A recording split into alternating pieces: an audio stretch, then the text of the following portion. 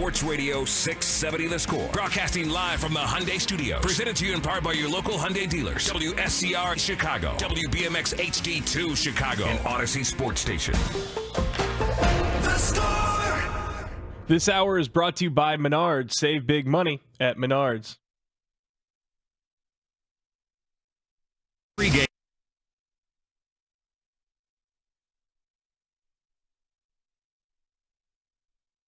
Good morning, Chicago, and welcome into the Mully and Haugh pregame show on Chicago Sports Radio 670 The Score. I'm Alex Kuhn in for Dustin Rhodes this morning. He has the day off. He'll be back tomorrow. The guys are going to be with you at 5:30. They have a great show planned for you this morning. The Pick Six, where they will pick apart the top 6 stories of the day, comes your way at 6 o'clock. Football man from the Chicago Tribune, Brad Biggs, will join the show at 7. John Greenberg of The Athletic, fresh off of his story with Dan Hayes about Justin Ishbia increasing his stake in the Chicago White Sox after spurning the Minnesota Twins and not purchasing the Twins. So we're going to chat with John Greenberg at 8 o'clock. Mike Florio of Pro Football Talk joins the show at 8:44. And Cole Wright of the Marquee Sports Network will stop by at 9 o'clock. As always, the guys broadcasting live from the Hyundai Score Studios, brought to you by your local Hyundai dealers. Guests are brought to you by Atturo, your all-weather tire, Atturo.com, and you can watch the show live on Twitch. Just go to twitch.tv/Chicago 670 The Score. So a lot to get to this morning. Since we went off the air on Friday, the Bears have cut DeMarcus Walker and Gerald Everett to free up more than $10 million in cap space. The Cubs continue their spring training. They are now 4-0 in spring training after a 6-5 win over the Rangers yesterday. That saw Kyle Tucker and Ryan Presley making their spring debuts, as well as Colin Ray, all offseason acquisitions. A couple of injury notes on the Cubs front. Cade Horton is back pitching live batting practice on the backfields of camp after a 9-month hiatus from an injury. And on the downside, Matt Shaw and Owen Casey are not expected to play in the foreseeable future, according to Craig Counsell. However, Matt Shaw is hitting. Owen Casey, on the other hand, is shut down from all baseball activities. So I mentioned the White Sox. The story dropped from our 8 o'clock guest, John Greenberg, that local billionaire Justin Ishbia, brother of Matt Ishbia, the owner of the Suns. Justin, also an investor in the Suns, abandoned his bid to own the Minnesota Twins to boost his stake in the Chicago White Sox. So that obviously brought up a whole lot of speculation as to what maybe the succession plan would be once the team was sold. But at this moment, Jerry Reinsdorf still the principal owner of the White Sox. But we're going to chat with John Greenberg of The Athletic at 8 o'clock about his story with Dan Hayes about this very topic. But I want to start with a little bit of audio from Saturday, and I thought this was an outstanding interview. John Schriffen, the play-by-play voice on TV for the Chicago White Sox, he joined inside the clubhouse with Bruce Levine and Ryan McGuffey on Saturday, and one of the first things that he talked about, very, very generally, what did he learn in year one as the play-by-play voice of the White Sox? I think that was the theme for me that first year, where I met with so many other Major League Baseball broadcasters, and they gave me so many pieces of advice. But the biggest thing that they told me was, there's nothing I can say to you that's truly going to prepare you for your first big league season in Major League Baseball. And it's because there's so many twists and turns to the season. And then when you have a historical season like the White Sox did last year, you just can't be ready for something like that. I felt like all year I was just kind of drinking out of a fire hose, where I was just had so many things thrown at me, and I'm learning the names in the organization, not just the players, but the people behind the scenes, learning the city, learning the history, learning everything about Chicago. So I feel like when I walked into spring training this year, it was just a completely different feeling. I was just more comfortable knowing people as I'm checking in, security guards, seeing familiar faces. And it's like almost going back to high school as a sophomore now, right? You're not that new kid on the block. You're not the new kid who moved to a different city. And just having that comfort, I'm just really excited to get going for our first spring training broadcast. Once again, that was John Triffin on Inside the Clubhouse, and he really continued the self-reflection and detailed more what he learned specifically about himself in year one. I learned to not shy away from things. And I think sometimes you think, okay, let me just sweep this under the rug, or let me just ignore this, or let me just gloss over something. And I think that the biggest thing I've learned is Chicago fans are so smart, right? Like, you're not going to trick or fool or they know what's going on. They know what time of day it is. And so, and not that I feel like I was trying to trick anybody, but I felt like I was just trying to find the positives and find the storylines and find the things that could just get people in a better mood or get people to have a positive outlook on what's going on. But I think understanding Chicago fans better, I think what the broadcast is going to be more towards this year is, obviously I'm still going to stay positive because that's who I am, but I want to give people concrete pieces of this is what the organization is doing to get out of the rut that we're in right now. So these are some of the analytical pieces that the organization is looking at in order to figure out the best way to develop players, the best way to get an edge with the talent that they have right now. Even at FanFest, on the stage there with all the front office executives and taking questions from the audience, you could feel the frustration. But more than the frustration, I could feel that the fans just wanted more concrete answers as to what is the plan going forward. And I think that is going to be kind of the theme of the broadcast this season is what's the plan? Why are we looking at certain individuals? How will they fit into what the future looks like for the White Sox? So for John Triffin, one of the big things in year one for him were some public spats with media members, with a lot of people on Twitter, on social media, and sometimes it bled over into the broadcast booth. And Triffin talked about having a better course of action and avoiding that type of thing this year. All right, so everyone knows I'm from New York. So I have that kind of grittiness about myself. Also, I've always been an underdog my whole life. I mean, nobody really expected much of me.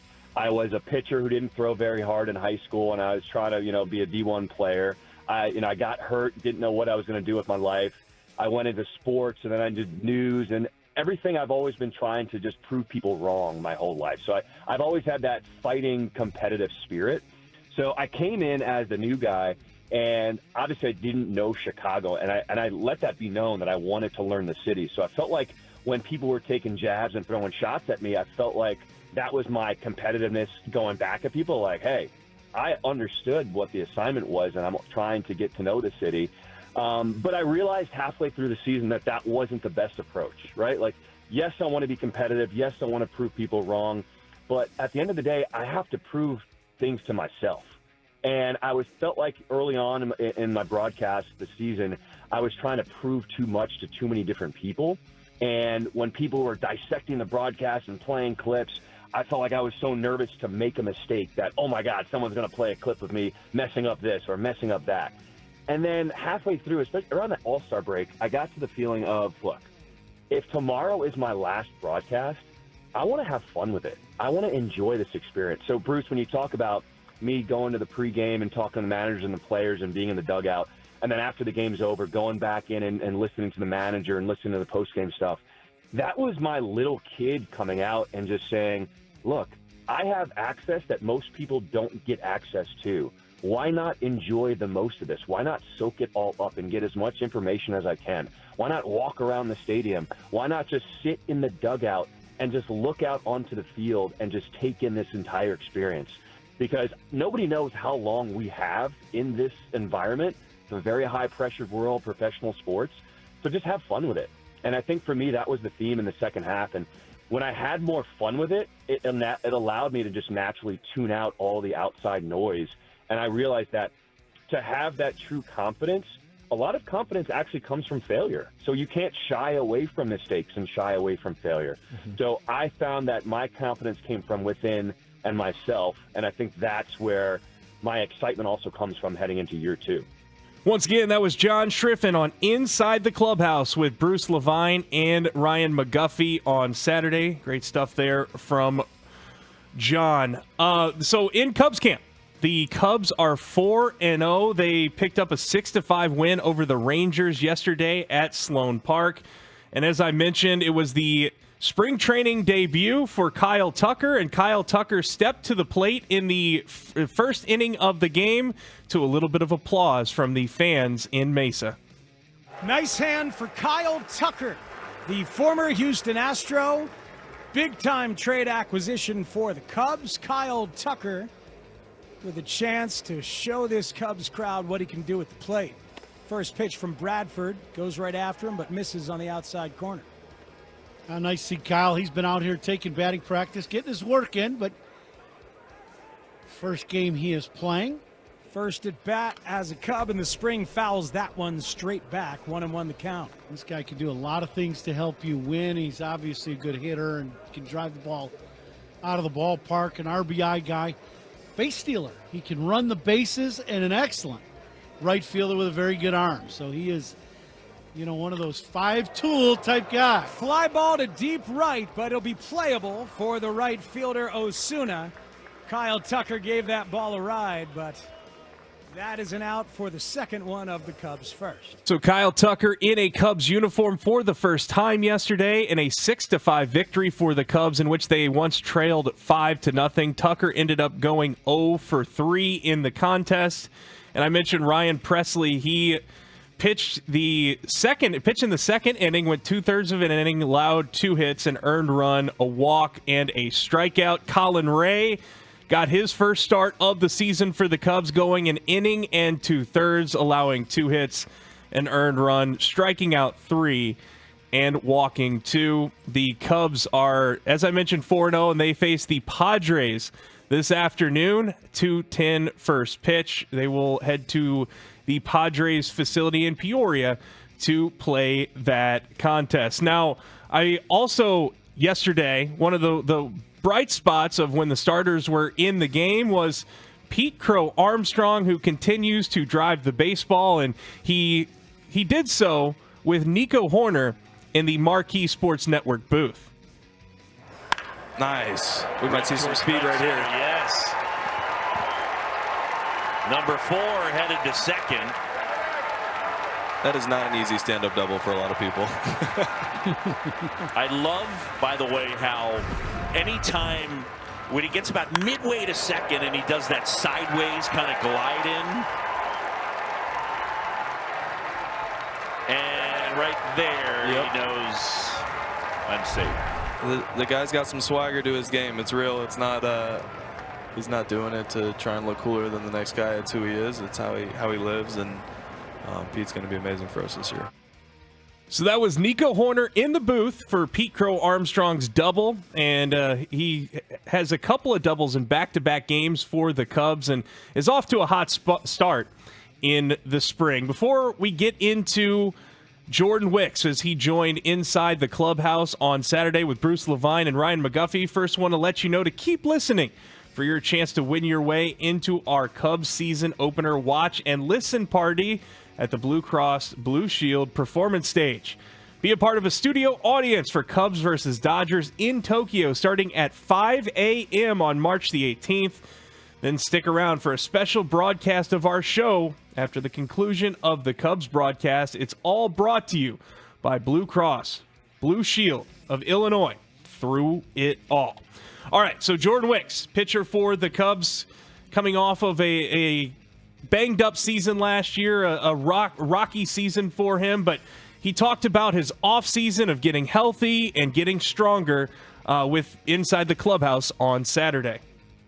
I think it was a huge kind of reset offseason for me, almost. I kind of looked at it as, okay, last year didn't go the way I wanted to, and all I can do is learn from it and take what I learned from last year and the things I needed to get better at. And one of them was obviously, how I took care of my body and how I got my body ready for a season. And, also mentally, just kind of how I approached hitters, how I approached starting. And so I was able to really use the off season as a reset button, which was nice.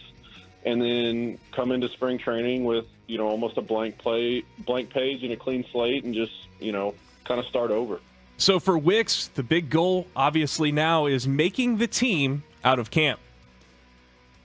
For me, the way I kind of came into spring training, I honestly wasn't thinking about it much at all, because for me, I had to get myself right. I had to get myself right both physically and get back into that routine on the mound, because if I don't do that, then none of that other stuff matters. And for me, I missed so much time last year being out there and competing and being able to enjoy pitching in games that I want to get out there and just pitch and compete again and get into that routine of being out there every fifth or sixth day. And if that's something to where I have to start the year in Iowa to kind of get in that routine, then that's how it's going to be. We've got a lot of talent in this rotation. Obviously, my goal is to make the team out of camp, but with a talented team and a lot of good arms, sometimes that's not how it is. But there are a lot of opportunities throughout the year for me to help impact the club, and obviously that's my goal in whatever role that might be. So that's Inside the Clubhouse with Jordan Wicks of the Cubs. Let's now move into the Chicago Bulls. The Bulls fell to the Suns 121-117 on Saturday. It was their 6th loss in a row.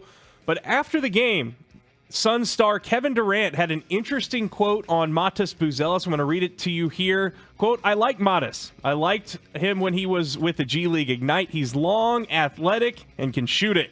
He's definitely going to have bumps and bruises as he gets through his first few years in the league trying to figure things out. But the more experience, the more reps he gets as a starter, the better he'll become.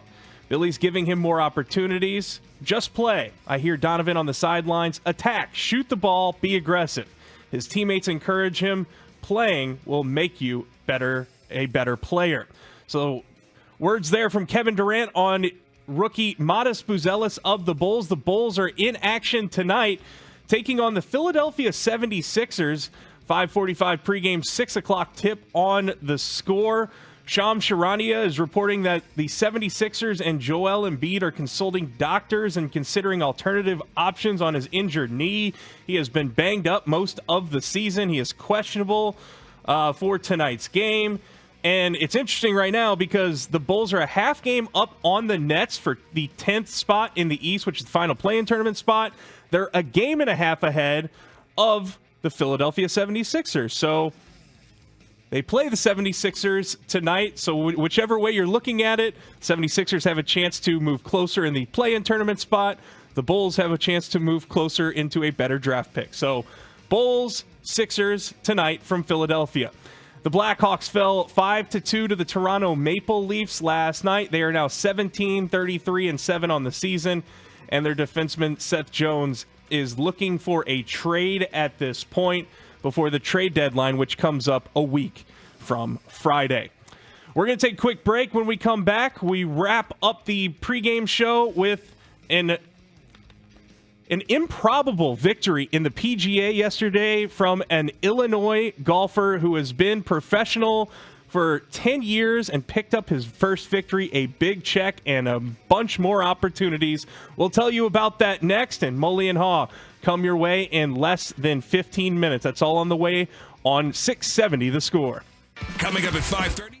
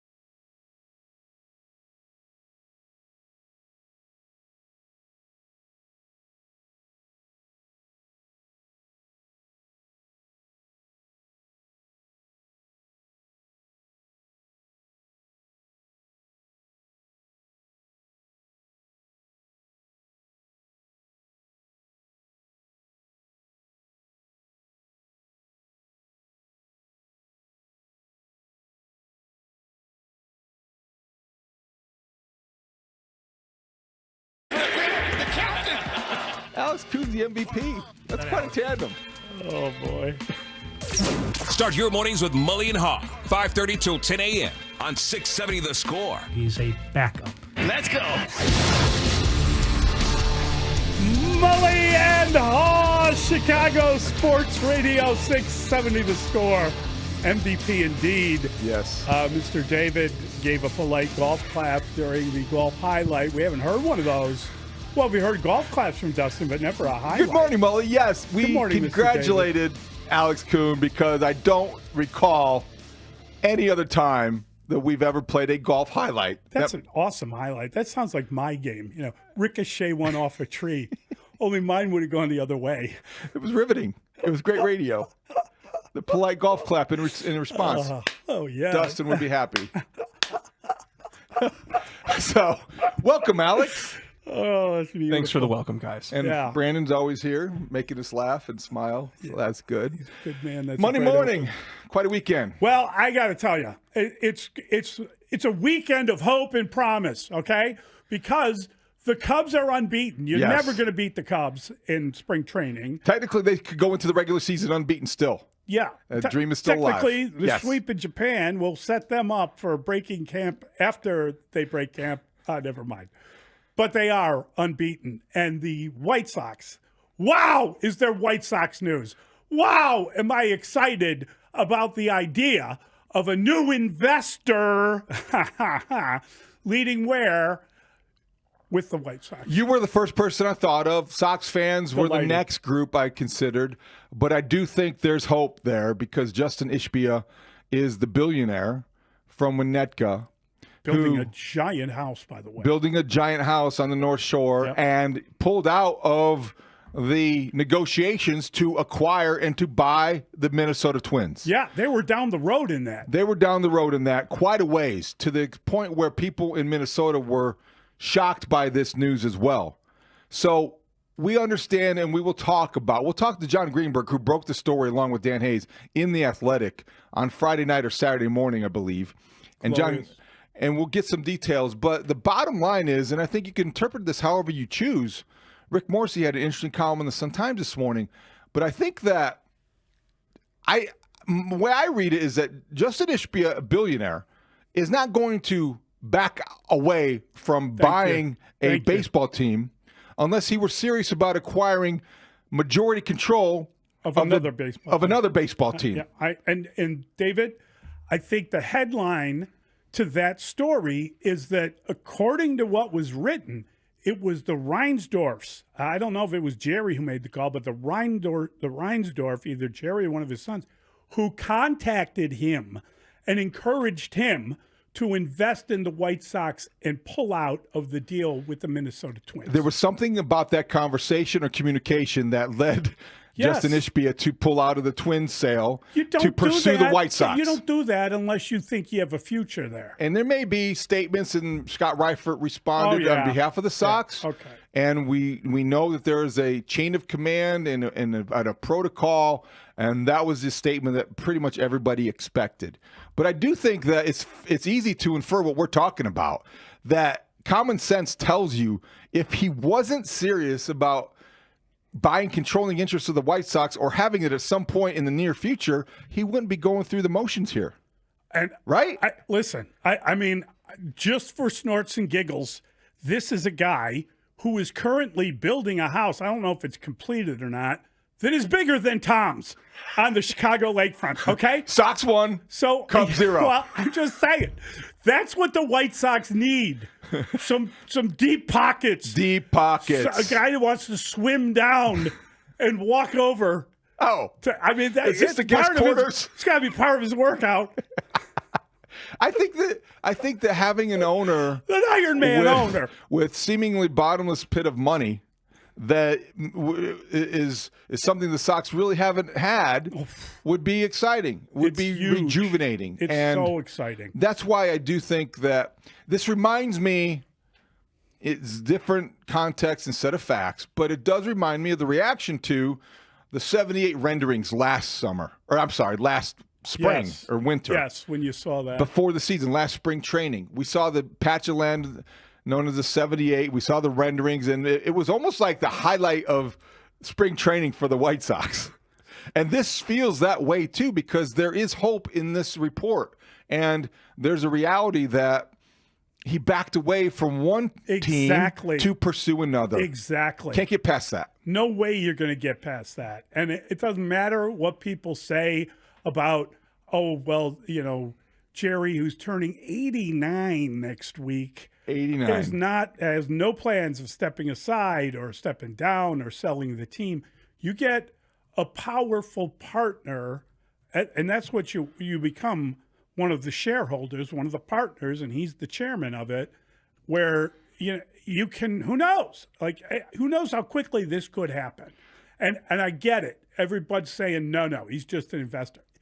As you said, Mr. David, how many guys are down the road in purchasing a team from the Poland family and then say, you know what, I'm going to buy shares of the local team. By the way, the guy is putting down roots in Chicago. By the way, he's got this house here. I know he's got billions of dollars. It doesn't matter. You know what? This is his home turf. You do the geography, and Winnetka closer to 35th and Shields than Minneapolis. Exactly. And especially when you have roots here, you have an interest here, and this is a, loosely termed. We don't have to get specific or technical people, but this is a Chicago guy building in Winnetka, whatever, wanting to buy the Chicago White Sox or wanting in on the action. You got to love that because it changes the mix. It does. And you know what, Mully? About 2 weeks ago, I think it was February 15th or 13th, we spoke to Mark Gannis, who's from SportCore, who, if you recall, and we'll listen to this now, when we were talking to him, he dropped a little bit of a hint to the news that we heard on Saturday. The Senate president said a year and a half ago, come to us with a single package, teams. Said to the White Sox and the Bears, come to us with a single package. That made sense then, and it makes sense now. So I would expect that there would be something put together. Now, the White Sox have some other issues they're dealing with, as we all know, and I think that's higher on the priority list right now to deal with, and I expect they will deal with them well. That all having been said, I don't think the White Sox will get shut out of a tax source that was passed to keep them in Chicago. So they will be a player in this in any event. Not to be naive, but what are you referring to? The baseball issues or other issues? Well, let's say both. Let me not go any further on that, but let's say both. Fascinating. And it was. And it was. It stopped me cold. It was fascinating. Because you know what it was about. Well, we were both sitting here and like... Yeah, that's what we talked about. Okay, follow up, please. And Mark did seem to have an indication some of this stuff might have been going on behind the scenes. There might be a lot more going on than we're aware of right now. Yep. So things are happening on the south side with the White Sox and ownership, and I'm sure that we'll get a taste of when we start taking phone calls. Sox fans, I wonder how they feel about this, and it isn't just something that they think is going to pass, because minority control doesn't mean as much. You have guys who have a stake in the team, but if you have somebody who's really going to maybe affect change, that's exciting.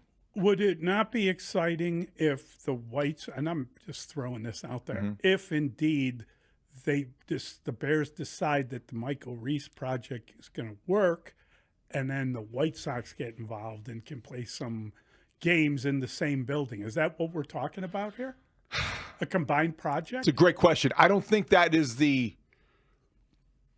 I don't think based on what we know right now, that would be the plan A. Yeah. I almost wonder if we're talking about two different sites. Okay. In the same we're still South Side development. Yes. South Side development. Michael Reese with the Bears has a private developer interested. Yes. The 78 in the South Loop has a private developer interested. You have a potential for having two. I know we're getting carried away. Yeah, we're getting really out over our skis. We're looking grandiose plans. Yes. When you're talking about those kind of plans, you have two potential stadium sites being built in the city. That's major development. That's something that would be, you'd see a lot of cranes in the air.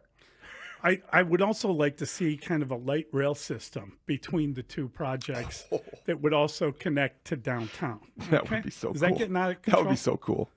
It would be really great and convenient. And Let's dream big. Yeah, you dream big. The planners have to, and I think that you go into this, if this is indeed the direction the White Sox are going, with you make no small plans. You really don't. And I think you've got to look at it that way. Yeah. Exactly. Yeah. Then you can start quoting Daniel Burnham again. That's right. And that's one of the beauties about possibility, because you just don't know the details until we hear them.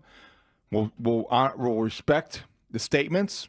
We'll respect the glacial pace of this to some people, and we'll respect all the things that we don't know. But what we do know kind of gets you a little giddy, because the possibility of the White Sox being different, doing things, building stadiums, having a different profile, it would be so welcome. Oh my gosh, incredible! It's just incredible. I mean, this is the team. Like, no matter what anyone wants to talk about or say, this is the team that set the record for the most losses in modern baseball. So it is really difficult to look at this year and find something positive. I get it. Down the road, the list of the top 100 will include all these. That's down the road. Down the road. And they're still in the movement mode. They're still trying to move out their best player, but they're not getting the offers they want. There's, as we say this, Garrett Crochet is pitching in a highlight yesterday for the Red Sox, showing and underscoring what you're talking about. The change is afoot on the South Side. So, and I also think when you reference the worst season in baseball history, it's impossible to get past. It's a kind of distinction you don't want as a sports franchise. Dark mark, but it's also legacy. It's also tied into what we just are talking about over the weekend. It's a historical cue for change. Exactly. It gives you an opportunity to look at, okay, we bottomed out and it's not working. We have to do something different for the good of this franchise, because we just experienced the worst this franchise has ever endured. So now is the time to get a billionaire involved, to talk him out of buying. Chicago-based billionaire. That to me, you can't move to Nashville if you live here and you're building a house on the lake. There are a lot of eggs that can be. The South Siders know the way north. Does the Nashville mayor know that Justin Ishbia is involved now? Let's get a meeting with him. Let's show up at his office. Does Dave Stewart know this? I don't know. Is Dave Stewart involved? I can't keep track, but this is a lot of fun. And so Justin Ishbia is brothers with Matt Ishbia, who owns the Suns. They own the Phoenix Suns. Who was in town? They were in town over the weekend. And Justin is more or less like the private partner. Mm-hmm. And I'm guessing the same thing would work on this deal if he ever got control of the White Sox, that you'd have the two brothers. One would think. You would think, right? Yeah. But I don't know that for a fact. But a lot of things, and that's why the conversation at 8 o'clock with John Greenberg will be good, because they did a great job reporting this out. And I know John's been working on this for a long time, and Dan Hayes in Minneapolis, certainly the guys, the Twins side of it. And it is fascinating that you have two teams in the same division. Rivals when the Sox were competitive. The Twins, that was a good rivalry. No, the Piranhas? Are you kidding me? The Piranhas, yes, the Piranhas. So you like to kind of get in their way. But that was fun. I think that was the biggest story in Chicago sports over the weekend. Well, I mean, it was a great weekend for Chicago sports. Yeah, it was. Another big story is the Bears. The Bears clearing out money. It was kind of a Friday story. You kind of bury that, but $10.75 million added to the whatever amount they have. They're almost at $80 million, which hints at, if it doesn't outright say it, there's a big move coming. It suggests that. It also suggests that there are only three teams that have more salary cap space than the Bears. Yes. I think it's also the Ben Johnson form or version of house cleaning. This is, they're tidying things up.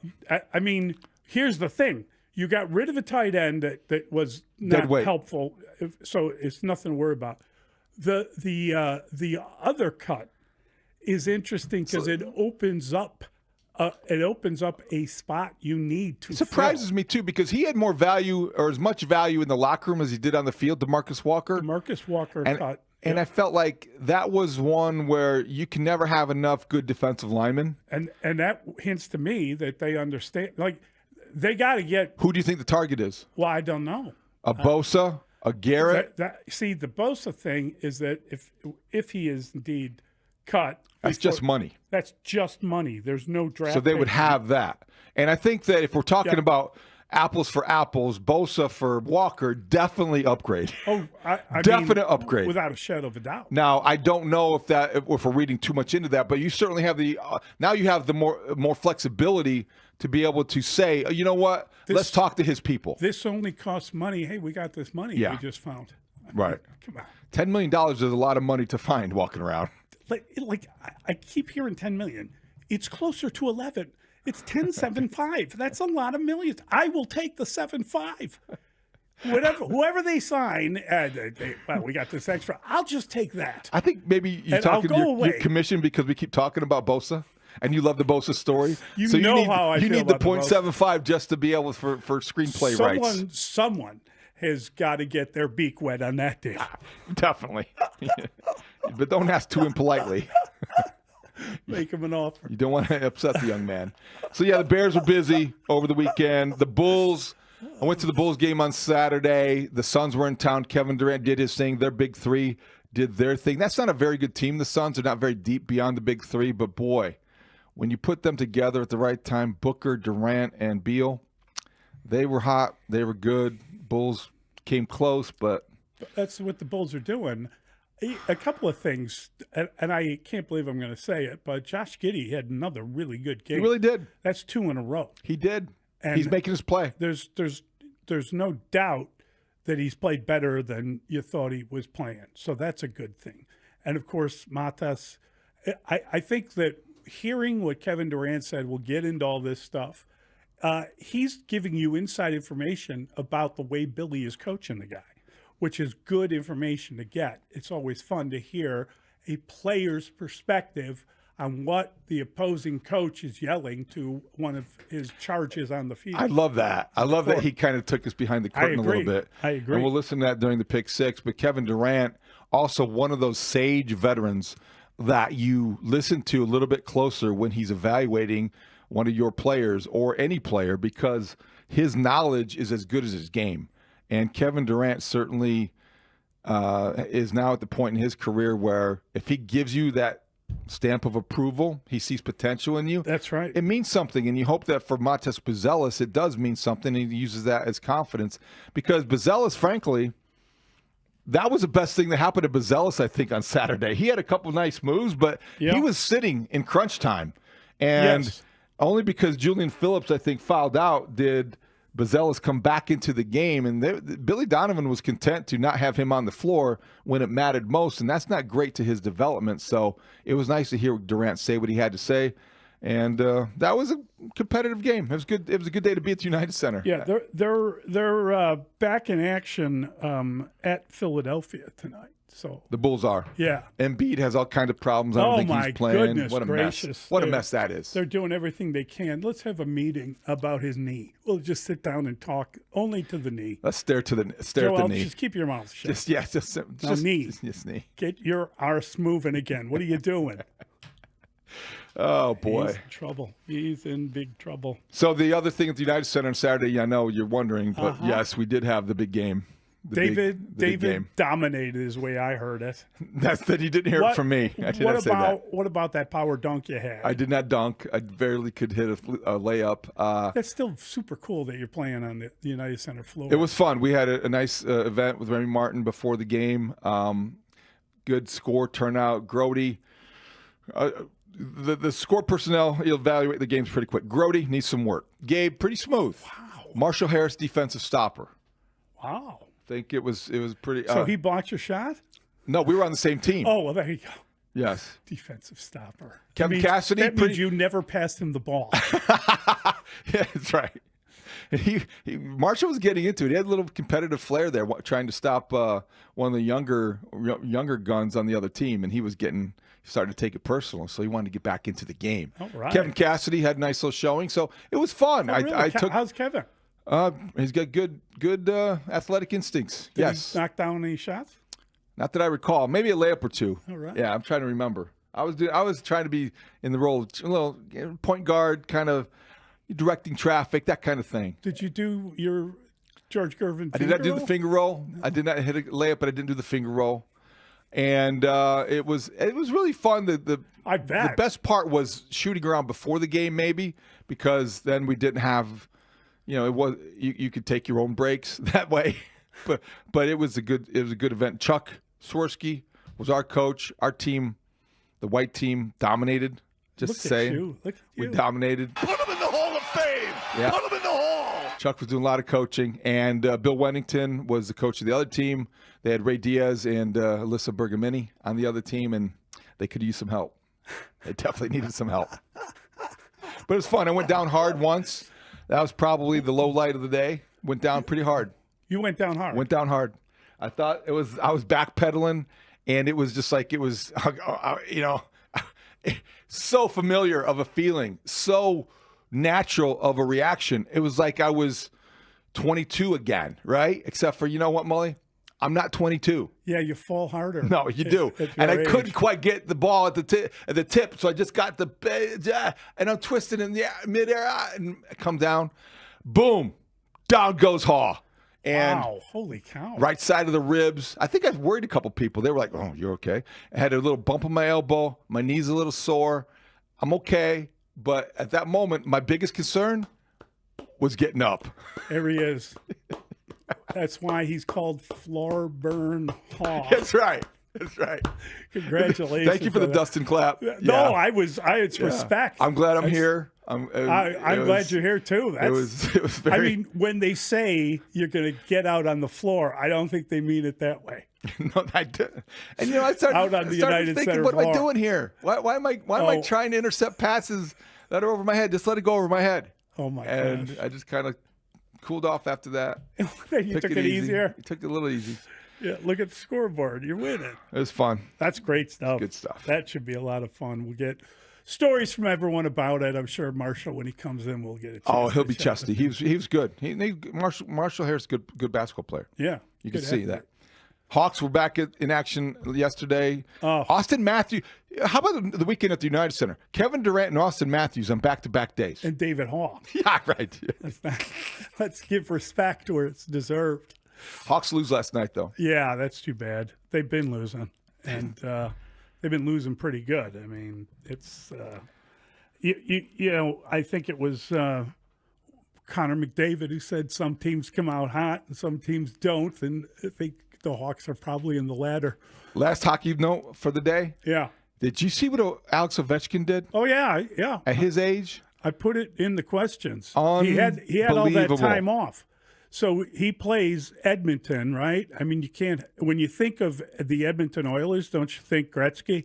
Apparently he did too. He's 13 goals away now with the hat trick against your guy, McDavid. Yeah, that's right. And his crew in Edmonton. That was a blowout, 7-3, right? 7-3. Ovechkin has 3 goals. He's now within 13 of Wayne Gretzky. He's going to get it done. And it was the second. He has enough time, right? Yes, I think he can. 23 games, 13 goals in the next 23 games, and he will break the record. Wow. It was the second most impressive feat by an Alex over the weekend. The other one was Alex's rundown, Alex Kuhn. Yeah.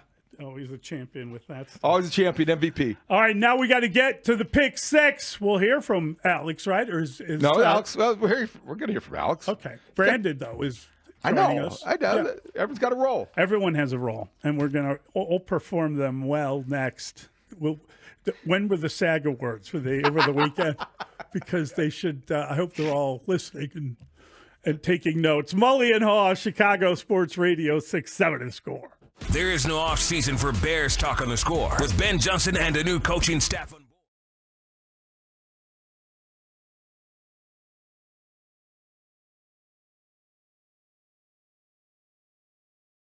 It's the grand opening of Raymond Kia in Antioch. Our new lounge is over 4,000 square feet with multiple TVs and workstations. We also have 18 service bays. The best part is we have more space for basketball. And more Kia models. Right now, get grand opening savings like this. Come in today and ring it up at the grand opening of Raymond Kia on Route 173 in Antioch.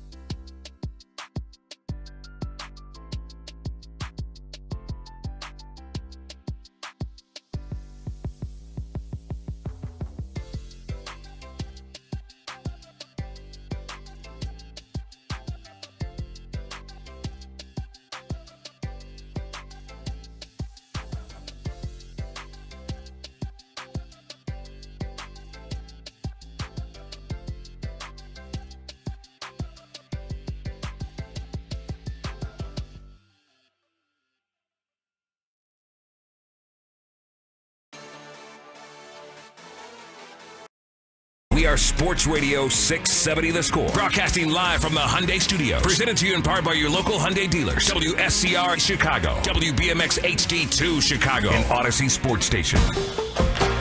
The Score! Scoreboard update. The Score Update Studio is brought to you by AlmostFreeTeeth.com. Save on dental implants today. Billionaire Justin Ishbia abandoned his bid to purchase the Minnesota Twins to boost his stake in the Chicago White Sox, according to our 8 o'clock guest John Greenberg and Dan Hayes of The Athletic. The Bulls are in action tonight, taking on the Philadelphia 76ers. 5:45 pregame, 6 o'clock tip on The Score. The Sixers are a game and a half behind the Bulls for the 10th spot in the Eastern Conference, which is the final play-in tournament spot. The Cubs continued their hot streak in spring training. They moved to 4-0 with a 6-5 win over the Texas Rangers yesterday. The Score Update Studio is brought to you by AlmostFreeTeeth.com. Save on dental implants today. And this hour is brought to you by the Chicago Golf Show. It's Pick Six with Mully and Haugh, where we debate the top 6 sports stories of the day and then open it up to you, the Chicago sports fan. Call us at 312-644-6767, or you can tweet your thoughts at Mully Haugh. Pick Six with Mully and Haugh starts now. All right, guys, what was your reaction to the Athletics report that billionaire Justin Ishbia is abruptly halting negotiations to buy the Twins and rapidly buying shares of the Chicago White Sox with reportedly a goal of eventually being majority owner? Is this the Jerry Reinsdorf succession plan? Oh, I hope so. I don't know much about Justin Ishbia, but you go. Go, boy, go. I think it's just a magnificent. My reaction after I fainted was one of pure elation. When you woke up? Yeah. Once I got off the stadium floor. To? Okay. I was just standing there watching when you fell down and I just collapsed next to you. Sympathy pains. Look, I got to tell you, this is great news. This is great news. This is a little bright spot. When he was pursuing the Twins, I was just muttering to myself like, "Oh, great! Like, here's a guy that's in town, and he's going to be the owner of the Twins. Why don't you go buy the White Sox?" I honest to God, have had that thought, and I believe I've articulated it to friends of mine. I might have even said it here. This is great news because it hints at more to come. It hints at a future with promise. It is all about moving forward, what's best for this team, and a guy with coin who wants to invest, who is based in Chicago, indicates that they're going to stay on the South Side, that they're not going to move to another place. I love this idea. I love it a lot more than any succession plan that would include, waiting for someone to shuffle off this mortal coil so that his kids could sell it at top dollar, right? And who cares who buys it, who's got the most cash. This is a great thing because it's someone that is now internal, and he had been before. They had invested in stocks, but the fact that he's doubling down and not owning another team would indicate there's no way you pull out of that if you want to be an owner, unless you got a good deal going on the local team. So I'm convinced this speaks volumes about the future. I love it as a Sox fan too. Don't let this Cubs hat fool you. I'm only wearing this because Dustin is not here, so this is in honor of Dustin, this in the vest. But as a Sox fan, I love this move because of the fact that the Sox need this. Like, they need a shot in the arm. Like, going into this season, we're talking about the Cubs. We're not really talking about the Sox. You're coming off a historical 100-plus loss season. And then you got Jerry. You got a chance of selling the team. You had thoughts of maybe they could move to maybe Nashville. You hearing news like this, as a Sox fan, you got to love that. And the fact that they might stay here on the South Side, you couldn't ask for anything more. Then it opened up possibilities about maybe the Project 78. What could be they invest their own money into that, and they're like, you know what, I can take care of some of that. So you got to love this overall. I love this move, and I'm excited. In fairness, the official response from the Chicago White Sox from Scott Reifert, the vice president of communications, is this. This offer to limited partners has no impact on the leadership or operations of the Chicago White Sox and does not provide a path to control. That's the official response. This is the unofficial response. Yes! Okay? This is exciting. You can tell people not to get excited, but this is what people have been waiting for. Justin Ishbia grew up in Detroit with his brother. They have now, Justin's building the mansion we talked about in Winnetka. His brother owns the Suns. They're going to be involved in this together with Justin taking the lead. You don't back away from the Twins' purchase in a way that was getting people in Minneapolis excited because they knew what he wanted to do there, make them more competitive. He's a baseball fan. He loves the sport. What more could you want in an owner? People have been waiting for this for so many years. I don't know if it's going to happen. There's a deadline of Friday. That's the first deadline to pay attention to about what the people being approached are going to, how they're going to respond. We'll get some more details from John Greenberg at 8 o'clock.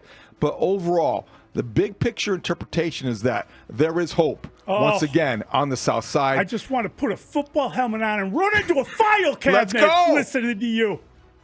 I guess a batting helmet would be better. That'd be better. But David, it's a better analogy. You are firing me up. Throw as fast as you can, and I will head the ball with my helmet. I'm not talking necessarily about a pick six or something like that. That the voice of our 7 o'clock guest, Brad Biggs. What do you make of the Bears releasing tight end Gerald Everett and defensive end DeMarcus Walker? The move clears out a total of $10.75 million in salary cap space. Do you believe the Bears have a big move or two up their sleeves, or have they just created more needs, especially on the defensive line? My first reaction to this Friday was that this is semi-annual house cleaning, and you're going to get your salary cap in shape, obviously before the season, but also before the league year begins, and this is part of that. But then, Mully, you make a good point, and you think about it a little bit more. DeMarcus Walker has value to somebody. Oh, yeah. And I think he's a veteran who plays a position. He's a tweener. He can be inside. He can be outside. He's going to be on an NFL roster, I believe, next year. I don't know so much about Gerald Everett. Perhaps he can land in Jacksonville with his old buddy Shane Waldron, and they can disrupt that offense together. But I think when you look at what the Bears do now is that their depth chart has a hole in it. And whether that's going to be filled by a modest investment in free agency, a semi-modest investment in free agency, or a huge investment in free agency or via trade. And I'm talking about nondescript defensive lineman A, Joey Bosa B, or Myles Garrett C. You've got room now. Khalil Mack has been mentioned. He's also a guy that, Khalil Mack, he could. I think I saw him say, or quote attributed to him, if he's coming back, it's going to be in L.A. But again, things change and money talks. So what this does is it responsibly gives the Bears autonomy, flexibility, and all the things you want in free agency. When I first saw this, we kind of saw the Gerald Everett one, like he's probably going to get cut. We kind of been saying that for the longest. DeMarcus Walker kind of semi-surprised me a little bit just because I know they need help on the defensive line. So I thought he can kind of move around a little bit. He could be a rotational piece, probably not a starter no more, but maybe, sometimes go on the inside. So personally, I was kind of shocked by that, but to free up $10 million to me makes me think a huge move is coming. You guys mentioned trade. I mean, Bosa could be one. I do think Bosa might, there's a possibility, I think he might join his brother, though, I think, in the 49ers. I would say this. I think 3 of maybe the top 10 free agents might be a Bear. And I'm going with the center from Atlanta. You got Trey Smith, and then a pass rusher. And me personally, I like the Josh Sweat. Not just off the Super Bowl. I think he would be nice. Personally. Now they can go for a trade, but all that is money right there. And you can afford those 3 with the money that you saved up here. So I like this move, and I'm very interested to see what the Bears do in the offseason. Josh Sweat is somebody I didn't consider, but that would be, that's something else. Well, I mean, the thing about that is that could create so much chaos just because you don't know which Sweat made the play. That's right. Imagine Joniak, how confused he would be. Man. He'd be stressed out about that. But that would be so chaotic. That would really stress him out. That would really be phenomenal. I'm all for it. Way to go, Brandon. Yeah, listen, you don't clear out space when you got the money they have unless you got big plans. So I think you're right about the offensive line, the center, and then make a run at Trey Smith. Drew Dahlman and Trey Smith. That changes your whole team. It really does. It would. That would change everything. And then who knows what you do in the draft, right? So that sounds like a plan. I'm all for that. I don't know about which pass rusher, but they're clearly going to get someone. This is a guy, DeMarcus Walker, that played end, but also played tackle. And there were times when he moved inside and was better than at least one of their draft picks, who's terrible apparently, Pickens. Look, this is the Bears getting better. This could happen quickly. That's a lot of money to free up. It's a lot of money, especially when you already have enough. Let's hope that means they're spending. And I think it does. I think it does. I'm pumped up for it. It's an interesting question, I think. Do you take the Cubs' 4-0 start to Cactus League play as a sign of good things to come? What about the fact that their 6-5 victory on Sunday came after they were down 5-0? Do you believe in foreshadowing from spring training games? Wow. Yes, I'm on board. I love it. Why would you not like that? They have been really good, right? So I think you appreciate it. You enjoy it. They came back. It speaks volumes about the kind of stuff we've talked about, which is the number of players that they have in their system. So, spring training games, I don't know if anybody's watching it. It's kind of fun because names pop up, guys that you've heard about. And then at other times you get a home run from someone you never saw coming. It's kind of fun to fantasize and imagine how good a team can be because their players are young, etc. The only thing that is worrisome about spring training to me is that Matt Shaw is unavailable. Owen Casey's been shut down completely, no baseball stuff at all. At least we're seeing Shaw able to take batting practice, but don't you need him to be up and running by the time you hit Japan? And I don't know that that's going to happen if indeed he's unable to start playing in these spring training games. So hopefully his oblique issue clears up and he can be ready to go at the start of the season. But you're missing valuable time if you're a young player like him. Cubs won't lose a game this year. Wow. I don't know if they're not going to. I feel like they will lose eventually. But with that being said, they're showing good habits, and you like this. I like the fact that I'm seeing some of their younger players really step up. I like seeing PCA. He did some good yesterday. Great. Michael Bush has been solid so far. So you like seeing that. The one concern, and I feel like what is going to be that concern storyline going in? Is it going to be the lack of power, or is it going to be starting pitching? Maybe they need an ace. But Mully already pointed it out. To me right now, it's Matt Shaw. You want to see what's going on with Matt Shaw. You want to make sure that hopefully his injury is not nagging him too much, because you want to see what that production is. I don't want to see Justin Turner at third base all the time. Like me personally, not that much. I want him to be a rotational piece. So Matt Shaw to me is a little bit concerning, but it's still early, so I'm just going to wait. I think it's a good indicator of maybe the Craig Counsell effect this year. You didn't see as maybe obvious or early last year. It's better than being 0-4. It keeps your spirits high when your season's starting sooner rather than later, because March 18th, they count. So this is a good sign. I have been a little bit amused by the fact that Justin Turner's arrival seems to have generated a little bit more buzz than Kyle Tucker's. Like Kyle Tucker played yesterday for the first time, and then I think we're still talking about, boy, isn't Justin Turner, wasn't he a great Dodger? Isn't he funny? Isn't he a great guy in the clubhouse? Justin Turner may get 300 at-bats. Kyle Tucker may win the MVP. I'm excited about Kyle Tucker, and I'm concerned about Matt Shaw. Yeah. But those are the kind of things you want to keep your eye on the targets there, because a lot of this other stuff is very fun. I love PCA. Everything that he has done and said this spring has been fun. And now that he's going to the opposite field, he had 3 hits yesterday. Yeah. He's making Ron Coomer talk about hitting already, and And it's February, and he sounds great describing PCA going to the opposite field. And PCA, did you hear the story behind his number 4? He did it because Jed Hoyer bet him during while they're shooting baskets. If I make this, or we change your number, or whatever the case is. A good story behind that. Maybe we can get to later. But the Cubs are having fun. It's fun to watch them play. It's sunshine. It's baseball. It's a great combination. It's Craiguary. It's Craiguary. Don't ask me about that. After Saturday's game, Sun star Kevin Durant had these nice things to say about Matas Buzelis. I like Matas. Yeah, I liked him when he was in the G League. I mean, he's long, athletic, can shoot it. Definitely going to have some bumps, some bumps and bruises as he get through his first few years in the league, trying to figure stuff out. But, the more experience, the more reps he gets on the floor as a starter, the better he'll become. Billy's giving him more opportunity to just play. I hear him on the sideline, just attack, shoot the ball, be aggressive. His teammates encouraging him to do that. So playing underneath that is just going to make you a better player. And, just like the rest of Chicago, I'm just going to sit back and watch and see what happens from here.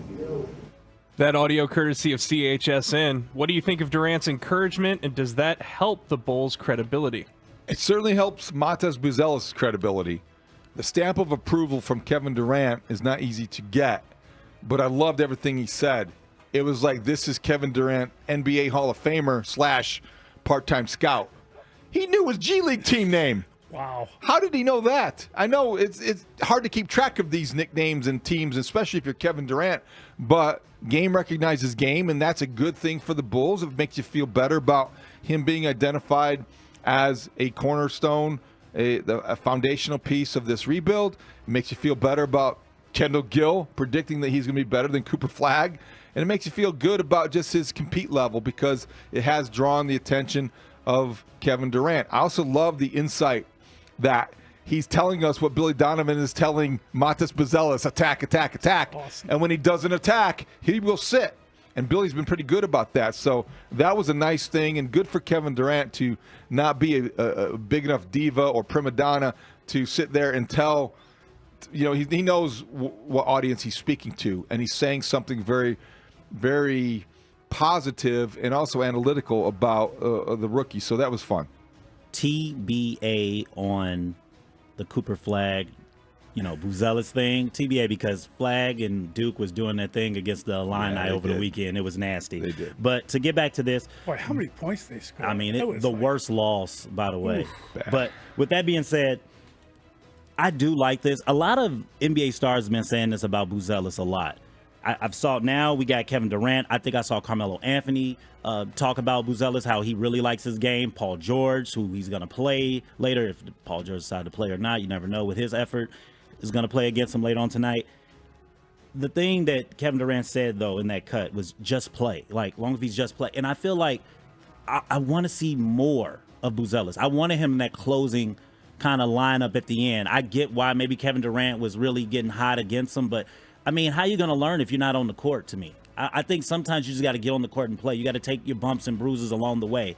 And I feel like the more time he plays, he actually is better. I would like to see him in the closing line, especially at this stage of what the Bulls are doing now with this rebuild now and kind of hopefully tearing it down. So I love the stamp of approval. I just want to see Buzelis play more. Yeah, I think Durant is fantastic. That was great stuff. I loved hearing it.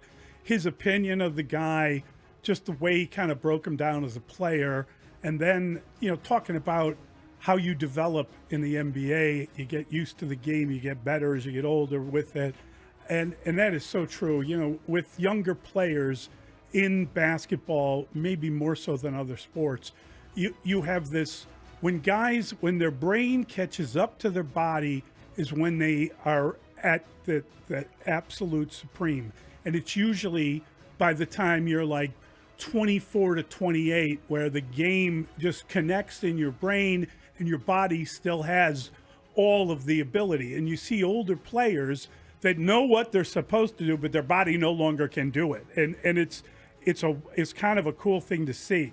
A guy like Durant, because he can shoot from anywhere, because he would be the horse champion, although Steph Curry would give him a run, he can last for a very long time because he knows the game. And this tells you how he thinks about the game. and he's going to sit back. Oh, I like this guy.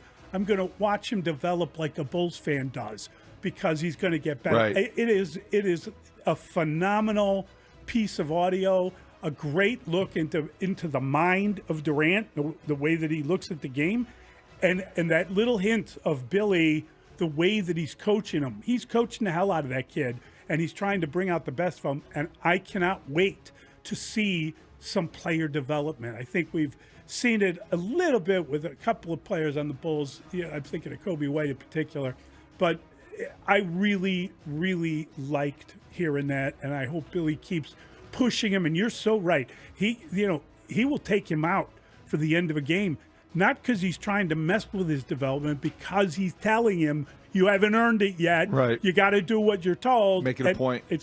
I think that's good coaching. Yeah, I think it's a good question.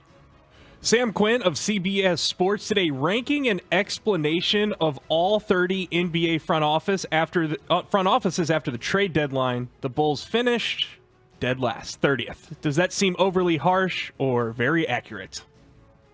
Well, it's harsh, but I think it is accurate, sadly. I think the Bulls had a plan, put it together, it did not work. And now they're searching for a direction. They need to get an F for the trade deadline. I'm sorry. They just didn't do anything, right? You basically dumped the salary. And they needed to change their team and to do something, and they failed to do it. And I get it. They really like what's going on with Lonzo Ball and the way he plays, and it's probably going to help their younger players playing with him because the way he sees the court. The guy, I mean, you had an opportunity to get something there, and you should have taken it. You should have. They should have done better and moved more people, and I think they came out of the trade deadline as a dud and without a discernible direction, and that's why they're getting dumped on.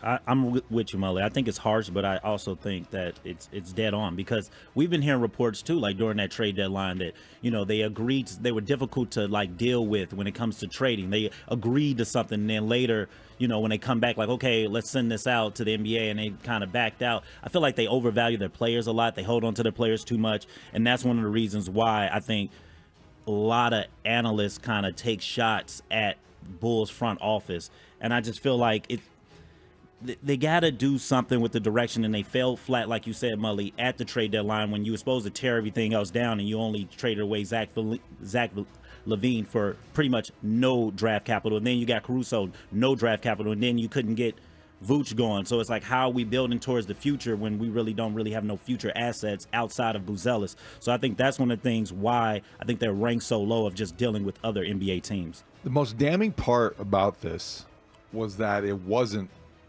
personal. No. And it wasn't unfair, because nothing that it compiled in terms of laying it out there was inaccurate. They haven't won a playoff series since Arturas Karnisovas has arrived. They haven't gotten enough back in trades for guys like Caruso in terms of draft capital. This is a front office that is perceived to not really value draft capital, which is not a good perception to have for a front office. They are talking about AK specifically having a group, the ensemble approach, 9 or 10 players better than having 2 or 3 stars. You know what that is? That's what you say when you don't have 2 or 3 stars. Yeah. And that's how you rationalize not having those guys. And then there's the unfortunate reality of the Patrick Williams contract. And regardless of what Lonzo Ball ran into in terms of a health crisis 35 games into his Bulls tenure, it happened. And the Bulls were slow to pivot. So here they are, rebuilding, trying to find a direction. Thought they had established a direction, a clear path, but it wasn't as clear as we thought, because AK said that they're still talking about the play-in. It's a very confusing time to be a Bulls fan, and it's a very confusing time to cover the team because of all these mixed messages. Different question on a different topic. All right, the Blackhawks and defenseman Seth Jones. Seth Jones spoke openly about wanting out of Chicago and even told the Tribune he'd consider returning to Columbus, where the Hawks lost on Saturday. The trade deadline is March 7th. Should Jones play for the Hawks up until the deadline, or would you sit him? I'd really consider sitting him out. I would really consider trying to find a trade partner, taking on half of his salary and paying it out to get him out of town. He does not want to be here. That's clear. I understand it. Maybe the things have changed since he came and Stan Bowman gave him all the money, but you're 3 years into a contract that pays you handsomely. You should not be getting beaten to the puck by Max Domi last night as he did the end of the second period. I don't know how much he wants to play. I don't know how invested he is. He's talking about going back to Columbus in a story over the weekend because his buddy plays there. He's talking about going home to Dallas because he's from there. Good, go. If you don't want to be here, they shouldn't want you to stay. So I know that's maybe an overreaction, and he's going through a lot because it's tough to be part of a rebuild when you're a veteran. But you're a veteran, and you're part of this rebuild. Accept it. You're paid well. Play. I don't like it. Like, the fact that he's not playing well and he's so openly talking about this, I think that doesn't sit right with me. I think if he was playing a little bit better, I think I'd be like, okay, I do like that he's being open and honest about it, but I think that's the one that kind of bothers me.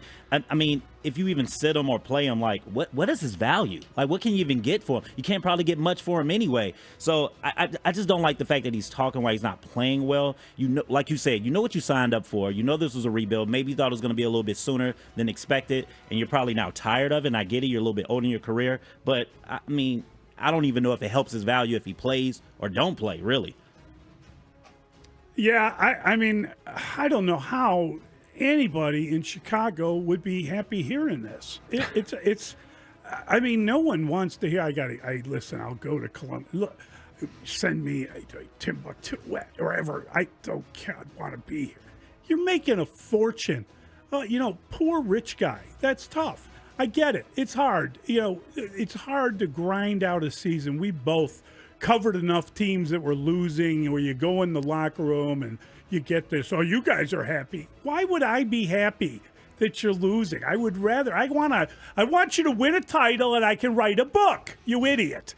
But that's kind of a negative, horrible thing to be covering awful, awful teams. And frankly, the Hawks are pretty bad.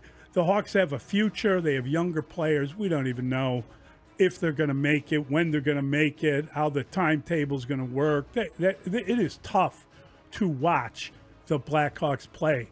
But if you're getting paid to be a guy, then be a better player. If you're getting beaten to the puck because you don't give a toss about what happens, get out. Go ahead. I'm sure he still has value.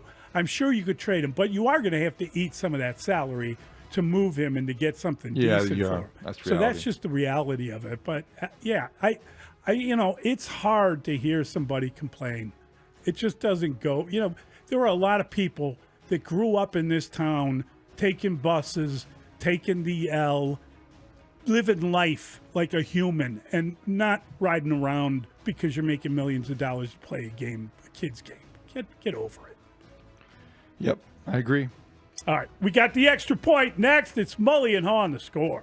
This is Chicago's #1 and most listened to sports station. We're live from Chicago, talking Chicago sports. Listen on your radio or through It's the the Odyssey grand app. opening of Raymond Kia in Antioch. Our new lounge is over 4,000 square feet with multiple TVs Stream the and Blackhawks and Bulls workstations. live We on also have 18 CHSN.com service or the bays. The best part CHSN app. is Watch we have Kobe more White, space Matas for Buzelis, and your basketball. Chicago Bulls take on And Tyrese Maxey. more Kia maybe models. Joel Embiid, maybe right not. now, But the get grand 76ers opening are going to be savings there. like So this. you want to watch Come it. in Coverage today starts and at ring it 6. up Catch at the all the grand action on opening of Raymond CHSN. Kia Download on Route 173 and stream in Antioch. Phil, I've come into some money. Outstanding. A gift from Uncle Stan. Stan is the man. That he is. Now, what to do with this windfall? There is but one choice. Around the world cruise.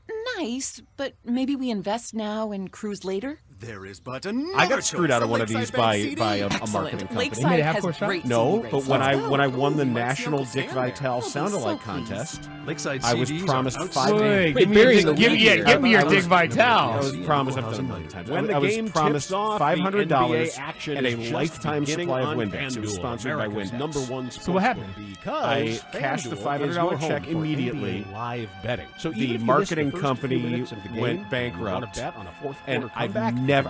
I was promised a lifetime supply of Windex. And you're still here. I haven't gotten a bottle. Same game parlay. You never even got your first bottle. Never got a bottle. However you want to play, but you did catch that first. And every time I buy Windex, get started with $150. And I would be too.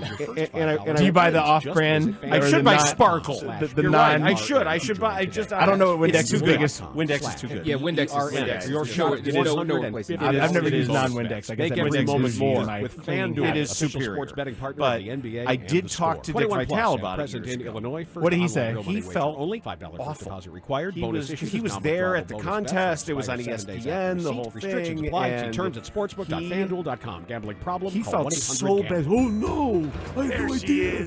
And so he actually he's like, "What can I do with it?" Dave can't stop celebrating with really every genuine. business owner in town. He's a doll. All right, Baker, buy me some Windex. He's sharing the excitement of big savings with the Comcast Business 5-year price lock guarantee. Well, if you didn't make some kind of commitment to buy you lifetime Windex, then you didn't feel that bad. 5 years of What's he advanced gonna do? security. I mean, Somebody explain this to me. 5 years of a great rate that won't Give me a change. dick more. Yeah, law partners. Whoa. Chamberlain. That's Thorpe. All from the company with 99.9% network reliability. Switch today and get the 5-year price lock guarantee. It's back, Super Bowl but Friday, only for a baby. limited time. Powering 5 years of savings, powering possibilities. Comcast Dan Business. just left the studio. Voiceover guy. Go get it, babe. High five. Understandable. Yeah, You know, Dick Vitale. yeah. I was talking about Dick Vitale. Vitale. It's understood. charge for new customers on qualifying Dan's gonna come back at some point. taxes and No, he says he's done for the day. I know I can't spell. Thinking I know about I can't driving in read. this I weather? can't write. Maybe it's I have time no for a new math Chevy. You skills. saw the Chevy lineup at the auto show. Now it's time for you to visit your local Chevy dealer. Head to ChevyDriveChicago.com to shop for your new Chevy and find your dealer today. Someone had a birthday. Yep, 50. Can't believe it. 50 years of wisdom. Great segue. We have health news, a CDC update. Pneumococcal vaccination is now recommended for adults 50 or older. Says here, we're over 6 times more likely to be hospitalized with pneumococcal pneumonia than adults under 50. I don't love those odds. Same. Look what I found. Pfizer's Prevnar 20 is proven to help protect adults against pneumococcal pneumonia and invasive pneumococcal disease in just 1 dose. And millions have already gotten it. Continued approval may depend on a supportive study. Don't get Prevnar 20 if you have a severe allergy to its ingredients. A weakened immune system may lower your response. Common side effects include injection site pain and swelling, fatigue, headache, muscle, and joint pain. For full prescribing information, please call 1-855-213-2138. Visit Prevnar20.com or talk to your doctor or pharmacist. I'm on Prevnar20.com now, scheduling my appointment. Good idea. And happy 50th. Mom, I need to lay low for a few days. Lay low? What's going on? I only paid for this Hyundai Tucson. Christopher Allen Lynch. Deal's so right, it almost feels wrong. Get the car or SUV you want at the Hyundai Getaway Sales Event. Lease the Hyundai Tucson for $249 a month or get $2,000 bonus cash. Visit your local Hyundai dealer today. Offers end March 3rd. Call 224-661-0068 for details. You're listening to Mully and Haugh. Back in 60 seconds on The Score. Getting your guaranteed maximum refund with TaxSlayer feels like saddling up and chasing down. Look at that sweet moolah! That big old cash cow.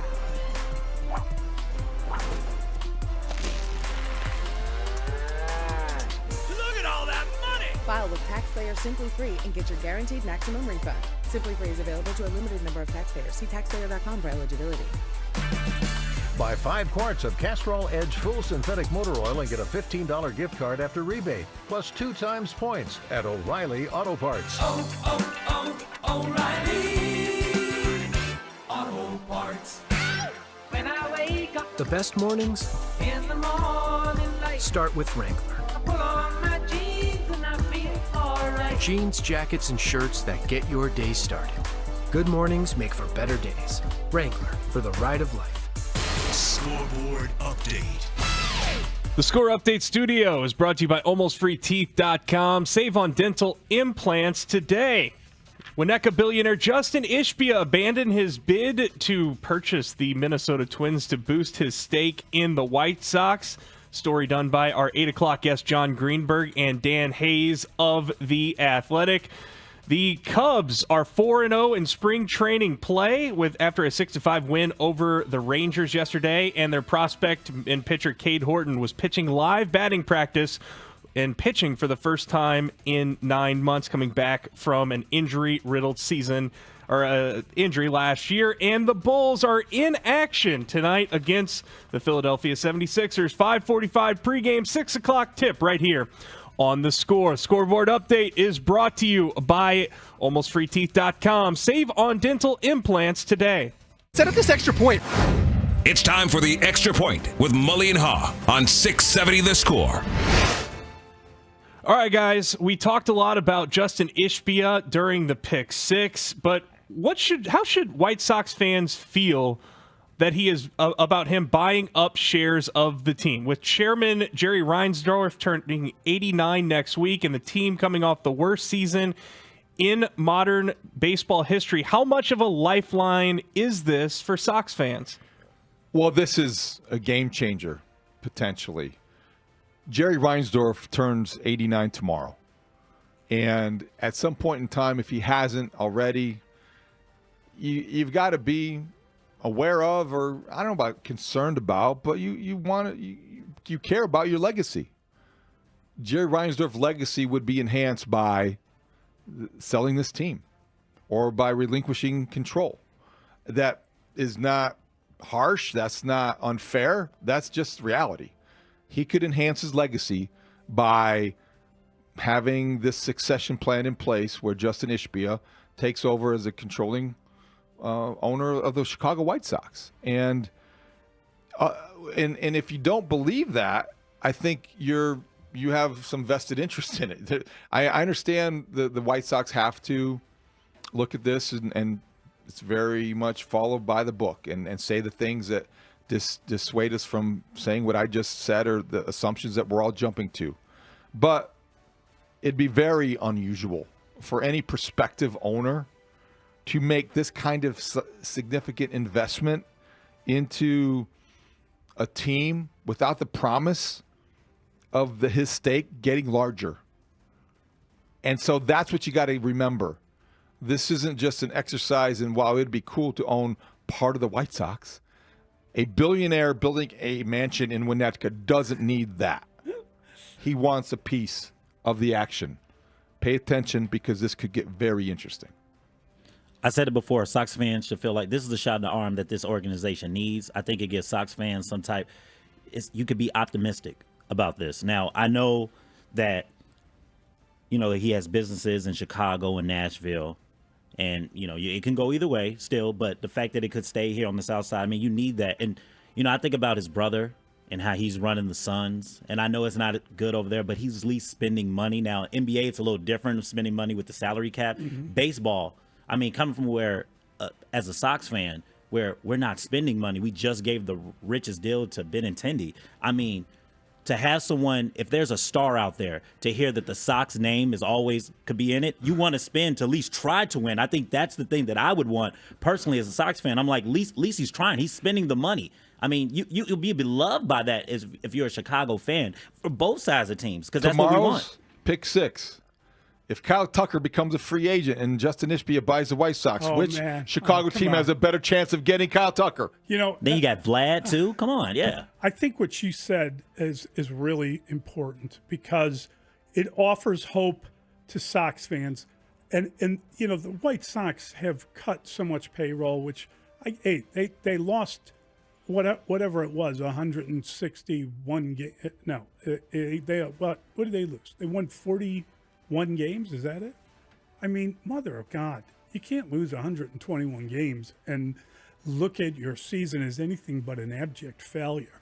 Look at everything you're doing as total failure. They're trying to change internally some of the things they've been doing. I don't know, we can argue about airplanes, we can talk, but what you're saying is accurate. There isn't a free agent out there that's saying, hey, I really hope that the Sox are interested so I can go and live like Seth Jones in Chicago, just be miserable and want out, even though I got a nice contract that doesn't matter because there's more to it. That's how you feel about the White Sox. They're not a player in anything. They're not going to get Kevin Durant or with Booker or any. They're not going to do it. So they just have guys they hope grow up and be stars. And that is, let me tell you something. Somebody sent me a top 100 list with the White Sox when they had all these young guys on the way up, all of whom failed. When Moncada was number one. That's kind of what we're looking at. We're hoping that all these people turn into these great stars because you're not going to be able to coax anyone here. You don't have the money, and you're going to lose. And so you're going to get kind of people that don't mind losing. You're not going to be, your name will never be mentioned. If you can get a guy that has deep pockets, he could be your version of the Mets. You know what I'm saying? That's what you're after. Somebody that is just a fan that wants to win and wants to pay money, and not a guy that's using this team to earn every penny. A guy that's going to compete with the Cubs to see who can spend more or who can do more for their baseball team. A big market owner. A big market owner. We talk about this, too, all the time with every Chicago sports team. You wanted to change the culture, and this right here would change that Sox culture right here. Oh, my God, that's such a great point. Yeah, no doubt about it. So it doesn't matter who it is. It doesn't matter what they've done or how they made their money.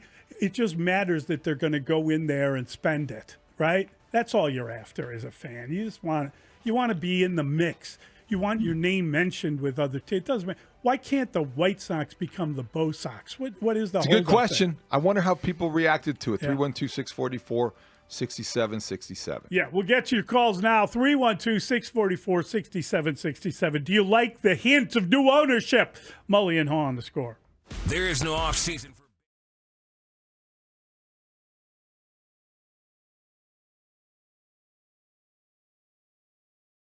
It's my desire. Well, then you don't want it to be there because the people who want the extra leg room but are not tall enough to take advantage of that extra leg room, those are bad people. Like United has just randomly. I don't have Stetson. Oh, I have an extra jack. No.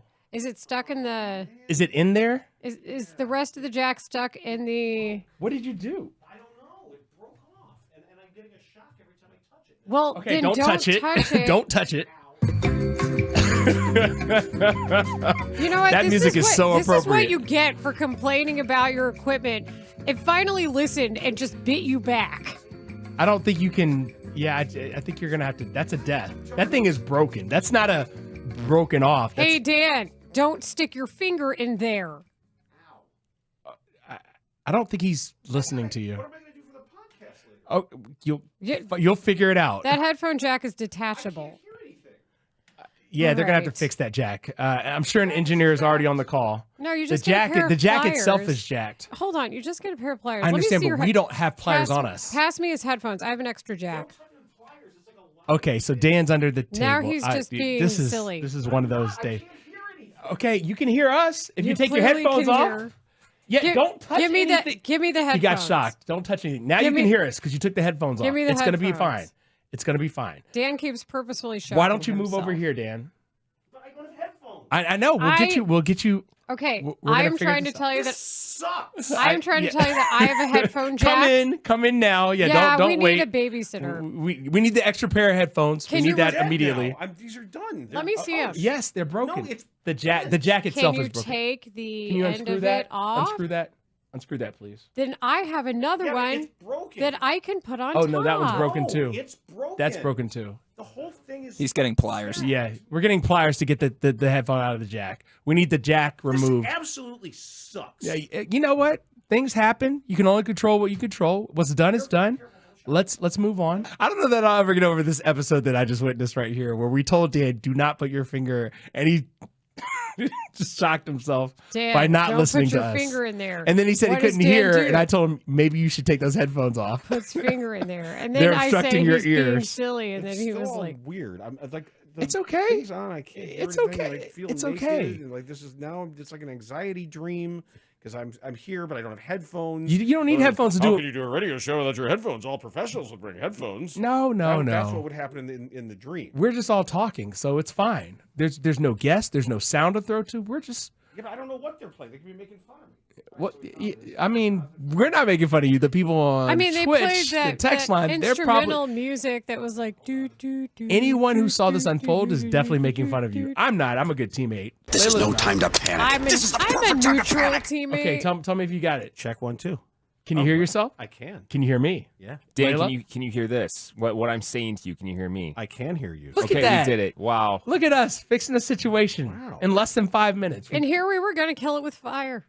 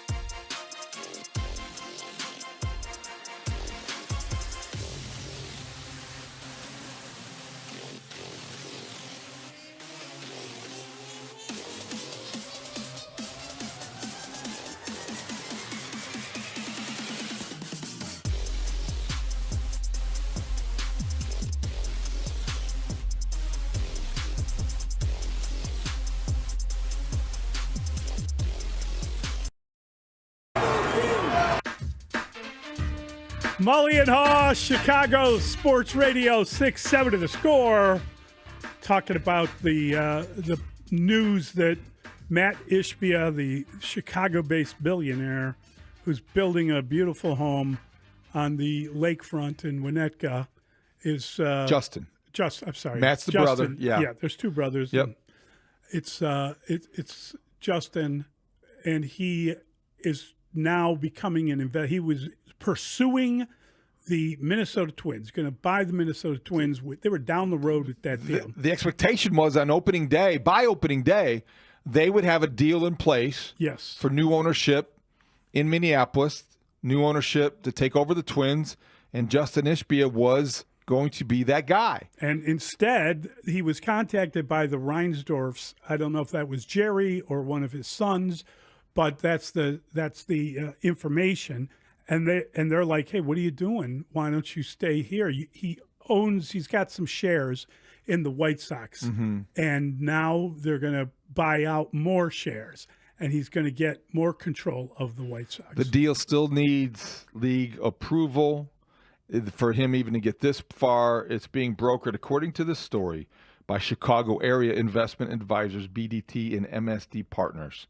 So this is the next step. It got some publicity over the weekend. I'm curious how that, if it will affect the process.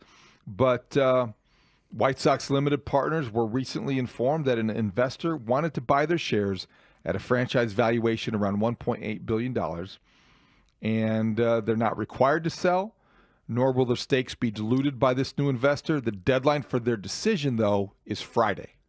Okay, so he should get more of the team by Friday. I would imagine that there are people that have been longtime investors that want to cash out. Now, there was a group that did cash out before, but now the evaluation is higher. So there are other people that, okay, I wouldn't go the first time, but now I might go. It's almost like offering people, one of those buyout type things. Yeah. Where you can leave the Tribune, Mr. David, but we'll pay you this amount of money. Exactly. Please leave. Yeah. Isn't that so awful? Please leave. We'll pay you to leave, but you see it going on all over the place. Yeah. It's awful. Unfortunately, what is also important to remember is that this process is a long one, but it also maybe began. If he ever ends up being the controlling chairman or controlling owner of this team, it began 4 years ago. Sox are a very different franchise 4 years ago on the field and off. Yes. But that's when they had bought into a limited partnership. And at the time, Michael Reinsdorf's two sons, Michael and Jerry Reinsdorf's two sons, Michael and Jonathan, they led the push, according to the story, to buy out the team's limited partners. So this has been somebody who's been involved on the periphery for a while. Now it seems like there's some indication he wants to be a little bit more visible and involved. That's good news. Yeah, anything is good because of what happened on the field last year and the way that the White Sox were sort of caught out, right? I mean, every story you read, everything about the contrary use of sabermetrics, whether or not they were on the same page, whether or not the information was being distributed correctly, how they were going about business. And how much are you investing in your team? Oh, that's a great point. See, because the payroll, they're 29th in payroll. Yeah, they're in cash. According to Spot Rec, they're $72.3 million. Wow, I thought it was 80. But that's below. And they were 150 last year or something like that, right? They spent a lot of money. I'll have to check. They did spend some money, but their total cash, according to Spot Rec, right now is 29th in the league, below the Oakland/Sacramento A's. No, they're no longer the Oakland A's. They're just the Athletics. They're going to split their time in Sacramento, and they're on their way to Vegas. But they're in shambles, and they spend more in cash than the White Sox. That's just a fact. Oh, goodness gracious. All right, 312-644-6767. We're going to get back to this. We've got Big's time next. A lot going on, free agency. Everyone getting excited. Hey, the scouting combine's starting, too, this week. So we'll talk to Big Z next. Mully and Haugh on the score. I keep it real.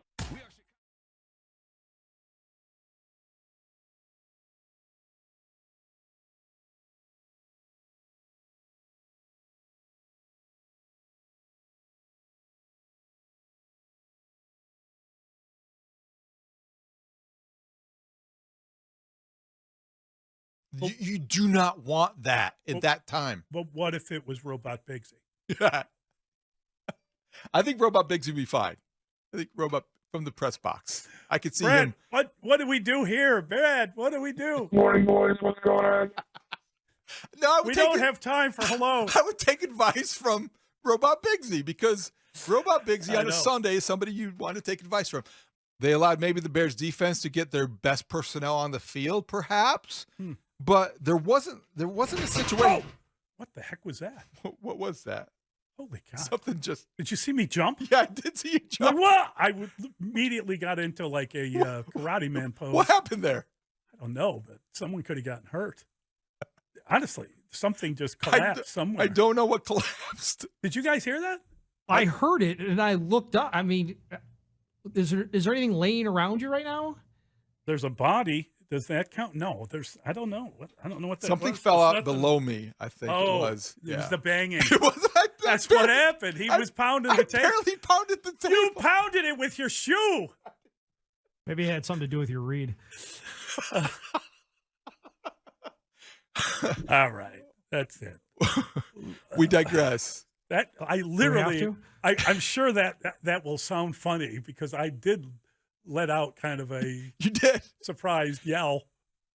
And Go ahead. You're overstating how much I pounded the desk. I was just kind of.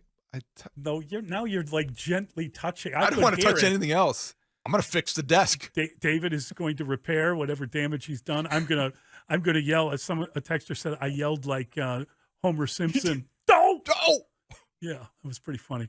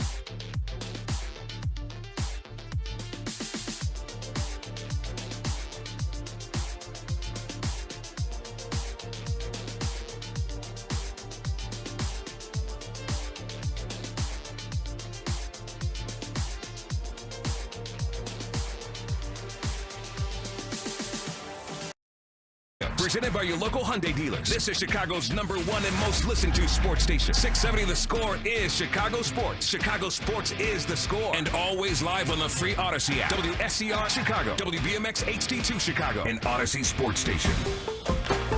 The Score! Scoreboard update. The Score Update Studio is brought to you by AlmostFreeTeeth.com. Save on dental implants today. Billionaire Justin Ishbia abandoned his bid to purchase the Twins to boost his stake in the White Sox, according to sources, and a story from John Greenberg of The Athletic, as well as Dan Hayes. The Cubs are 4-0 in spring training play after a 6-5 win over the Texas Rangers, and the Bulls are in action tonight against the Philadelphia 76ers in Philly. 5:45 pregame, 6 o'clock tip on the score.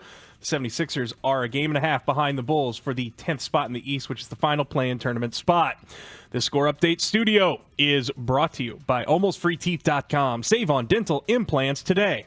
Brad Biggs. Biggs time. Biggs with Mully and Haugh. Biggs time. The Biggs Report with Brad Biggs. Biggs time. Biggsy. His name is Brad Biggs. Brad Biggs talks football with you. Mully and Haugh, Chicago Sports Radio 670 The Score. Brad Biggs is the football man of the Chicago Tribune, a longtime contributor to the station, and a very valued friend who we love dearly. And he joins us now on the Score Hotline, brought to you by Aturo, your all-weather tire, Aturo.com. Biggs A! Morning, Brad.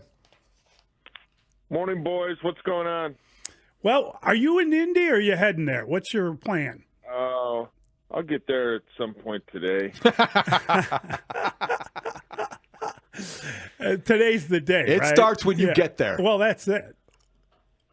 Yeah, well, I'll get down there today. I talked to Dave about Dave's got some connections with the Indiana State Police, and we're gonna open up. Got you covered. We're gonna open up things on 65 South a little bit. We got you covered. Yeah, got a clear pathway. Biggs is moving. To get down there in time. So, Brad, when you get down there and you start talking to people, I think one of the questions, when you get really into what the Bears roster looks like now that they made the moves on Friday, Gerald Everett and DeMarcus Walker were cut for saving as much as $10.75 million.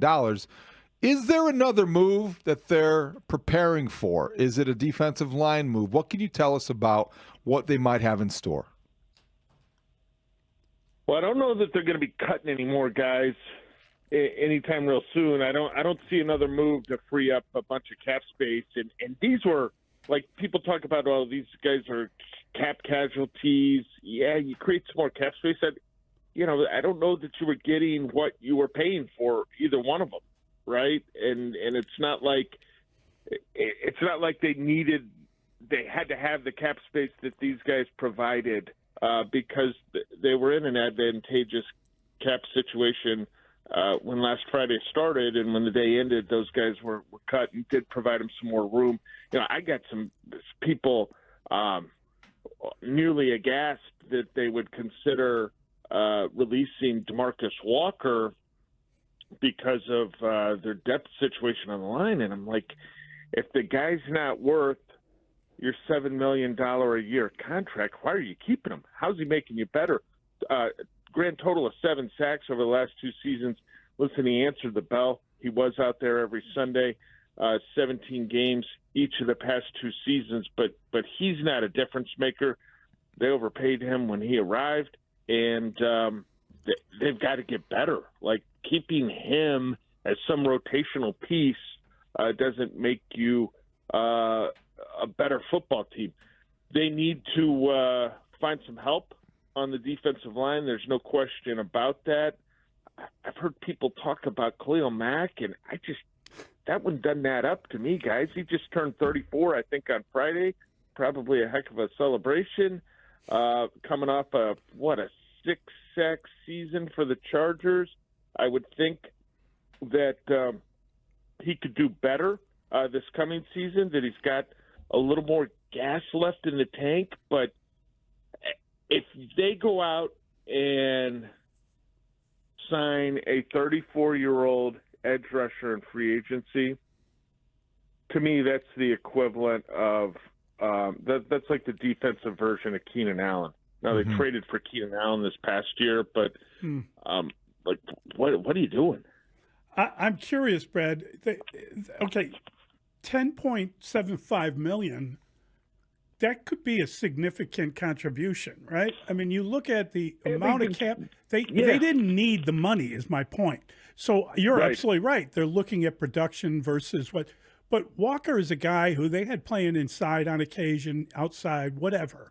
That seems like, and I'm not overselling him, but that just seems like a position where you have to have someone, and there are some big names out there, right? And you think they're clearing money to sign someone, right? Am I wrong about that? Well, I think they had enough money to sign pretty much whoever they want before these moves. Right. Depending on how it's structured. I don't want to minimize what they've got to get done on that defensive line, both in terms of on the interior and at the edge. But guys, let's not get too far away from the offensive line store, which is where they need to be shopping come March 12th when free agency opens. That's like when the offensive line store opens at 3:00 on March 12th. That Ryan Poles and Ben Johnson, they need to be walking in the front door there.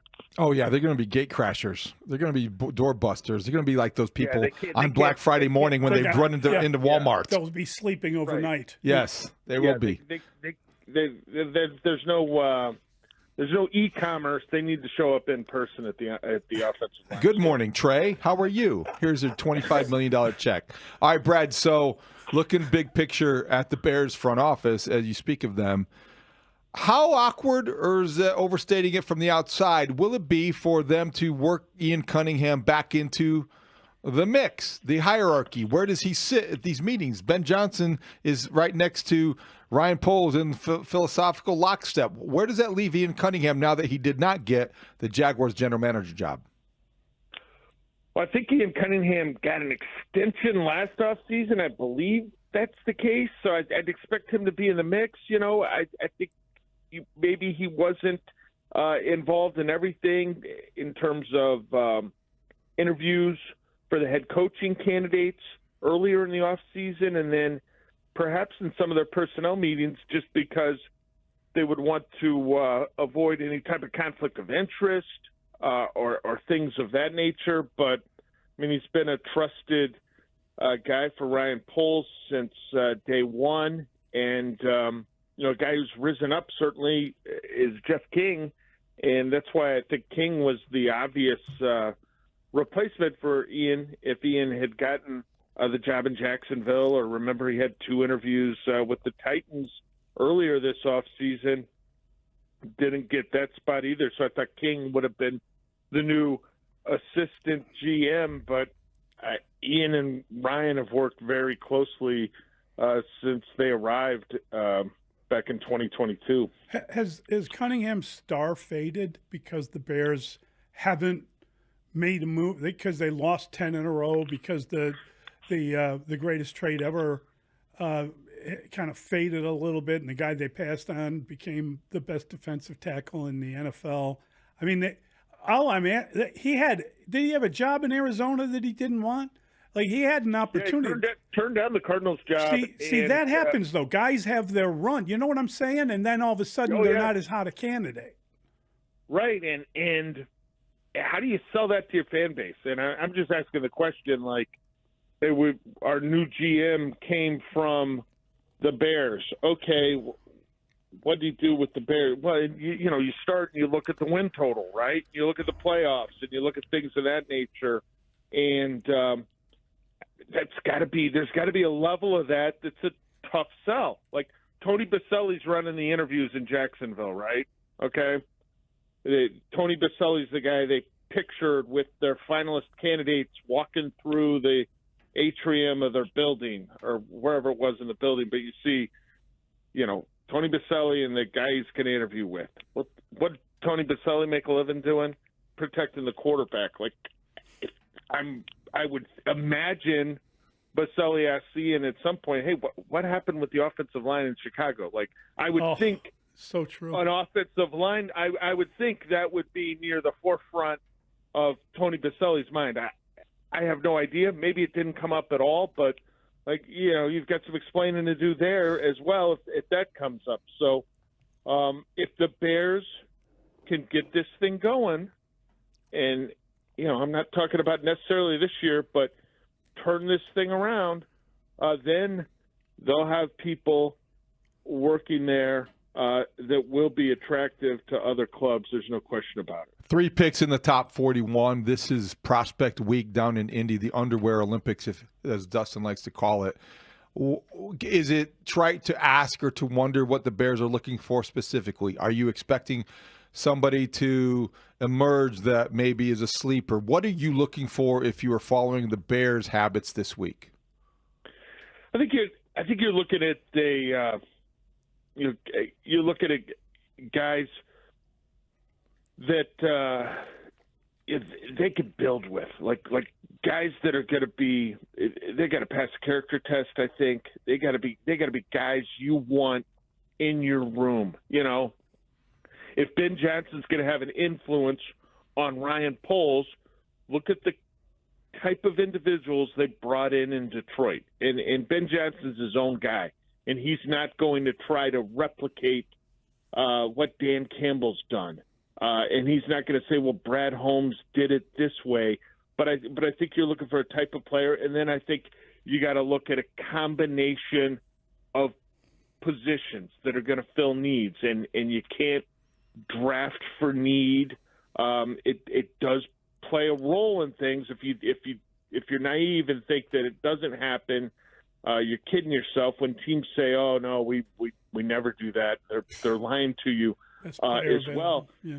Right, but it's that puzzle that you're putting together through free agency and the draft. So when you talk about those 3 picks in the first 2 rounds, I'm looking again at the offensive line store. I'm looking at the defensive line, and then maybe you're considering a running back in there, or is there some other piece to the puzzle where you think there's a special player? And I just don't see him going for a tight end there right now. But that's a position that I'm intrigued about because I think it's a good one for this draft, and they're going to need to pair somebody up with Cole Kmet, and it's not real strong for the tight end position in free agency. And what are they looking for? Do you want a blocker? Do you want a receiver? Do you want a hybrid? I mean, in the perfect world, you get a great hybrid, right? Our guy can do everything. I don't know that they're in a perfect world tight end shopping, but it's early in the process. See, that to me is the most fascinating element of a new coach, a new defensive coordinator. What are they looking for in terms of a player profile? Have they sat down with the scouts and told them, hey, we don't need a 3 technique, not in our system. We're looking for more girth. And I don't know the answer to that, Brad. I don't know if they are changing what they're looking for as opposed to what they had a year ago. Yeah, and that's a great question. And I know that through the end of last week, they were involved in personnel meetings. So I think that's reviewing what you have on the roster, that's talking about it, that's talking about fits. And they've got a couple more weeks here before free agency. So I think you're talking about meeting with the coordinators who have spent time with the position coaches, because you're right. You're getting a general profile of, hey, what are we looking for athletically from this position? Like what's the ideal?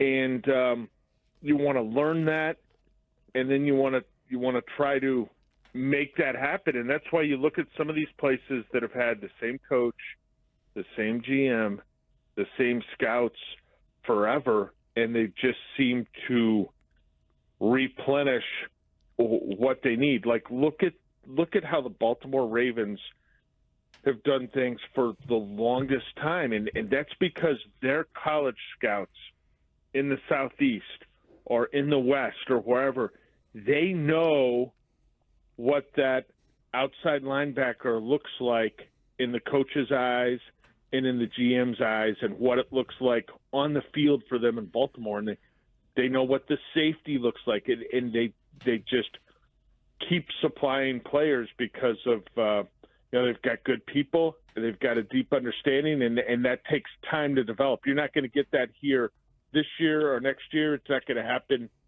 3 years from now. I mean, to get to where they are, you got to be going at it for a while. But that's an important step and something they're all going to have to kind of learn and understand together. All right, Brad. So the entire league gathers in Indianapolis beginning today for a week. It's the NFL convention. And so this quarterback store that you know so well has some new inventory.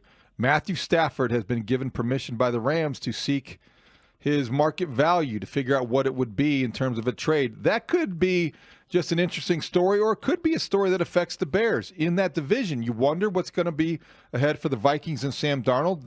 There was some chatter about the Vikings and Matthew Stafford during the season. What do you think is going to happen with Matthew Stafford, and could he, in fact, end up in Minnesota? Boy, that I don't think he'd end up in Minnesota, no. And it's wild to me that the Rams, when you consider how close the Rams were to springing the upset in Philadelphia, right? Like that was a situation where you could have had the Rams in the NFC Championship game there, right? But McVay's a pretty sharp guy, and I don't know that Les Snead, the general manager in LA, gets the credit he really deserves. He's done a really good job for a long time. Now maybe he needs to get back and win another Super Bowl to be talked about as much as a guy like Howie Roseman. But so you kind of defer to them, like, well, if they're doing this, maybe it is the right move. Like you got to consider that. But what's that like to give the guy the benefit of the doubt? What does that feel like in a football town? Yeah, I mean, you know, what it feels like is you've got experience watching the team play in the postseason a good deal, and you've got experience watching them kind of zig when others zag, and they were right. Yeah, it did work. And I don't know what it feels like on a regular basis, but certainly Les Snead and Sean McVay have earned that right in Los Angeles and with those who follow the Rams. All right, so we know the O-line store is where you got to go. We know they need defensive line help. Let's go through it a little bit. You mentioned the tight end. You got to get some depth at that position. Running back seems like it needs an upgrade, right?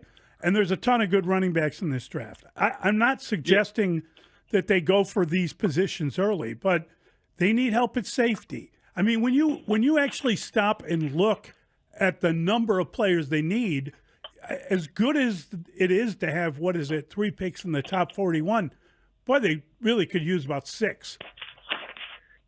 Yeah, but I think they're in a good spot. In some of these positions we're talking about, there's going to be talent there later on. Like if they get a running back in round 2, I'm saying if they do that, they're getting a guy that they think can be an absolute workhorse, right? A guy who is going to be a real difference maker for them.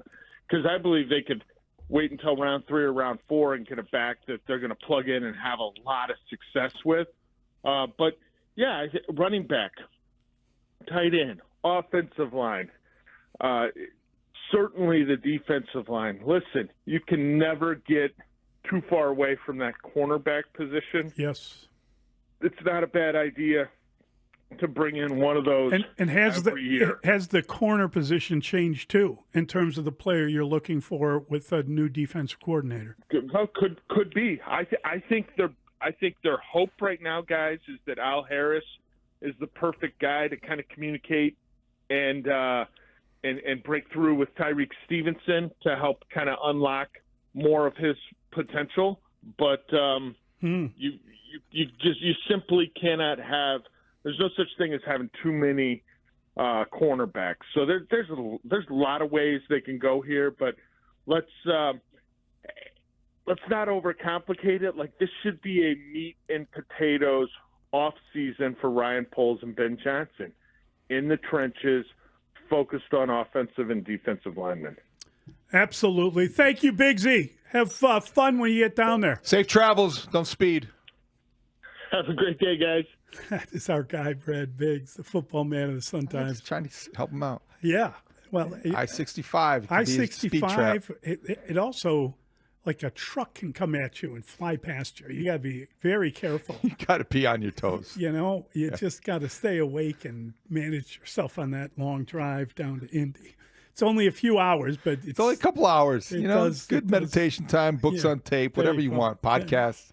Books on tape, I love. Okay, we're going to get to your calls. 312-644-6767. We're talking about new ownership for the White Sox. Are you happy? Are you sad? What is your reaction? Cubs had a big weekend? Cubs are undefeated in the spring. They were down 5-0. That meant nothing. Came back and won 6-5 because they're the Cubs. Bulls or Hawks were not going to making news at the United Center over the weekend, if that's what you want to talk about. But the Bears are also a fun story. Yeah. So 312-644-6767. It's Mully and Haugh on The Score. Cubs spring training.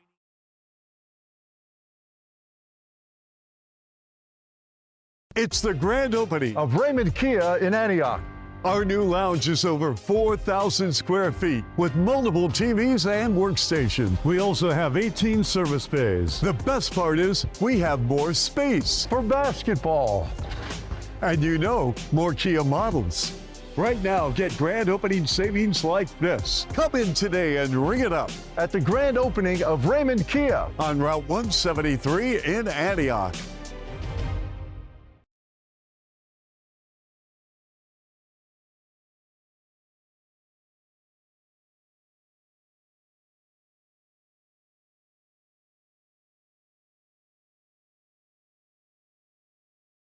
You already mushed the Bears, and like the whole year seems to be, it has the backdrop for a lot of people that you were the one responsible for getting the hope up. It's been just referenced so many times.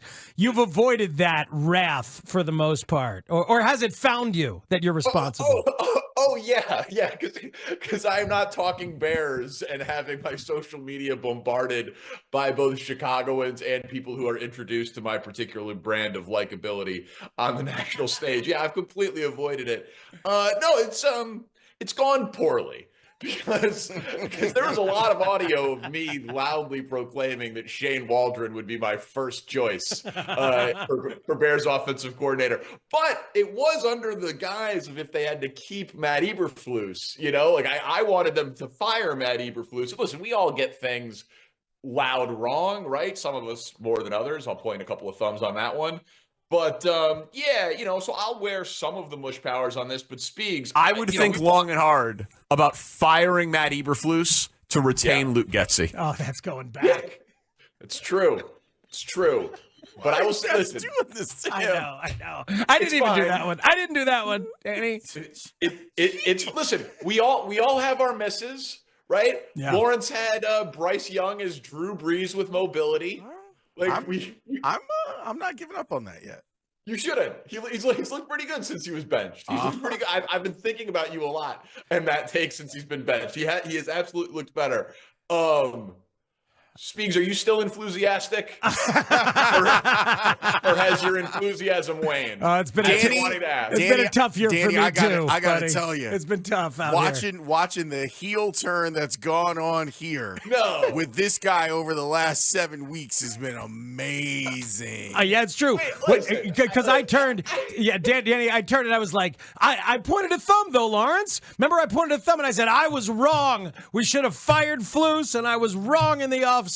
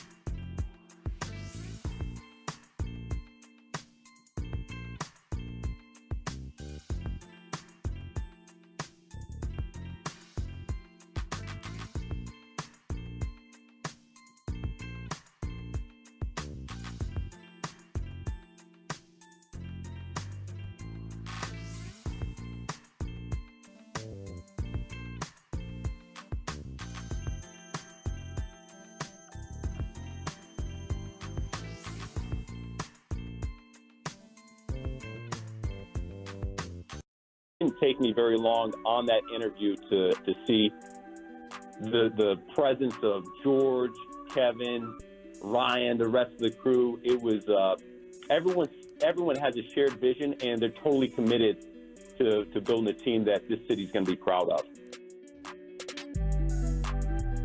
Mully and Haugh, Chicago Sports Radio, 670 The Score. That's what you need, just total commitment. Total from commitment. everyone. Bears are convening in Indianapolis. Yes, the they whole are. staff is down there. I don't know if all 28 assistant coaches are down there. I hope so. But the main people are down there evaluating prospects. So we're going to talk a little bit about what the Bears are looking at this week. We just talked to Big Z. We're going to talk to John Greenberg at 8. We've got Cole Wright at 9. We've got plenty of Cubs and Sox talk down the road. But the Bears, this is a big week for them. They've got 3 picks in the top 41, Mully, and you have to be ready at number 10 to do everything because you're at the spot where you're going to get a plug-and-play starter if you stay. You're going to probably supplement your depth chart and roster if you trade down, which is appealing to some people given where the Bears are. And you also have to consider this, and this is fascinating. What if you traded up? What if you traded up for a generational – people hate that word. Let me rephrase it then. What if you trade up for an immediately impactful – that's good. defensive player who might be an edge rusher, might be a guy that you feel like you're so convicted to go get him, you want him badly. Abdul Carter. That's the guy. That's the guy. That's the guy. That's the supposed only to go second. Maybe he could be the first pick in the draft. If Mr. I'm the Davis. Tennessee Titans and I'm sitting there looking at my quarterback situation, oh, goodness sakes, and you're dizzy, and you're thinking that you're looking at the draft possibilities at the top of the draft and Cam Ward and Shedeur Sanders, and you're nauseous. No. I'm trading nobody, or I may be listening to trades, but I'm putting like draft day. I'm going full Kevin Costner, Abdul Carter, no matter what, and I'm putting it in my pocket, and I'm going to draft him number 1 overall because I think he could be the guy in this first round, in this first 10-ish, that is the most impactful guy. He's your Micah Parsons. Well, I mean, I have no problem with that. If the Bears come away with a impact pass rusher, a potential Pro Bowl pass rusher, that makes their defense 10 times better. That makes Montez Sweat a better player. You get more production out of him if the kid is as good as he's looked He looks great. He looks a lot like Micah Parsons. He looks a lot like Parsons. Same school, same number, same Very same difficult uniform. Not to think of He's a him. Nittany Lion. But I think the point that you made He's a is problem. fascinating to me is that I'm not sure there's a quarterback worth taking at number 1 overall. I don't either. I'm not sure. I mean, Cam Ward says he's going to remember if you don't take him, you're going to be in trouble. But that doesn't scare me, to be honest with you. And he might be a pretty good player. But like Shedeur Sanders is not working out at the combine. He'll do his own workout. There's tons of players. Very rarely do guys really work out at the combine. But I think that the Bears have so many things that could improve them. And I wonder how you feel. Let's say they stay at 10 and they're choosing between, like, let's say the tackles are gone and the 2 pass rushers are gone. And now they're choosing, would you in any way consider taking a position other than offensive, defensive line, whether it be Ashton Genty, whoever it might be? Would you vary from your plan, which has to be to rebuild in the trenches? Those are some real compelling alternatives, but it's unlikely. We'll have to accept that as the premise because it's unlikely that both tackles will be gone at 10 and your impactful defensive lineman, and because the quarterbacks will be there. I just think that, but for the sake of the argument. That's all I'm saying. For the sake of the argument, yes, I do think that I am keeping an open mind in this draft because I don't want to declare something and then all of a sudden when that happens, you're like, oh, God, I'm out on this. Because I do think it's an offseason full of optimism and also open-mindedness because you have a new head coach whose opinion you've got to trust because its consensus is that he is the smartest guy in many rooms. Ashton Genty, for instance. We would hear why you shouldn't draft a running back at 10. We'll hear why that's not a premium position anymore. We'll hear all the arguments against it. And if somehow, for whatever reason, they end up with Ashton Genty, I still think we'll come in here Friday morning and be like, wow, they got Ashton Genty. I mean, because it makes no sense at all. We got to be careful about that. It makes no sense at all. Now, I'm not speaking for you. I don't want to speak for you. It's okay. Because I do think that there would be an element of that. I don't think that's the way they should go. I don't think that's the way they will go. But if they do, I'm going to reserve a little bit of that kind of space in my brain to say, you know what, this could be fun. This could be the right move, and this could be one they don't regret. I got a feeling, honestly, that we're going to come in. If they did that, we'd come in the next day, and we'd say, who's going to block for him? Why didn't you take guys that can clear a path? You know, if you got a good offense. Now, why didn't you trade down? Now, again, we'll see what happens in free agency. We may have a different story. We may think differently. We may go into that draft feeling like the offensive line now is good enough. Now they've got enough. They picked up 2 guys in free agency. They're paying a fortune. That's the interior of the line. The tackles are fine. You can protect. The quarterback doesn't have to get sacked 100 million times. Let's see them run the ball. And, oh, my God, they got this running back. Oh, my gosh, you're right. That's why I'm saying now I'm going to reserve that little space because if they sign Drew Dahlman from the Falcons, they get Trey Smith from the Chiefs, and all of a sudden you're done. They have a veteran offensive line core now that you feel good about. Braxton Jones is coming back quicker from injury than expected, and all of a sudden you're lining up on the first day of training camp with 4 guys who have done those jobs before pretty well. And you got a general manager that's going to say, this is the best group I've ever seen. And the best depth we've ever had. Yes. How'd that go? That's so great. So I think we want to keep an open mind. Back to the quarterback conversation, because I do think it affects who could be there and who couldn't be there. I just look at this top 5 list of quarterbacks, the consensus top 5, and you start with the 2 guys we mentioned, Cam Ward and Shedeur Sanders, and then you get into who is next. Jalen Milroe from Alabama. Kyle McCord from Syracuse, and then maybe the kid I think is probably the best of the 5 I'm mentioning here, Jackson Dart of Ole Miss. Wow, what a name. It's great. Isn't that a great name for a pitcher or a quarterback? Quarterback? Yeah. He's throwing a dart. I don't know if any one of those guys is worth redirecting the course of your franchise for. I don't know that any of those guys is worth trading up to get. And I think that it's one of those years. Remember the year that Kenny Pickett was the first quarterback drafted in the first round? That's what you're looking at here. I think that is, but somebody's going to be fooled into taking two of these guys or one of these guys in the top 5 or 10. And if they don't, then that's probably, I think if you're the Bears, you certainly want those guys to be drafted in the top 10. So the best players fall back to you. You're not in the market for a quarterback. So you hope that somebody overdrafts Cam Ward or Shedeur Sanders. And it's likely to happen because there's a sucker born every minute. Yeah, what's wild is that you figure they are, you look at the Bears and you say, okay, who's the best tight end in the draft? How would that guy look? Who is the best wide receiver in the draft? Mm-hmm. How would that guy look? You already got 2 wide receivers, but you still have a spot you got to fill, right? Are you going to fill that in free agency with someone from Detroit? Tim Patrick? That the coach knows well? I don't know the answer to that, but they now have enough money that they could get 5 players easily. 5 really good players and make themselves better at some key positions. Think about what you just said, because we talk all the time about the NFL, and this is why the NFL is the league where the way we talk about it is different, I think, than a lot of other leagues. You say you're only 1 year away from getting back in contention unless things have gone really bad. And then things have been bad in Chicago. Yes. I'm not diminishing that. But you still, based on the disappointment of last season, have a roster where if you add 5 free agents to this roster, you're back in contention. You theoretically are back in contention. That's what I'm talking about. With your draft capital and this kind of investment in free agency, you can't sit here and say the Bears are going to be totally out of it and they don't have a reason to go into it optimistically thinking they can contend for a playoff spot. That's what free agency allows you to do.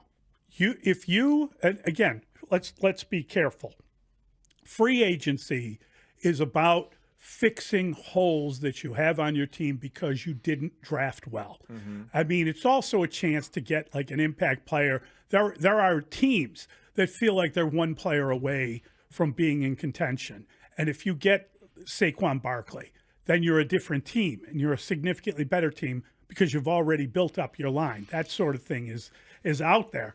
I just think that with the Bears, they've got to operate in the trenches. And I would spend my free agency money on a guard, a center, and a defensive player, whether it's a tackle or an end. Then you go into the draft, and now all of a sudden you have options. You still need to build those areas up. So after the first 3 picks, then you're no longer just looking for need. You're filling holes, and you got to do that. You got to have depth.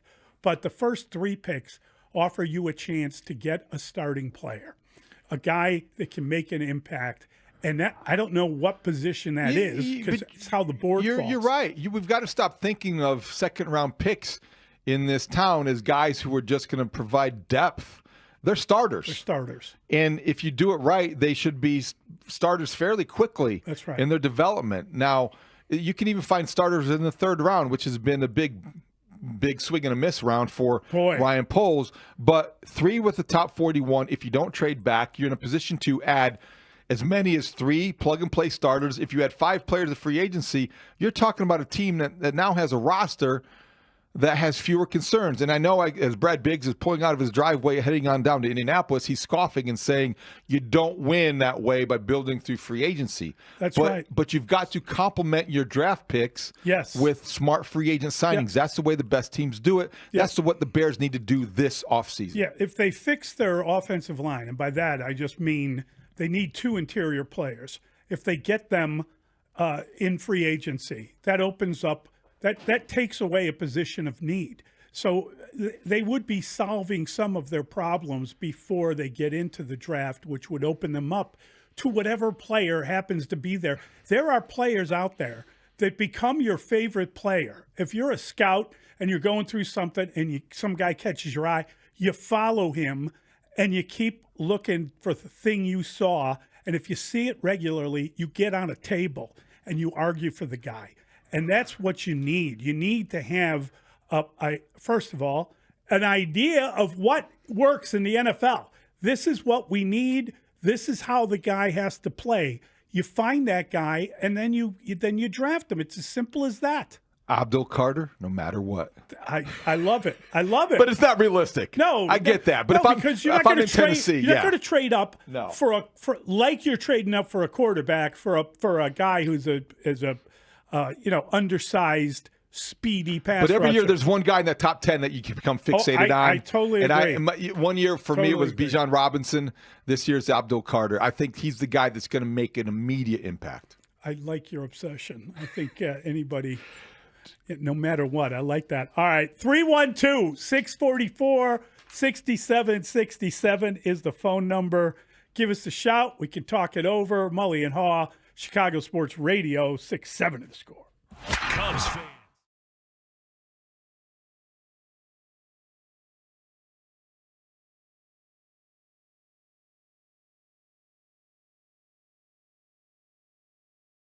Pretty cool. Chris Tannehill and Shane Reardon are in a tiny little love shack across the hall. Anybody watching on Twitch has just seen the bird flipped. My goodness. Yeah, you can't cut that, can you, Tanny? I Yeah, mean, you felt pretty helpless there with that middle finger going up. Nothing you can do about that. Tell you what, you drop. I hate it here, dude. We're in this tiny little room. It would have been hilarious if Tanny tried to tackle him. Dude, nobody's touching the control room today. No, you guys look adorable in there. I've been meaning to say something. I've got a damn card table over here that I'm working on.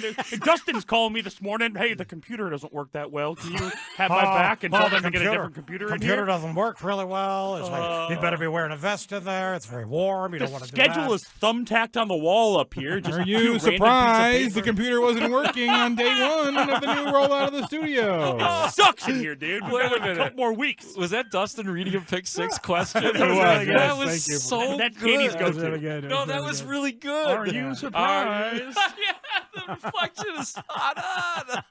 I hadn't heard that or hadn't gotten that. Oh, Wow. no, I know. I should have done that. It should be in all of our Dustin impressions. No, that's really good, and I like that Shane has sort of adopted your impression. Right. The more I hear it, the better it sounds. Sure, but- he's like doing Dempster's version of Will Ferrell's Harry Carey. It's Harry. That's how it works. Yeah, that's but the bad one, by the way. You guys, is there a Murphy bed in there that can just drop down so you guys can get a little rest during the breaks, perhaps? I guess not. Mike Murphy's bed's Yeah. here. Yeah. You got to That's mention the card table, yeah. Got to mention in the speech last Yeah, night. no, this is stupid. I hate this.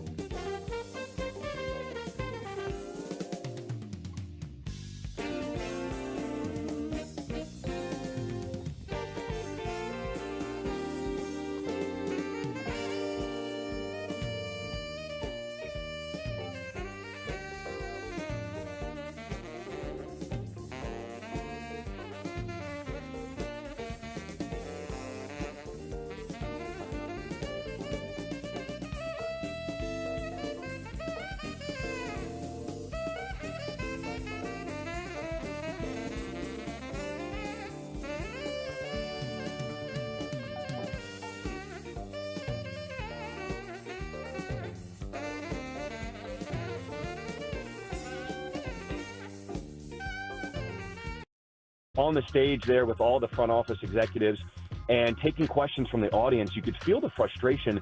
But more than the frustration, I could feel that the fans just wanted more concrete answers as to what is the plan going forward. And I think that is going to be kind of the theme of the broadcast this season is what's the plan? Why are we looking at certain individuals? How will they fit into what the future looks like for the White Sox? Mully and Haugh, Chicago Sports Radio 670 The Score. That was the voice of John Schifrin. Unusual to hear him on The Score. He has not been a friend of the station, and probably because he's received a lot of criticism from people on the station. But he was on with Bruce and Ryan McGuffey, and it was a really good interview. And I thought he kind of articulated some of his issues, maybe more than the Sox issues, but it's a really interesting story. I think so. I agree with that wholeheartedly. I think John Schifrin came on inside the clubhouse and did something he really didn't do much of last year, is that he let us in a little bit to his way of looking at it. He accepted, he acknowledged some things that he wished he would have done differently. He acknowledged the fact that he was new in town and maybe took an approach that maybe he would have done differently had to do it over again. It was a tough first year for him for a lot of reasons. Maybe he brought up some of it on himself. Maybe he didn't. You know what? He sounded like a guy who was ready to move on to this season with a new approach. He talked to Bruce and Ryan on Saturday morning. He talked to Paul Sullivan last week, the Tribune column, which was very good as well. And if he's willing to start over, I think we all should try to do the same thing. Clean slate, second year. Good for him. And look, I think it's just all about the Sox being better and taking a new approach. It's going to be hard to watch them at times. Listen, but you know what? His enthusiasm during that losing season just didn't match. It didn't. Had they been a winning team, I think that would have worked out fine. Unfortunately, they were like the worst team you've ever seen, and he was a little over the top in his kind of appreciation. You're part of a fan base you can't fool. That's right. And you shouldn't try to. That's right. And so I think he understands that in year two it will be a little bit different.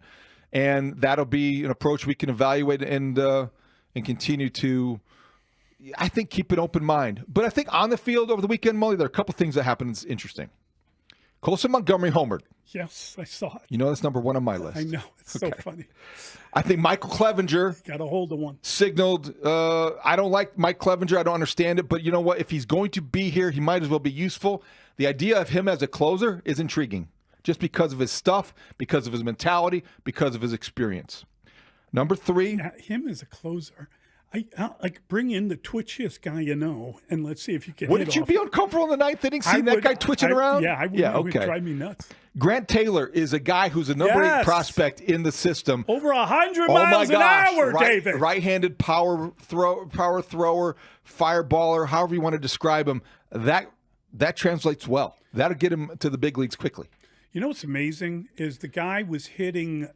I think he was over 97 miles per hour, like 10 times or something. Actually hit 100.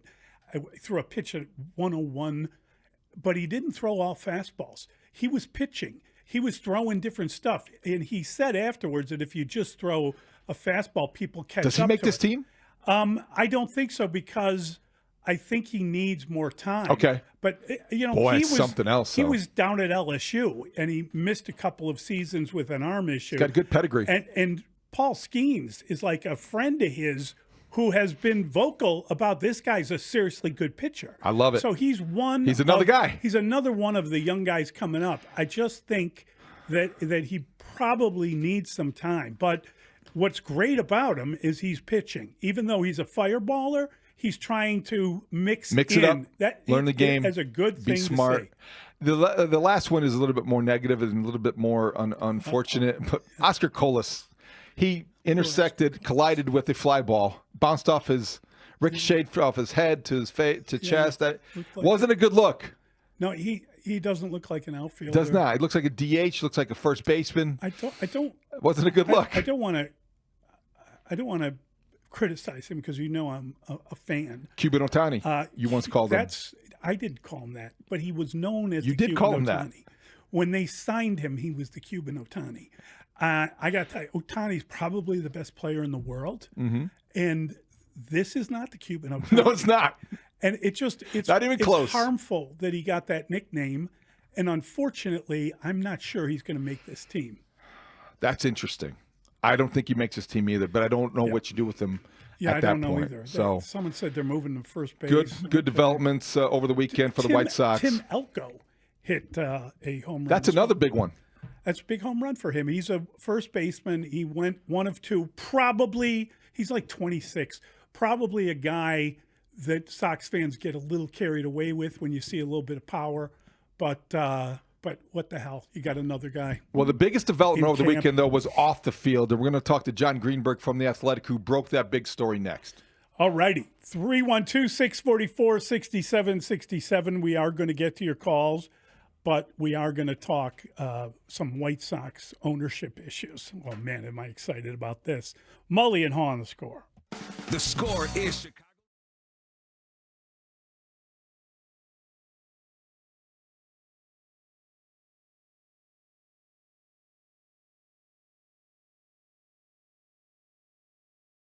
Yesterday was the 40th anniversary of the 1984 Chicago Cubs clinching the division, which was highly influential on my sports psyche and wanting to be a broadcaster and loving Wrigley Field and Wrigleyville and the team that caused heartbreak.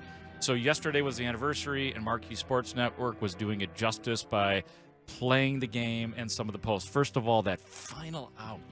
Listen to this crowd. Might as well join them.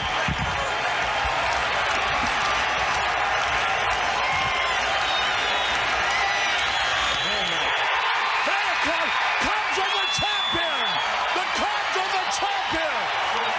The Cubs win. Okay, there is a second part to this. And by the way, this team also proved that there is something called prepubescent depression. I found out in my life because ultimately the Cubs choked that season away. But here was the post-game locker room featuring some familiar voices. There they come into the clubhouse. There's Bob Iback right there, publicity man, Yosh Kawada in front of them. They're on their way in. There's Vince Lloyd, who's handling the clubhouse for the WGN radio. Here's the ball. John Vukovich. All right, Steve, get them as they come in. They're all coming in right now. One of the great moments in Chicago sports history. Rick Sutcliffe, his 20th win of the year.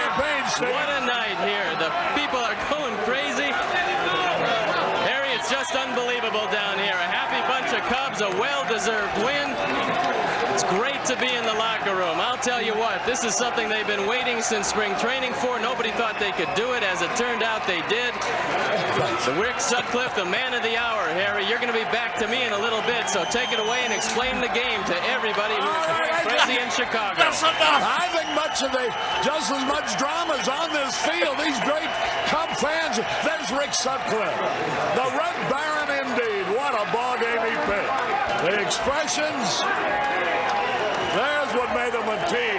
Genuine affection for each other. There's Popeye. There's Steve Trout. They have pitched the most important game of all. Now, I guess no game would be more important than Larry Boa. Jody. There's Dallas Green. That's one of his favorite boys, the Sarge. There they are outside the dugout. John Cox being doused. Jim Fry and Dallas Green. Now our lives are complete. The Cubs are number one. It's like he's listing the credits for a movie. That is so great. Warren Brewster. Dave Miska. Oh! That's what I felt like Miska needed to be there and all that. Yeah. Oh, get the microphone over here. Dave Miska. Okay, they got some static out here. I'm trying to figure out where it's coming from. Oh, God. Steve Hunter-Ferris is here from the old day. What the hell is he doing here? Jerry Mumphrey. He hasn't been on the team since 1978 when he was doing commercials for Cy Sperling. Yosh Kawada. Larry Boa. Paul Ossenbacher. Ken Reach. What the hell is Bobby Mercer doing here? He's just like noticing random people. people. Oh, that's Yoshiko Wano was there, boy. John Vukovic. Stone, what the hell is Stone even talking about? All right, that's enough. Stoney, like, Harry, back to you. Yeah, I got to get out of here. I've got 3 10s back at my apartment waiting for me. That was the best part to me. Was like Stoney was like, Harry, why don't you talk about the game? And he just goes back to names. Yeah. Harry, explain the game. I've got a hot dinner date. Here's the recap of the game. Larry Boa! Sean Dunston.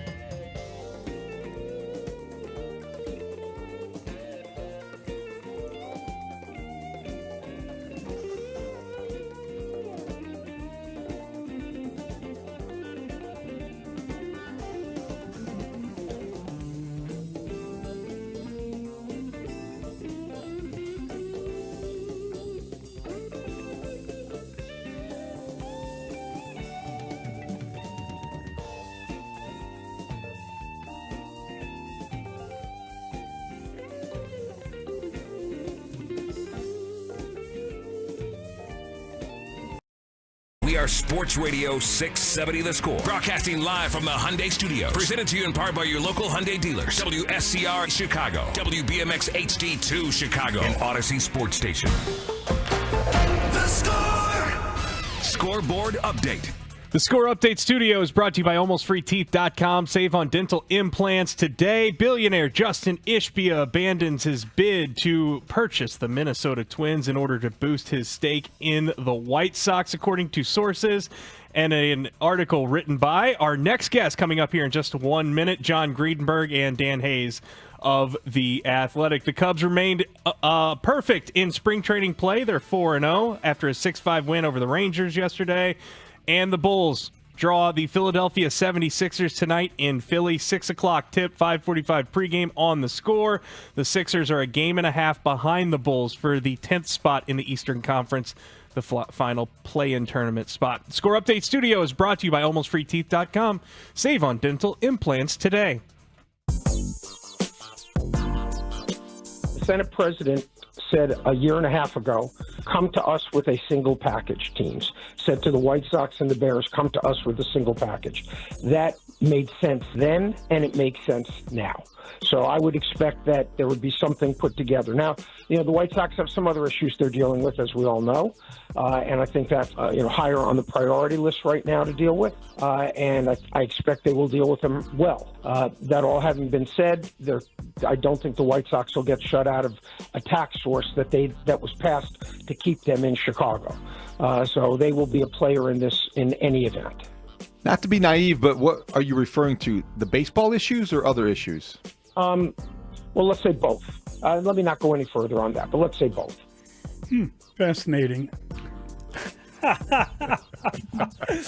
Mully and Haugh, Chicago Sports Radio 670 The Score. 15 days later. Yeah. It was a hint of what's to come, and it was interesting. And John Greenberg with The Athletic broke a great story that offers hope. John joins us now on the Score Hotline, which is brought to you by Turo, your all-weather tire, Turo.com.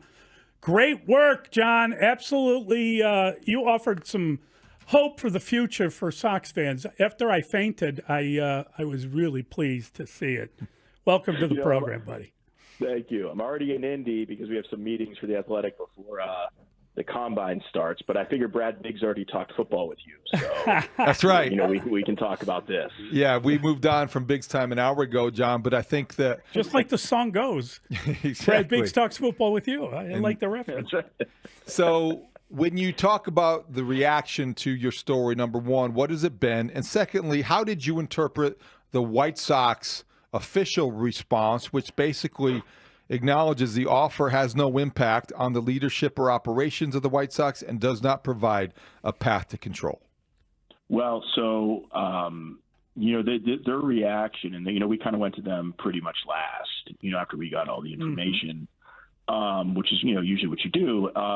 It surprised me a little bit, that last sentence of it. The beginning didn't surprise me, but the last sentence, that it would provide no control because everyone we had talked to at least had the belief, or, based on real information they had, were pretty adamant this would have control, because why else would a guy with that much money, who doesn't need like a big group, this isn't Dave Stewart like fronting a group, why would he pass up a chance to buy a team outright, to spend more money to be a silent partner to Jerry Reinsdorf? It's not like he's going to get a World Series ring out of this anytime soon, being a silent partner. He's not basking in the reflected glory of the team. It would really only make sense if there was some kind of path. And, one person I talked to compared it to the situation in Cleveland, where a guy named David Blitzer, who's a minority owner of the Devils and 76ers, in 2022, he got a 25% stake of the Guardians with the option, I think, to buy out or to get outright control in 6 years. So someone compared the situation, what they thought would be like that. But, if you think about it, it doesn't surprise you that Reinsdorf wouldn't want to. He doesn't want to let me dictate, my story dictate, like how he's going to announce or how he's going to create this, right? I'm sure he's like, who's this putz calling? Why is he bothering us? So I'm not surprised, because otherwise, listen, think of if he, I think he just wants to be on his own time. So that makes sense to me. Yeah, listen, the reality of life is that if the guy is in pursuit of the Twins and then gets a phone call from Reinsdorf or a family member, whatever, and decides, and they were fairly down the road, right, John, according to the reporting, and then decides, I'm going to up my investment with the Sox. There's no way you do that, in my opinion, if you're a billionaire owner, without somebody telling you, without an arrangement, let's put it that way, without getting word from a guy, I'm going to do it for 2 more years and you can take it. That seems like an obvious reaction to this story. Jerry turns 89 tomorrow. Right. And, it could be, listen, he could be, threading the needle between truth and being obstinate and say, maybe the deal's a first right of refusal. Mm-hmm. It could be something like that instead of just a guarantee like, okay, you get this in 5 years or 4 years. So, it could be just the first right of refusal. But, everyone from people involved in the deal to people like pretty high up in baseball circles, felt that this was the case. And this is a story that, no one knew about. Like everyone said I was the first to call. But, it once we started doing the reporting, we found out that in the upper echelons of baseball, people are talking about this. So Justin Ishbia, we know that he's building a mansion in Winnetka. We know that he bigger than Tom Rickett's, and he grew up in Detroit, and his brother owns the Suns.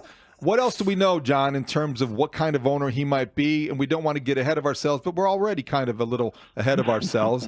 Does this signify a guy that would run the team and go deep into his pockets as everybody would want him to go?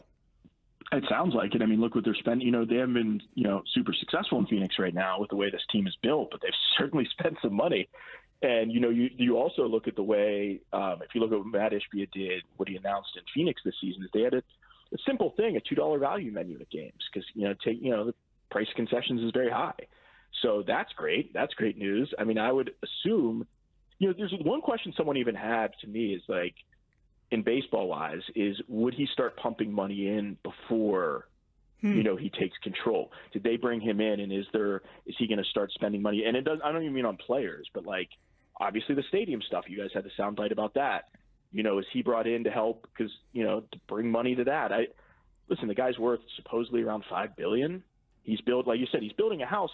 The price of his house supposedly is more expensive than any contract the White Sox have ever given out. Oh, that's awesome. That is awesome. It's rumored to be like around $80 million. Someone told me $100 for this compound he's building in Winnetka. Yeah. I do know he's fighting with the people in Winnetka about a land swap and a dog beach and like beach access, and so people are kind of annoyed with him in Winnetka right now in some parts. Wait until he tries the South Loop. Right. Yeah. Exactly. So to be a rich Cubs a Cubs fan in Winnetka might not be too thrilled with him. But I think he would be pretty popular. Taking over. Jerry's been on this team for so long. I think he would be welcomed with open arms. Yeah, it's interesting, that dynamic, because whether he ends up spending money or doing anything, it'd just be different.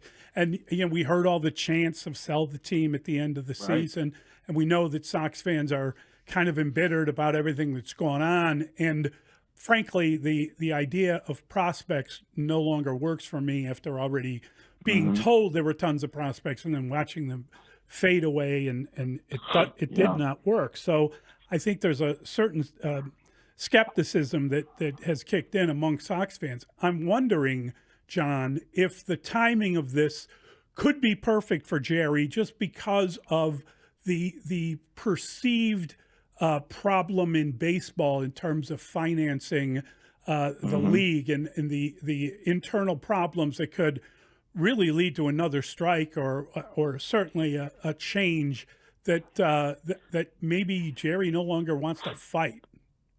Yeah, and what's really interesting about that too is I was thinking about it, talking about this with someone in baseball about the idea of Ishbia and the idea of waiting. Let's say waiting a few years and would that be interminable for him? But really, Ishbia, I wouldn't want to take over before the new CBA. Yeah. And you don't want to be you don't want to be seen as a hawk. You don't want to be seen fighting with fans. We saw how that worked for the White Sox before. And two, pretty much from what I hear, every decision is being made with the idea of the CBA in mind. Like the Cubs stuff, their lack of, their non-aggressiveness at Bregman, that's CBA related. And a lot of people think in the city of Chicago, a guy like Ishbia taking over is going to put pressure on Ricketts too. Is your sense that overall Jerry Reinsdorf is resisting or resenting this involvement of Justin Ishbia, or is it your sense that maybe he's just resisting and resenting the interest in Justin Ishbia's interest in it because he does not want to make this public? Yeah, no, I think it's definitely the latter there. From everything we heard, Jerry's the one that pursued it, or Jerry and Mike or whatever. Once because he was already, we didn't know he was already that limited partner until I think Sportico broke it last month. Right. Because we knew that Michael Reinsdorf and his brother had bought up limited shares at a pretty low valuation in 2021, but we didn't know that Justin was part of the money behind that deal. I know of another Chicago area billionaire who put money into that too, and that's originally who I thought was buying the team. But we didn't know that yet. So the fact that he's already part of the family, so to speak, to me, I think that speaks to. Jerry's always said, I think it goes back to 2013 when he said that he would tell his kids to sell the White Sox when he passes away. Right. And keep the Bulls. But to me, this gives him more control to pick his successor before he leaves and to have it, we can criticize Jerry all we want. I do it, a couple times a week sometimes, but he has said multiple times he wants to put the team in a better place before he goes, whether it's a stadium, whether it's, picking Chris Getz, who he thinks is going to work out, all that stuff. And I think this would be another case of Jerry. You're right. He wants to be on his own timeline. He's not, listen, Jerry doesn't wake up being like, John Greenberg's going to push me around today and make me make an announcement I don't want to make. Yeah, no, we know about how Jerry operates. And I mean, but he is turning 89. I mean, it does you get to a point. And he's talked about it, that he's got nothing else going on and he likes it. He goes there. I would imagine that last year took a toll on Jerry, too. That was a terrible, awful season. They lose more than any. I mean, it's a dark mark on his legacy, frankly. And now they've reduced payroll. It just feels like they're gearing up for something bad happening while they're waiting for the good young players to turn up eventually. Right, and think about not even just last year. Think about the last 3 years. Right, Tony La Russa steps down. Then they have a bad season, or last 2 years, I guess. La Russa's sick. Then he steps down, and then they have a terrible season. He has to fire Kenny and Rick, and firing Kenny, I think, probably took a toll on him. And then last year they follow it up with the worst season in baseball history. So going into 89, I mean, you would think that he's going to start getting tired of this, but he does like being at the park. And the fact is, this is kind of like, the way I think about it is kind of estate planning. You know, he's basically estate planning this team. This is definitely part of what would be perceived as a succession plan, and a very intelligent, smart, and I think popular succession plan, just because of the possibility with ownership that would be enthusiastic and about infusing money into the project and product and all those things.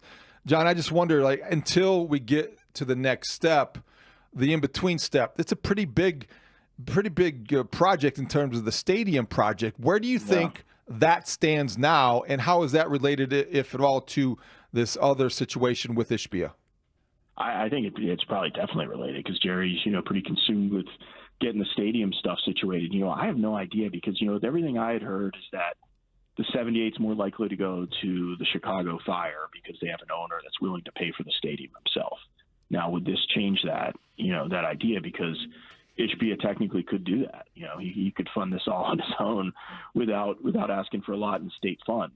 Is the 78 even big enough for a baseball stadium? I don't know. Could they fix up? I've really heard it, like, really dedicating themselves and putting money into the area around the current ballpark and like building up the area, instead of parking lots, doing what they're doing at the United Center now with this mixed use stuff, where they're going to parking garages instead of these huge lots and putting more things in that. Could that be a case? Yeah. I don't, like we said, I don't foresee him moving the team to Nashville, but even though he does have business interests there, that is true. But I don't think you build an $80 million house, buy the team, down the road, right, and then move it. And we've also heard that baseball doesn't want, after the Oakland Vegas fiasco, they don't want teams moving into their expansion markets, because that takes money out of the owners' pockets. I'm curious, like, how much control can Justin Ishbia get if he buys, if these people that currently are investors want to sell their shares, want to sell with the evaluation, get out of it, right? They've been waiting a long time, and now it's a ton of money. And I'm sure that all those people have their own issues within their own families and their own succession plans. But I'm just curious, how much shares of ownership can he get, and how much influence will he then have? It's a great question, because he's going to get, I suppose people think he already owns like maybe 5%.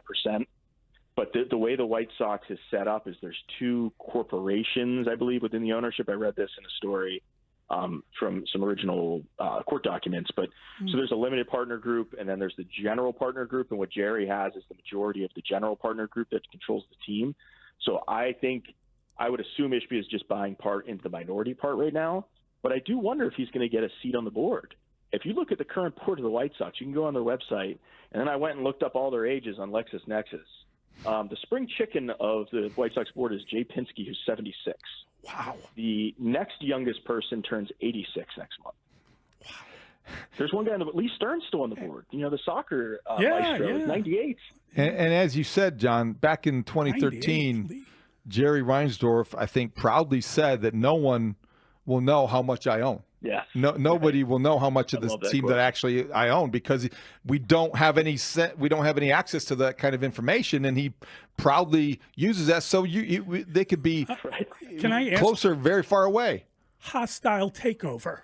Is that humanly possible? Well, I was joking that some White Sox fans are going to go January 6th on the stadium just to get Ishbia in charge, but hopefully that does not happen. As one texter points out, John, is it worth knowing and remembering that even though you scoff at the Nashville possibility, he did go to Vanderbilt. Yeah. And he's a minority owner of the soccer team there. But I just don't. It just doesn't seem. No, it doesn't. No, I think I'm being facetious. He loves baseball. He loves baseball. He's building a mansion. Yeah. This is a Chicago story. This is a story that Sox fans. He doesn't want to go to Minnesota. Why would he want to go to Nashville? Exactly. Right. I like it. Yeah. But John, I guess in your mind, you know how this works. You know how the fan bases in for every team in Chicago operates. How excited should White Sox fans be about this latest development? I think they should be excited, but like, we said, it's going to beat some time. There's not going to be immediate dividends. I think they'd be really excited if we could find out if he was pumping money in early. Then it would be like, but I do think it's least the prospect of a brighter future and what's going to probably be 110 loss season. I mean, it could be it could be pretty bad. They don't have much talent on this team. So, if anything, the Sox can be excited. They can find one thing to be excited about, besides the 2005 team coming back again. I think it would probably be the idea that there's, it's not just our speculation that there's actually something happening with who the next owner of the team will be. Yeah, great work, John. Honestly, really, Thank you. You made my day reading that story. Excellent story. Yeah. Great reporting. Keep up the good work. Thanks, John. Thanks, guys. Appreciate it. That's John Greenberg with The Athletic. It is, any Sox fan should get on that site, read his story, read the story from Minnesota. It's in Dan Hayes from combination to it. Minnesota. He used to cover the White Sox. Yes. He's familiar with the inner workings of the front office and ownership. So they collaborated on this story, which really, I think, was the biggest story of the weekend. Yeah, I agree. I mean, if you're a Sox fan, you'll come away from it feeling differently, which is all you ask for. And as you heard John say, even if they lose 110 games, that's a huge improvement, which tells you everything you need to know. Can we mention the Cubs when we come back? They're undefeated, 4-0. They came back from the brink. They did. Yeah, we'll talk Cubs next. Mully and Haugh, Chicago Sports Radio 6-7 to The Score. There is no offseason.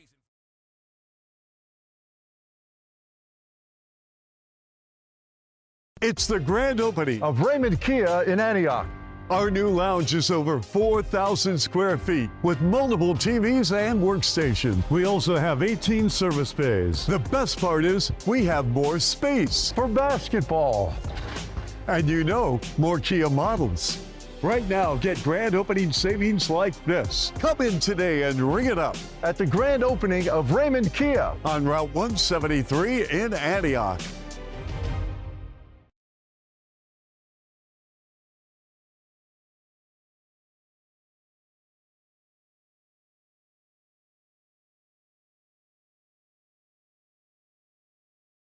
This was a walleye tournament on Lake Erie, and the video came out because usually it's not quite this dramatic. Usually it's after the fact, or some places will even have an X-ray machine that they'll slide everything through. The Lake Erie Walleye Trail Fishing Tournament, the fishing director thought something was up, and he took out a big old fillet knife and started cutting up the catch. We got weights and fish! There we go! Out of here! Where's the other one? Everybody listen to me right now. Jake, I want you to leave. I don't want anybody to touch these guys. I want you to leave. He was pulling out 8-ounce lead weights. Yeah, I saw he cut, and then the guy reached in. There was 2 weights inside of a fish. Big egg-shaped hand grenades of lead that he's pulling out of these fish that had been wrapped in walleye fillets. We got weights and fish! We got weights and fish! And they apparently had been doing this before. They are under investigation for... It's felony fraud, right? It is felony fraud. And they won a tournament recently where they bought a boat worth $50,000.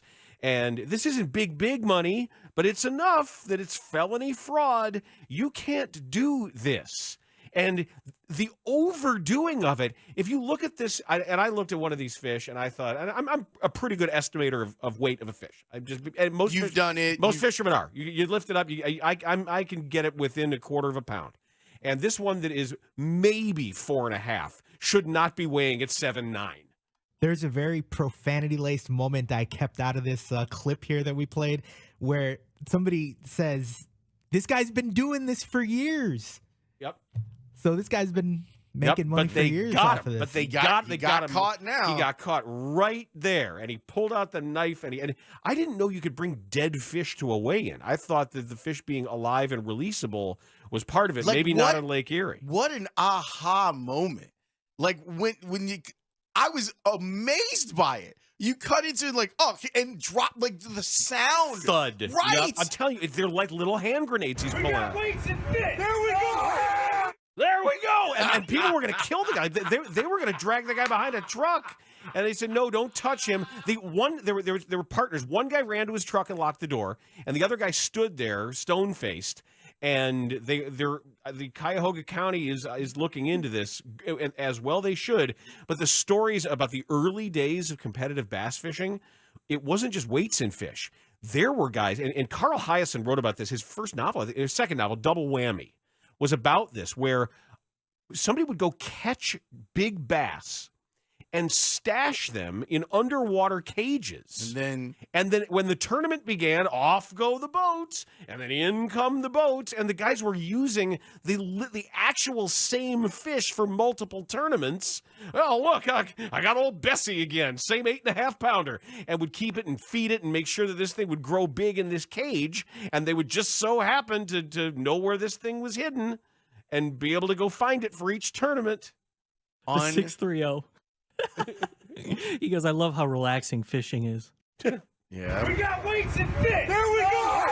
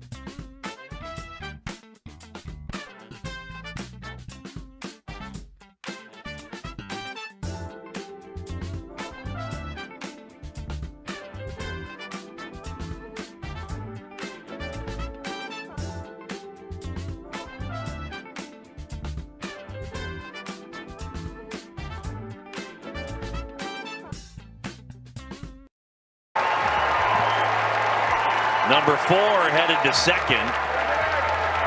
That is not an easy stand-up double for a lot of people. I love, by the way, how anytime when he gets about midway to second and he does that sideways kind of glide in. And right there, he knows unsafe. The guy's got some swagger to his game. It's real. It's not. He's not doing it to try and look cooler than the next guy. It's who he is. It's how he lives. And Pete's going to be amazing for us this year. Mully and Haugh, Chicago Sports Radio 6-7 of the score. That was Nico Horner.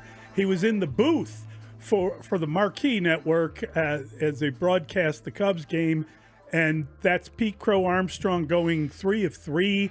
That's not an easy double for a lot of people. He had a double on one of them because he's so bloody fast. He's so fast, dead solid as a player. As a stand-up double, and he's hitting the ball. This is the stuff we asked for, David. Thing of beauty. Yes, he's running. And by the way, Nico Horner, very good in the booth. No stranger to this radio station, as we know. Fans of the afternoon show hear him every week as a staple, and he's very good at that. Yeah, he's very good. He's very good. Stanford man. Stanford guy, bright, articulate, and definitely insightful. Yes, not a guy. All right, he's a Stanford man. Sorry. He's a Stanford man. And Pete Crow Armstrong is somebody that is definitely off to a pretty good start in spring training. Now we're talking about the way he's hitting the baseball, not the way he's coloring his hair. That's right. That's a nice little progression. Also, the way he's coloring his hair is just a reflection of his age. It is, right? or He's his just a young personality. guy. He's a look at me guy, but you know what? He can get away with it because he definitely has a lot to look at, and he's flamboyant, and he's fun, and he's definitely what the Cubs need in that lineup. I'd like to see him at the top of the order. Let's wait and see. But interesting that he's wearing number 4 because that was a Jed Hoyer, right? Jed Hoyer told him he needed a fast guy number. And 52 was not a fast guy number. And as the story goes, apparently they were shooting baskets with Dansby Swanson, I believe, and Jed Hoyer came up and was essentially said, if I hit this, you're changing numbers. And he hit it. Nice job, Jed. And PCA gladly changed from 52 to 4. I'm relieved. I didn't like 52. You know I'm a numbers guy. I didn't like 52. It just seemed like a guy who got on the last round of jerseys at spring training and like, okay, here, kid. But in fairness, there are probably fans of his that purchased a 52 jersey, and now he's changed his number. My sense is not many. Okay. And so now there'll be a bunch of 4s, but there won't be any 52s? There'll be new 4s being produced, being sold, being worn. I don't think there were a lot of people that lining up to put on 52. It's not a good number for a center fielder. Maybe if you're a starting pitcher, or maybe for a reliever or middle linebacker. It's a slow number. Jed's right. Jed knows. There's a numerology that you get caught up in. Number 4 is an excellent number for a center fielder. And we want to let everyone know, keep listening for your chance to win your way into our Cubs season opener watch party. You can, it's a watch and listen party at the Blue Cross Blue Shield Performance Stage. We're going to have everyone come in their 52 jersey or their 4 jersey, and they can be a part of a studio audience for the Cubs against the Dodgers. The game's in Tokyo. It starts at 5 a.m. on March 18th. Wait, 5 a.m.? 5 a.m., buddy. 5 a.m. You got to get in here earlier. All right. That's humanly possible for both of us. That's early. 5 a.m. it starts, and then stick around, and we'll have a special broadcast of our show, kind of a post-game show after the conclusion of the Cubs broadcast. It's all brought to you by Blue Cross Blue Shield of Illinois. Through it all, this is the first time that we've ever been preempted by the Cubs because they're in Japan. Yes, I remember last year being able to watch the game while we're doing the show. I think it was Dodgers Padres in Japan. This time we will be preempted by the great Pat Hughes and Ron Coomer and Zach. So that's okay. That's okay. How does Zach feel about going to Japan? I wonder how he'll be received.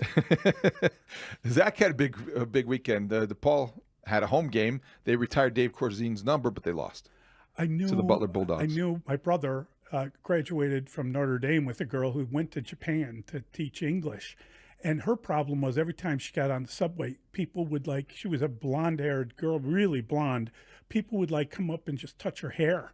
They were just not used to blondes in those days. That's unusual. That's very, I just wonder if That's you're not, unusual. What do you do if you're a Japanese dude and a ginger hair genius is sitting on the train? I don't know. Do you very rub tempting. that stuff? I hope not. I really, that sounds like an international incident waiting to happen. I spent a week in Japan. I've talked about that before. You did a story on Sadahara O. Yeah, that was about 15 years ago. It wasn't the greatest week of my life. I'll have to say that. Oh, really? Were you lost in time? What's Lost that in movie? translation, maybe? Yeah. The Tribune I had a translator that met me there, and so he very, very solid, very, very professional. I think I was, I don't know. I just didn't have a great time. Was your body clock off? Body clock was off, a little jet lagged. The language barrier was a bit of a problem. I love to go into a couple nights. I went to a couple nights of Japanese baseball. It is an experience that you never forget. I was in Fukuoka, and it was keep it clean. I am keeping it clean. It was fun meeting Sadahara O, but I was ready to go after about 3 days. Really? I was there for about 5. That's good to hear. Or 6. That's interesting. But I was ready to go. Food situation. I'm not a big Japanese food guy. So you're not a sushi man? No, not really. I know I've been told that's a mistake. Yeah. I know people are going to be, oh, of course you're not. But I'm just not. I got to be honest with you. I will eat it. I think sushi is the greatest beer food since pizza. that if you really like to have a beer, Highly disagree. having a beer and some sushi, I couldn't disagree more. that's living. I don't know if that's living. That's I don't know that you wake up the next morning feeling No, they depends give how much you, beer you have and yeah, how much exactly. sushi you have. They give Yeah. you like a nice big beer, and then the. What's your sushi is favorite excellent. go-to sushi? What's your favorite sushi Well, flavor? we have a couple places that we go, but I'm an EB shrimp guy, right? Okay. So I really like the Ebi roll at one place we go. It's just so good, and then we go to this other place where I just get regular little tuna, little hot tuna. Sushi is good. Yeah, if I'm gonna have Spicy tuna, I'm tuna. gonna probably just have a nice tuna salad sandwich. I'm not gonna have sushi. You know where I first got into sushi was at those Super Bowl parties, believe it or not. Like post Super Bowl, you go and they'd have like a big party, and the only thing left was the sushi. And I was like, yeah, what the 2 in the hell? morning, you're And pounding and sushi. I'm like, hey, this sounds fantastic. Give me another beer. This is great beer food. Yeah, it's great beer food. Especially when you haven't eaten in 6 I was hours. definitely beered up after the game. It's the end of the season. Right, There's I get a it. sense of relief. So back to Arizona. I think the biggest thing over the weekend, the Cubs won. They came back, as you said. Matt Spiegel did the game. Nice job, Matt. Yeah, He congratulations, did a couple Matt. games. I think he's unbeaten. He's as a play-by-play guy good next for to him. Coombe. Cade Horton faced pitching or Yeah, faced hitting. Cade Horton. Faced hitters, and that's big because I don't know where he fits into this season. Who? Cade Horton. There's a Horton here. Who? At one point was their highest-rated pitching prospect. I don't know if he still is, but he was quoted in Sun-Times this morning. He's working back from a shoulder strain that wiped out most of last year. Right. And he was supposed to be in a Cubs uniform at Wrigley Field in July of last year. Never happened because of the injury. I now wonder what does that mean for this season, because the Cubs need guys like him, Ben Brown, those kind of young pitchers to step forward and make some progress this year. Yeah, I agree with you. I think that again, when we talk about the Cubs, the bullpen was a problem last year. There were so many guys that were moved up, were out of position, whatever way you want to term it, and they ended up blowing, what was it, 25 saves, something like that? Yep, 26. If 26. You split that, and you are a significantly better team, right? You split that, and they seem to have brought in a ton of arms in the bullpen, and some of whom are unrecognizable. You see them pitching, you're kind of like, who's that? Oh, yeah, they brought him in. You remember that. But if they're pitching, if their bullpen is an improvement, then it's going to be a different season. Yeah, because I don't think that Horton necessarily at this stage of his career translates into the rotation yet. No. I think he's got to find a niche. Maybe it's AAA this year and he's a starter. Then you don't bring him up until you need a spot start here or there. But you need some power arms in that bullpen to give Tommy Hotovy some options, Craig Counsell some options, and develop. I think we heard from Jordan Wicks. He was a good guest on Inside the Clubhouse as well, talking about his maturation. Bruce asked him a question about his physique and how he's a little bit more toned and in shape this year, which is interesting. Guys like that, guys who don't think about every day, but are still in the system, still ascending, and still can contribute to a winning team this year. Yeah, I agree with you. I think that we're definitely seeing, I know spring training doesn't matter. And I know the fact that they're undefeated in spring training is fairly comical. But the reality is they haven't lost a game yet. They were down 5-0. They came back and they won 6-5. I don't find any fault in that. I think it's kind of fun. And it's representative of the kind of team that they're putting together, which is a lot of depth and a team that has different aspects to it that you might not think of immediately. And Justin Steele was dealing too. And that's great, but you're worried about Matt Shaw. You're worried about the oblique injury that has him only hitting right now in spring training. What a buzzkill. That is a buzzkill. What a buzzkill. And Owen Casey, you don't really my need God. another outfielder, but he's unable to play. We're talking about good things. You're right, though. I'm right. only saying it's sobering. The Shaw thing is the problem. The Shaw thing because of his expectations for this year and because of what they're counting on him to do. Let's face it, because they didn't get Bregman. If they got Bregman and Matt Shaw had no oblique, you're like, take your time, start at AAA, heal slowly, however you want to heal. But now they need him. Now he's in a position where he's got to not only get healthy, but get good and get to the point where you count on him.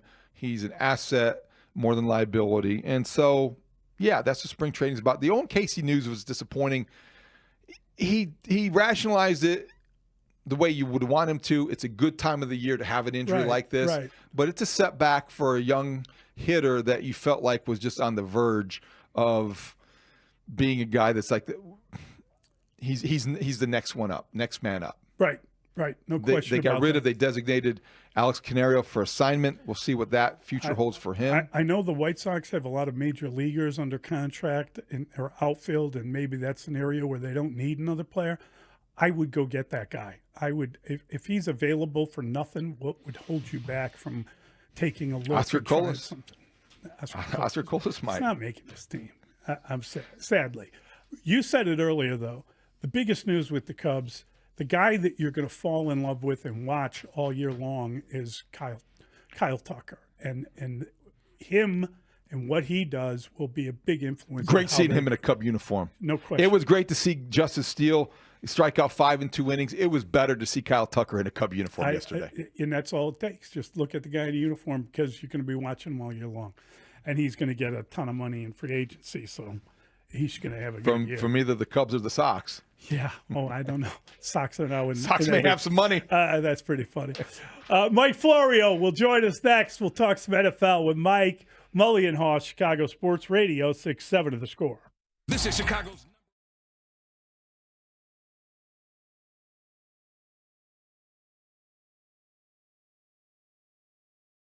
King Cobra, $42 right now.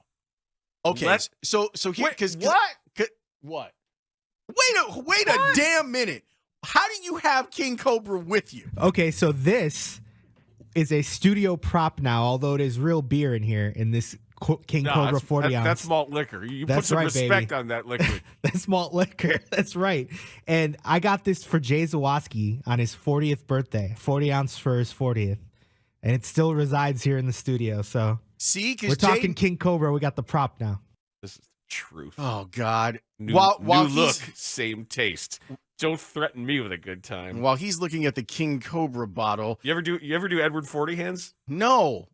You don't know that? You want to talk about dumb white guy? Sorry. Well, see, double him.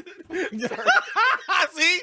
How did you drink that 40 ounce already, Dan? You put the King Cobra in his hands, and he already went there. I can't believe it. Sorry. I can totally believe it. Edward 40 hands. All the people on the stream got a treat. So what you do is, this is total stupid white person stuff. 40 of your choice. You get one in either hand. Roll a duct tape, and then the other one, and someone duct tapes the 2 40s, and you are that, and the duct tape does not come off until the 40 is empty. So you can free one hand, and then you go to work on the other. It's a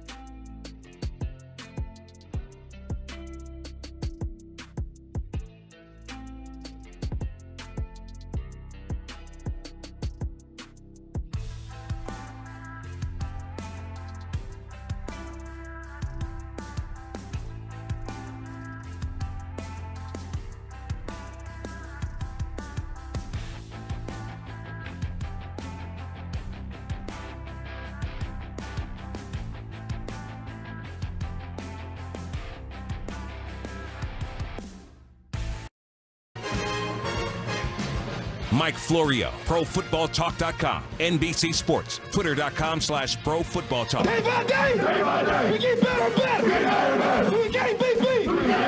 Won't beat beat. NFL insider Mike Florio with Mully and Haugh on 670 The Score.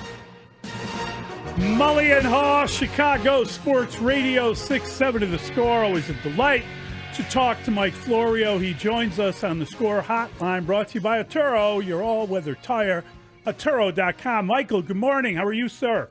Hey, guys, I'll be with you in a second here. I'm just finishing up the email that I have to send to NBC justifying all of my work activities last week. If I don't send it by 10 Eastern, they're treating it as a resignation. Wow. That's quite an opening, Mike. That is different than the time we called you and you had to finish up your conversation with Robert Kraft. Yeah. By the way, I'm kidding. I know. NBC has given me until Tuesday to send the email. Okay, that's great. Mike, I think the Matthew Stafford story is one of the more interesting ones because even at the age of 37, he still has it. He's looking for more money. The guy makes $27 million. The going price of quarterbacks is now over 50, right? How is that why they put him on? Is that why they are willing to trade him or willing to let him look around? And is there any possibility he winds up with the Vikings? And the top of the market is $60 million right now. Dak Prescott got there week one of the 2024 season. There are 9 guys with new money averages of $50 million or more. Patrick Mahomes is at 45, but his cash flow simulates Joe Burrow's. So there's 10 guys that are making really good money. And yeah, Stafford's at 27 million. He's got a big cap number of 49 million plus. But the Rams for the past couple of years have been in this weird posture with Stafford where it feels like they've been looking for a graceful exit ramp from the relationship. Back when the Jets were trying to get Aaron Rodgers, there were rumors that the Rams were hoping that it would fall apart and the Jets would come calling then for Matthew Stafford. He was just days away from a $59 million guarantee. So I feel like they've been looking and considering options. On the surface, I would presume they want to go younger because their team is younger. But if they can go dramatically cheaper, and that's where Aaron Rodgers comes into play. Somebody who's very experienced in league personnel matters reached out to me on Saturday once this Stafford thing started to really bubble and say, here's my prediction. Stafford to the Giants, Rodgers to the Rams. Because Rodgers is desperate, according to this person, to play for the Rams. He'll take, presumably, a sweetheart deal if he gets the team he wants. And so if the Rams look at it as, here's what Stafford wants versus here's what Rodgers wants, they could save a lot of money, dollar for dollar, arguably do better. Although right now Stafford is, I think, significantly better than Rodgers. But Sean McVay could think, hey, I'll take Rodgers. I'll make my system fit him, and we'll go far next year with Rodgers, and we finally move on from Stafford. So it's weird. It's been there for a while. You would think that these two sides would work together as long as they could, but it feels like Stafford and the Rams are moving toward an exit. So, Mike, for the first time in 3 years, the Bears go to the Combine without holding the number 1 overall pick. They picked 10th. And just curious, what is the national storyline? What's the biggest deal going on this week? Is it the fact that there aren't any quarterbacks that are clear-cut number 1 overall possibilities, or the fact that maybe Travis? What is the biggest story at the Combine? Well, and the Combine is not just the Underwear Olympics and whatever other news flows from the gathering of the college players who are entering the NFL.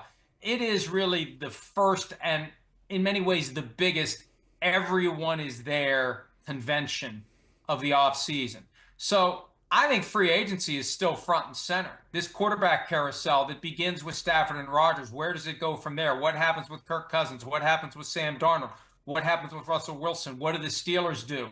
There's a lot of dominoes that need to fall on the quarterback carousel, especially when you consider this year's quarterback class. It's not going to have that 6 guys taken in 12 picks that could have, a success rate of 100% by the time it's all said and done when these guys flourish into their NFL careers. So I think a lot of the conversation this week and a lot of the rumors that come out will shed light on where some of these free agents are going to go. It's tampering central. You're not allowed to talk to the agents who represent the upcoming free agents. There will be meetings galore. There will be a clear understanding for any of the big free agents who's interested and who's not, well in advance of the opening of the free agency period. And Indianapolis is where it all happens. And we'll be there the next 4 days. And our main goal is we get access to coaches, to GMs. We get access to the new prospects. It's always great to talk to them and see what they're made of, how they communicate. And last year, the one big thing we picked up, we asked all the players, who's the toughest guy you ever faced at the college level? All the SEC defensive players said without an instant of hesitation, Jaden Daniels, Jaden Daniels, Jaden Daniels. And that was the first time, we knew he was a top pick, but that was the first time Chris Sims and I were like, uh-oh, this guy might be something special. And the facts ultimately proved that to be true. What are the Vikings going to do at quarterback? Do you have any idea? Are they moving on because the price of playing poker has gone up too much? Well, I think that they want to see what J.J. McCarthy has. I think Daniel Jones becomes this year's Sam Darnold for them. And there's a key point that Sims and I kind of pulled the thread on earlier today on PFT Live. Daniel Jones chose to join the Vikings active roster the Thursday before Wild Card weekend. He was on the practice squad. And if he had stayed on the practice squad, he would have had a 2-month head start on free agency. He would have been able to sign with anyone. He could have taken visits. He could have signed at any time.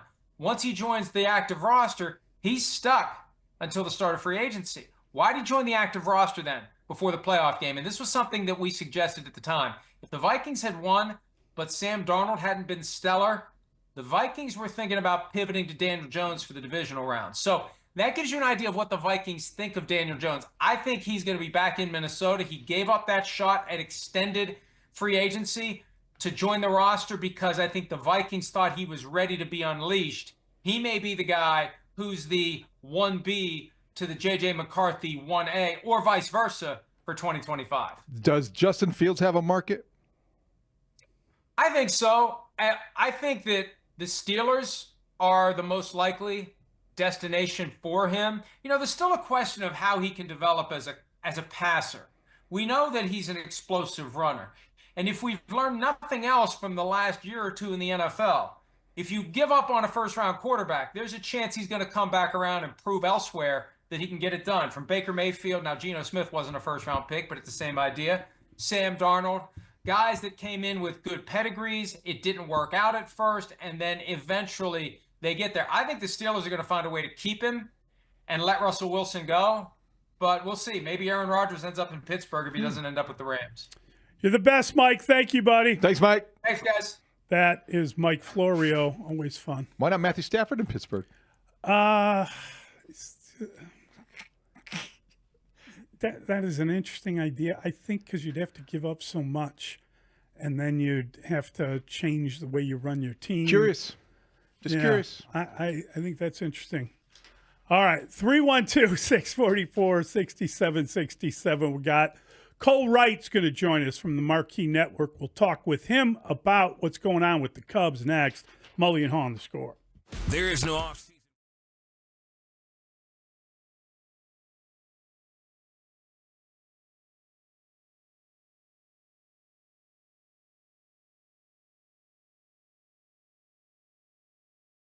So, Studs, did you end up finding the V. Stiviano stuff?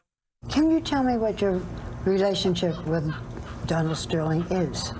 I'm Mr. Sterling's right-hand arm man. I'm Mr. Sterling everything. I'm his confidant, his best friend, his silly rabbit. His what? His silly rabbit. His silly rabbit? Yes. Is that what he calls you? No, That's I what call you- myself I that. see, okay. I joke around and I make him laugh. I do things that some people find very silly, or I do things that sometimes people can understand our relationship. I'm his everything. She gets it. Barbara She Walters' took- reaction. Sorry, go ahead, Layla. No, that woman took down $1 billion business. Barbara Walters' reaction to your what? I'm his silly little rabbit. Your what? What? What did you just say? Right hand arm. Mr. Sterling's right hand arm. Man.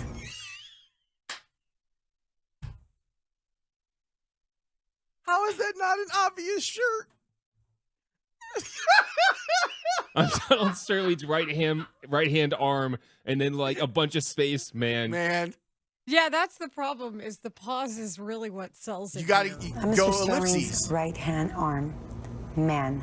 Since we're talking about V. Stiviano, let us also make sure to mention that woman, although she did have the paparazzi following her around, she was walking around with that big visor thing. Yes. That was quite the scene. COVID. Way before COVID. When she was a trendsetter. Sterling's right hand arm.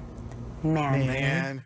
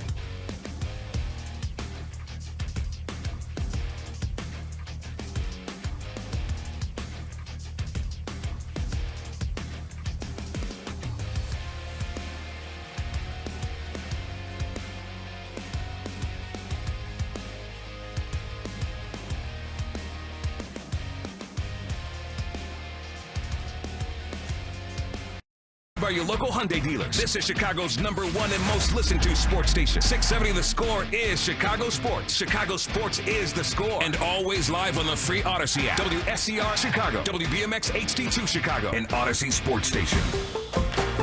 The Score! Scoreboard update. The Score Update Studio is brought to you by AlmostFreeTeeth.com. Save on dental implants today. Local billionaire Justin Ishbia has abandoned his bid to buy the Minnesota Twins in order to boost his stake in the Chicago White Sox. According to Dan Hayes and John Greenberg of The Athletic. The Cubs remained undefeated in spring training play with a 6-5 win over the Rangers yesterday to move to 4-0 on the spring. And the Bulls face the Philadelphia 76ers tonight in Philly. The Sixers a game and a half behind the Bulls for the 10 spot, which is the final play-in tournament spot in the Eastern Conference. This hour is brought to you by AlmostFreeTeeth.com. Save on dental implants today. What went into the decision to change numbers? A few different things. Jed thought I needed a fast guy number. Jed's really good about coming down and for lack of better terms, like being one of the guys. So I've appreciated his openness to my shenanigans and the hairs and all that stuff. So I've appreciated that relationship. But we were outside and we were shooting hoops before stretch, and he came over. He was like kind of talking some crap, like, hey, you're wearing a lineman's number and all this stuff. And so he said, if I make this shot, you have to change your number. And I wasn't going to say no to the boss. So I went with it, and he sunk it. It's a funny story. Great. Yeah, that's PCA talking about his number change. We're delighted to welcome into the program Cole Wright. He was there last week. I'm sure he talked to PCA, among others, and he joins us now on the Score Hotline, brought to you by Atturo, your all-weather tire, Atturo.com. Cole does a great job on the Marquee Network. Good morning, Cole. How you doing? Yeah, I'm doing well, fellas. How we doing? You know, the only problem for Pete was that if Jed missed that shot, he got nothing in return. I mean, nothing. Like, not a dinner, nothing. So we have to teach Pete about some of those negotiations. That's great, though. He has definitely leaned into and embraced all that comes with being PCA, the personality, Cole. But I think what's most interesting about, again, 4 games in, it looks like he is continuing the progress that he showed last year and picking up where he left off in terms of being an offensive weapon. He was as a stand-up double yesterday. That shows you his speed, but he also looks very much in command and confident at the plate. And that's what you want to see, because the back half of last year, you really saw that maturation process start to take shape, and you saw him not just going up there seemingly with no plan of attack. He went up there with one thing and one thing in mind: to get on base, cause damage, create chaos, and let everything else fall by the wayside. And I think that, you know, Pete is a difference maker. He's that kind of guy. Not only can he go out there and patrol center field to the best of anyone's ability in all of Major League Baseball, but he can also go out there and put a charge in you. Like, we saw the power that he displayed the last half of last year.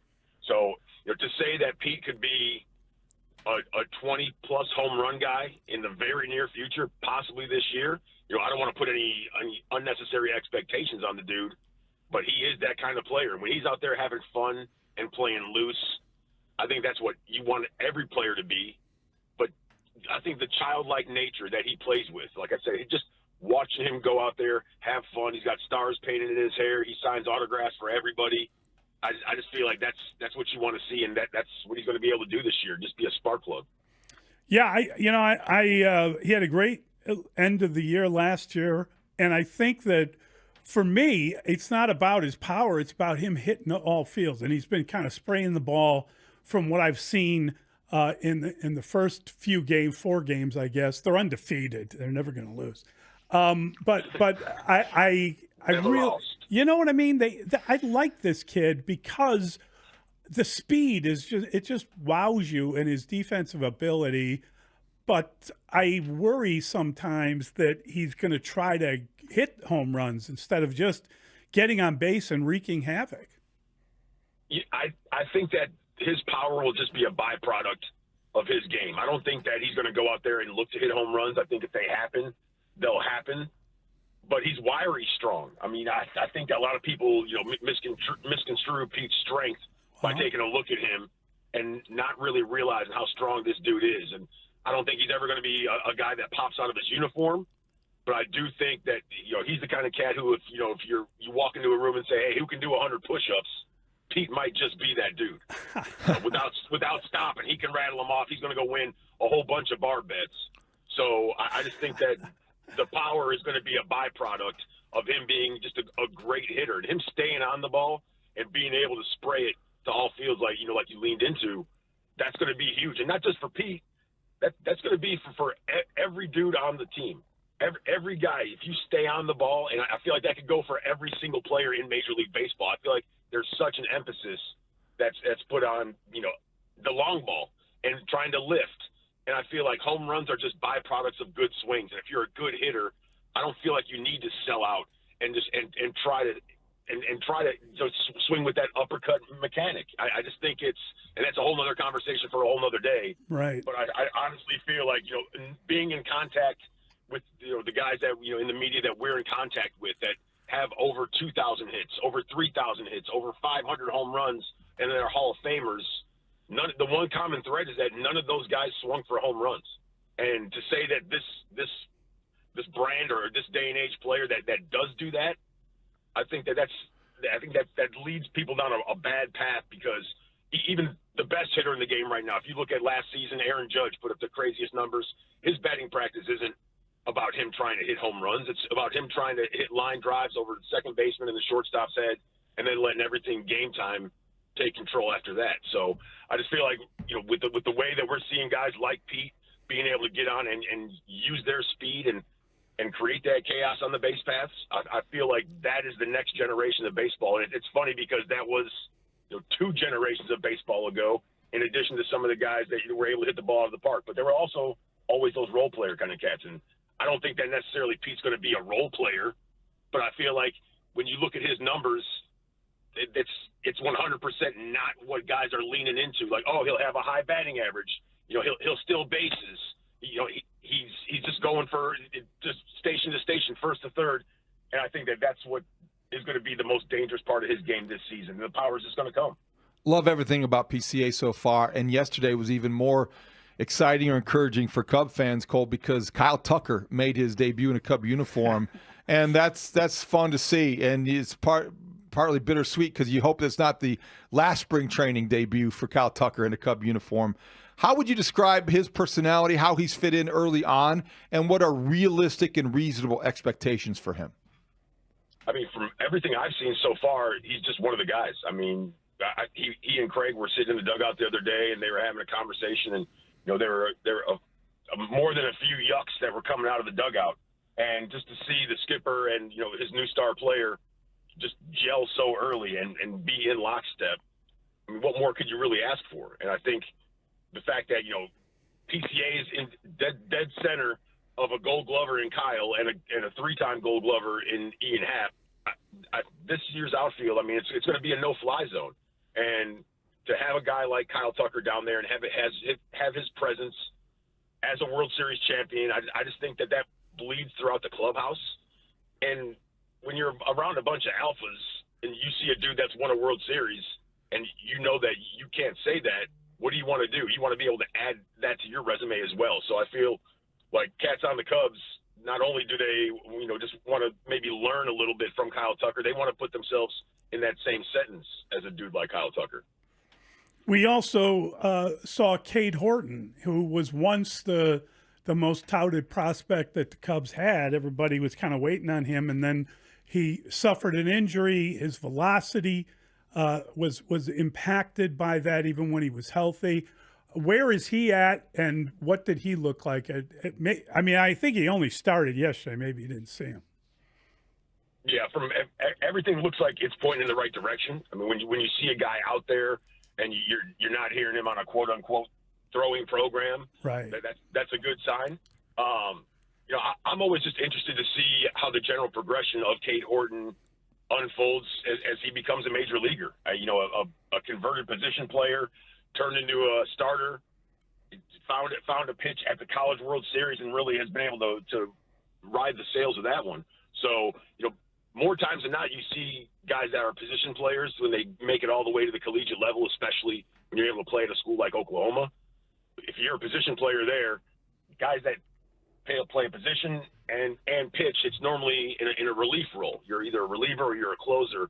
So I'm really interested just to see, like I said, the maturation process and the general progression of a guy like Cade Horton, because you don't normally see converted position players turn into starters. You feel like starting pitchers are almost always born, like starting pitchers and catchers. Like those dudes are always born. There's just something a little bit different about them. They're very methodical. They like to stick to that routine, and hopefully Cade Horton will be that dude. And like we said, the progression that he's on right now looks to be pointing all signs in the right way. Talking with Cole Wright from the Marquee Sports Network here on Mully and Haugh. So, Cole, when you see the Cubs so far, we have yet to see Matt Shaw. He's somebody that they're counting on in a big way at third base, especially after missing out on Alex Bregman, the very public pursuit of the Red Sox second baseman, third baseman, infielder. Let's call him that. What do you expect? ATH. Yeah, exactly. Athlete. ATH. He's an athlete. What do you expect from Matt Shaw, and how do you think he's equipped to handle those expectations?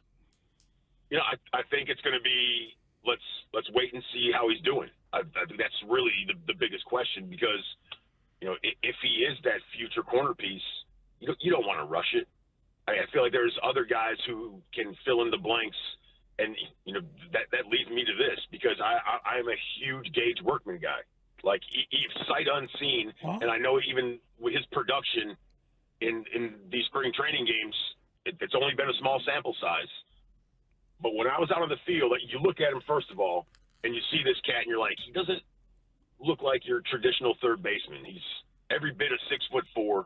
He's long and lean. He looks more like an outfielder or a first baseman. But then you see the way he moves, and you're like, okay, this cat, he's definitely been doing his baseball flows, because I don't know if you're familiar with those at all, but it's almost like these form of plyometrics. To check it out after we get done talking. But either way, Gage Workman, and then you see him throw, and the dude's got a hose. I mean, he was over there in drills down at Sloan, and I was watching this cat. I'm like, man, I kind of like the way he moves around the field. And then you look at some of his batting numbers from a year ago. Strikes out a lot, has a lot of pop, steals a lot of bases. This dude's stolen 30-plus bags in the last 2 seasons, if I'm not mistaken.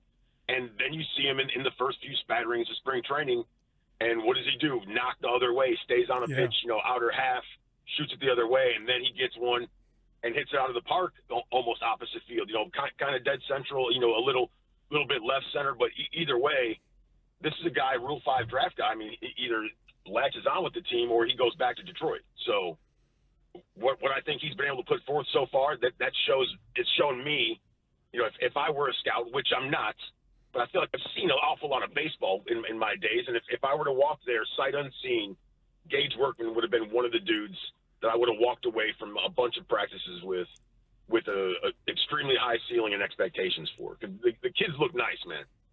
That's great stuff, especially since, you're trying to figure out Matt Shaw. He's batting, but he's not able to play, and he's got the oblique injury, and you never know how long that's going to take, or if it's going to be something that becomes bothersome. It is, it feels like the Cubs need some help at third base until Shaw can get back, and we're not sure when that will be. Yeah, and hopefully everything is pointing in the right direction for a guy like Matt Shaw, because, the upside with him is tremendous. I mean, he's a hitter, and that's what we saw with the Premier 12. I mean, all the dude does is get knocks, and I love that game, because you need a guy like that who's going to be able to help set the table no matter where he's at in the lineup. It goes back to PCA, whether he's batting towards the bottom or if he's batting towards the top a little later in the season, depending on how guys, turn into power numbers.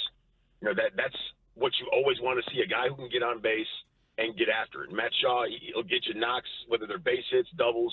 Every once in a while, he'll run into one and get you out of the park. But hits play in every league, whether you're playing in Police Athletic League in Joliet, Illinois, or you're playing at Wrigley Field. Hits play.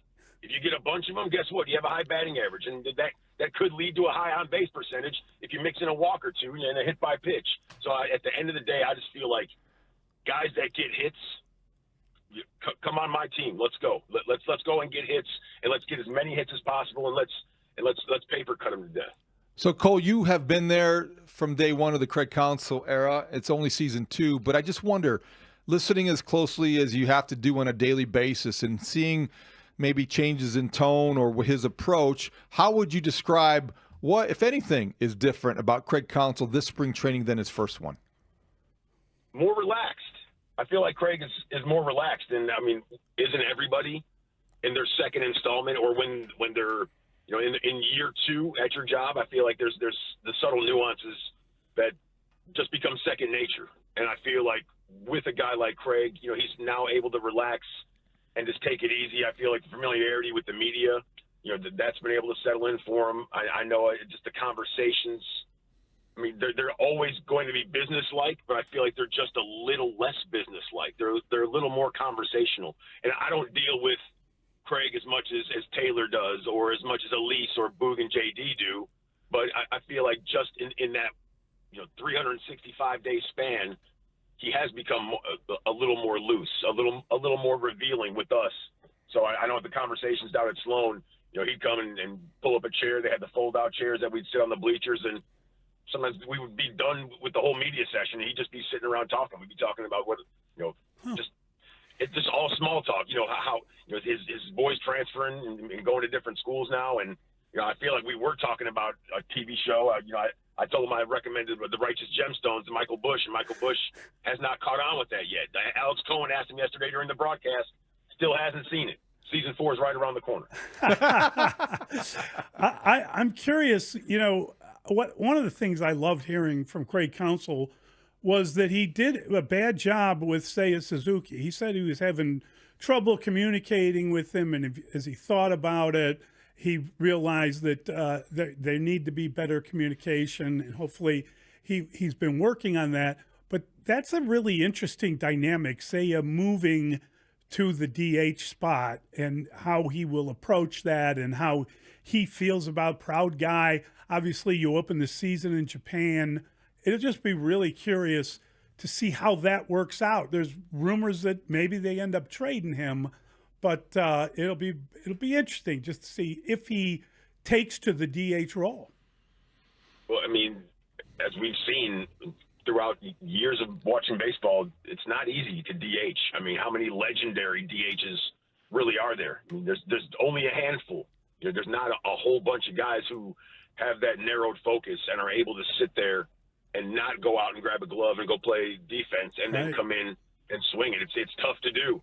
I mean, sometimes you have 20 minutes in between at bats. Sometimes it could be an hour and 20 minutes in between at bats. So to be able to maintain that focus each and every single game, I think Seiya could be up to the challenge. It's easier said than done, but we really see him at his best when he's able to get comfortable and nestle into a role. And if he knows from the very beginning of the season that he's going to be DH and Kyle Tucker's going to be playing right field, there's really going to be no wiggle room, and that's what it is. If he can set his mind on being one of the best DHs, if not the best DH in the National League as well as the American League, then I think that you might see some pretty good stuff from Seiya Suzuki, because even though I feel like we haven't seen the best of Seiya Suzuki, you look at his numbers from last year, they're pretty damn good. I mean, the dude put up some numbers, so I feel like if the best is yet to come from this dude, that's a good sign, because Seiya Suzuki at his best is a dangerous weapon. Quickly, Cole, before we let you go, I have to ask you about the latest addition to the Cubs roster, minor league contract. But Travis Jankowski is an interesting pickup. Last we saw him in Chicago, he was robbing Andrew Vaughn in one of the biggest catches of last season, biggest highlights of the year. Now he joins the Cubs, all speed and defense. What do they think? Could he make this team? Anything's possible. I mean, we saw him last year. Was it last year or 2 years ago, hitting that walk-off against the Cubs. So, I mean, a guy who only hit one home run that year, I mean, it seems as if he does have a flair for the dramatic. And, I feel like competition, it's going to breed excellence. So if he goes out there and competes, maybe that'll get the best out of him. And he'll be able to kick his game up to another notch and take it to another level. So I mean, if I was in charge of making out rosters, if he was a guy who impressed me, the names don't necessarily always matter. It's all about winning and who can help us win the most and put the best team out there on the field. And I think that's what Craig and that's what Jed and that's what Carter, that's what they're looking to do. And I think that's what we'll see here real soon. Great stuff, Cole. Thanks a ton. Great catching up with you. Really appreciate all the info. Thanks, Cole. Likewise, gentlemen. Thanks for having me. That is Cole Wright from the Marquee Network. That's good stuff. You remember Travis Jankowski, don't you? Of course I remember. I just want to know if you remember that play. Yeah. You know that one play? Oh, man. You know that where you one reach play. over the fence? Didn't they play that one song? It was that one play it was that one play, though. Vaughn went deep. Going. No. Yeah. It wasn't going. Vaughn. It was, that's an out. That's what going Vaughn is. What's that? An out. You wish that Andrew would be going. I wish. Gone. No, I would like him to be better than he is. It's Mully and Haugh at Chicago Sports Radio, 6-7 of the Score. Going.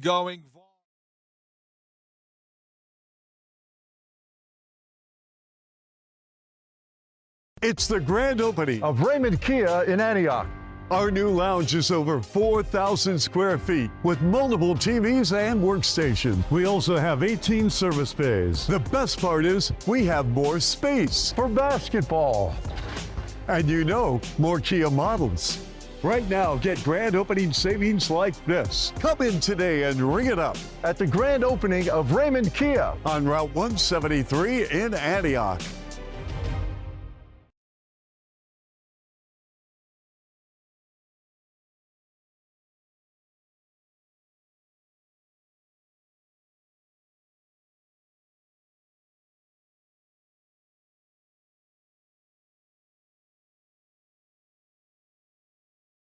I believe a caller said something to the effect of, without Michael Kay, you're nothing, to Don LaGreca. It started as a simple discussion about Joey Gallo's value to the New York Oh, Yankees. wow. Okay, I haven't even It's seen just that. a sports thing they were talking about. My here. apologies. Here we go. Don, you sound pre-K. He makes outs, Don. That's how. But you're not answering my question. They've got the best. They've got a 14-game lead in the division, yo. They've got a 14-game lead in the division. You don't think fielding helps you win? Oh my gosh, Don. Well, no. Oh my God, to you. Some of your comments are. No. Hold on. You have no comments. I'm at least answering your question. All you say is Don. I know my name is Don. How is he hurting them? The question. He gets an out every time. But it's not hurting them. It's not hurting them. If he bats zero, the team is 40 games above 500. But you really think he's going to be on this team in the playoffs? Do you really believe he's going to be batting 160 and starting in the outfield and batting sixth for the Yankees in the postseason? Do you really think so? So, Don, if they had a guy batting 300 in his spot, they'd be 25 games up. That's how he's hurting him. Oh, my God. You think so? So that's what you need to do. Oh, stop with your Michael Kay. I'm on the air. I worked at the Fan before Michael Kay. I do Ranger games without Michael Kay. 16 years doing pre and post for the Jets. Oh, my God. Guess what? No Michael Kay. I got a podcast that's in the top 50 in every country on the planet. No Michael Kay. I've got two kids. I've got a wife. 17 years. I'll be married in September. Guess what? No Michael Kay. I've got hair that people would die to have. Michael Kay, nothing. I'm a fabulous driver. Michael Kay's got nothing to do with it. I'm one of the best friends you could ever have in your life. Zero to do with Michael Kay. Do not ever say to me, you wouldn't have the guts to say it to my face, Michael Kay's got nothing to do with what I am and who I am. I can work with Michael Kay. I can work without Michael Kay. You better bring it. You ask me questions, I answer them. I ask you questions, you say, Don. That's what Cuber was saying when I was tripping on meth in 84. Play it, Don.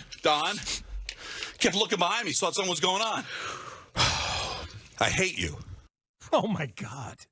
Tripping on mescaline in 1984? With Cuber? Don. That's what Cuber was saying when I was tripping on meth in 84. Okay. That's something. Guy was on mescaline playing Cubert in '84. Noted. Ask Don Greca about that. Also noted. Don't ask him about Michael K. Or Joey Gallo. Believe we touched a nerve. Caller touched a nerve with you wouldn't be anywhere without Michael K. Also, like, what he says, like, nothing is about Michael K. I mean, you have been his co-host on the Michael K show for more than a decade. At least some of your career is due to Michael K. I gotta say, as a guy who was once on the Danny Mac show, some of your career was due to Danny Mac. Absolutely true. Like, that's just how it works. But if you had called me out on that at the time, and it might have touched a nerve. But I don't know. Did you run up your hair in your driving? I don't think I would have gotten. I've got hair that people would die to have. Michael K, nothing. I'm a fabulous driver. Michael K's got nothing to do with it. I drive a Dodge Strata. What does Michael K have to do with his hair?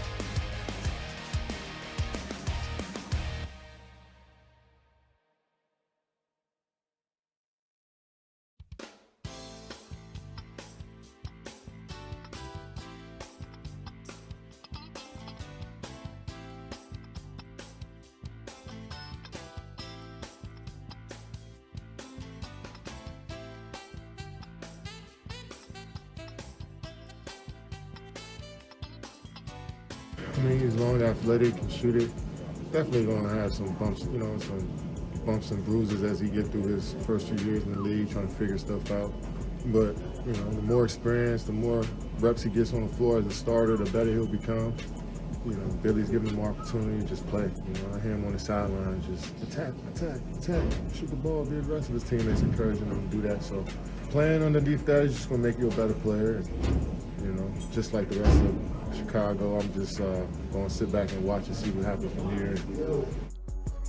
Mully and Haugh, Chicago Sports Radio 670 The Score. That is the voice of Kevin Durant, and he's talking about the development of Matas Buzelis.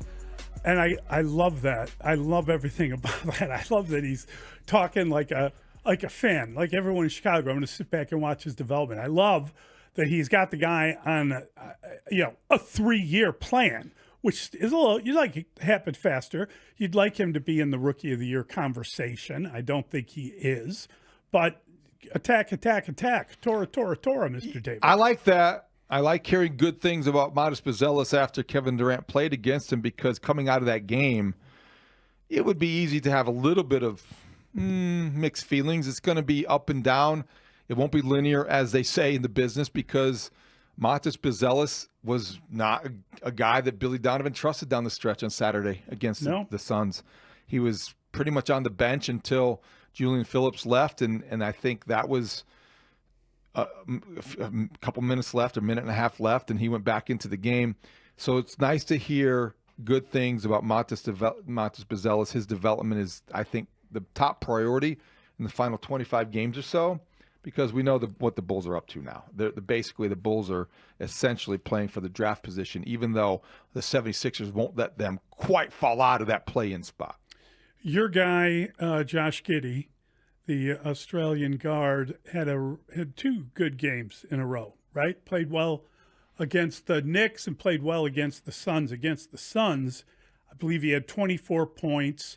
He had 10 rebounds and 8 assists. He was 2 assists short of a triple-double, but he also had 3 steals in that game. Mm-hmm. And the biggest statistic, no turnovers. I think I've seen way too many turnovers from him. Yeah. But he's playing better, and we know why. He's also got a contract up at the end of the year. They got a decision to make on him. Are the last 2 games altering your perception of him as a player? No, I think you're going to wait until the end of the season to make that determination. You see some good things. You see some bad things.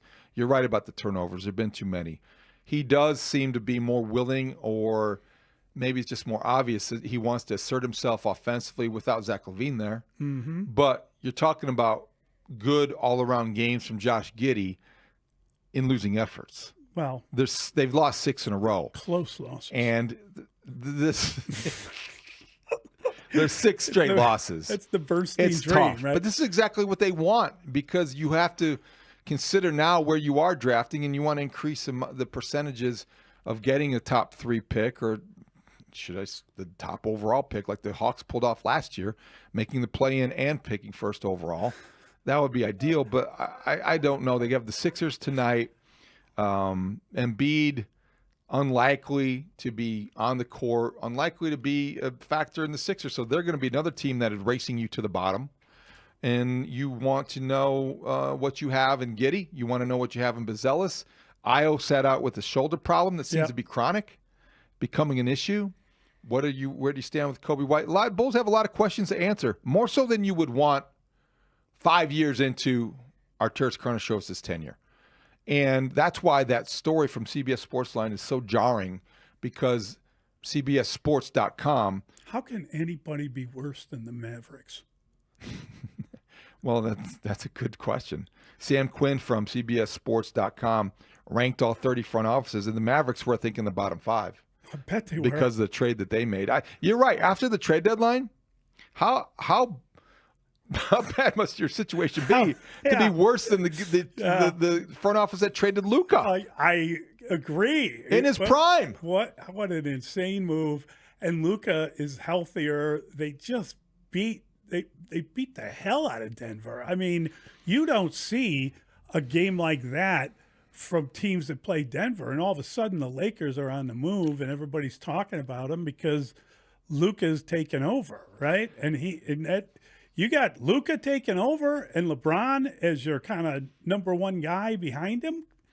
That's a winning formula, man. That's a winning formula for a couple years to come, depending on how long LeBron stays. But years to come, in Luka's case, he's the next great Laker, probably be there for a decade. If it makes you feel any better, the Mavericks are 27th. The Mavericks are the 27th ranked front office, in the bottom 5 are 27th. Okay. The Suns 28 because of the mess they're in. The Kings 29 and the Bulls 30. Yeah. Well, I would wonder that the Mavericks, with that move, with one of the worst moves in history, they've altered everything. I got to think that for years to come. They need punishment for that in rankings. This segment's brought to you by AlmostFreeTeeth.com. Save on dental implants today. We love healthy smiles.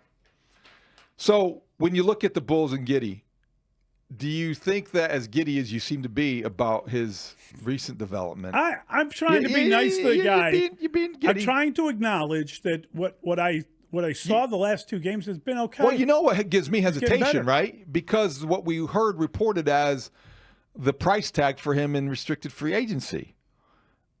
after just writing a contract to Patrick Williams, 5 years, $90 million, he's going to be reevaluated in about a week or so.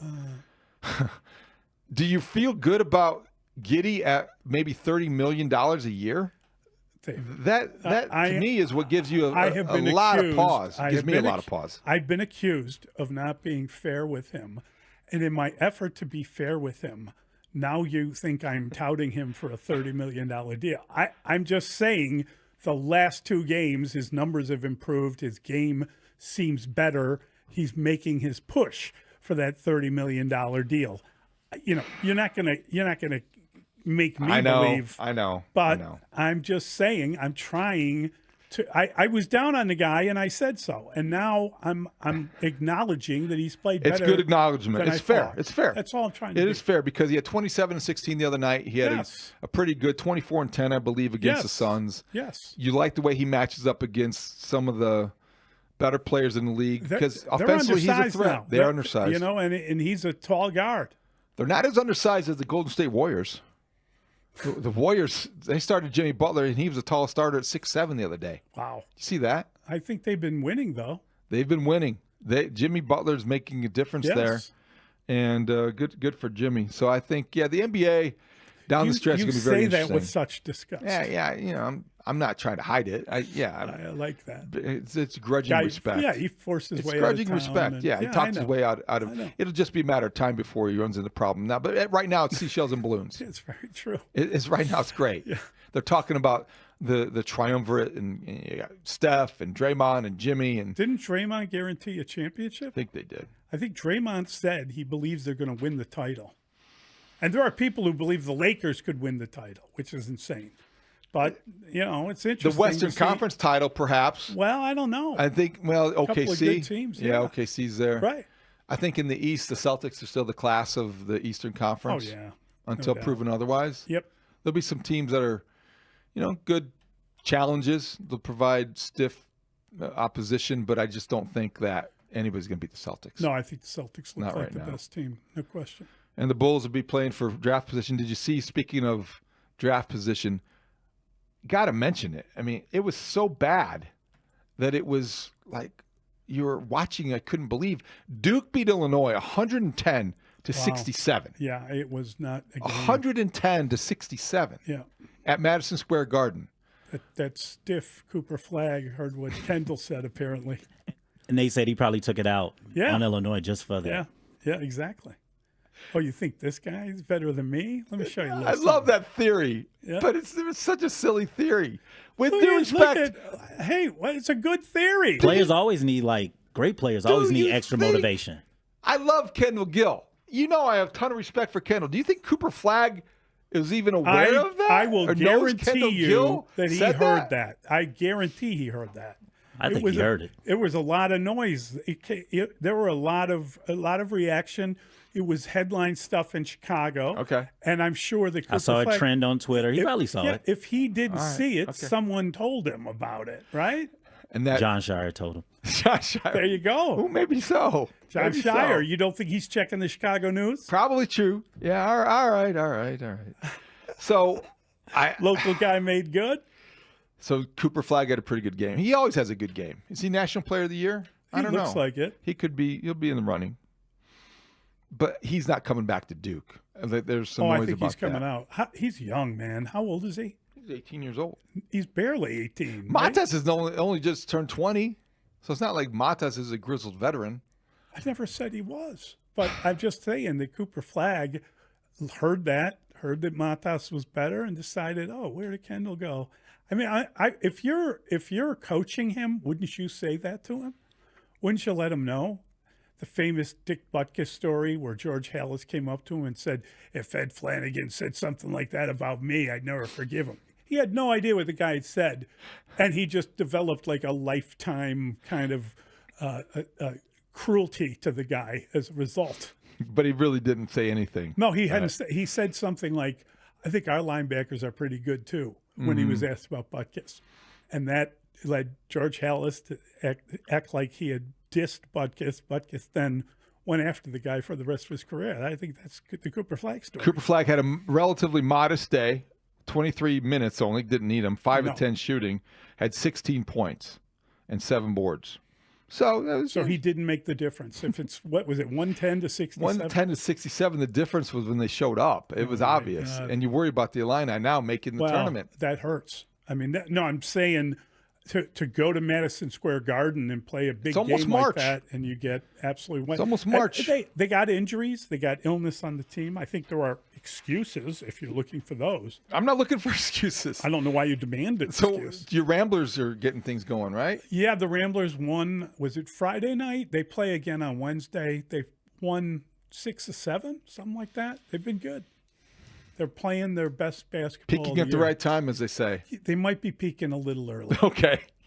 Okay. Peaking at the wrong time. Maybe they're getting better. Also, this was also on the rundown because Alex did such great research. I want to make sure we include this because you need a binder for his rundowns. Did you see the Chicago Sky made a big trade? They traded away the number 3 overall pick in the upcoming draft. Brandon Fryer's going to have to interpret this for me because the number 3 overall pick in this year's draft for 2-time All-Star Ariel Adkins. This draft is really just Paige Becker's. And I think it's a 2-person draft. So after 3, it's like anybody can really go. So I can see why they traded. It's not this strong. Hey, maybe they're kind of like pacing themselves. I know it's probably 2 more years, Juju. But this is what I'm getting at. This is what I'm getting at. You look at the fine print of this trade. Did they not have some sort of draft swap involved in the 2027 draft? And isn't that the Juju draft? The 2027 one is the Juju draft, right? So if they had a draft swap or a pick swap, that should have been more reported if that's true. I think that was didn't mention it. Andy Constable, I think, had that in the Sun Times. And that might be something that you start to wonder, what are you doing if you're doing that? She's a 2-time All-Star. She's a good defensive player, which is interesting. Solid. So I think it's what's that one player they had? Carter on their team, Kennedy Carter. I think she's replacing her because I don't think Carter's coming back at all. And then they re-signed the point guard Vandersloot. They re-signed her as well. Right. So they got a lot of guards now. Yeah. So they're changing up their whole system. Vandersloot can shoot. She can shoot. Oh yeah, she can shoot. She's a good distributor. Andy Constable in the Sun Times reports this as well. The trade will also include the Mystics receiving a 2027 first-round pick swap and the Sky's second-round pick in 2027.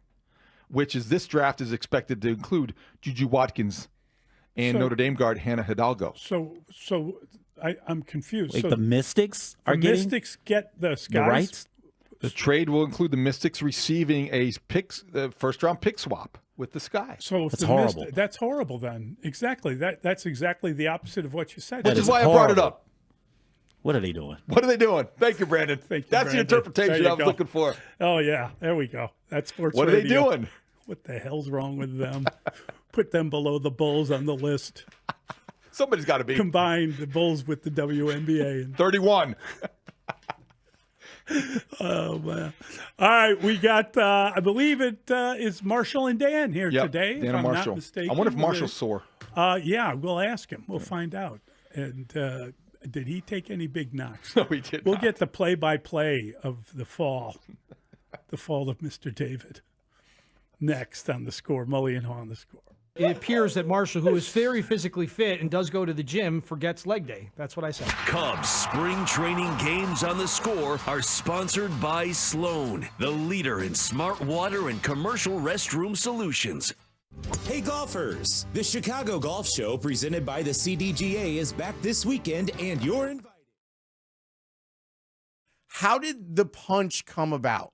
Started doing it in college, believe it or not. One of my coaches, Rodney Southern from Coppers Cove, Texas, played a team, and he just kind of put it in my ear and said they run like a triple option, and he goes, man, if you would have just swatted at the ball, you could have had 10 forced fumbles. I think that game I was playing safety, and I had about 20 tackles, and I just ran the alley left or right, and my guy was the option player, so I just ran by the quarterback and I just kept hitting the tailback, and he just kept saying, man, go after the ball. So at that point, I just kind of made it my thing, and I just started punching out football. And so did Lovie Smith accentuate it, or who were the defensive coaches in the NFL who said, oh, you should keep doing that. And can you teach some of our other players how to do that? No, Lovey just preached takeaways. He didn't care how you got the ball out. He just would preach takeaways. I think my unique ability to punch it out was, I think that was kind of different than anything he had ever seen.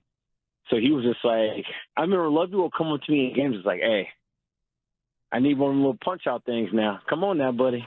I need you to punch out that ball. Come on, go get it for me. Come on, big guy. Come on, big guy. Come on, big guy. Come on, big guy. I need you that little punch out thing. I know you can do it. I'm counting on you, big guy. All right. So did you have to, like, measure the value of trying to get that done and please your coach, and also make sure you wrap somebody up and tackle them so they don't get by you? Like, that's a tricky balance sometimes. It is. The one thing I used to do in college is I would purposely take bad angles in college. And, man, I wish I could talk to some of my old teammates. I think Ricky Calais was one of them. He was a linebacker. And he would, he missed a tackle, and he's like, oh, don't worry, Peanut going to get him. And they would see me purposely take bad angles so I could sneak up behind the guy to kill the tackle, and I'd punch it out. Clearly, you can't do that in the NFL because everybody's fast. I can't curse, well, I'm not going to curse. Don't curse. I did not. I was going to say the SH word, but I just kind of just was like, well, damn. I can say damn, right? Yeah, you're good. You're good. Yeah. Okay, cool. I just said, well, damn. I got to figure out a way to punch it out and make the tackle at the same time. So my first game, we played San Francisco, old Candlestick, and it was a special teams play. I was a gunner. I was a dope gunner, too. So running down the field, and I don't know who the return man was, but punched it out, first one. He had that thing like a loaf of bread, and I just punched it out. And I was just like, oh, yeah, I could do this in this league. And I just started punching them.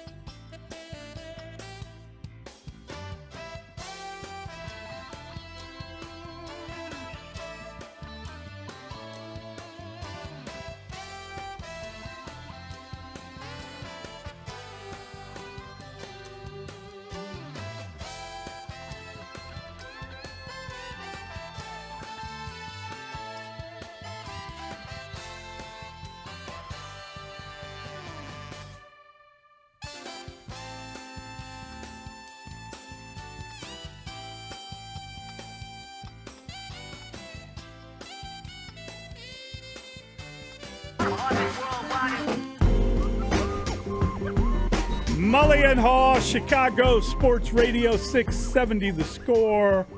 We are broadcasting live from the Scores Hyundai studio, brought to you by your Hyundai dealers. I want to thank them for their contribution. Thank you to Matt and Aya, who got us twitching this morning.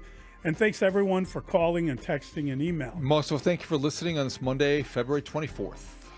February tripping away from us, man. Four more days. 4 more days.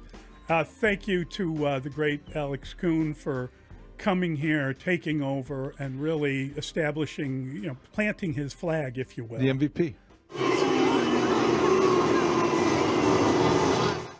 And thank you, Brandon Fryer, for your wonderful, always excellent work.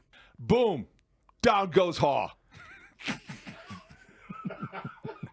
And we got Marshall Harris here. And he's going to give us a play-by-play. Oh, man. He's here with our guy, Dan Bernstein. Fascinating. Wait, now what was the fascinating response to? That was when David, we were talking about the White Sox and what was going on with the stadium, and then David's like, wait a minute, because we had gotten Mark Gannis. Mark Gannis told us that, something's going on with the Sox, which is the story that broke. And and David's like, well, what exactly? And then he really couldn't answer it and said something. And I'm sitting there, my mind is going like 1,000 miles an hour. Right. And I just said, wow. Fascinating. Because you knew it had to do with maybe Something. a potential sale. Yep. Chris said. All I know is I'm happy to see David Haugh seated 2 seats over from me. What happened? And What did I miss? in one piece after our Court of Dreams experience. First of all, congrats on the win, David. Oh, we destroyed the competition. It was a blowout. It was a blowout. from jump. Yeah. From jump. It was Chuck's coaching.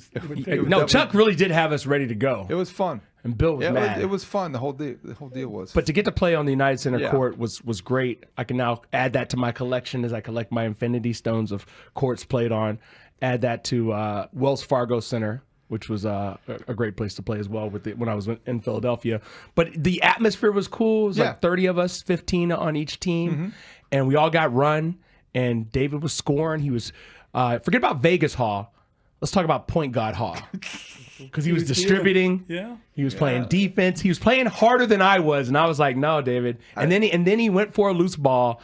And things, well... Well, as I was describing it, things didn't go well when I tried to leap and catch and deflect, and it wasn't quite the same as it used to be when I used to leap and catch and deflect. You get the Caruso Award? I don't know about that. You'll be out 3 to 5 weeks. He might. No. He definitely. If there was a Caruso Award that was given on Saturday, he definitely deserved it. There was a moment there. Yeah, I was glad to get up. But it was nice playing a game where the aren't we all? The outcome was never in doubt. Never in doubt. Yeah, that's great. And Marshall wanted a piece of the young gun from the other team. Marshall was taking himself out and inserting himself in to be the defensive stopper.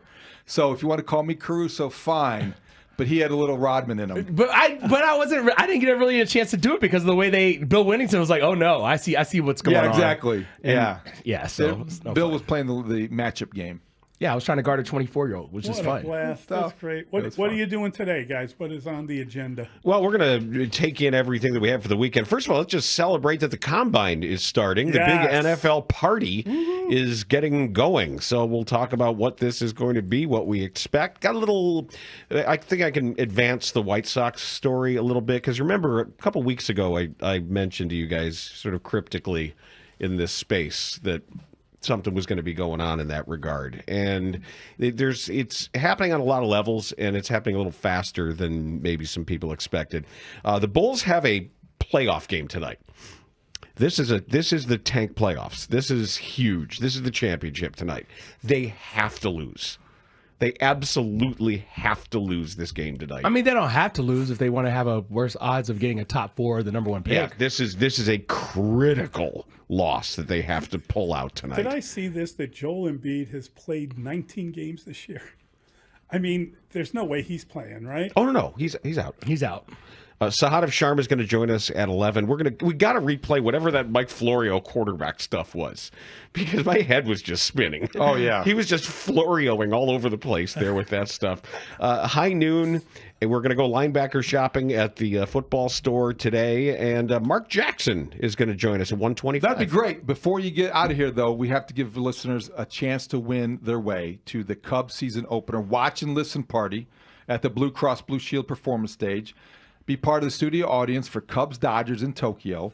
5 a.m. March 18th. Stick around for a special broadcast of the show after the conclusion of the Cubs broadcast. All brought to you by Blue Cross Blue Shield of Illinois. Through it all. 312-540-0670. The Cubs watch party, March 18th. 312-540-0670. And let the record show, you're right about sushi and beer. That is, I mean, there are few greater pleasures. Oh, that's wonderful. And I've even read about why that is. Like, there's vitamin B in the beer that actually prepares your taste buds to better taste sushi. Oh. You know, it kind of goes in both directions. You know, I am glad you explained that because it really is true. It's And true. I don't know why. It's true. Last week we were at Kamahachi Mhm. in Old Town, which is still unbelievable. And a little bit of beer. I actually enjoyed the hot sake too because it was so cold out. That was mid-polar vortex, but nothing like that. You're my hero, Dan. Have a great show. This is where Chicago goes to talk Bears football. We are Sports Radio 670 The Score. Broadcasting live from the Hyundai Studios. Presented to you in part by your local Hyundai dealers. WSCR Chicago. WBMX HD2 Chicago. And Odyssey Sports Station. The Score! It's Ram Truck Month at Riverfront.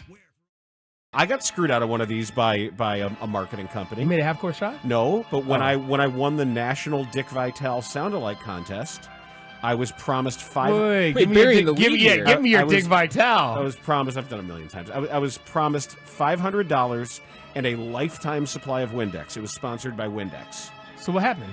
I cashed the $500 check immediately.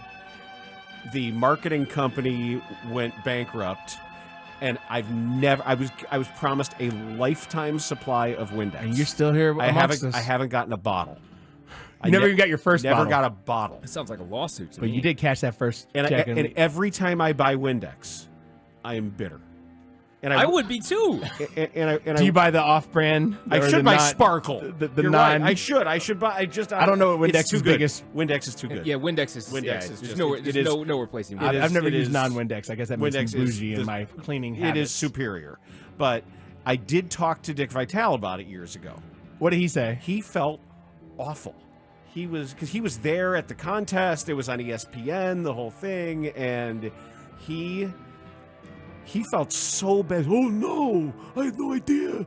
And so he's like, what can I do? Anything I can do? And it really genuine because he's a doll of a You guy. can buy me some Windex. Dick, come on, give me a hookup, man. No, but he really genuinely felt bad. Well, if he didn't make some kind of commitment to buy you lifetime Windex, then he didn't feel that bad. No, what's he gonna do? I mean, Somebody explain this to me. Give me your dick one more time. Whoa. Your Dick Vitale. Yo.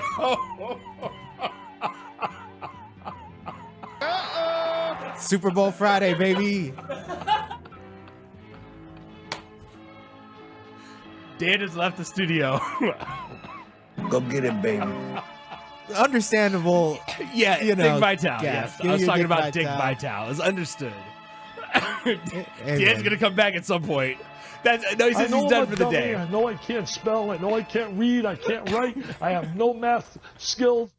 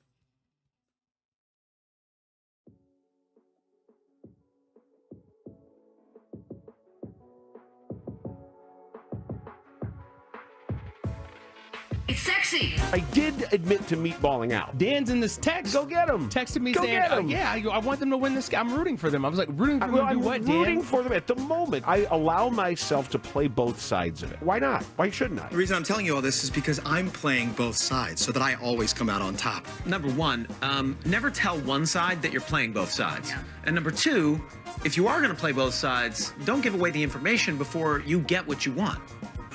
Do you want me to tell you why you shouldn't? I should surf the level of enjoyment, and then if I want to be miserable that they win, I'll be miserable. After all, why not? Why shouldn't I keep it? The Yankees are changing. Yeah, how about that? Women have makeup, men have facial hair. This is how we hide that we are ugly. You ugly, hate-filled man. Hey, I may be ugly and hate-filled, but what was the third thing you said? It's one of the many ways that we hide that we are ugly. And if you made every man shave, I don't know if you've ever been with a woman who's been married to a man who has facial hair, and then they shaved the one day, and the Are woman's you like, oh, calling no. the Yankees ugly? Mattingly, get rid of those sideburns. What sideburns? You heard me, hippie. Put it back. Put it back. Put it back. Put the facial hair back on. Mattingly, I thought I told you to trim those sideburns. Go home. You're off the team for good. Fine. Still like him better than Steinbrenner. The Bernstein and Harris Show, middays 10 till 2 on Chicago Sports Radio 670 The Score. I hope you got outside this weekend. I really do. I hope. You already know what it is. Yes, it is. Today is the day to be outside, though. Today's nice, but man, yesterday I think that there was some sort of rule that every dog on the northwest side of Chicago was supposed to gather at Horner Park. Is that what you saw? Because I decided I was just going to walk around Horner Park for a while and just sort of take everything in, and it's just every dog in the city was there, like introducing themselves to each other. So a block party doggy style. It was like at the end of the book, Go Dog Go, which both our kids loved, and it ends in a dog party at the top of the tree. I'm just walking around like it's a dog party, and they were all loving it. It was a nice day. If it puts you in a good mood, Dan, I'm all for it. No, it really did. Like I heard, and just everything you hear in a nice, urban walk, and there's all the dogs running around. You hear like 15 different languages being spoken, and all the kids running around. So yeah, it was nice to finally think that we're emerging from whatever this has been. We've got Ray Diaz, Adam Studzinski, Brandon Fryer, Connor O'Donnell, Matt Anaya, and Jenna Duddleston doing their things here for us as we broadcast live from the Hyundai Studios, brought to you by your local Hyundai dealers. We have something to give away today. Keep listening for your chance to win your way into our Cubs season opener watch and listen party with Mully and Haugh at the Blue Cross Blue Shield Performance Stage. You got to be listening if you want your chance to win that.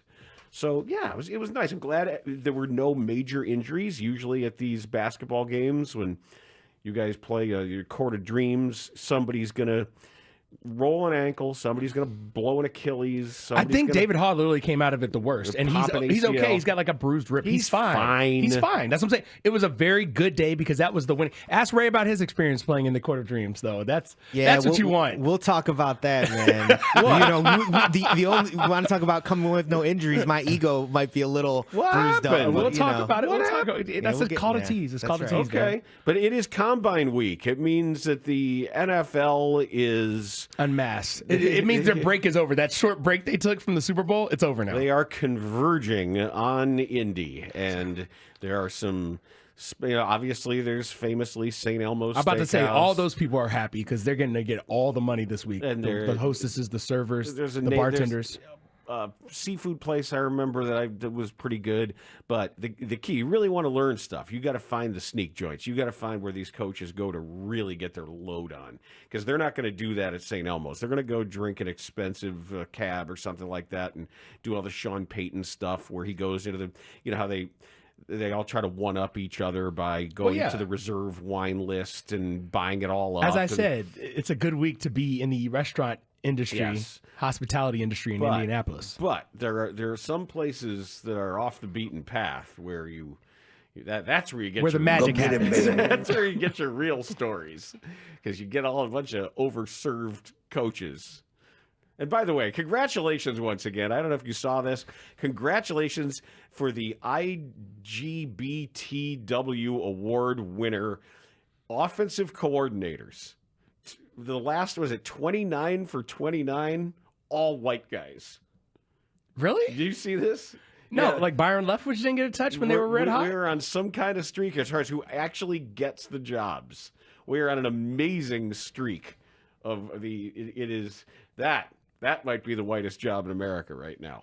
Well, NFL offensive coordinator. A lot of it has to do with the quarterbacking and everything else. Sure. Yes, but I just happened to see that, and I just thought, well, it's a much needed victory out there, apparently. They celebrate in Phoenix every Hey, weekend. in the white corners are coming back.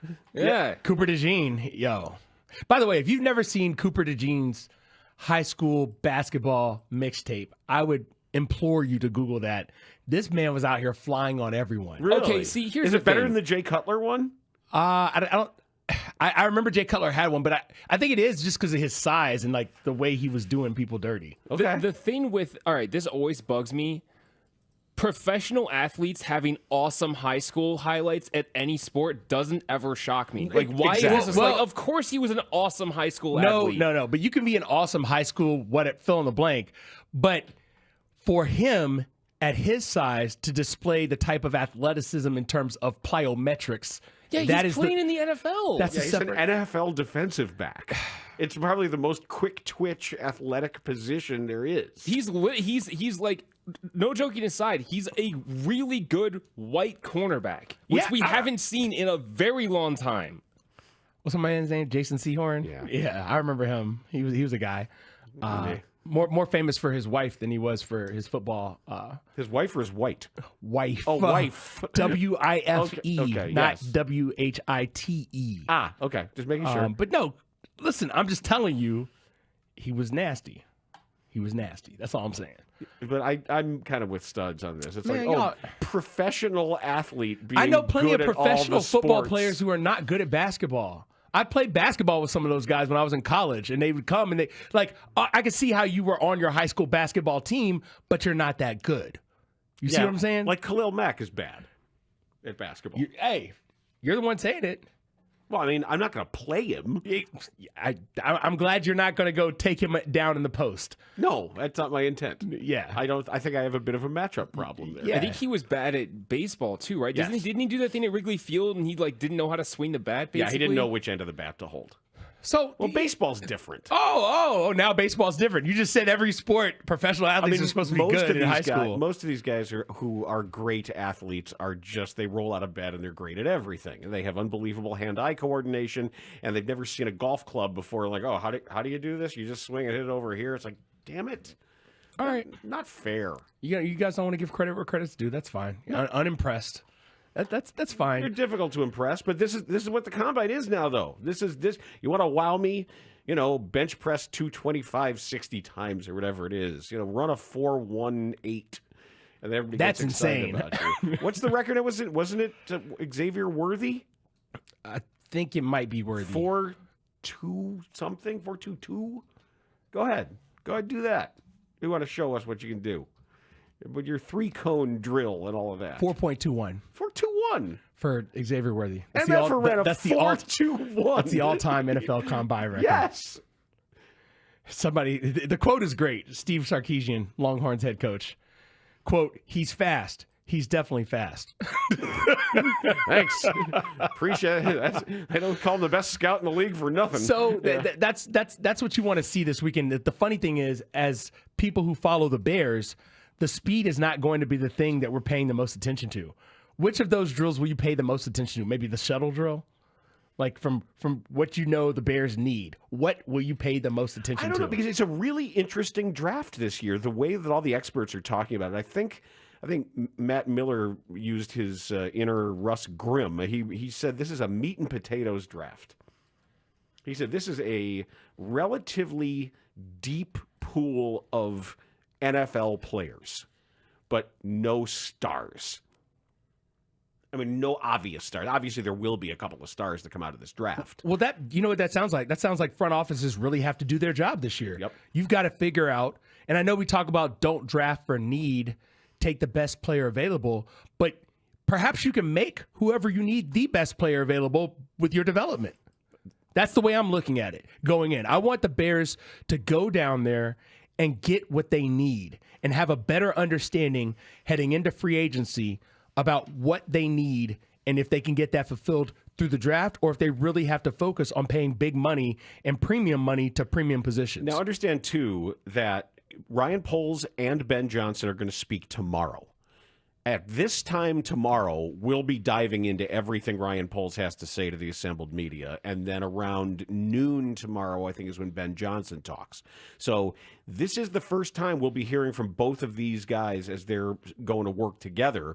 And famously, Ryan Poles tells more truth than other GMs do. He has been more confident in expressing some of the desires or some of their processes. So, have you been okay with that though? I'm saying from a showmanship standpoint, in terms of not wanting everyone to know what your plan is. As long as he's not giving anything away, that's fine. Like, I mean, I don't want him hurting his own leverage, but that's what I was. I'm never gonna get mad at somebody for telling the truth.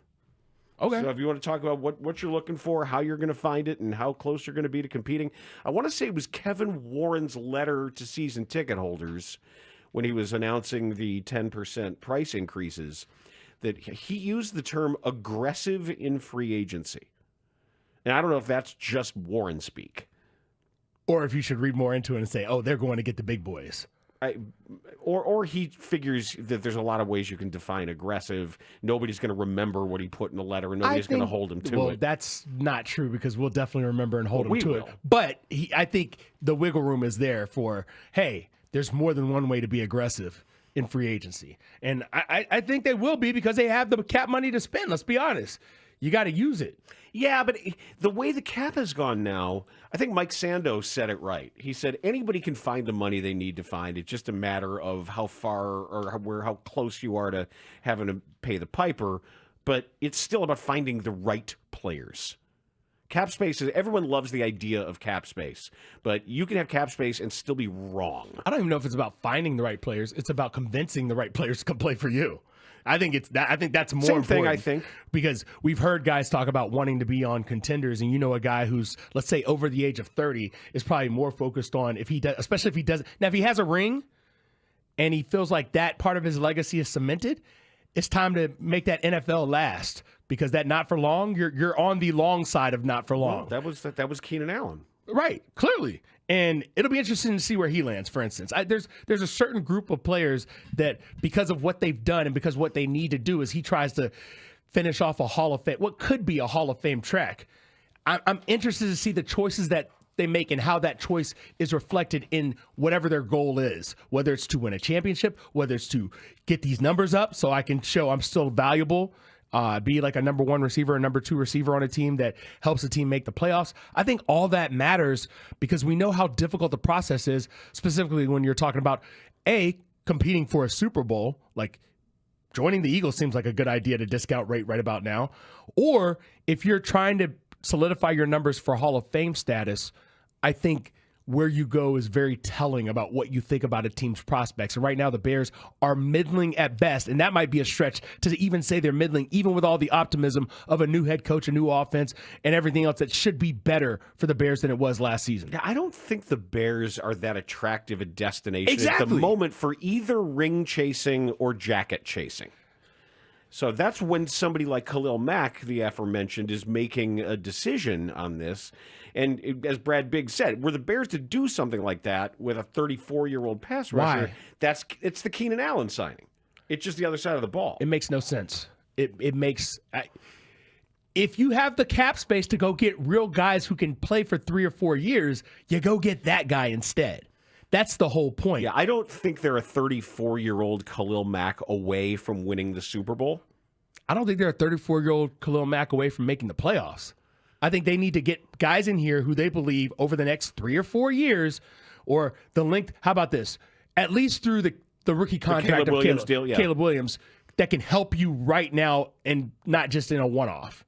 That should be the goal right now. And I think I'm not going to say I trust Ryan Poles to do that, but I think that's where he probably is focused as he gets his second chance, his get-out-of-jail-free card, if you will, with this new hire of Ben Johnson and this coaching staff. Well, I think, too, that there's going to be some bigger picture conversation where I know they're at the Combine and I know we're sort of in personnel mode, but now that the coaching staff is in place, they've sent out the official release. They have been evaluating their players with restricted free agency. And they've already made some decisions. They've made some, Gerald Everett, gone. And DeMarcus Walker, gone. And that freed up even more space. So those were not unexpected, especially the Gerald Everett one. I know, you hate Gerald Everett. It was terrible.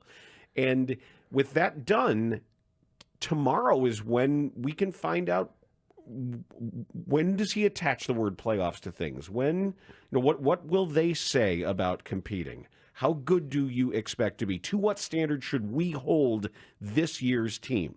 Tomorrow's the time to find that out. This is like really, the initial press conference is all seashells and balloons.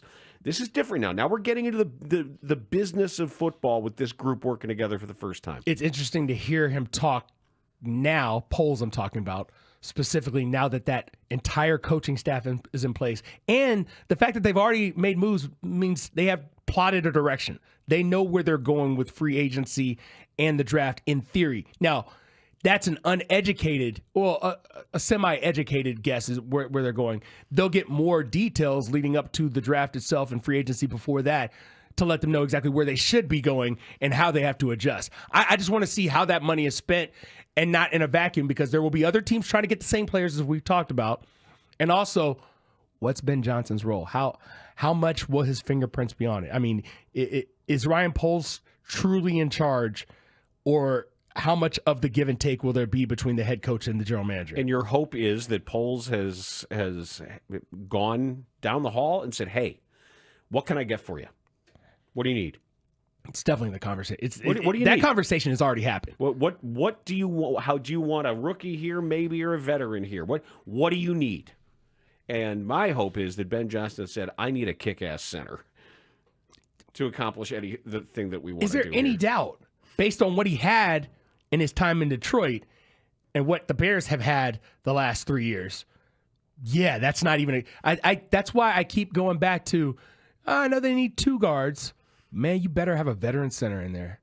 You better have a good center. You should be, if they get Trey Smith and Dahlman, cool.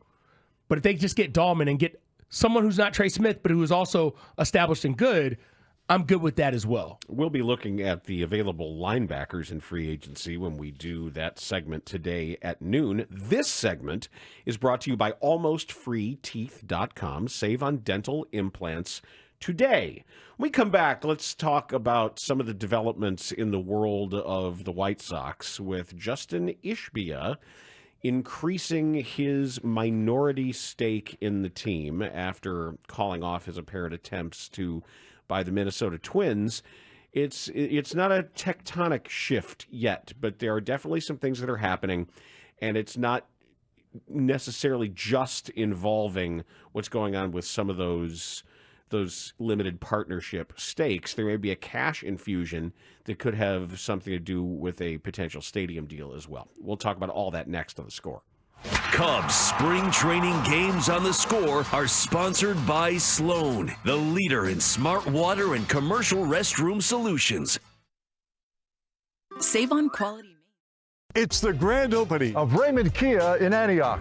Our new lounge is over 4,000 square feet with multiple TVs and workstations. We also have 18 service bays. The best part is we have more space for basketball. And more Kia models. Right now, get grand opening savings like this. Come in today and ring it up at the grand opening of Raymond Kia on Route 173 in Antioch.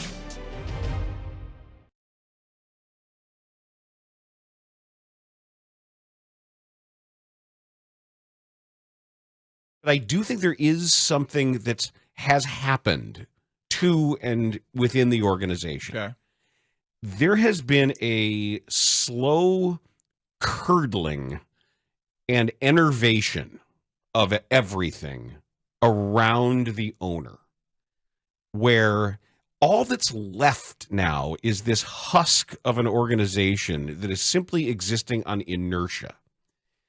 The Reinsdorf ownership is essentially over. Everybody around knows that he's approaching 90. Everyone everyone within and without knows the team is already contractually they're going to be sold when he is no longer with us. Everything else that's been non-Reinsdorf has been stripped away. There's no Kenny, there's no Rick. Everybody is there as an extension of Reinsdorf, or somehow doing one's job in an effort to please, to curry favor with the whim of the day of the owner. Audience of one. Whether it's the broadcaster, the manager, the general manager, who obsequiously promised and whispered all kinds of things just to have the job. The organization is out of energy. It just exists. Who is going to spearhead anything a normal baseball business would do right now? Who's got the desire, the energy, or the professional motivation to begin it? Or the know-how. Or even if they wanted to do it. Even if or the permission. Yes. You're describing what sounds like, really, and I don't know if it's an apples-to-apples comparison, but the Blackhawks in the final days of Bill Wirtz were very similar in the situation what you just described. It's the end of an empire. Yeah. And this is what it looks like. Kind of waiting, unfortunately, waiting for something to happen.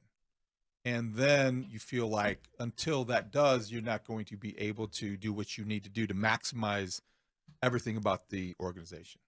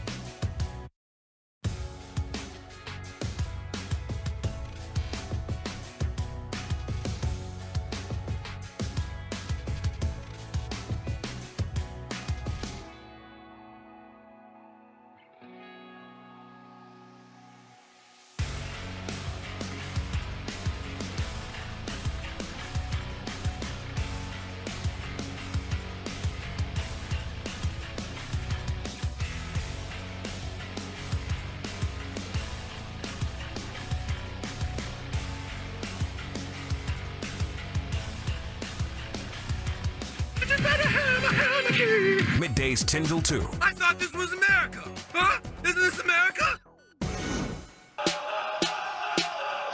I mean, I think they should be excited, but like, we said, it's going to be some time. There's not going to be immediate dividends. I think they'd be really excited if we could find out if he was pumping money in early. Then it would be like, but I do think it's at least the prospect of a brighter future and what's going to probably be 110 last season.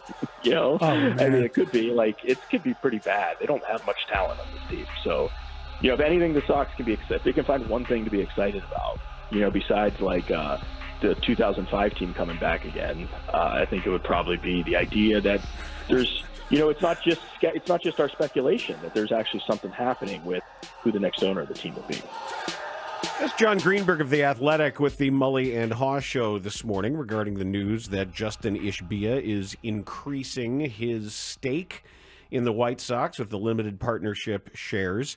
And just for a quick primer on the way this works, Jerry Reinsdorf only has like 11 or 12% of the White Sox. But he has full controlling interest in the team. Limited partners are not allowed to vote. Right. Jerry is completely 100% in charge. And the way this is going to work is they've been trying to offload Jerry's sons, John and Michael, for years now, have been using leverage. They've got some venture capital money where they have been going to limited partners and trying to buy up a lot of these limited partners on pennies on the dollar.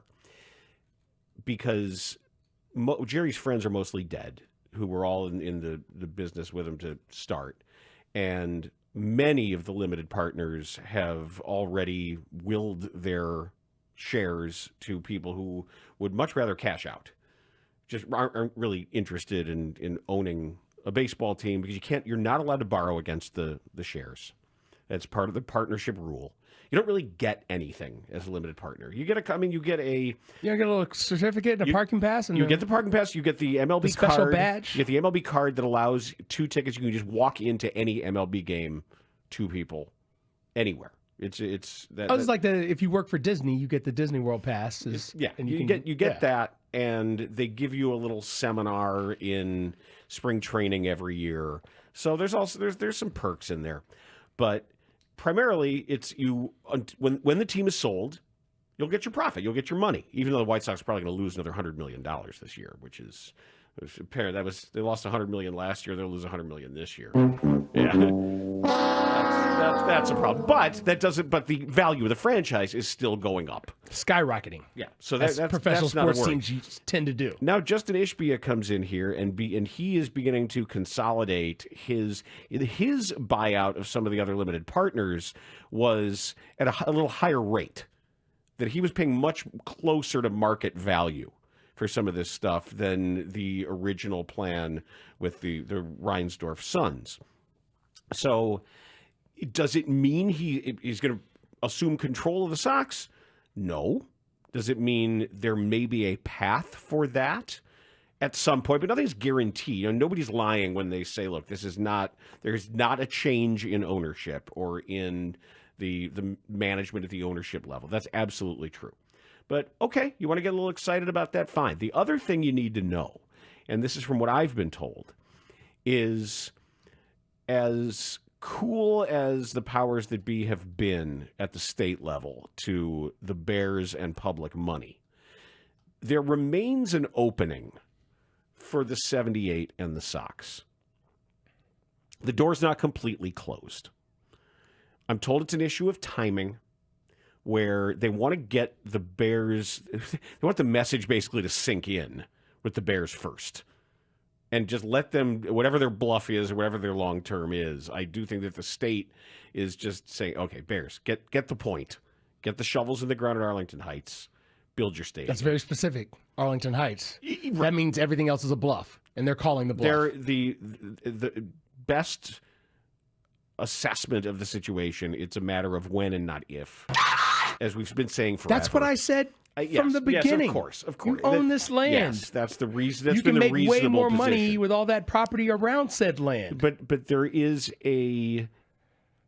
there's still an open possibility that the 78 property could be viewed as mutually beneficial if handled correctly. Now, the influx of cash from Ishbia may allow the White Sox to increase their contribution and lower the ask. And that would be happily received downstate, also locally, everywhere. Everyone's on board with people, paying for what they build. Yeah, I'm still fine being no public money unless it's, a cloverleaf, exit ramps, traffic congestion issues and just making sure that if, in fact, the White Sox want to build that stadium, that if the state wants to say, okay, how do we optimize this for everybody involved? And if you guys are going to build it, this is what state governments, that's what the money's for. How can we make sure with our contribution that it's going to make people's lives better and not worse? So I do think there's something to be said there, but there's still, this is a longer term play. Nothing is going to happen in the short term that is going to change the way you feel about the White Sox and their immediate future. I think what we all want is everything to be expedited, and that's not the way the world works. We live in an age in which people want solutions, and they want them now, and they don't want to wait. We are impatient. We have been designed to become more and more impatient probably over the last, really since the turn of the century, I guess. Ever since we started living in a digital-first world, if you will. Ever since paying with credit card or app became more of a thing than paying with cash. You have businesses now that don't even take cash, which is insane to me that's how the world works. Obviously, the COVID-19 pandemic experience accelerated some of that. But I think now is the time to just be patient, see how it works out, because you talked about state lawmakers as well as local waiting things out with the Bears. And really, that is the big domino here. Once the Bears situation is cleared up, rectified, however you want to say it, then you're going to have a situation where the White Sox kind of swoop in, not under the radar because it's still a big deal, but it's not the Bears. And then they can get their thing started. And the 78, to me, does make sense when you look at what's there and how it lines up. The White Sox need more around their ballpark. I mean, that's a thing. So I've been asking around about the Ishbias, and I know a couple people who know Justin and Matt Ishbia, and all I can say, as I understand now, not a jerk. There's a lot of billionaires who are jerks, and boy, we know who some of them are. There are a lot of billionaires who are just sort of cruel, malevolent forces. He's certainly something other than that, based on my just initial, hey, have you worked So a with guy you can have a beer with? Well, but no, I know people who've done deals and have just said, yeah, that he's a man of his word, good dude. And I've not heard anything to be like, oh yeah, don't trust this guy or worry about this guy. He's going to come in and he's going to say this and do this. But I'm loath to think that this is some white knight who's just going to show up and immediately begin spending all the money, because there's a lot of owners that come in with that populist sense. Tom Ricketts was the same thing. I met my wife in the bleachers, and let's go do this, and then over time they settle into ownership and what it really is, and they realize, oh, okay, I would prefer not to spend all my money on this anymore because this is incredibly expensive, and now I'm getting kind of cold feet. Same thing's going on with Rubenstein and in Baltimore and some of that. But yeah, I guess guardedly optimistic that this is a good thing for the Sox, if that makes sense, in a lot of ways. Well, everything's relative. I'll say this. How could you not look at this based on what you've seen since that World Series championship and say this would be a better thing for the Sox? Having an owner who's willing to spend money is always going to be a better thing. I would hope that within a couple of years of someone else running the Sox, that Andrew Benintendi is no longer in the record books as largest free agent contract in the history of the team. You say Andrew Benintendi is no longer in the team. I don't even have to go that far. Andrew Benintendi quietly had a better year last year. He had a better year. He was he was even worse than Andrew Vaughn. No, but he had a better year than what he had the year before. Do you remember his year? Why don't you dial up his year from 2 years ago? Yeah, but again, when you say everything is relative, it is relative. I'm admitting that in when I'm saying that. He was I think he was the third worst regular full-time player by WAR. His OPS plus in 2023 was 88. Mm-hmm. In 2024, it jumped to 95.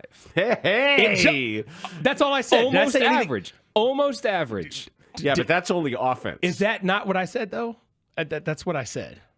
I'm just looking at a guy who could not hit a home run 2 years ago.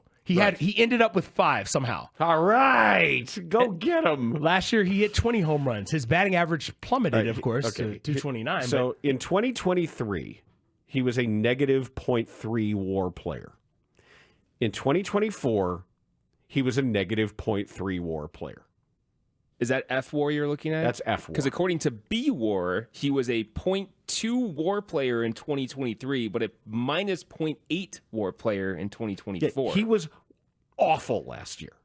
I think he was awful fielding. No, he was awful. He was a negative .3 on a team WAR. on a team full of awful players. Yeah, but come on. He gave me occasional delight. He was one of the worst players on that. He's bad. He was one of the worst players on one of the worst teams.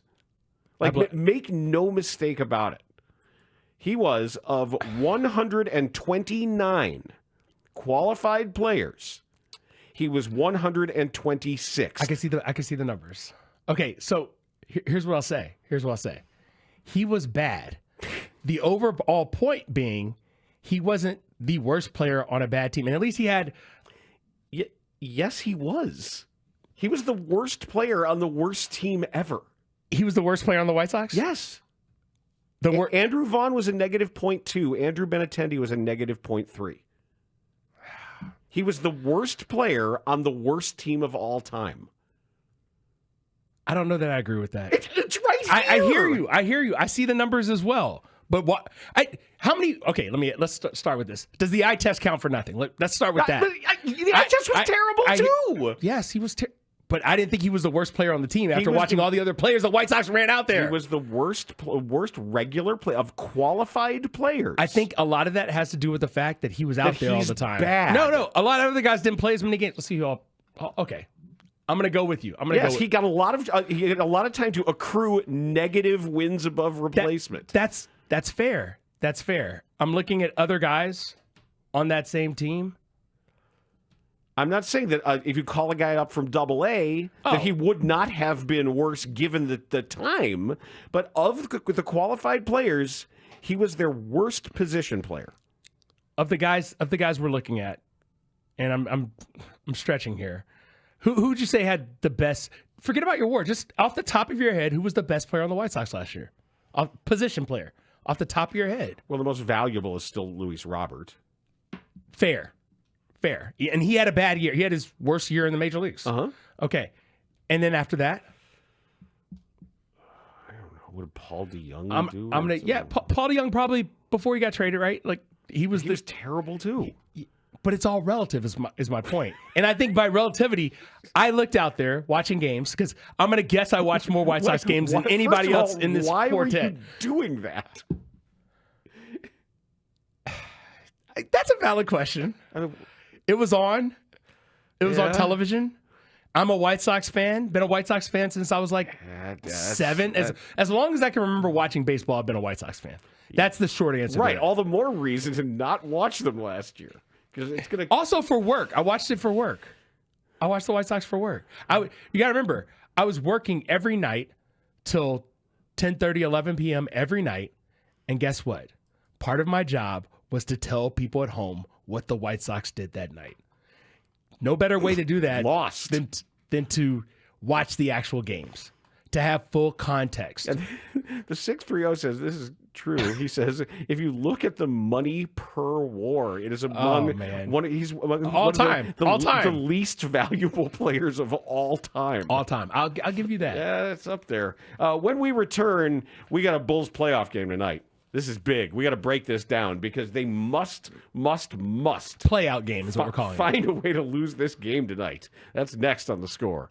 Cubs fans, you could join us at The Score's exclusive listen and watch party for the Cubs season opener on March 18th. Hey, Sid, Cubs win! Just keep listening to the Mully and Haugh Show, Bernstein and Harris, and Spiegel and Holmes for your chance to win your way in as we experience the game from our Blue Cross Blue Shield performance stage when the Cubs take on the right path to what? And so the stated goal of this season has moved again.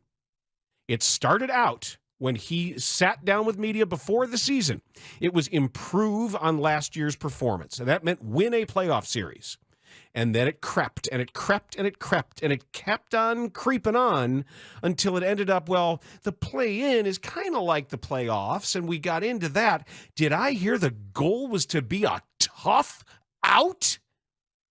Like they're going to hang a banner? The 22-23 Chicago Bulls, the first game of the 23-24 season. They're going to stand there and they're going to pull that imaginary rope, and up's going to go that banner. And it's going to say, tough out. My ass. It should say, my ass. Now that's a banner. That would be fun. You're reminding me of when the Capitals, before they eventually broke through and won, had a President's Trophy banner that they raised one year. The goalposts often move. I don't want to hear it. You put away those 6 trophies and get it off your letterhead. And I've said this multiple times for this team. If you want to have those gleaming Larry O'Brien trophies, act like they matter. And I know there's going to be all kinds of ways to be successful in the NBA. There's going to be in-season tournaments, and there's going to be, but at least for now, in the world in which we live, you owe it to us. Not the blandishments, not the platitudes, not how competitive you were after you went into the buyout market to get a 34-year-old guard who can't shoot. Show me what the plan is to be relevant. I turned on my TV this weekend and I saw kick-ass basketball. Oh, dude. I saw hellacious competition. Are you kidding? I saw star players being like, all right, this matters now. Dude. Watch this.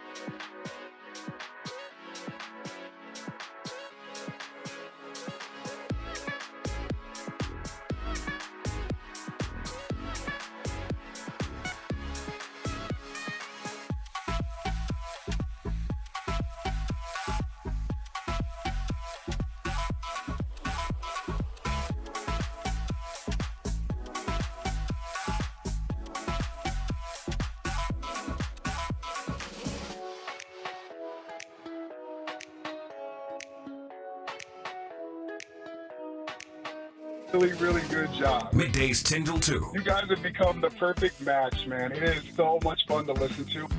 And Beal will handle the rock on the inbounds pass from O'Neal, and the ball game is over. The Suns win at 121-117, snapping a 4-game losing streak and extending the losing streak to the Bulls now at 6 games.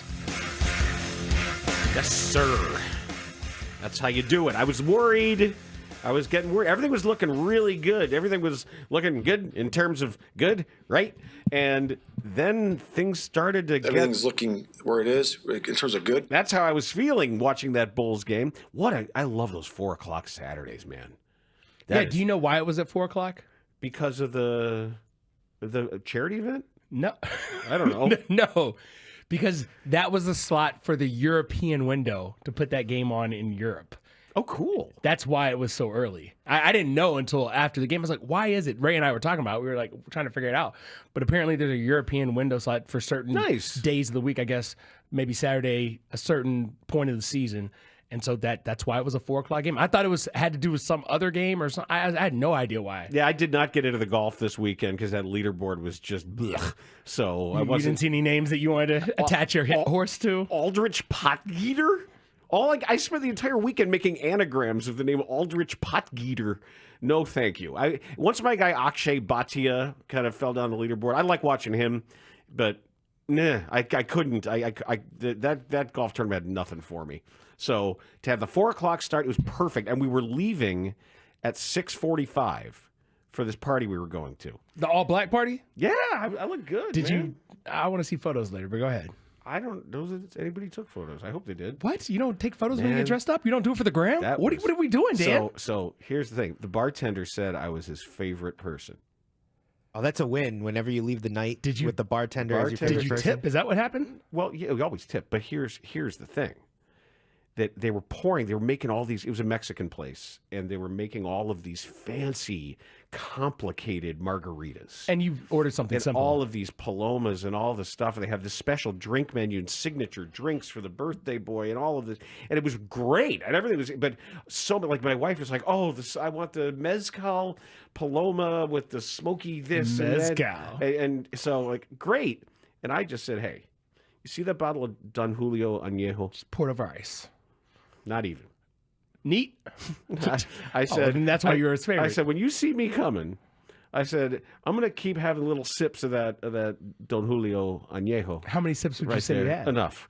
And I said, and every once in a while, I might ask you for a Modelo mixed in there, just so I can kind of pace myself a little bit. But he's like, you're my favorite person here. Listen, I'm going to read you this tweet. From Will Gottlieb. Are you ready? I'm ready. This is following the close game that was probably a little too close on Saturday against Kevin Durant, Bradley Beal, and one Devin Booker. On January 11th, the Bulls were 18-20 and in 10th place in the Eastern Conference. Did you got that? Yes. You got that? And I'm looking. They're still in 10th. No, let me finish. Yep. On February 24th, the Bulls are now 22-35, and yet they are still in 10th place in the East.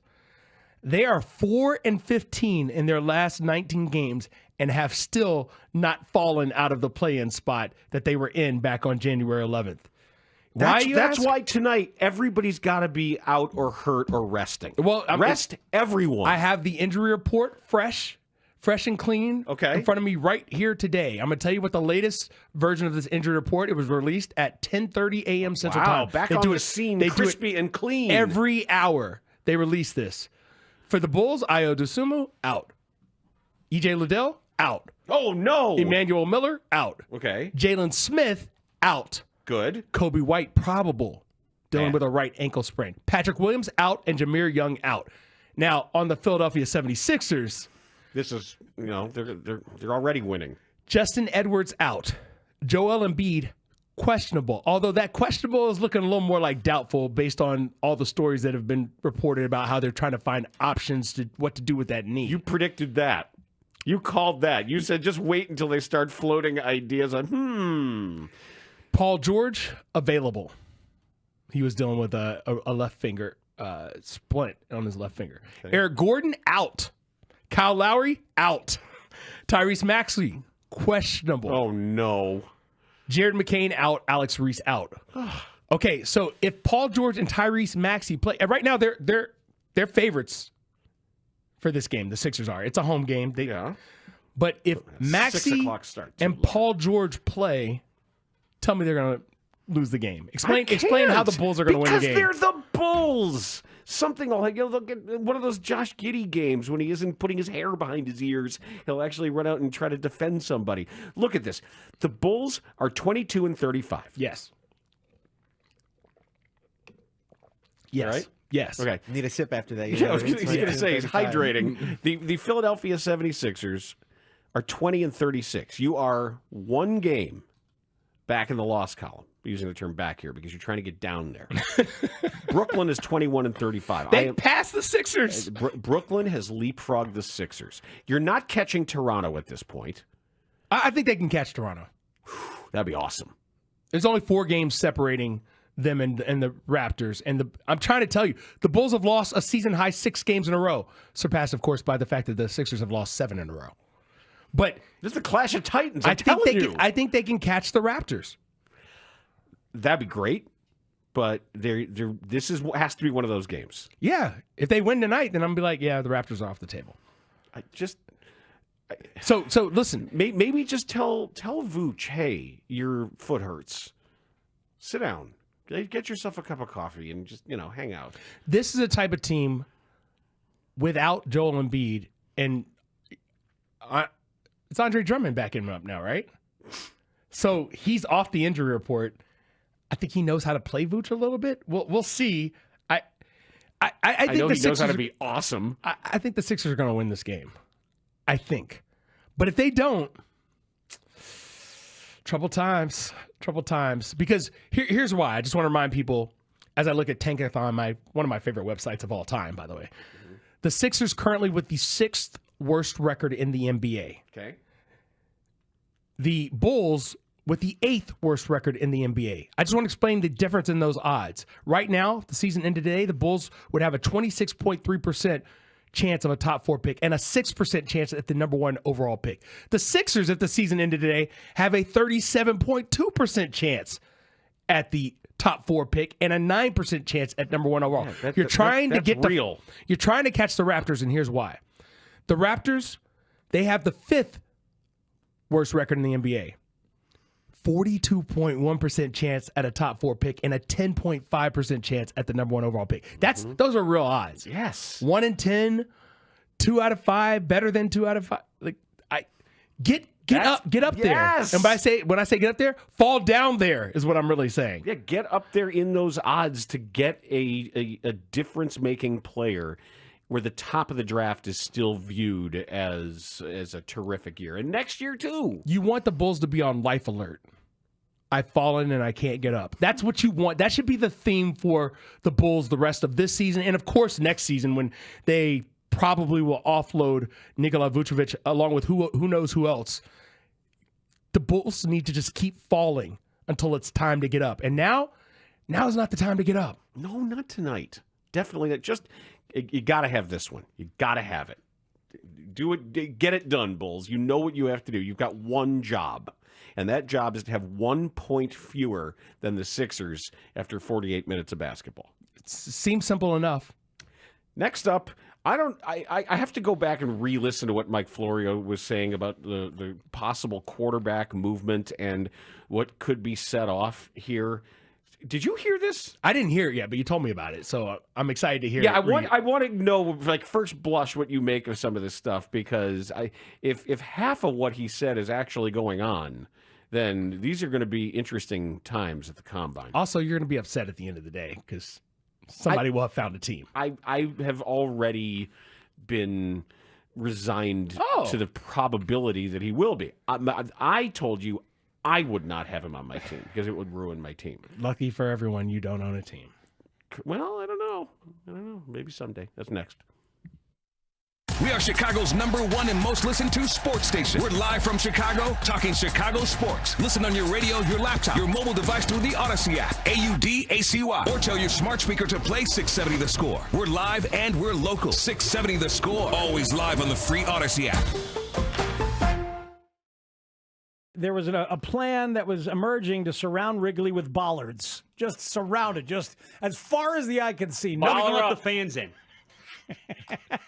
Nothing but bollards. But if they're not big enough if they're big enough to keep cars out, but they need to be small enough, to your point, to allow the fans in between them. Yeah. It's a tricky balance with all the bollards. The bollard balance must be precise. Betwixt. And as far as those local people go, Yes. I did get a tip as to one of the local people who's kind of stopping it. Yeah, because Rob Manfred said they're working with the local people. Yeah. I have a guess. Well, okay. Oh, go ahead. No, you can go ahead. Well, Go ahead, Grody. Bears. Is it former Alderman Tom Tunney? It is former 44th Ward Tom Alderman Tunney? Tom Tunney. Oh my goodness! Time for some garage action, Grody. I don't even know. Tom, do you have any bollards? Can we access any bollards? I don't care about your. I see you, Spiegel. How the hell did your band get written up in the Tribune anyway? It's not even a real band. Yes, it is. How dare you, Tom? I don't get it. What don't you get? What's not to get? I just always who cares about one-hit wonders from the 70s? Garage action. Tom, how are the cinnamon rolls going, Tom? Yeah. And they're delicious. You're not getting any, Grody. You should have never had the Cubs job in the first place. That's terrible. I just think of him as roasting everybody. Like just being, that's the bit with him here now at the Score. See, now it's politically correct. He's now just roasting everybody at the Score. God, he's got mean thoughts for Tributosaurus. I'm going to be up the butt every day. And I'm going to be up the butt. I see Grody. Oh, no. Thank God he retired. For God. reference. Yeah. There's a lot of people listening right now. What the hell? I'm going to be up your butt every day. It's Tom Tunney. Tom folks. Tunney. Tom Tunney had strong words. He stood in the way of the Ricketts family and Wrigley Field. I don't know if he'd stand in the way, but he's not in charge anymore. They So we should don't use have to- him instead of the bollards. The Stand in the way. Am I right that the last All-Star game was 90 at Wrigley? They haven't had an All-Star game at Wrigley, or am I missing one? No, you're absolutely correct. Yeah, okay. It's because of this bollard Because issue. of the bollards. Yeah. Okay. I Yeah. guess maybe we shouldn't be making fun of bollards. Yeah. This is what has kept the All-Star game away from the North Side since 1990. And the American League won that year by a final score of 2-0. Bob Welch, Texter, your starter in the there we American go. League. Thank you. Texter Just for going. you speaks. Thank you. Texter going punk rock here. Never mind the bollards. Here's Rob Manfred. I appreciate that. Hell yeah. I appreciate that very much. Have we tried just putting cops out there with their bikes? I know. Or They can move those. The sanitation trucks. Yeah. Oh man, those trucks. Those trucks. Get the salt out of here. And the trucks. What are you looking at, Shane? Get him a guest, will ya? Oh my God.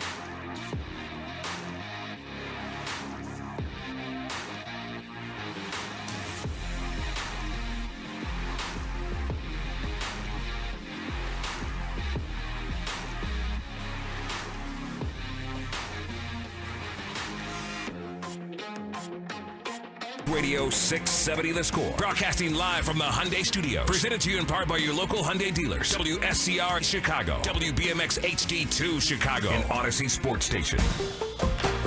The Score! This hour is brought to you by AlmostFreeTeeth.com. Save on dental implants today. I wouldn't take Rodgers over anybody. Okay, I wouldn't want him on my team. You'd rather have Tyson Bagent than... Yes. Okay. Yeah, no, anybody. You pick. Gardner Minshew. Yes, Gardner Minshew. So Aaron Rodgers over Gardner Minshew. No. Gardner Minshew over Aaron Rodgers. Anybody over Aaron Rodgers. I don't care who you say. You can say Kanye West, I'm going to say yes. Kyle McCord. That's my point. You're ridiculous. You're being ridiculous. I'm just being honest. I don't want him anywhere near my team. He will wreck your team. You will turn your team over to a crazy person. There's something not right with him. He's in bizarro world, and you got to just, the league has to basically tell him just stop and go away and get on with whatever's left in your weirdo life. Do you have any reasonable belief that he won't be a quarterback for someone this upcoming season? I believe he probably will be. I just don't think there's any. I don't know how you justify that. Well, Mike Florio doesn't seem to agree with you, right? Right, but that's fine. This is Florio's time of year to shine. And what do you mean by that? I'm just saying, like, this is when everybody gets together for these various NFL conventions, and there are ideas and rumors flying around. Go ahead, marketplace of ideas. I think Florio will pull the pin on multiple grenades and scatter them as need be, and I think he did that this morning when he was talking about how these dominoes could start to fall on the air with Mully and Haugh. The Rams for the past couple of years have been in this weird posture with Stafford where it feels like they've been looking for a graceful exit ramp from the relationship. Back when the Jets were trying to get Aaron Rodgers, there were rumors that the Rams were hoping that it would fall apart and the Jets would come calling then for Matthew Stafford. He was just days away from a $59 million guarantee. So I feel like they've been looking and considering options. On the surface, I would presume they want to go younger because their team is younger. But if they can go dramatically cheaper, and that's where Aaron Rodgers comes into play. Somebody who's very experienced in league personnel matters reached out to me on Saturday once this Stafford thing started to really bubble and say, here's my prediction. Stafford to the Giants, Rodgers to the Rams. Because Rodgers is desperate, according to this person, to play for the Rams. He'll take, presumably, a sweetheart deal if he gets the team he wants. And so if the Rams look at it as, here's what Stafford wants versus here's what Rodgers wants, they could save a lot of money, dollar for dollar, arguably do better. Although right now Stafford is, I think, significantly better than Rodgers. But Sean McVay could think, hey, I'll take Rodgers. I'll make my system fit him, and we'll go far next year with Rodgers, and we finally move on from Stafford. So it's weird. It's been there for a while. You would think that these two sides would work together as long as they could, but it feels like Stafford and the Rams are moving toward an exit. Okay. I like to think Sean McVay is a lot smarter than that. I don't know why he would want Aaron Rodgers at this point. Well, it's interesting, right? Because Matthew Stafford is no spring chicken in NFL years. He's 37 years old. Mm-hmm. Aaron Rodgers obviously is older. He has more experience. He has a more heralded career if you look at just football numbers and stats. They're both Hall of Famers. They're both Hall of Famers, most likely. And so I understand the price component of it, though. If you feel like you could pay a lot less money to Aaron Rodgers, and we always talk about never underestimate the confidence / arrogance of a front office or a coach to be able to get the most out of whoever, oh, you don't like him here? Oh, I can make him work in my system, right? That falls under this thought process. And by saving money there, and then, of course, they're getting off of Cooper Kupp and maybe improving the defense or different parts of the offense, it's not like this team didn't make the playoffs, one. It's not like this team wasn't a quarter away from winning a game against the Super Bowl champion. They probably feel like they're right there. They lost. Do you remember that game against the Eagles and how close it was? Then there's no reason to turn your team over to a lunatic. But it may be other reasons, like setting yourself up for the future in terms of right now we can get a better version of our team for next season if we make these moves. And I know your default position is anybody over Aaron Rodgers. Yeah. I get that. I get where you're coming from because of what he could do. But again, if a coach in the front office feels like we can still make use of that particular skill set, I don't think Aaron Rodgers was by any means bad. I think he had a down season, but I don't know how much of that was age. I don't know how much of that was a trash organization in the Jets. I don't know where to put a little bit of... Rodgers certainly had a lot to do with it. He made it a trash organization. No, they were a trash organization before he got there. But what I'm saying is they indulged every whim that he had, everything he wanted, every way he wanted it. And if Aaron Rodgers goes to a team this year and they tell him, you can't take days off, you can't take any of our gatherings off. I think he's been a little bit humbled. I think he is ready to kind of defer to that type of leadership now, that he went and tried to do it his way, and it did not work out in his favor at all. You can go back to the injury snaps into the season before last, or you can go back to last season and what actually took place on the field. I think Aaron Rodgers knows he's running out of time. He is human. He is mortal. That time is running out. And to get with a guy like Sean McVay and what they are capable of doing any given season, I think that might be his best shot at what we just talked about this.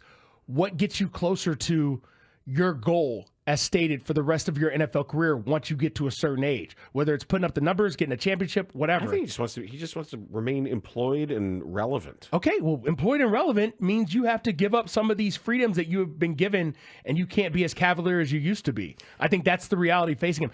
He doesn't want to go to a trash organization, and we can agree that the Rams are not a trash organization. No. Okay. But I don't know. I just don't understand why they want him. It doesn't make it. He's a pain in everybody's ass. Makes everybody miserable. Cheaper. Yeah, but you can get plenty of cheap guys who don't have all that baggage. Pound for pound, we talk about the cost of something. You might be able to get him at that perfect gray meat rate, as you like to talk about. Right, but it's no good. Well, it's good if you cook it and prepare it like immediately. No, I just don't think he's any good. I think he's a pain in the ass. I think he'd be much better off doing like what the Vikings are apparently going to do with Daniel Jones and just have him as their bridge guy. If you're looking for a bridge guy, you have somebody who's way less toxic. No. You say bridge guy like Daniel Jones has done anything. He has accomplished nothing. Aaron Rodgers is capable of doing things. I know, but he's 100 years old. He sucks, and he's an a-hole. There's plenty of quote-unquote a-holes, jerks, Richards, whatever you want to call them, that have been on teams that have won. Right, but why would I want him? I don't know. I would this want to avoid that. This is about your personal vendetta against Aaron Rodgers. He sucks, and he's a jerk. Okay. Well, apparently other teams don't think so. Well, we'll see. There are other teams who want to roll the dice on power that people think that I have. Oh my God! Yeah, they said you think he's going to not do the Pat McAfee show because that apparently it was going to be a condition of his potential reemployment by the Jets. I don't know because it's L.A. and in L.A. everything works differently. We can agree on that. What happens in L.A. is a different type of reality once you get to Hollywood than all these other places we're talking about. L.A. and New York even are two different types of places. So we'll see. But I really think we need to just say Mike Florio, although sometimes he does throw some things against the wall sometimes to see if they stick. And this would be prime Mike Florio season, right?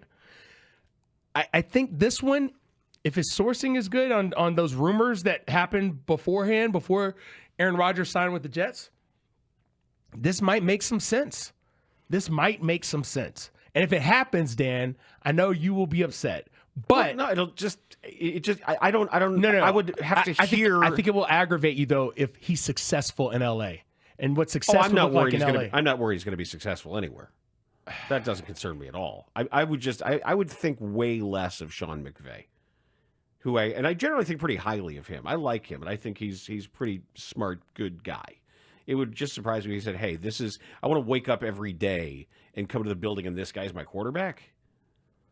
I just don't know who would want that for their organization. Well, there's been plenty of people who've wanted it, and you see how it worked out the last time. Not as well, but I think he will have a different attitude. Now, I could be wrong. He'd go in there and be, one, a jerk, but also trying to call the shots. I'm okay with him being a jerk because he is who he is. He's also incredibly set in his ways. But no, I'm saying I'm okay with him being the jerk. You know what you're getting with the jerk. But as far as calling the shots, that's where you would draw the line. I did. Have you ever worked with a jerk in your life? Yeah. Did the job get done? Sometimes. And you were aggravated, but as long as the job got done, you could live with it, right? Yes and no. I mean, if you thought somebody else who wasn't a jerk could get the job done as well or better, then it's just like, what's this idiot doing here? I think part of life is learning to work with people you don't want to work with and making it happen. Not on my team. If I run the team, I don't have to do that. Yeah. If you run the team. That's what I'm saying. That's why I said I wouldn't want him on anywhere near my team. Because I think you could approximate what he has and what it would cost without all the aggravation. I just don't know why you would go out here and say, yeah, we got to bring Aaron Rodgers to our team. No, you don't. You don't, but from a financial standpoint, I can see why they would. If he's cheap and you feel like he can get the job done, I'd have to hear their explanation of that. I would love to hear the justification. I thought the explanation I gave you is pretty much what they're going to give you. I would need to hear it from. I would need to hear Sean McVay explain. Here's why I want Aaron Rodgers to be my quarterback on this team right now. Good luck with that explanation.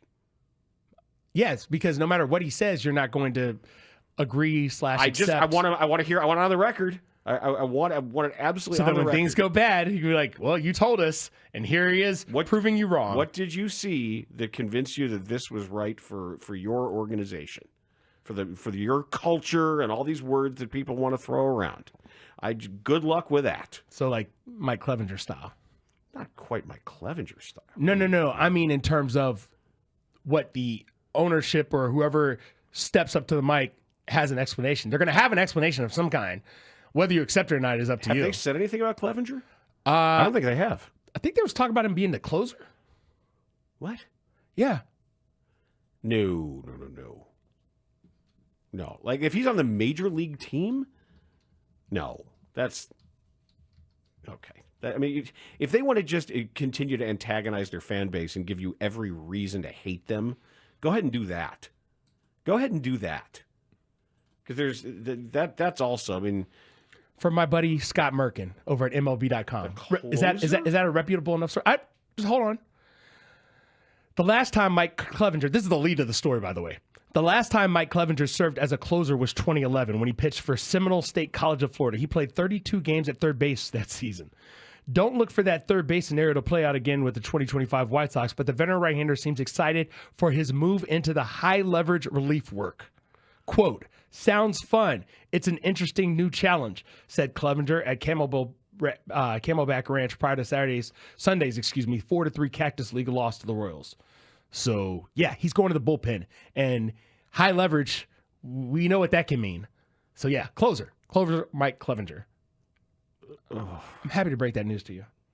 Well, I mean, they're only going to win, 55 games. So how many of those you need to close, I guess? Oh, I was hoping you say a little bit lower because I take the over and get another $1 for you real quick. No, will you lower that number? No, it's about where they are, probably. I mean, if you decide to lower that number to 50, get at me.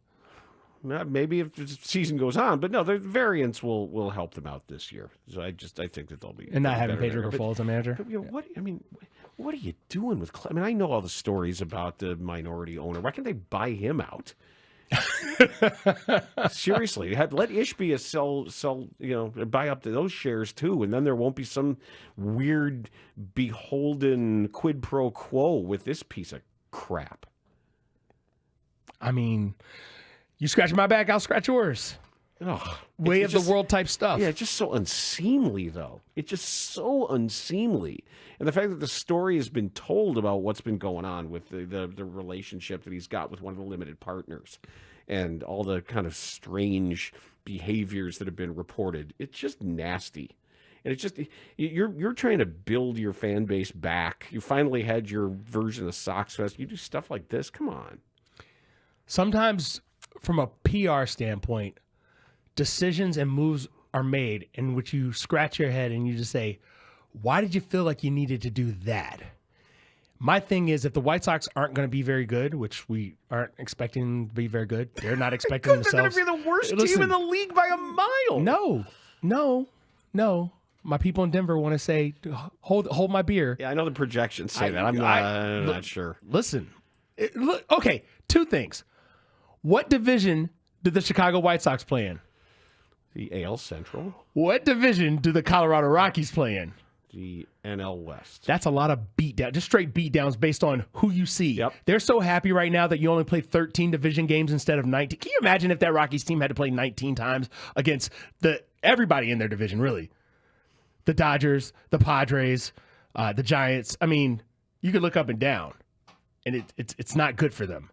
So I think that's one of the reasons why I feel like the Rockies are going to be right there with the White Sox, if not behind them, in the standings. Yeah, the Rockies are just haphazard, though, and they're unpredictable. They don't make any sense. Exactly. They don't make any sense. Nothing they do. It's discombobulated. Nothing ties into anything exactly. else that they do. There's no... It's like a concert where you just picked up some guys from the high school band down the street, and you had a couple of guys from the orchestra, and they all show up and like, we're going to play, and then you fill in the bank with like country music, and they've never seen the sheet music before. They don't have any sort of rhyme or reason based on what they're doing. Now, that's not a concert I would like to see. I hope I don't have to buy a ticket to that concert. But again, if it's just 4 songs, which is my ideal concert length, 4 songs, then I'm fine. Man, I would feel like I had been cheated. 4 songs. Well, I don't pay all the concerts that are here. I don't pay a dime. Okay, a free concert. Okay. Yeah, give me your new one. Give me an old one. Give me a deep cut, and go home. But if you're paying $100 or $1,000, $1,000 for a concert, that doesn't happen. Taylor Swift, Beyonce, Taylor Swift, that doesn't happen. Well, I'm not paying it. But I'm saying if you're, I guess not for me. I'm paying it for other people. Yeah, that's my point. Then you want to see a whole show. Not necessarily, because I do think there's diminishing returns there. Oh my God. I think most people would want their money's worth. And I want to see your whole catalog, everything you've ever done. I don't care. I want you to come out and do 5 encores. No, that's too long. What's for you? Perfect length for you is literally 20 minutes. 4 songs is 20 minutes, Dan. If I'm paying for it, maybe give me an hour. That's way more than 4 songs. I want to point that out. Right, but if it's something I'm paying for and it's my this is our evening and we're getting there, give me an hour. Like the coolest one I went to, we saw Andrew Bird at the Modern Wing of the Art Institute. Free.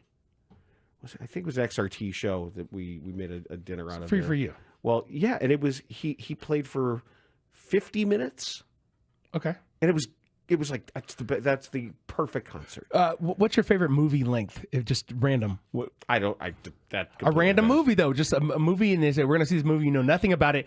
I don't worry about movie length.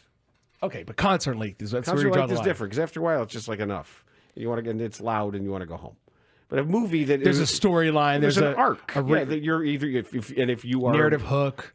Yeah, it's just a different experience to me.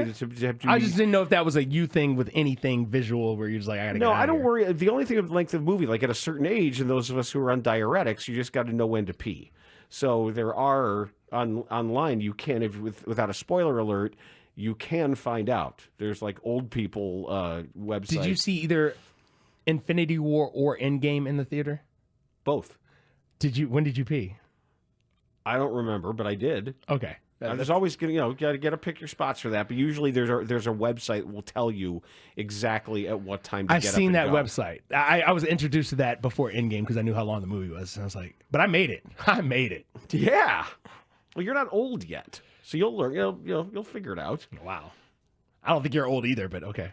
But yeah, I mean, I think the ideal length of a movie is whatever a properly edited movie results in. Okay. You can have a long movie that's well edited. You can have a short movie that's well edited. But it's all in the quality of the art. Sahadev Sharma is going to artfully discuss the Chicago Cubs with us next on The Score. The Score is Chicago sports. Chicago sports is The Score. Thanks for keeping us the #1 and most. It's the grand opening of Raymond Kia in Antioch.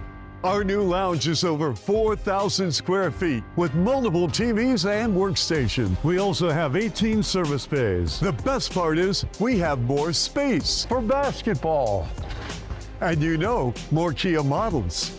Right now, get grand opening savings like this. Come in today and ring it up at the grand opening of Raymond Kia on Route 173 in Antioch.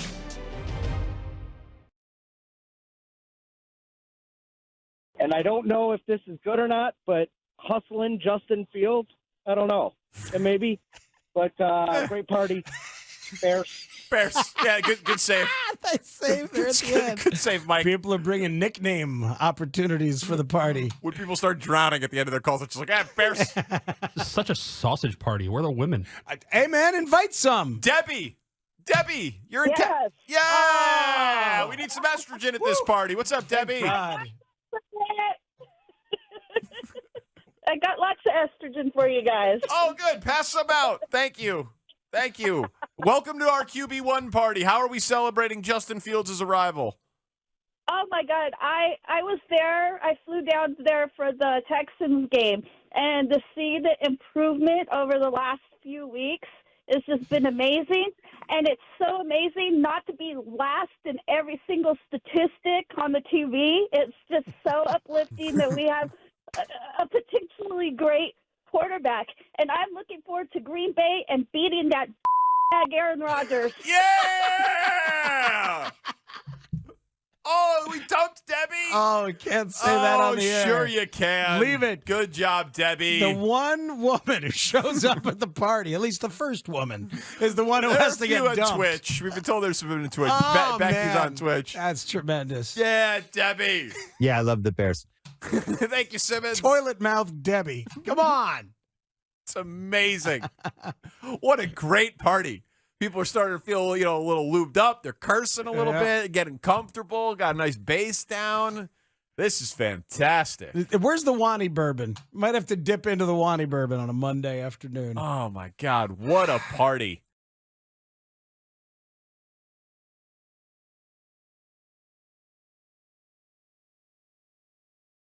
What if PCA's this good? If PCA is this good, you've got something. You've got something. What if he's this good? Because we know he's elite defensively. And on the bases. So can he be your Bobby Witt Jr.? I'm not there yet. When people start talking about the Trey Turners and Bobby Witt Jr.'s, but that's an all-star at the least. That would be good. Just by the numbers, you would be talking like if next year he could be a 4-win player, and I think I'd love to know what they say privately about what their projections are for him. But if he could be a 4-win player next year, and I don't think that's unreasonable at all over a full season. If his swing decisions are good. Yeah, especially with his defense. Yes. And the amount of WAR, if you're good at defense and base running, your WAR number, just by taking the field, has a high floor. But I'm daring to dream a little more on there, and I don't want to get out over my skis, but you see it. You see it. It's a hot month.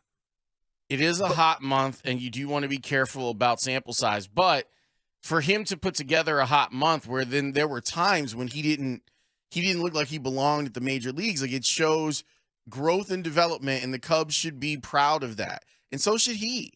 It's clear that he's listening, that he didn't let the frustration of 3 strikeout games and some of the swings that you would see with PCA just oh my God, what did he think was going to happen? Did he guess wrong?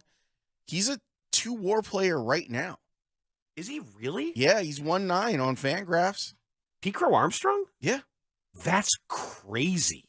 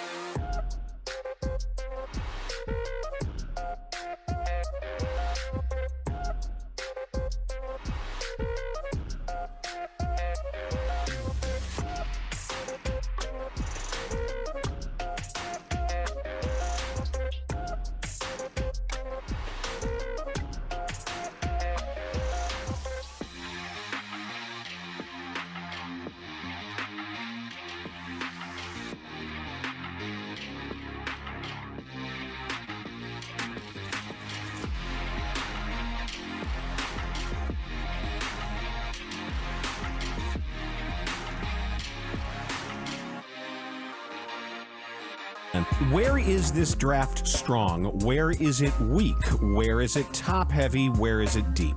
It all depends. Dr. Seuss. He is over there. Dr. Seuss. I wasn't going to call him out, Emery. I'm glad you did. Spitting bars over here. We're talking Exactly. I don't know about calling Who bars. said Chicago rap is dead? You got, boy. You right there with Common. We don't encourage that. Chicago Sports Radio 670 The Score. The 1-2. Ground ball to the right side. Nice pick by Blaine Krim. He throws over to Armstrong, who tags first base. Now The hit it. side is retired. Now the song can play. There we go. Now we can sing. The Cubs are 4-0 in spring training. They come back from down 5-0 to win this one 6-5. A harbinger of things to come. I don't. That's not how you saw that. What did Hats off to Matt Spiegel having a few good calls over the weekend. what did Craig Counsell say about spring training games, that they matter like for the first hour? Yeah, that's pretty accurate. Something like that. It's pretty accurate. It's about right. They get out of control real quick. This segment is brought to you by AlmostFreeTeeth.com. Save on dental implants today. Let us feel springy here as we bring in our friend who covers the Cubs for The Athletic, Sahadev Sharma, the Cubs beat writer and the co-host of the North Side Territory podcast on Twitter, @Sahadev Sharma, is with us on the Circa Resort and Casino Hotline, circalasvegas.com. Hello, sir. How are things? Things are well. How are things back home? Warming up every day. Getting a little bit warmer every day. We're good. Good to know. Yeah. Well, I mean, camp is in full swing. Like you said, 4-0 Cubs. I don't know if that matters. I don't think it does. You know it doesn't. I think you know it does not matter. Right. You know for certain It does not matter at all. Is that better? Yes. Yeah. Where are the various here. injured material Cubs in their respective comebacks? Whether it's Nico Horner's throwing or Matt Shaw or now Owen Casey, where are we? Yeah, I just saw Nico Horner come off the field here. I talked to him the other day. He's, it's always about like not rushing things, trying to figure out where you feel great. You don't want to like think you're feeling great and try and skip a step. Everybody that I've talked to, I don't think he's going to be playing in Japan, but the U.S. portion of the season when they start against the Diamondbacks, I don't think it'd be a shock, right? Like, you have a setback, anything happens, then obviously that changes everything. But right now, if he continues to progress the way he's progressing, I wouldn't be surprised if he starts the season as the starting second baseman in Arizona. Assad, I kind of get the feeling that he's starting the season on the IL, and that's not because he's like, this is like a really bad injury. It's because why push things when you built all this starting pitching depth, all this pitching depth. A bunch of guys are going to get starts this year. You know how baseball works now. It's not 5 guys that get starts. That's not even the goal. So may as well, use that depth in April and March, I guess. So it sounds like he's close-ish to throwing off a mound. That's what we were told yesterday, but they're not pushing it. They're kind of working backwards from the start of April with him and seeing how it goes. Shaw, like it sounds like, again, like being super cautious, don't want to rush things.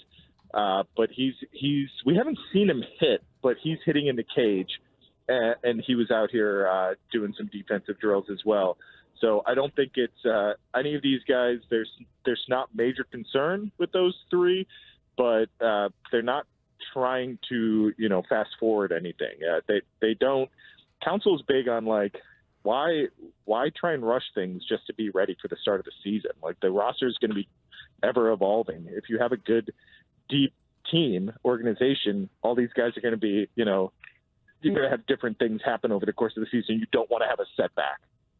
Now, I have yet to hear an explanation as to what really happened with Ben Brown last year. And you say, well, big deal. He's back. He's healthy. Okay, well, that's fine. But if nobody really ever seemed to know what it was, how can they be confident something like that won't happen again? So I heard exactly what it was. I talked to Ben the other day, and I wish I could give you the exact scientific term. I'm probably going to write about him today, so maybe I'll include that in the piece. Please do. But it was something in his neck that the doctors basically said this is the type of thing, it just takes 2-3 months to fully dissipate.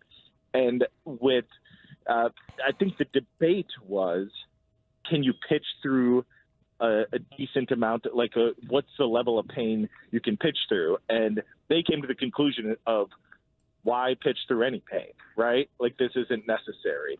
So I think if in different situations, maybe he could have pitched last year.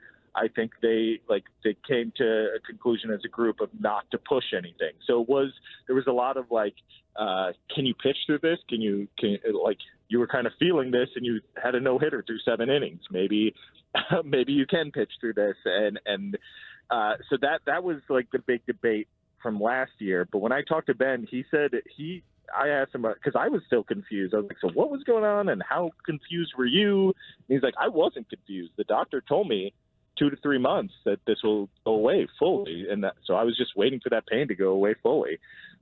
He said it went away sometime in early October, and he's been fine since then. Normal off season. I've heard a lot of good things about him in general. Slowly working on a changeup, but the focus are those 2 nasty pitches that he has, the fastball, and he calls it a curveball. There's That's others a slider. that call it it's the death ball, right? The gyro slider. He says it's a curveball, but he also understands that, everyone has these different terms for the pitches. So it's a nasty pitch. That's the reality, and he understands that he can bring something that this rotation doesn't really have, a ton of swing and miss, just pure nasty stuff. So, he's certainly an option to be that 5th starter to start the season. I'm still leaning Colin Ray just because you signed this veteran. He's going to be a part of the team. But we'll see. We'll see who forces issues and then what happens. When you look at where this team is right now, what's most unresolved? Because we've been kind of filling in the blanks, obviously with the big Cal Tucker trade, the signing now of Justin Turner. It seems like everything's kind of coming together as the Cubs would have liked it, outside of obviously not getting their first choice at third base with Alex Bregman signing with the Red Sox. What is unresolved, though, as Craig Counsell looks at this team starting the season in just, 3 weeks, really? Right. I think some of it is the injury stuff that we talked about. The roster feels pretty set, right? Like, outside of a surprise trade, I don't think they're aggressively pursuing much. They certainly are always look for smaller additions, right? We keep seeing these Greg Allen, Travis Jankowski. It's not like major moves are happening, but they're going to continue to look to upgrade around the edges. We'll see if one of those guys makes a bench to start the season or something like that. But nothing dramatic is changing. I think they have their best roster since the trade of 2021, right? The deadline trade. This is the best roster I've seen since that moment. It's deep. The bullpen, I know there are probably people that think there's questions with the bullpen. I think it's as deep as it's been, and that's really important. Not only for any baseball team, but Counsell wants that. He wants a lot of options. It's probably not as flexible as he would like as far as optionality, but it's sometimes you just have to get the veterans in here and start the season with them, see who okay, you got to make quick decisions type thing, right? We got to this guy doesn't have it this year. We may have to see a quick DFA, whatever happens, but I like the depth of the bullpen. I actually like the depth of the starting pitching. I think if you're looking at what does this team need outside of third base lockdown guy like Bregman would have brought to the team, I think it's swing and miss at the front of the rotation, right? They tried to pursue that in different trade avenues. They couldn't pull it off. I really think that's the big thing. If I look at this team, what are they missing? It's that ace in the front. I'm not saying they don't have it. They have a ton of talent, but they don't have that guy that pushes 30% strikeout rate and just has a upper 90s heater with some nasty breaking ball. They're really good guys, right? Steele and Shota are very good pitchers. And if you want to debate what they are, 1, 2, 3, whatever it is, but they don't have that no doubt ace that everyone knows. It's this guy's the dude. And I think they tried to find that dude, but obviously couldn't pull it off. We'll see if that's what their number one priority is at the deadline. I think that's going to be interesting. What kind of moves can they make at the deadline, and what are they pursuing? I think I am guardedly optimistic about Daniel Palencia growing into a successful, valuable, high-leverage reliever. Read some breakdowns about what he did after his IL stint last year, and there were some green shoots in there with a release point change, making his splitter more effective, making his fastball more effective. And we know that anybody who was throwing 101 is potentially valuable if it's optimized. So Right. am I crazy, or is there good reason to believe there is a possible breakout there? No, I don't think you're crazy. I think Council said it last year at one point, like, it's really hard to give up on a guy, that throws 100 miles per hour, right? Like, how does it click? When does it click is the question. I talked to him a couple days ago, and what stood out to me is, like, yeah, does he look a little slimmer? Does he look like he's gotten in better shape? Yeah, absolutely. He said he changed his diet. He's taking things more seriously there. I think the biggest thing is the mental thing. He said, like, he wasn't having fun coming to the ballpark. He was putting so much pressure on himself. He was overthinking everything. And that happens when you're an up and down guy. You think you have to be perfect to keep your job, right? Like Porter Haugh. You couldn't send him back down, right? Because he became this essential part of the bullpen. All these guys that have options have to think like that. If I don't perform right now, they're going to send me down. And they're not wrong to think that, because that's part of the benefit of having that option. It's like bullpen gets tired, you got to send this dude down and then cycle through guys. But yes, I don't think you're wrong to think like it's a potential breakout. I'm focused on, can he keep his command? Like, that he gives up a couple hits and then all of a sudden he loses the strike zone. That is always a thing with relievers, where if you're not throwing strikes, manager's not going to trust you and not going to use you, right? So he has to pound the zone, trust his stuff. It's always a hurdle for certain guys. They give up a couple hits, they think they have to nibble. No, you have the type of stuff that if you pound the zone, you'll work through it. You'll figure it out. He's got multiple pitches, nasty fastball, obviously.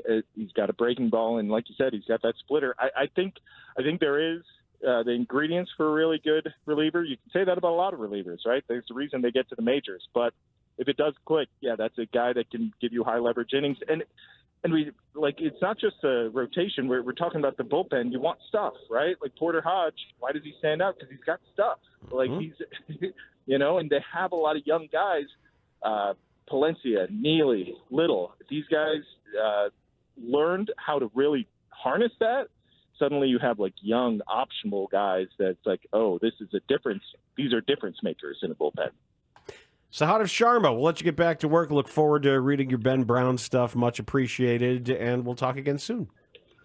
Of course. Thanks for having me, guys. Take care. All right, thanks, Haugh. That is Haugh Sharma of The Athletic. Wow, if David Ross could only see you now, Dan Bernstein, a Daniel Palencia optimist. A believer. Actually, because Northside Baseball did a pretty good job of making that case because of what he was last year after that tweak, after that release point tweak. There could be something there. And I like guys who throw 101. Is it Dan Yes. or Lawrence?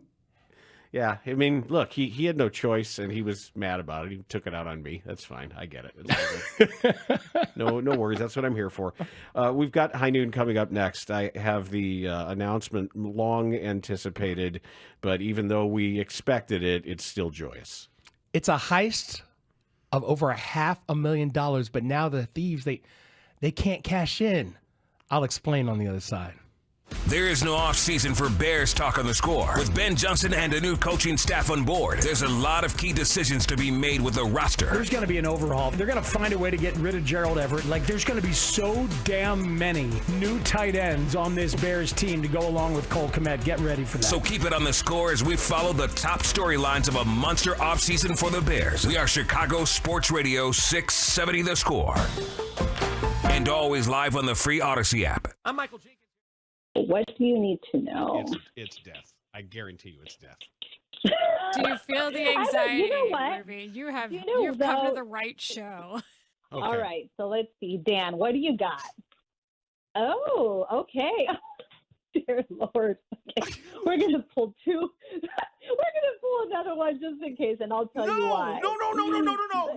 This is real. Keep it. Let's go with what it is. I am. So there's two. Okay, this is what's happening. So your first card, your focus card for the week is Twin Flame. It's all chewed up, as you can see. I can use these so much. So Twin Flame for this week. What this means is Twin Flame is a soulmate connection, and it's also part of you living your purpose. When we are married in a relationship, or we're connected with another individual, we both have to be living our life purpose in order for the connection to get stronger. I feel like this week there's been obligations that you've been attending to that maybe you need to refocus on your life purpose, what your intention is, that will also help you in your love life and connecting you, the two of you together, and having a stronger bond. The two cards that I pulled with tarot was the Devil and the Knight of Pentacles. Now, here's the thing.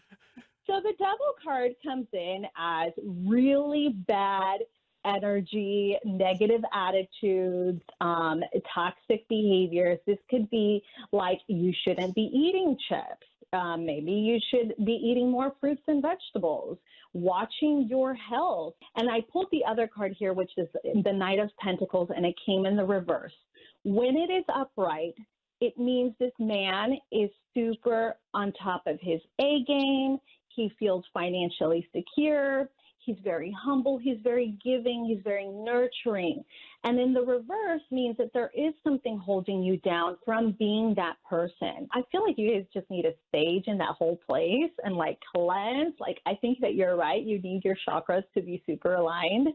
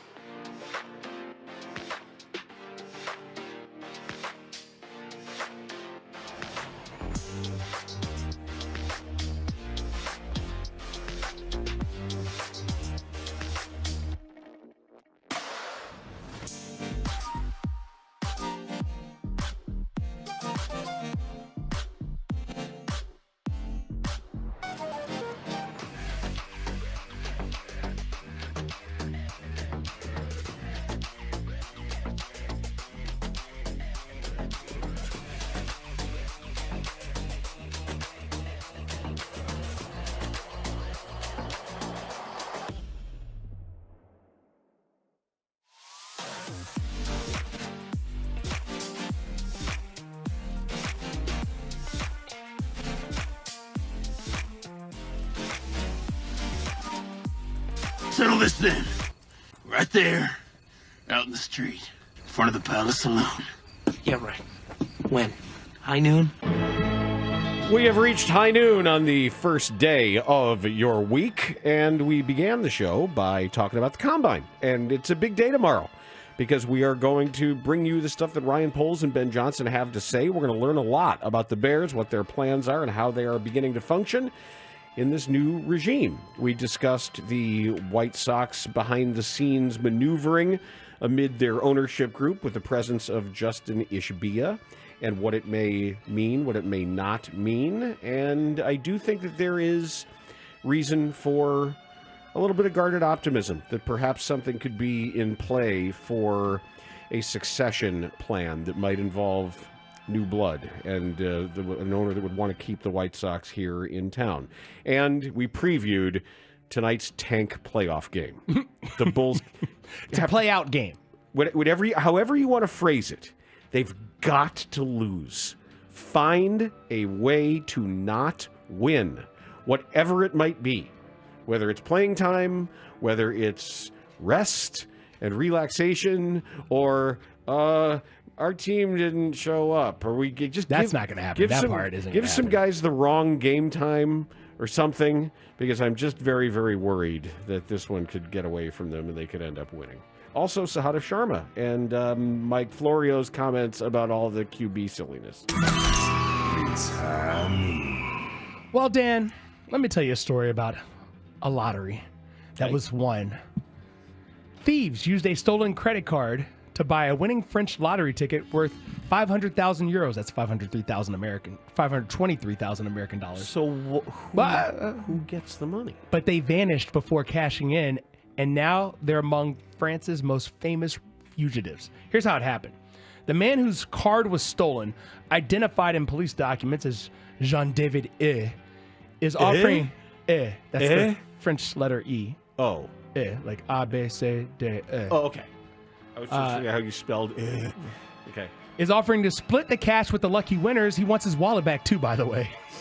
The thieves, meanwhile, face the risk of arrest. As of Saturday, the state lottery operator, La Française des Jeux, or FDJ, said that no one had submitted the ticket to cash out. Quote, "It's an incredible story, but it's all true," Jean-David's lawyer, Pierre Desboisson, told the Associated Press on Saturday. Jean-David discovered earlier this month that his backpack had been stolen from his car in the southern city of Toulouse, including bank cards, other documents. Jean-David asked the bank to block the card, but learned it had already been used in a local shop. At the shop, a vendor told him two apparently homeless men had used one of his cards to buy the winning scratch-off lottery ticket. Quote, "They were so totally happy that they forgot their cigarettes and their belongings and walked out like crazy people," end quote. Jean-David then filed... Forgot their cigarettes. Are they Gauloises?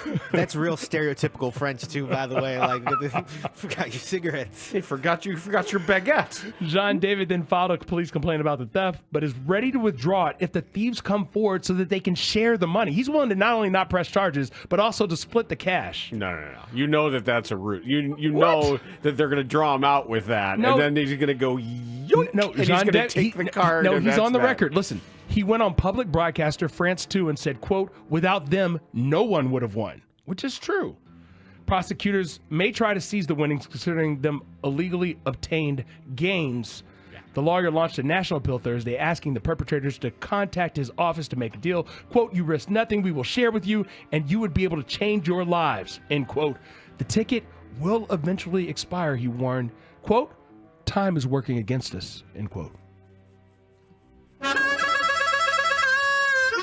We were told this was happening, but until it became official, I didn't know what was a stunt and what wasn't. I told you.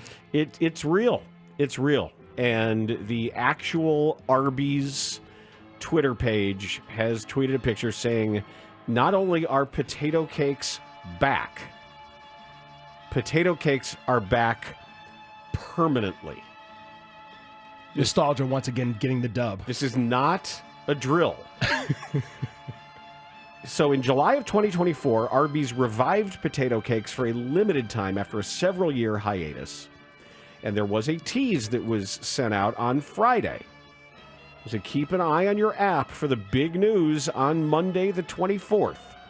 In both the email and the notification showed a hand holding a pixelated triangle shape outside an Arby's location.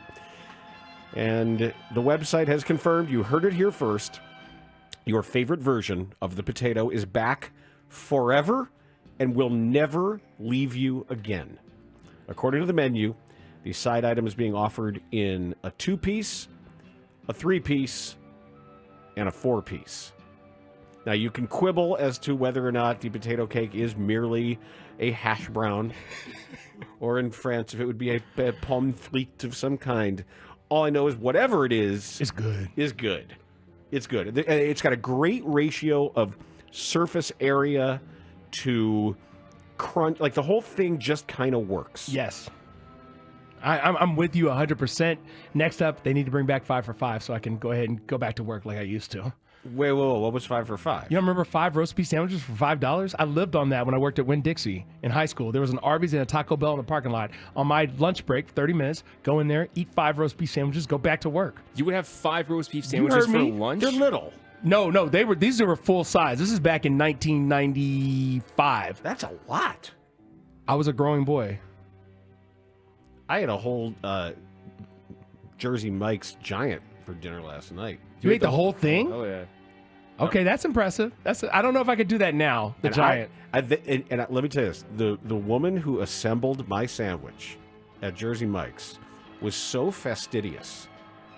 You talk about earning like a tip. I'm like, hell yeah, do you want to tip? I'm like, yeah, I do. Like, she could not have been more precise, careful. The people in Jersey Mike's that make the sandwiches are artists. But like, I've never had a bad experience. Everything was laid out perfectly. Everything was proportioned. Nothing was glopped over here or over here. All the tomatoes, and then when she cut it in 4. Everything had an equal amount of everything. It was so satisfying. What sandwich was this? That's my next question. This was the roast beef provolone Mike's Way.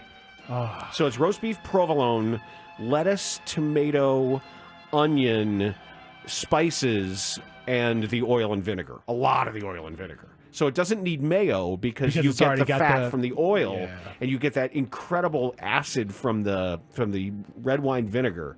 So it's not dry. Oh, no, it's juicy, No, I know, man. I know. But everything is just right. And for some reason, the way that they do that thinly shaved lettuce, like the texture of it, even when it starts to wilt a little bit in the sandwich, it's ideal. Man. It's not like a slice of lettuce or a leaf of lettuce. All the textures work. I usually go with the chicken cheesesteak there, but yeah. I didn't want it. I wanted something cool. Cold, I like to set it's going to take time. I like it to get to room temperature at home. Okay. I don't want it cold. I don't want to. I just want it room temperature. It was sensational. Man, I'm hungry now. Good, Right? good job. Good job. I'm making pork chops tonight. I've already decided. I may take the walk down to the Arby's right here downtown and grab some potato cakes just for nostalgia's sake. I don't have an Arby's near me. That's I gotta find the nearest one. There's one somewhere. All right, that is High Noon. We do it most days around this time. Speaking of food, time to go back to the grocery store. Oh, we're gonna do it again. What's on the list today? Linebackers. Let's do some linebacker shopping. Let's go to our linebacker monger and go in and say, hey, what's good? What do you got? I don't know what the Bears' needs are, but there are some big names on this list. So that's coming your way next. Mully and Haugh, Chicago's #1 most listened to sports morning show, 5:30 till 10 a.m. What the Bears do now, their depth chart has a hole in it. Whether that's going to be filled by a modest investment in free agency, a semi-modest investment in free agency, or a huge investment in free agency. I ain't gonna lie, so I'm not a big cheese guy on my burger, so I do a Baconator, large strawberry lemonade, large fry. Get a 10-piece spicy nugget, and then for filling it, maybe a frosting. Baked potato. Oh, baked potato. Yeah, baked When Wendy's used to have. And they said that wasn't ideal? Nah. I mean, he's always just so delightful. I love Tevin Jenkins, and I disagree with no cheese on your burger. Yeah, I wanted to follow up on that, but there were just too many people around. But you went with baked potato. Yeah, Wait a minute. We used to have them, by the way. I think they still do. Do actually. they still? I think so, Okay. yeah. Wait a minute. We need to stop this report right Yeah, now. okay. You just said you wanted to follow up with no cheese on the burger. Yeah. But there were too many people around. Uh-huh. But you followed up with what? No baked potato? With all of those people around. I need a 10,000-word oral history on that editorial decision. I by think you. it was I started to walk away, and then I put then I was like, oh, wait a minute, I got to go baked potato. And then I put the mic back up there. So when you started to walk away, you're like, wait, Jalen Johnson, wait, baked potato. Yeah, basically, exactly. There was another place to go, and I was like, but wait a minute. And honestly, I had no idea why baked potato came to my mind at that I don't point. either. I don't know why I have that. I don't eat a lot of Wendy's. I love Wendy's. What? Who doesn't? But of course. But for some reason, I think that is what makes them unique. That they have baked potato. Well, yeah. What other fast food restaurant has baked potatoes? Well, I know, but Zero. they got the square patties. Well, okay, that makes is a them- cool thing. The the Frosty Frosty is pretty unique. There's things at Wendy's that make Chili. Chili. They do really good chili. There's- Okay. and spicy nugs. Burger King and McDonald's don't have spicy nugs. Don't you think that should be baked potato can be added to the uniqueness of Wendy's? Here's the thing. But it's like the fifth pick, maybe, in the uniqueness. Oh, maybe like three. It's the fifth pick in the 3 or uniqueness 4. thing, but it's the 50th pick in the variation of potato. Baked potatoes on their own are bad. I can give you 49 other versions of the potato that I would take before baked. All right, let's go. Yes. It's the greatest follow-up in the history of locker room scrubs. Oh, baked potato? Sometimes I didn't mention the baked potato. I mentioned the strawberry lemonade and the spicy nugs. I didn't mention the baked potato. You got baked potatoes? You got skyscrapers? What a ridiculous follow-up. I kind of knew Tevin was going to answer like that. I kind of knew he would think, what are you talking about baked potatoes? Baked potato. They got baked potatoes. You're so close with him and his fiance. Yeah. She's doing great, by the way. I was Good. able to circle back. Right.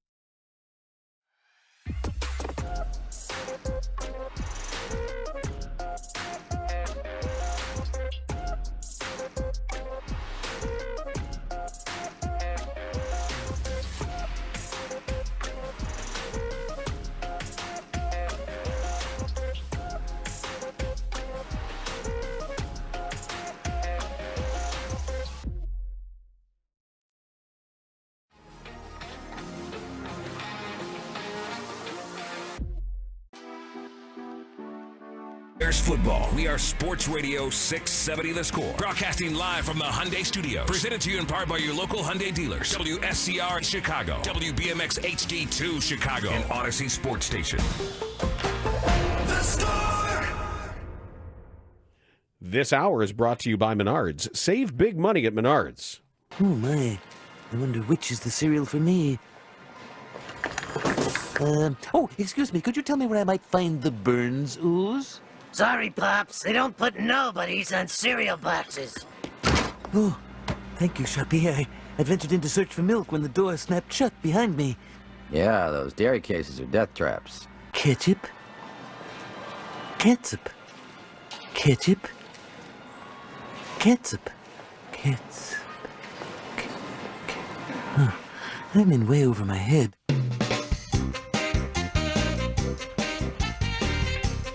Time to do some shopping. We have this list of Matt Bowen's top NFL free agents, and it's a interesting offseason because the draft is not some huge bonanza of high-level talent. I would say the draft this year is more of a warehouse club, perhaps, than it is a boutique. So Costco style is what you're saying? Sam's Club? I think they've got a lot. BJ's Warehouse? Like a lot of good stuff. A lot of stuff that you know is going to be good or fine. But not top of the line Right, premium. it's not sort of high-end shopping this year. But look, our free agent grocery store has allowed us this opportunity to dive into where Matt Bowen thinks some of the best fits are going to be, and you can always have the Bears top of mind. It doesn't look like the Bears are going to be in the market for linebackers as long as... I was thinking that maybe Tremaine Edmonds would be a cap move, but not yet. Maybe that's just sort of bird in the hand. I expected more from him, frankly. I think everyone expected more from them. You look at what happened last season with the underwhelming play up front, but then the second level, TJ Edwards looks more valuable than Tremaine Edmonds, not only from the eye test, but just what actually transpired on the field. And they really only used two linebackers. And that's the other thing. So I'm wondering, in today's NFL, you want to have depth, but depth looks different when you're only using two linebackers as opposed to three the majority of the time. All right, so let's look at some of these names in order. There are 5 linebackers who made Matt Bowen's top 50. And this first name here, well, you talk about a revelation. You talk about somebody who was just a heat-seeking missile all over the field. And that is his 13th overall rated free agent, Zach Bond. Now, how much this is what I struggle with. This is me, the non-football expert, right? But who reads about football a lot and talks to people, former NFL players, coaches, whoever wants to talk football, because I'm always trying to learn more, right? Mm-hmm.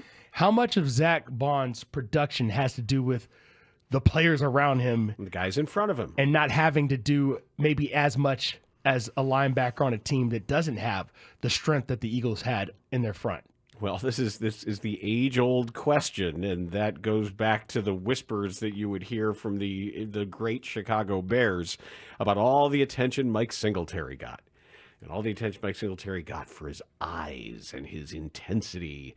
And then you'd get a couple beers and some of the guys in front of him, and you'd start to hear what they thought about who deserved credit for some of that. And for a lot of defensive linemen, it is a largely selfless and thankless position. You're right, because you are occupying people, you are shoving people backward and then allowing others to flow into some of those spots to make the plays. But that's perhaps why Matt Bowen says the best team fit for Bond is to remain with the Eagles. And he said the Eagles should be trying to keep him after his breakout season, which included high-level production in the playoffs. A 3-down defender in Vic Fangio's defense, Bond recorded 150 tackles, 3.5 sacks, 5 forced fumbles, and an interception in the regular season. He followed that with 2 picks in the postseason, including one against the Chiefs in the Super Bowl. Let's run it back. You know what that sounds like? That sounds like an expensive contract extension. That's what that sounds like. If I'm his agent, those numbers, whether and now or not you've seen the cap's gone up too. You're like, oh, you don't say you don't have the room, the space, you've made it work for all these. You've made it work for so many skill position players. When you look at their top 2 receivers, Devontae Smith and AJ, who they paid, along with Saquon Barkley. Got to pay those defensive guys too. Yeah, and by the way, point for the 516 who said that Tremaine Edmonds' dead cap would be $13 million. If that particular number weren't so high, I would expect it to be cut. The out is after this coming season where that dead cap hit is $2.4 million. Well, and they would still save money by cutting him this year because his cap hit is $17 million. So they would save $4 million by cutting him. Yeah, but somebody's got to play the position. Yeah, next year you would save a lot of money. Yeah, I think everyone can reasonably, unless something spectacular happens this season for Tremaine Edmonds, all signs are pointing to him no longer being with the Bears after this coming season. The number 16 free agent on the Bowen list and the second linebacker is Dre Greenlaw. Saw him.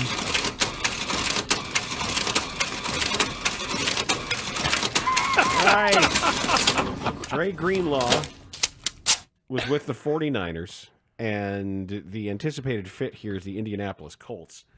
It says, with new coordinator Lou Anarumo running the defense for the Colts, general manager Chris Ballard might consider having Greenlaw fill the weak side linebacker spot. He played in only 2 games last season after tearing his Achilles in the last Super Bowl. But at full strength, which he's expected to be in 2025, he is a rangy linebacker with the pursuit speed to track ball carriers and the coverage awareness to close throwing windows. He sounds like a guy that you'd want on your team. You just got to have position availability on your team. That you have a need and maybe an upgrade. If you're in the top 50 of overall free agents, clearly that's going to be an upgrade for most teams. And the Colts, they need help on defense. Yeah, the Colts are one of those teams. I'm not sure really what they're doing. Well, here's what they're doing. They're trying to get back to the playoffs and compete in a lackluster division. And so you don't need as much in that division as you might need in another. You got to take advantage of that. Yeah, but they might. How long are they going to give this quarterback project? You got to give him another year. I agree. This is year 3. This is the big year. Right. This is the big year. The third linebacker here in the store that we can see, maybe we're looking a little lower on the shelves now. Usually the high-end stuff's going to be at your eye level or up top, and then as you look a little lower, like here's some of the store brand stuff, which is fine, by the way. Yeah, store brand is usually very much fine. Yes. I'm a huge fan and proselytizer about store brand stuff, as my CVS savings will tell you, too. Oh, my goodness. It's Nick Bolton. Nick Bolton was with the Chiefs, as we know, and he has the best fit being the Broncos. Just one. Bolton. Hey, stop scanning. You don't want 5 Nick Boltons? No. 5 Javonte Greens. Here we go. Because that's buy 1, get 4 free with Javonte's. And that one only costs so much. Yeah, and he's on the Cleveland Cavaliers. Dan's a believer in Cleveland simply because they now have Javonte. I am a believer in Javonte Green because Javonte Green. I don't know. I mean, just in general. He transcends sports. But he said Bolton would be a big upgrade for Vance Joseph's defense in Denver. Bolton fits with the Broncos as a downhill thumper against the run. He had 11 tackles for loss last season. In coverage, Bolton lacks elite second-level range, but he has 4 career interceptions. Okay. It's a name. I would classify that. It's a guy. It's a name. I mean, we're getting to, as you said, it does give off store brand vibes, which is fine, which is adequate for most situations. Sometimes you just have to understand whether a guy is peaking or whether he's on the decline, and that's how you determine how he'll fit with your particular defense. The number 37 overall free agent and the 4th linebacker listed is Jets' Jamian Sherwood. The best fit is believed to be the Atlanta Falcons, and Sherwood could follow new Falcons defensive coordinator Jeff Ulbrich from New York to Atlanta, a 3-down linebacker trending up at this stage of his career. Sherwood posted 154 tackles, 10 tackles for loss, and 3 pass breakups with the Jets last season. He can play downhill with speed, cutting off the ball and pursuing the edges, the Falcons need playmakers on defense. That last sentence sums up what's going on with the Falcons. They need somebody who can help them stop other people. That'd be good. Their problem has been not necessarily their offense. They can score points, but in crunch, can you get stops when you need to? And they have not been able to do that at a consistent enough basis, and that's why they've been on the outside looking in. Well, wasn't their kicker going to the zoo, too? Wasn't Younghoe Koo? What happened with him? I remember missing some stuff late. He missed kicks. Yeah. He missed kicks. Yeah. But the offense got them in position to, hey, here's a game-winning kick. Go ahead, kick. Try it again. Game-tying kick. Try it again. It's like watching one of these college games. It's not great. But kicking is very volatile. In college it is. It can't be in the NFL. NFL's got to be. I think for more teams than we want to admit, kicking is volatile for those teams. We live He that was life here. 25 of 34 last year. That's not good at all. One of 58 though. Yeah, but but playing you got in a dome. So can you make a 45-yard field goal when the game is online? Can you make a 45-yard field goal? Yeah, from 40 to 49, he was 7 of 11. Yeah, but then from 50 plus, he was pretty damn good. He was 6 of 9 from 50 But most plus. of the field goals, He missed 9 attempts. But what I'm saying is most of the field goals that are going to matter like that are the 40 to 49 range. It seems like to me because as we know, fields are getting shorter with the new kickoff and everything else. And I'd like to see his clutch numbers. And I know clutch isn't a thing, but it is a thing because the game online. What field goal Absence isn't of clutch. clutch? I got it. Absence of choke. But what field goal isn't really? I mean, unless you're just padding a lead late in the game. And those all seem to be. It's you and you got your chance and that's it. There's a difference between a field goal that puts you up 13-6. Yeah. And a field goal with the game on the line. Because that's when people bring out their best stuff defensively. I don't know if you remember that lesson from last year. I think the Bears saw some of that where they said, hey, they can't block this guy. Oh, awesome.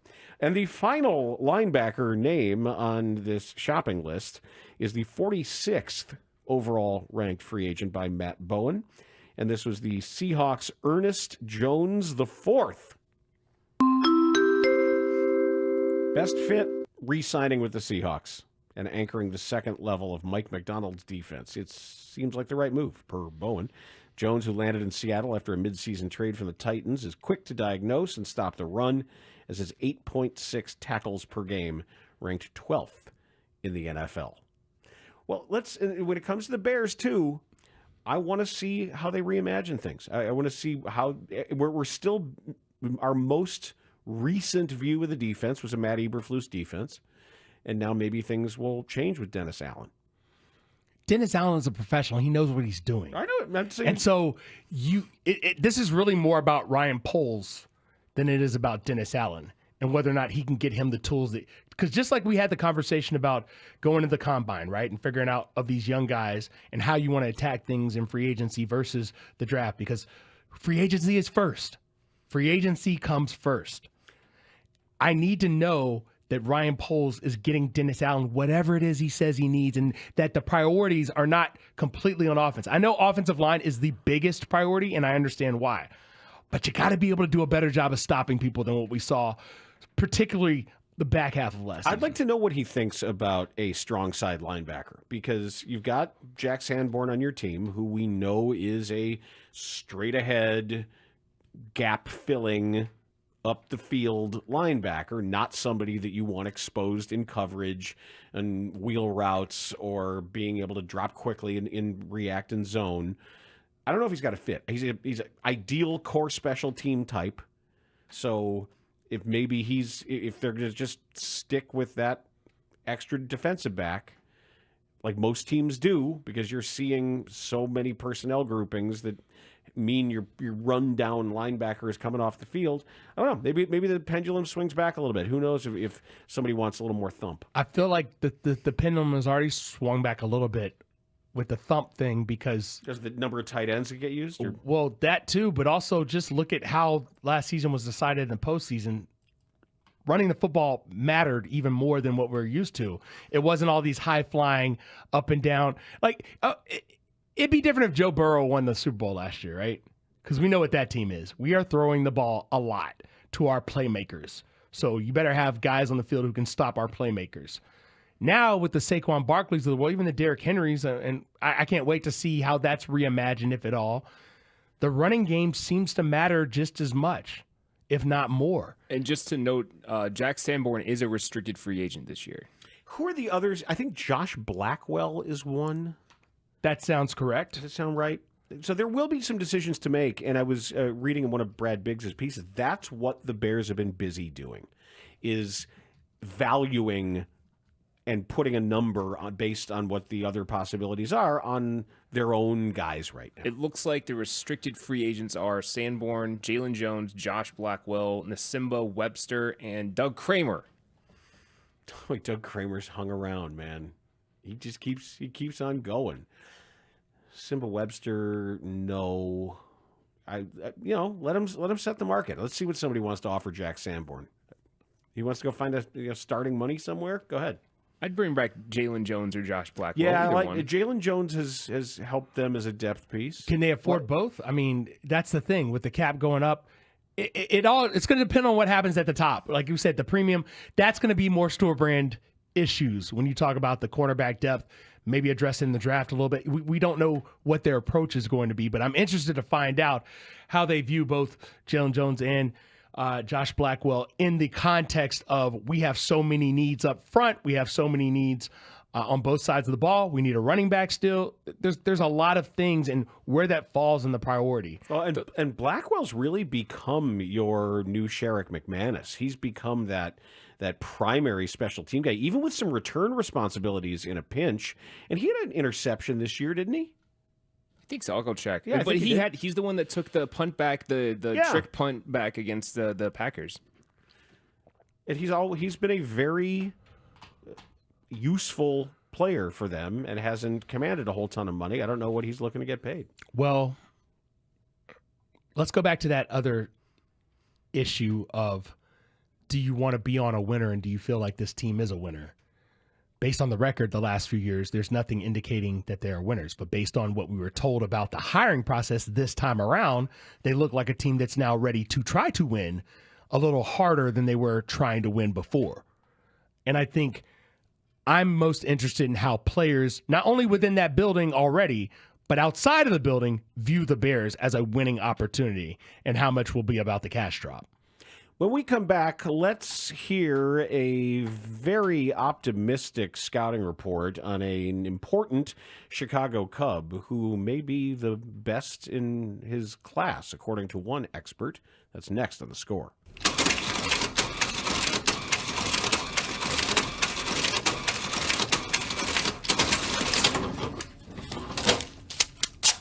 This is Chicago's #1.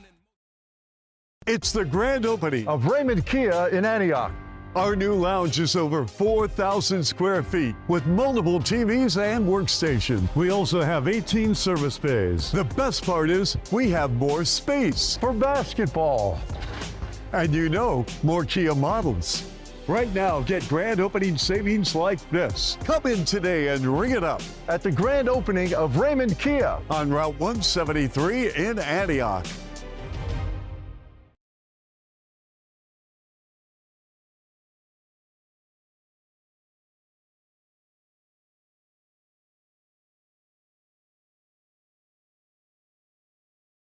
And we've been compiling a list over these many years, and I love it when people tip us off, whether it has been our friend Alshon Jeffires, Ashlon Jeffires, or Jeffries, and Josh McGowan, Kyle Ortman. McGowan is a better fit than Jason Campbell because he's more cerebral. Well, apparently Mark Grody last night took a call from a guy named Mike who gave us one to add to the list. It was Getsky, it was the line and receivers, and hear me out on this. He had 318 attempts. He ran about 11 times a game. 8 was because he decided to where he could have passed. So that's another 120. That means Getsky gave him the opportunity about 440 times, which is still 100 and something less than every other quarterback in the NFL, or about 25 to 30%. So where you guys are off, and I hear it over and over, it's 2,200 yards, he's this and that. And I don't blame Getsky. You're right. I got to say, because that's the 5th time now, Mike. It is Luke Getsy, not Getsky. Getsy. Gotcha. I want you to have credibility. That's all. Go ahead. All right, Getsy. It was Getsky. It's my favorite hockey player of all time. I don't blame Getsky. The great one, Luke Getsky. Well, how do you think Trubinsky did overall? First of all, it's not Ryan. It's Ryan. Ryan, not Ryan. It was Getsky.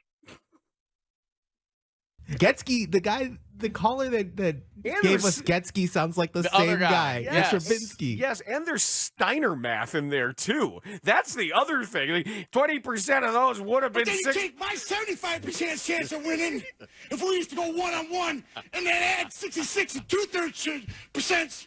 I got 141 and 2/3 chance of winning at sacrifice. And I don't blame Getsky.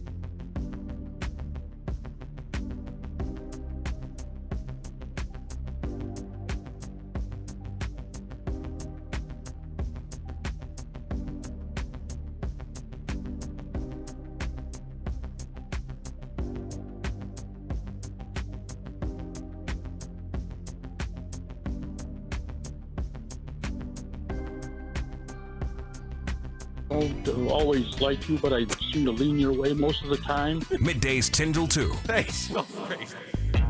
Shaw is doing great. We're hitting in the cage, so doing really well there. Kind of progressing onto swinging, onto throwing. We're doing well. Okay, good. Okay, I didn't like to hear that when camp started that Matt Shaw, the presumptive starting third baseman, had an oblique injury, but it seems to be coming along, I guess. So that's all good. But let me ask this first. We were just sort of I think Studge was out when I was telling Ray about this. So don't ask how it happened. One time we were talking a while ago, and I was talking about something I saw, like with the Giada De Laurentiis, it was a recipe, a Giada recipe. One of her people heard me talking about Giada and said, "Hey, I know you're a fan. we have all these products. She has this new product line coming out called Giadzi, and it's some really cool things. So they said, hey, can you be an influencer for us? And we just want to send you some gifts. So I said, sure. Why not? So that's how it starts. They sent a bunch of stuff to the house, and like all these awesome olive oils and these really cool canned proprietary tomato that only she's growing, and the Calabrian chili paste that's incredible. All these fresh pastas, or not fresh, but dried pasta, but really high-end pasta, and it was very cool. So we've enjoyed it, and I got a note the other day. It said, "Hey, Easter's coming. Do you want to get a giant chocolate Easter egg?" So you said yes. I said sure.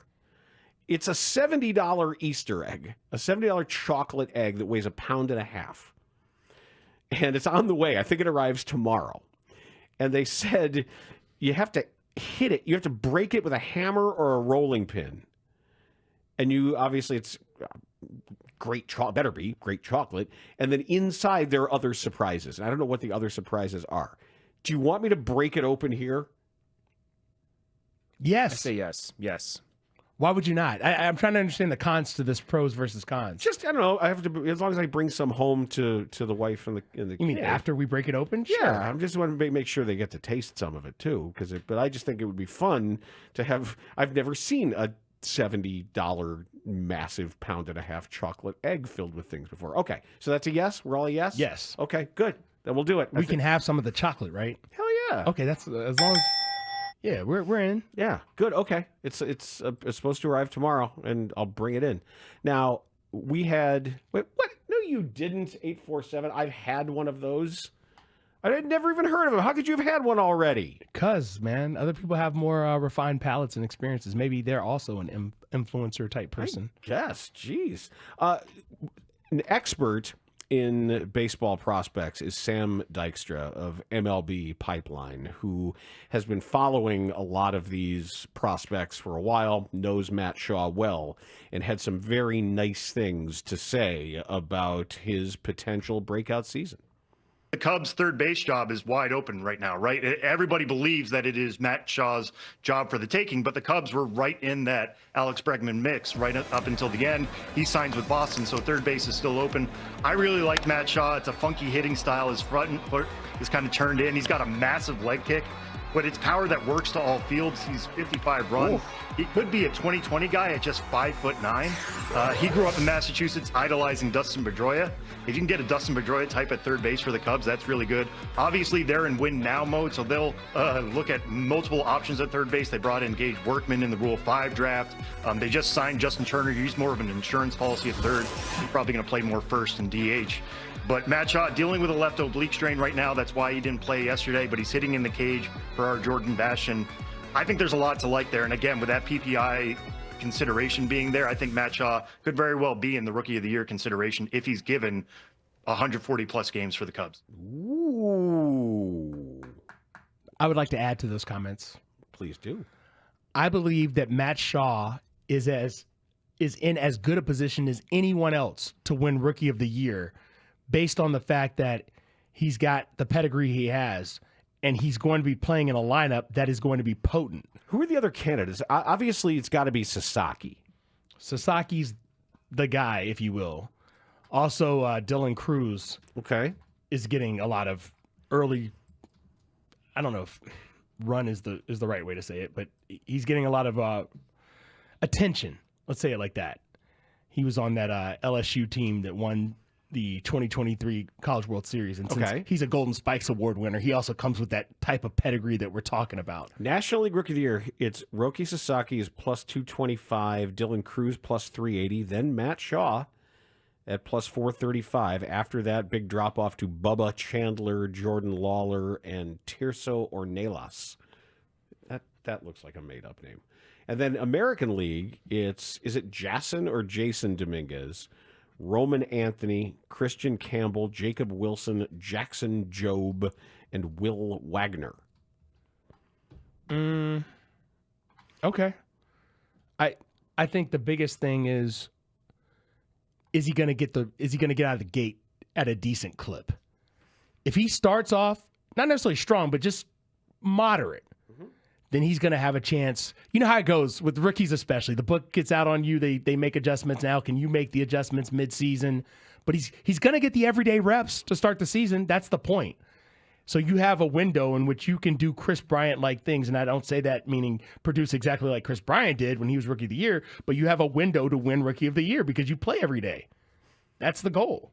Well, let it happen then. You have a chance to accrue a lot of wins above replacement, especially if your defense is good. That's the thing about the WAR number, is that if you can play strong defense, then you can just carry some of that, the positive math on that aspect of it to allow the other parts of your game to catch up a little bit. That was always the thing about why Mike Trout was so valuable, that just him playing an inning in center field just drove the WAR number up, let alone before he even picked up a bat.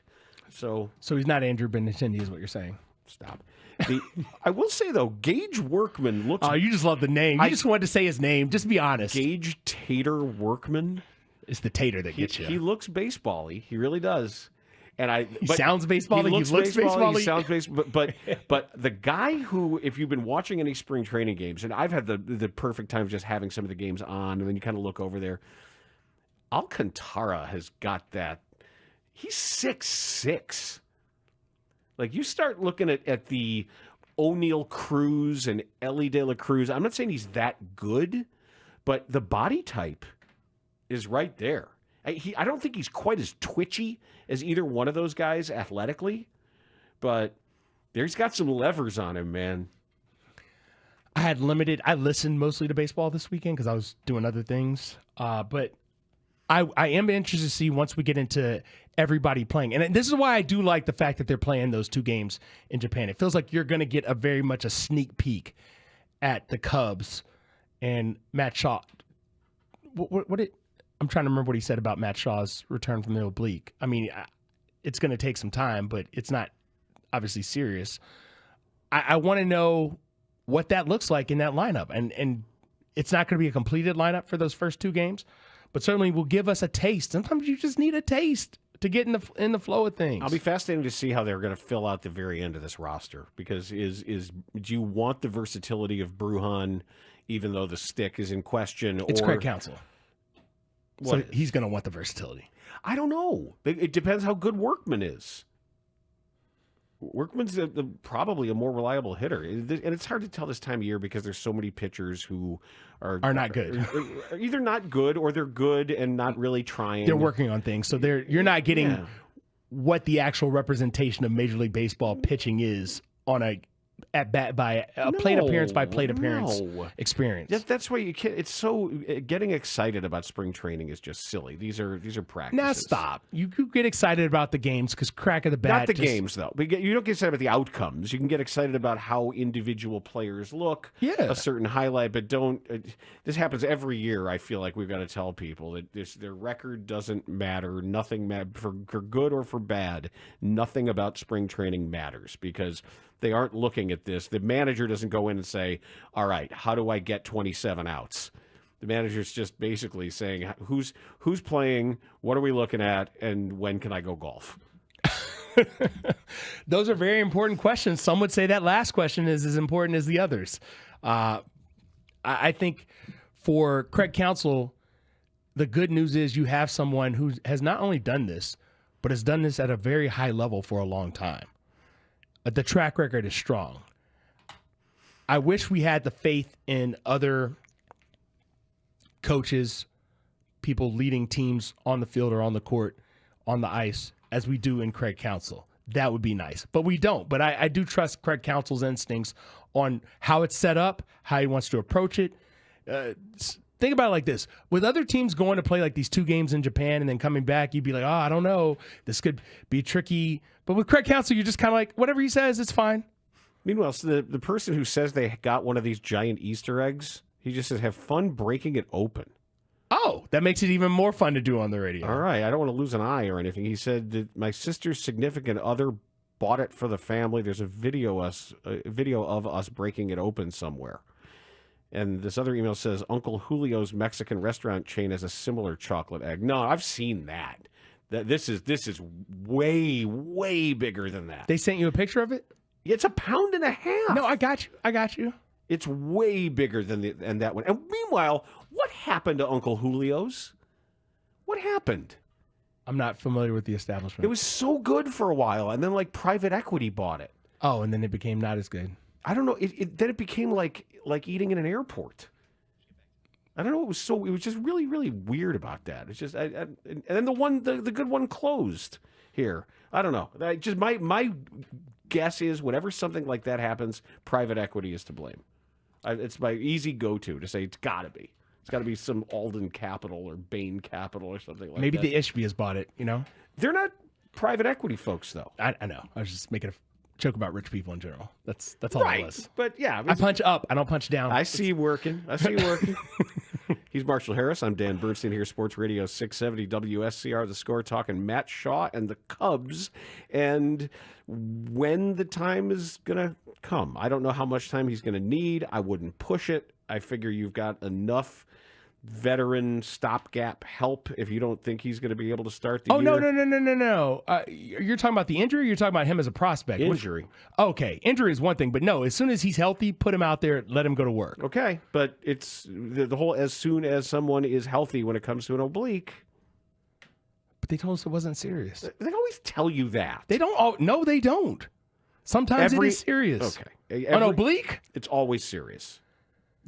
That is always a pulled muscle in your side when you're a professional baseball player is always serious. Professional in any sport, really. You need to be able to turn. But yes, the swing is the actual one on your left side when you're a right-handed hitter. I got you. I want to see it though. I want to see that big leg kick and see if against 100.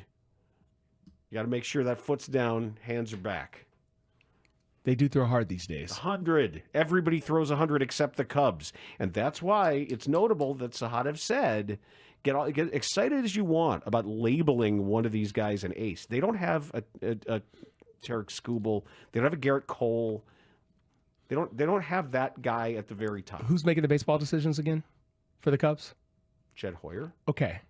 Trust me. Jed Hoyer's going to make a move between now and the trade deadline when people become available to get somebody front end. A front end starter? I think he's going to have to. You think so? His job is on the line, Dan. Yes, I think he's going to make a move. He's just biding his time until teams are ready to be sellers. Okay. I think he's in constant conversation with anybody that's got a front end starter that might be. He's willing to. I don't want to use the word overpay in like this in a vague sense, but I think he's willing to pay top dollar, top asset to get a guy like that because I think we all see that elephant in the room and understand it. When we come back, we had a guy who had a really bad year last year trying to reboot and relaunch. And Andrew Benintendi? No, but that bad. And trying to reboot and relaunch by making an appearance on The Score. So we'll listen in and see if we're buying it or not. That's next. There is no...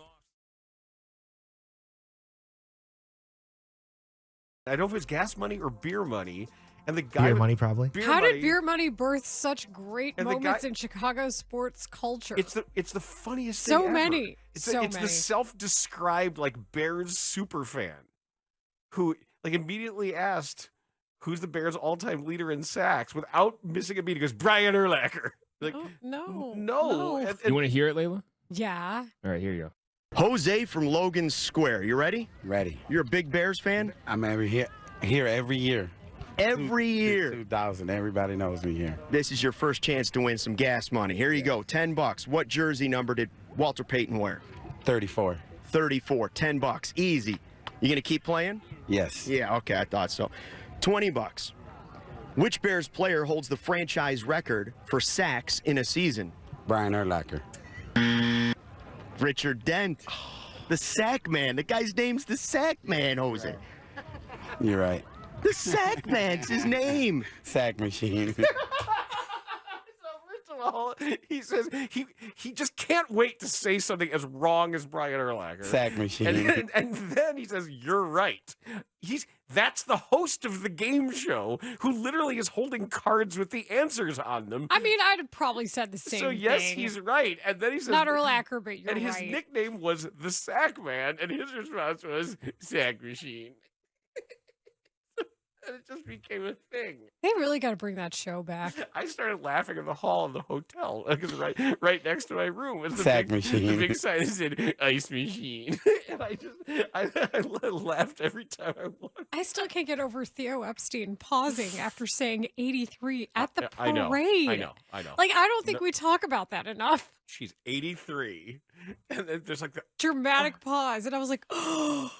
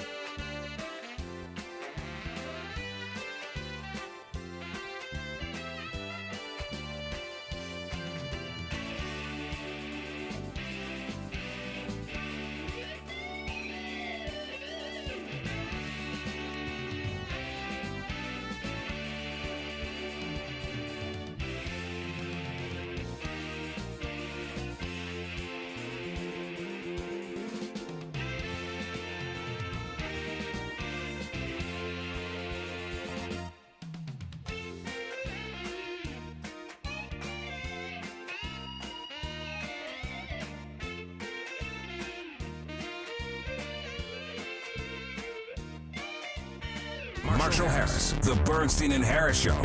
Middays 10 till 2 on 670 The Score. Nah, we ain't taking that. Okay. Quick correction. The Justin Ishbia's company, Shore Capital Partners, is indeed a private equity company. I've looked through all 69 companies that they own. You looked through all 69? I think I might have heard of one of them. That sounds about right. Nice job, though. I might have heard of, very nice. I might have heard of one of these. A lot of healthcare. A lot of what looks like healthcare equipment companies. There's some regionalized emergency care, urgent care stuff in here, but nothing looks particularly familiar. So, you know what's really expensive, Dan? Anything related to healthcare. Oh, I know. So I could see why they're making money hand over fist. Well, you're also able to continually keep driving up the price, and everybody just assumes that that's the way it is. Higher education, healthcare, always, the next time you look over, it's just going to be more expensive. There's nothing you can do about it. And food, just in general. Just well, food. Lately, yeah. Just food. Lately, food. So John Schriffen had a very, very rough debut in Chicago. It was people were concerned about when he got the job. Who is this guy? What does he do? Why did he get the job over some of the other people involved? And he proceeded to alienate pretty much everyone on the air, off the air, behind the scenes, all fans, coworkers, everybody. And made all kinds of headlines for some of the over-the-top on-air stuff and a bunch of factual mistakes.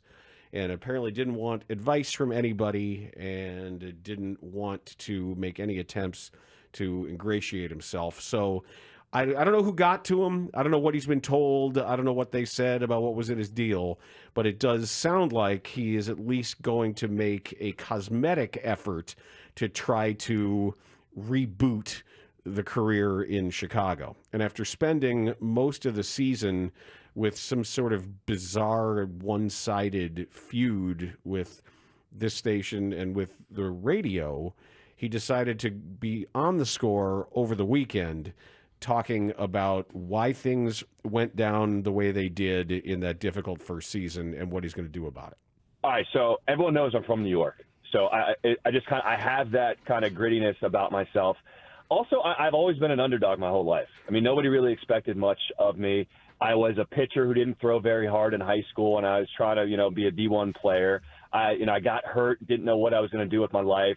I went into sports, and then I did news, and everything. I've always been trying to just prove people wrong my whole life. So I've always had that fighting, competitive spirit. So I came in as the new guy.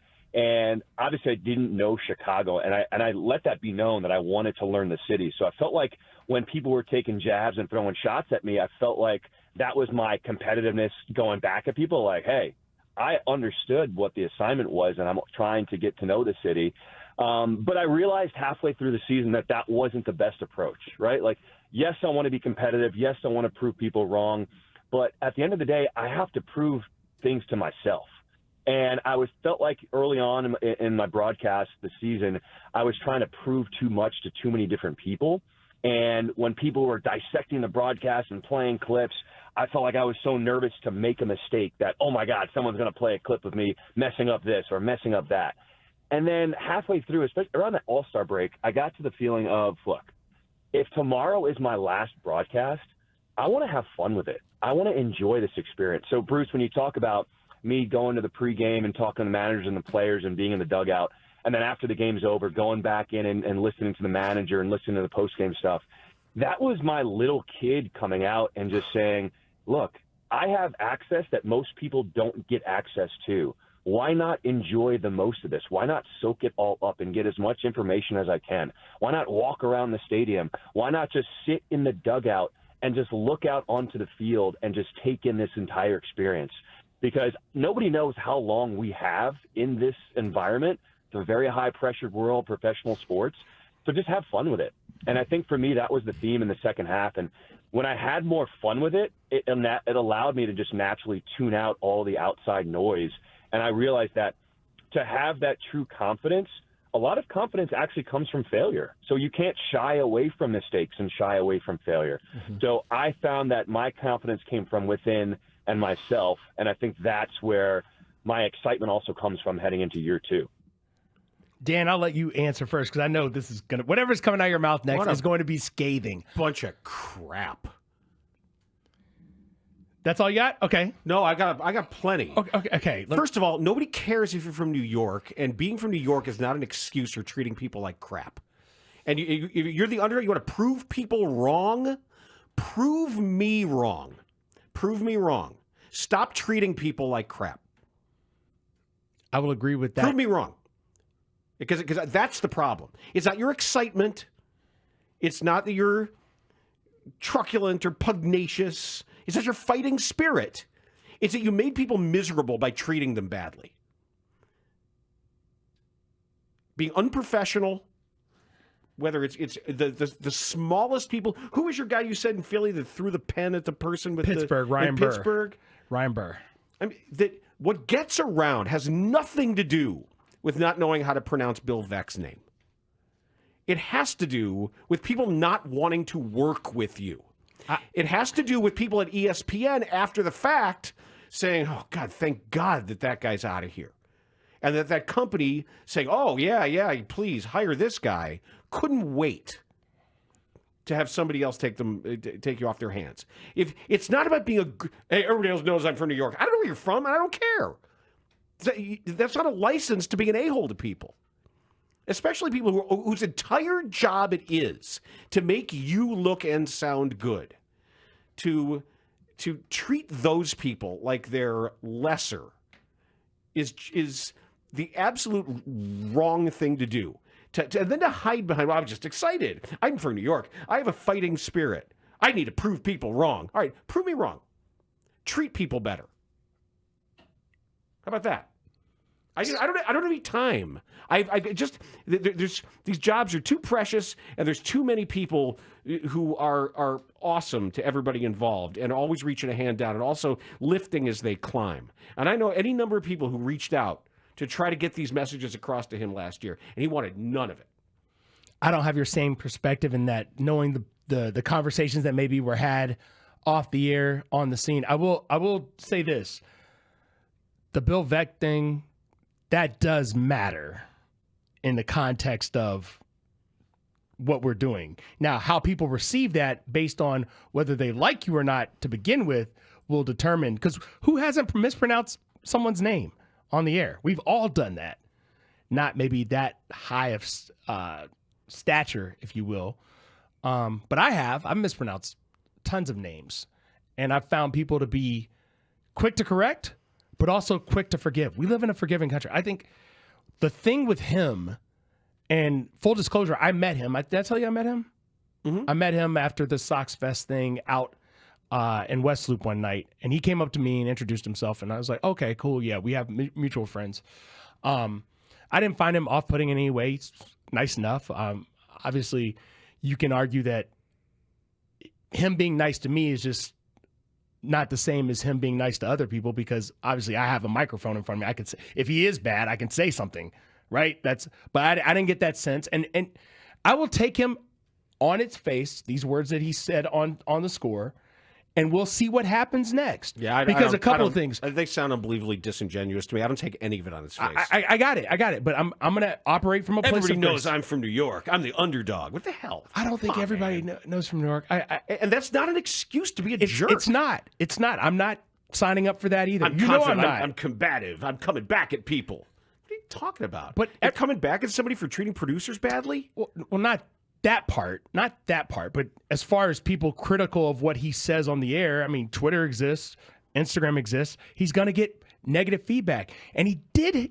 He was tasked with broadcasting the team with the worst record of all time. But that is way down the line. I understand all what you're that stuff. That's fine. And it's a subjective business. And there's some voices you like and some voices you don't like. Absolutely. And some people who maybe are going to make mistakes or grow into the job. But man, to come here to carry yourself the way you did, and now to just say, "Oh, I was too confident because I'm from New York." We will see how his actions change from one year to the next. We all make mistakes. None of us is perfect. Let's find out. Yeah, it's not, being a jerk is not mistakes.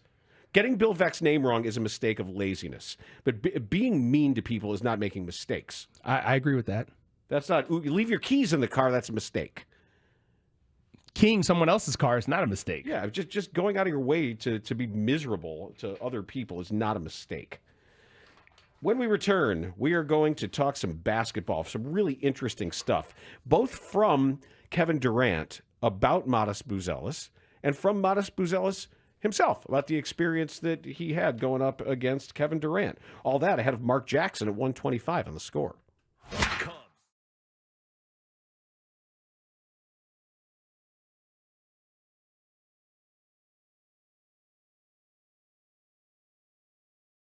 I mean, at the end of the day, I feel like God is in control of everything. When God has a plan for you, you know, He gonna put you in the plan, and He gonna make you go through the ups and downs and the trials and tribulations. But, you know, when it's your time and He put you in position, you just got to go execute it and make the best of it. So that's what I plan on doing. Were you kind of shaking your head at God for a second, though? Nah, not really. Because, Hell yeah. I mean, honestly, I've been in this situation a lot in my life. This is not my first rodeo. This is not my first go-around. I've been thrown in the fire plenty of times, and I've excelled. So, I mean, I'm taking the same approach, and I don't expect anything different. Mike Wallace-Grote. Were you shaking your head at God? Just surrounded by heathens everywhere. Oh, my everywhere. God. I heard that one, Grote. I heard that one. I was serious when I said you need to listen to this. I heard that one. I was walking out of Hallis Hall today. I'm walking out of Hallis. I knew the question was weird. Trust me. But I was kind of like, I had to do my work. Not weird. I had to get out of there, so I wasn't really like, I know other reporters were talking about it. I figured I walk out. There's Herb Howard. There's Herb Howard. You kind of shaking your head at God. You asked 4 questions in a row. There were other reporters around there? Oh, yeah. Hell yeah. Yeah. Were you shaking your head at God? Were there shaking your head at God? Were there any snickers? Yeah. Were there any? There were smiles when I said that, because it's a very weird thing to ask. What happened with Deontay's face when you posed that question? No, he was straight face, Very man. straight face. Yeah, absolutely. But I'm rushing out of Hallis Hall. I come up the stairs. I see Herb Howard and a bunch of his coworkers from the Bigs, and they're looking at me. They're shaking their head. I'm like, what? They're like, yeah, we're looking at you. They go, you better be careful driving home, man. Hands on the wheel. You are cursed. You talk about God like that. Oh, my God. I'm looking out this window. I'm like, oh, okay, I guess that one did hit. Do we have Mooney? Yeah. You're kind of shaking your head at God for a second, though? What's that? Were you kind of shaking your head at God for a second, though? Meaning what? Were you kind of shaking your head at God for a second, though? Yeah, I'm not going to comment on that. Oh, it's so great.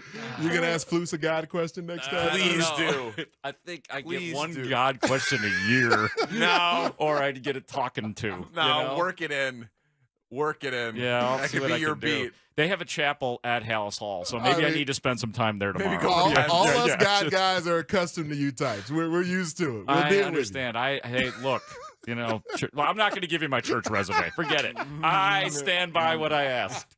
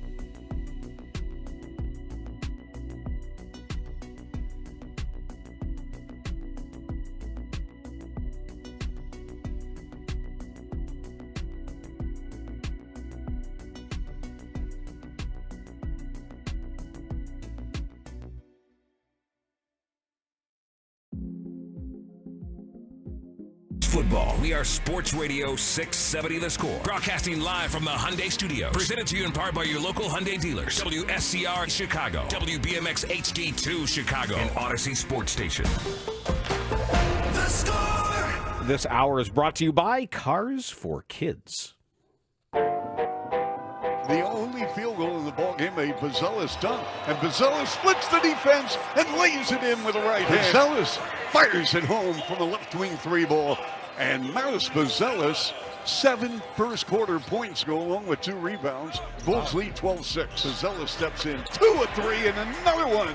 Maris Buzelis. He has got the mojo going. That's his 3rd triple. He's got 13. Mojo working. Come on, man. You know your blues. It's mojo working, not mojo going. What? Any kind of mojo's good mojo. Oh, no! Modest Buzelis is giving us a reason to watch and be excited about what he's going to be. He's clearly going to be a good NBA player. I'm not sure if he's a star. I don't know if he's going to just be a rotation piece, functional player, but you love the motor. You'll love the aggressiveness. And I like the learning curve that there have been several things at which he has continued to get better. And there's a long way to go. But when you see him matched up the way he was from jump against Kevin Durant, who at age 35 is not the player that he was, but he's still Kevin Durant. And he had some very high praise, did KD, for Buzelis after that game Saturday. I like Montes. Am I saying his name right? Yeah. Yeah, I liked him when he was in the G League Ignite. I mean, he's long, athletic, can shoot it. Definitely gonna have some bumps, some bumps and bruises as he get through his first few years in the league, trying to figure stuff out. But the more experience, the more reps he gets on the floor as a starter, the better he'll become. Billy's giving him more opportunity to just play. Him on the sidelines, just attack, shoot the ball, be aggressive. His teammates encouraging him to do that. So playing underneath that is just gonna make you a better player. Just like the rest of Chicago, I'm just gonna sit back and watch and see what happens from here. I got high expectations just like you guys do, but you also know that you can't bank your whole franchise on just one player. I think everybody needs to come with their game and show that they can become a full team, and I think he's a huge piece to that. Katie, were you talking to him a little bit, him and Modest and Julian a little bit? Yeah, a little bit. In a good way, like kind of trying to it looked like you were trying to encourage them, give them some tips a little bit. No, I wasn't doing that. Yeah, just saying a little stuff. I think Julian he got a foul. He didn't know if there was a foul or not, and I told him why it was a foul. And I just told a few day guys that Julian was playing hard and using his hands well and really earning his minutes tonight. So you playing against a young team. I'm trying to just play, play hard and not try to, I ain't trying to beef with these young guys. Hey, I'm just trying to have a good time playing with them. They understand that. So it was a solid dialogue between everybody out there. Interesting. And the thing is, Kevin Durant really knows the game well. He's not one of these guys who just happens to be good at playing it. He's got a really good sense of the NBA, and I don't think he would want to coach, but that's wise stuff from him. That's old head stuff from him. He's 36 years old, and what I want people to understand is with this, and this is why the Olympics were such a big deal, because that group of players that was out there, the 30-plus crowd, if you will, they really had a moment in time together, and a moment that we'll all remember when we look at basketball. And, I don't remember every Olympic team's gold medal game, like from every 4 years, right? But that one I'll remember. Obviously, I remember the Dream Team. There's been a few since. But that one I'll remember because it's like, okay, it's Steph Curry's first turn doing this. It's probably the last time we'll see LeBron and KD and these guys.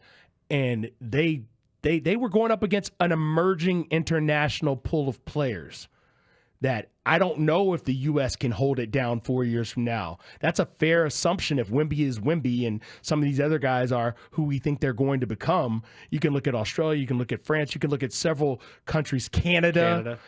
So I think a moment in time where we might look back and be like, that was the end of the golden era of U.S. basketball. Well, that's why I also thought looking at the All-Star game and the old head team, the Shaq team. You said they weren't going to be motivated, didn't you? Hey, I don't know if they had to be, but that is a museum. Really, is what that is. Like that's a basketball museum. Still playing, and I know the game sucked and the whole weekend sucked, but to appreciate, and the fact that LeBron pulled himself out late was too bad, but you start looking at some of those names. But the thing with Kevin Durant, I want people to understand. I know that everybody's got jokes because he likes to get on Twitter and interact with the fans, which I think is great. I wish he didn't even have a burner account and he just did it from his own account. That's my only thing with it, right? Because I like that a guy who actually knows basketball is willing to get down in the mud with you cretins, for lack of a better word, who spout off whatever you want to say with no actual experience, either really watching the game. Most people who complain about the NBA don't even really watch the NBA. They just complain about it, and they're not really watching the product on a nightly basis. I haven't watched since Jordan. All that stuff. Yeah. So to hear Kevin Durant describe his interactions, not only with Modest, but also Julian Phillips, who I've been trying to tell y'all, that's a guy I can see being one of the 9 to 10 guys as described by AK, and he just needs more run. And you see it with the offensive rebounding. His effort is there defensively. He can knock down a corner three. I think he has more ceiling to get to. But with Modest specifically, I think he appreciates any kind of interaction with a guy like Kevin Durant. The fact that he was talking about him playing in the G League last. Kevin Durant loves basketball. He's going to watch women's basketball. He's going to watch college basketball. He's going to watch G League basketball. I appreciate guys who love the game as much as Kevin Durant loves to hoop. Here's what Modest Buzelis himself had to say about his matchup with KD. Great experience, a great player. It was just really fun, honestly, taking on the challenge, playing against one of the best players ever. So it was fun. It looked like he was talking to you a little bit during the game. Was he supporting you, talking smack, both? I'm not gonna say. I'd rather not say. Is it a learning experience for you? Did you learn something that you didn't realize until after you had this game with him? Say it again. Was this a learning experience when you go up against him? Did you take mental notes? What you have to do next time? I mean, yeah, that's with everybody. Not just him, but getting a feel for elite guys like that and seeing what you have to do defensively to stop them it's very tough. But I'm always trying to learn, as I said. So it was just a great experience overall. Yeah, Modest. He didn't ask for the question to be explained or anything, but he elaborate. He didn't want to go into details about what was said, but of course he has an appreciation for being on the court with freaking Kevin Durant in his rookie season as he's trying to figure things out. As he tells us he wants to make a charge for Rookie of the Year, which probably isn't going to happen, but he's going to get enough playing time to make things happen. He dropped it. Ray and I were there. He drops the 10 points in the first quarter, and then he drops another 3 in the second quarter, but he only scored 15 points in the game. And that was, I think, by design of Kevin Durant saying, all right, young fella, you had your taste. Why this is what's going to happen now. But it was a great game to be at, to attend for me to go to the museum, if you will, and see Kevin Durant, and of course with Devin Booker, Bradley Beal, those other guys as well. But Kevin Durant is still that bucket getter. Like watching the game in real life and watching Kevin Durant go to work. At certain points of the game, you're like, well, that's 2 points coming right there. When he gets the ball late in the shot clock, they can't stop him. Well, it's an unblockable shot. He's a 7-foot, wing player. In the vein of a Dirk, in the vein of a Wemby, whoever's just big enough and good enough handle to create the space to. I don't need a quote unquote step back. I will just tower over you and launch. Well, and when you watch Modest, if he's going to be and have some of these same wing capabilities, which I think he might. You've got to start looking at body type. You've got to say, hey, can I do the things that this guy does? And also find my own sense of where I'm going to be comfortable out there. And I don't know exactly where Modest fits. I don't know if he's going to be, a big with a good handle, or if his body is going to keep him in guard mode, because there are times where it looks like he's playing guard. He's running. He's got the ball in his hands. He'll push it. They're setting high screens for him, even in the half court. I mean, and allowing him to handle a little bit, allowing him to test that handle. The crossover's pretty good, and his decision making with some of the ball screens has been much better. I do need to see better decision making from him defensively about when to step out, when to step over, when to turn your head, when to not turn your head, how to defend without fouling, how to use your feet instead of your hands, because he can be a pretty good positional defender, and he's got decent shot blocking instincts. I think that's very much a work in progress, and that's why he didn't get as much playing time earlier in the season, because he's gotten better, but still not where he needs to be. Obviously, he's a rookie. I'm not putting all that on him, but I like the way that Billy Donovan has kind of slowly ramped him up minutes-wise to be a guy who's going to be in position to get as much valuable experience as possible. And there's no better time than now. And I want to see 30-plus minutes of Modest Buzelis tonight against a Sixers team that I forgot to mention this earlier, but remember, their pick, first-round pick, top 6 protected. Otherwise, guess what team it goes to? The Oklahoma City Thunder. Yes, because all picks, if you're unsure where they go. They have changed the rules in the NBA that when in doubt, the Oklahoma City Thunder are simply allowed to commandeer anyone's picks, apparently. Yeah, but so there is motivation in this Joel Embiid discussion of what they do with him the rest of the season, whether or not he comes back, how much they play some of these other guys, that if Philly's really trying to protect that top 6 pick, and why would they not, then that's one other reason you need to lose tonight if you're the Bulls. Yes, all roads lead back to that. And if you can lose games while developing and playing, if you want to play exciting basketball and lose the games, that's fine. Just don't make me as nervous as it made me in this last one, because you said it last week. You said that you got to lose your next 2. Yes. And that was the warm-up was Saturday. This is the big one tonight. Yeah, Saturday's game was a game that they needed to lose, because otherwise I think they would have been within 2 games of the Suns, something like that. But this one tonight is real. Like, go ahead, work your way to the bottom 6 if you can of the standings, and they might have a chance to do that. I will say the formula was great in that we saw a lot of Julian Phillips. He played 24 minutes and 25 seconds. And that's where I want to see. I would like to see more Dalen Terry, because you're going to have to make some decisions on him soon, too. You know, this is year 3 for Dalen Terry. I don't know that he's a part of their future, but I'm not Arturas Karnisovas, and I don't pretend to know how he thinks. I don't pretend to know. Every once in a while, Dalen Terry will all of a sudden come flying in and But once in a while is not good enough. No, once in a while is not good enough. I know. That's why he needs more playing time to find out what is a small sample size versus if he could play 20 minutes a game for the rest of the season, I think everybody would be happy with finding out results on whether it's good or it's not. It's like that girl that you go on a date with, and then you go on another date, but it's been like 3 weeks since you went on a date. Like, I guess I like her, sure. But when you see her more, if you liked her more, or vice versa, you know what I'm saying? I'm a dating rhythm guy. If I'm dating someone newly, I like to see you once a week so like we can figure out, is this going for it? I know you don't know anything about it, but I'm giving the example so that you can understand like that might make sense, right? If you like someone, you're going to see them more than... How often would you expect to see someone you like?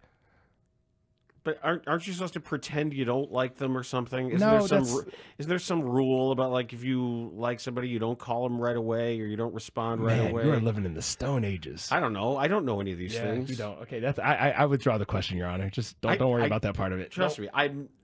It's not the Stone. I don't know the rules. There are no rules. And then, or you're dealing with my kids, where all the rules are completely different for their generation. What have they explained to you about, or have they? Well, he doesn't explain much anything. I don't know. I just try to make sure that he's, safe. Well, I would like Arturas Karnisovas to also be safe. And the way you find out if you're being safe or not is by playing the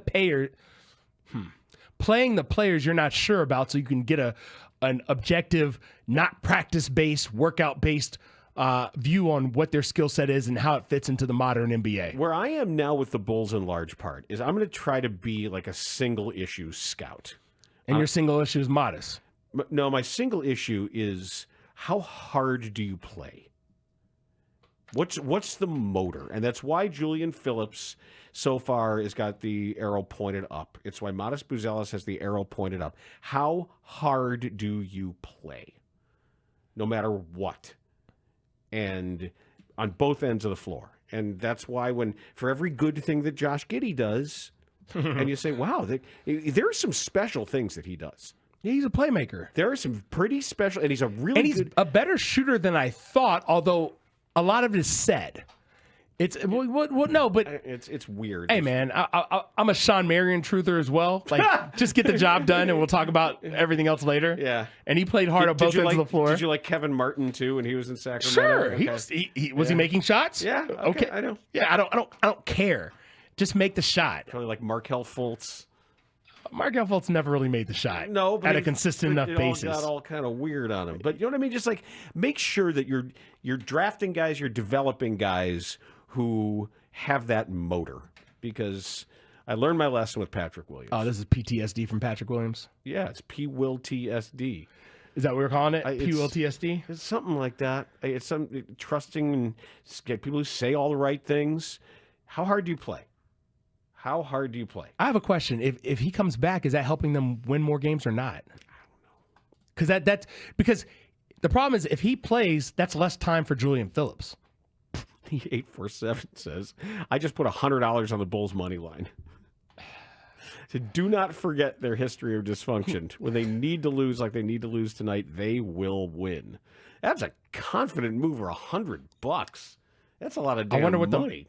I wonder what the money line. I wonder what the payout is on that. I got it. Yeah, we'll figure that out. Wow. But no, so you're a single issue Bulls watcher. Okay. I don't think I am, but I understand why that would be your single issue. I just think they're far away. They're so far away. And they're only just now beginning. They're not even done selling off yet. Well, they're just now admitting that they're far away. Yeah. That's the problem. Yeah. They could have admitted they were far away back at the trade deadline last season, and we might be in a slightly better position as people who have to watch these games. All right, your guy is joining us next. Your longtime buddy, Mark Jackson, the 76ers pregame and postgame analyst for NBC Sports Philadelphia. I'm excited to hear from him on everything on this play out matchup and the Sixers and whether or not Joel Embiid is even going to play again this season. Cubs fans,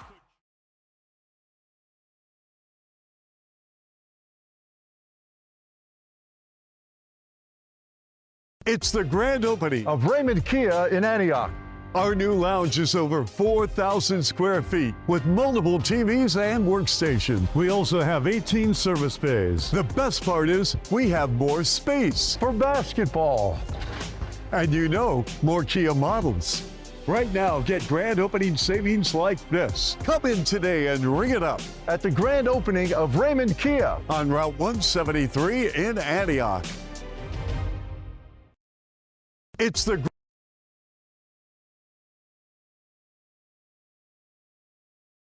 So the White Sox come out with a statement saying nothing's changed.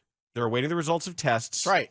And it may be what we've speculated, that he wants to come back and they don't want him to come back, which is keep him away from this team. Keep him away. Do whatever you have to do. Give him wrong directions. Lie to him. Do it like Blazing Saddles, or where you have build a fake ballpark. Build a fake ballpark with cardboard cutouts of people, and here's Tony, you're at the game, and you just have him stand there, and he's at a fake game. He's at Schaumburg. He's at the Boomers, wherever you got to go. Send him to Ozinga Field, but build a fake stadium. Give him his phone that's not hooked up to anything. Whatever he's got to do. Yeah, Tony, you're at the game. Go out there and manage. You got him. You seen those at bats? Where's everybody? Oh, they're here. They're just very quiet. Oh, okay. Do that. The texters are having some fun here about what we could possibly do. Said, send Tony to the Field of Dreams in Iowa. Tell him the players are lost in the corn and he needs to help find them. He's got to go find them out there. Like that. Just whatever you got to do to keep him away, do it.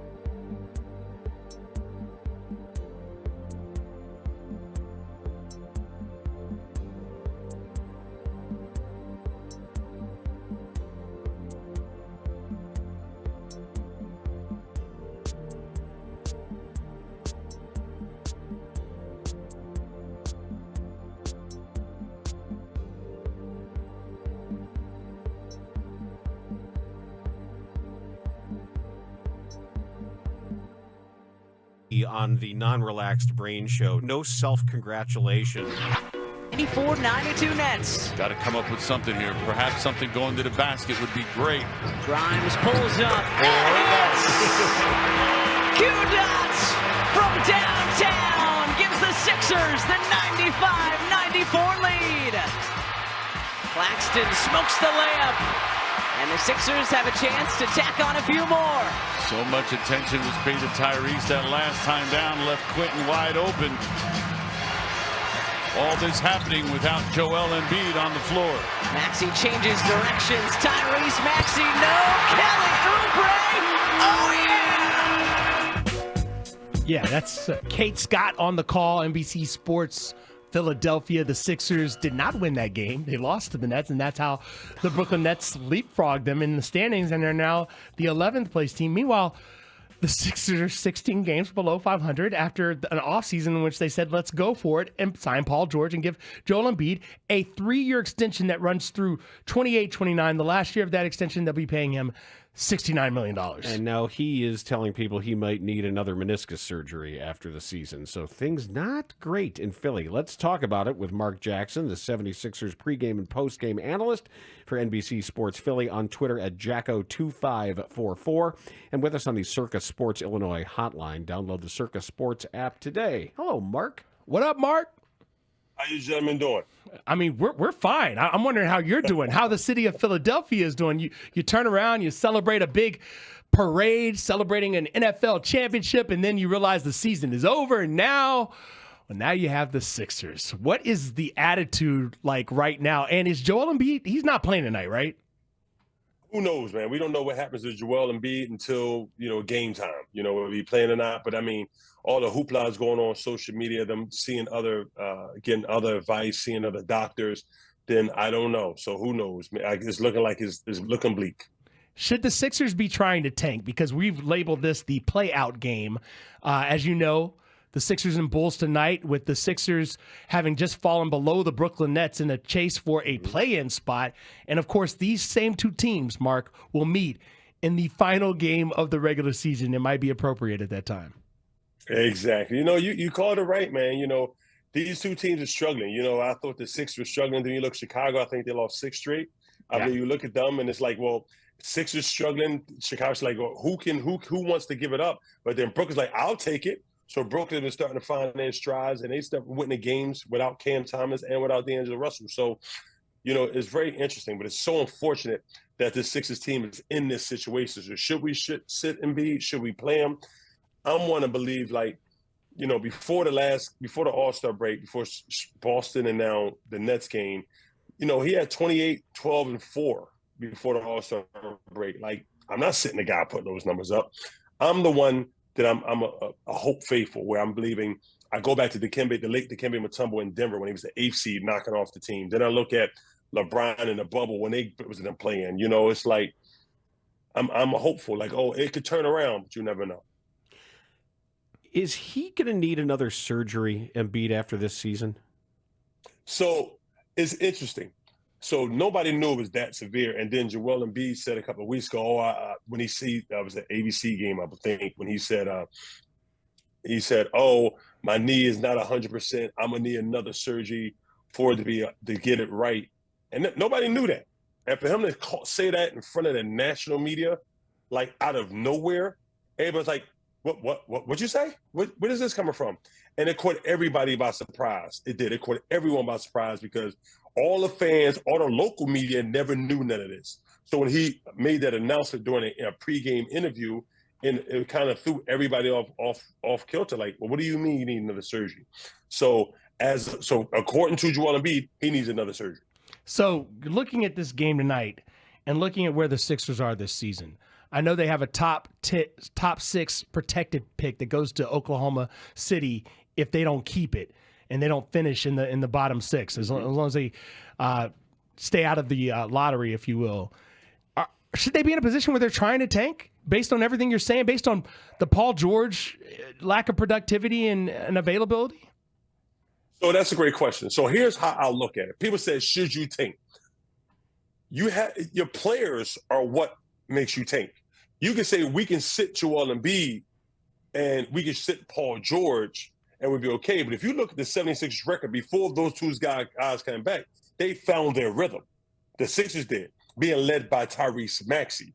They found their rhythm. They were starting to win games. Then you injected Paul George in, and they hit a couple of bunts, but they were still able to win games. Then you enter Joel, and then they start losing 6 straight. So it's like when they had their full complement of players, they weren't winning, meaning as of late. Because you're trying to, that's Joel Embiid. That's one of the biggest, baddest mans in basketball. So everybody has to change the way they play. So if you sit Joel Embiid because you say he needs another surgery, that's not going to bode well for the opponents. Because they would say, well, before Joel got back, this team was on a winning streak, and it was winning. So the only way this team could tank, if you say that, or lose on purpose to keep the draft pick, if you sit Joel, Paul George, and Maxey. And can you imagine walking into Maxey's crib like, hey, let's have a talk. We want you to sit the rest of the season. Maxey's like, no, sir. No, I'm not doing that. So that's where the Sixers, I believe, know that.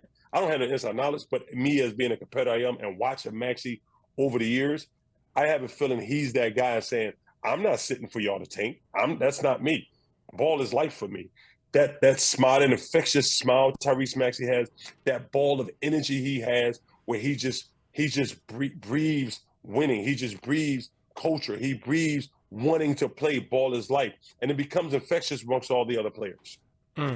We were having this conversation off the air, Mark, and how an argument perhaps could be made that at least the Bulls are being confronted with where they are.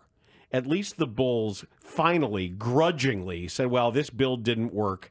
And yeah, they were late to recognize it, but they're at least starting to understand how far away they are. Would you rather be in that position, or would you rather be a team with this massive commitment to somebody in Embiid who may be in unarrestable decline? It's like...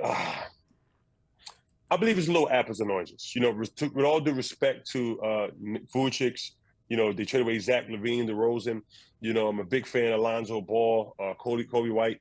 They're not Paul George. They're not Joel Embiid. Joel Embiid was a league MVP. Joel Embiid led the league in scoring. Joel Embiid was the biggest, baddest man on the face of the earth when it came to basketball. So respectfully, Chicago, they didn't have those options.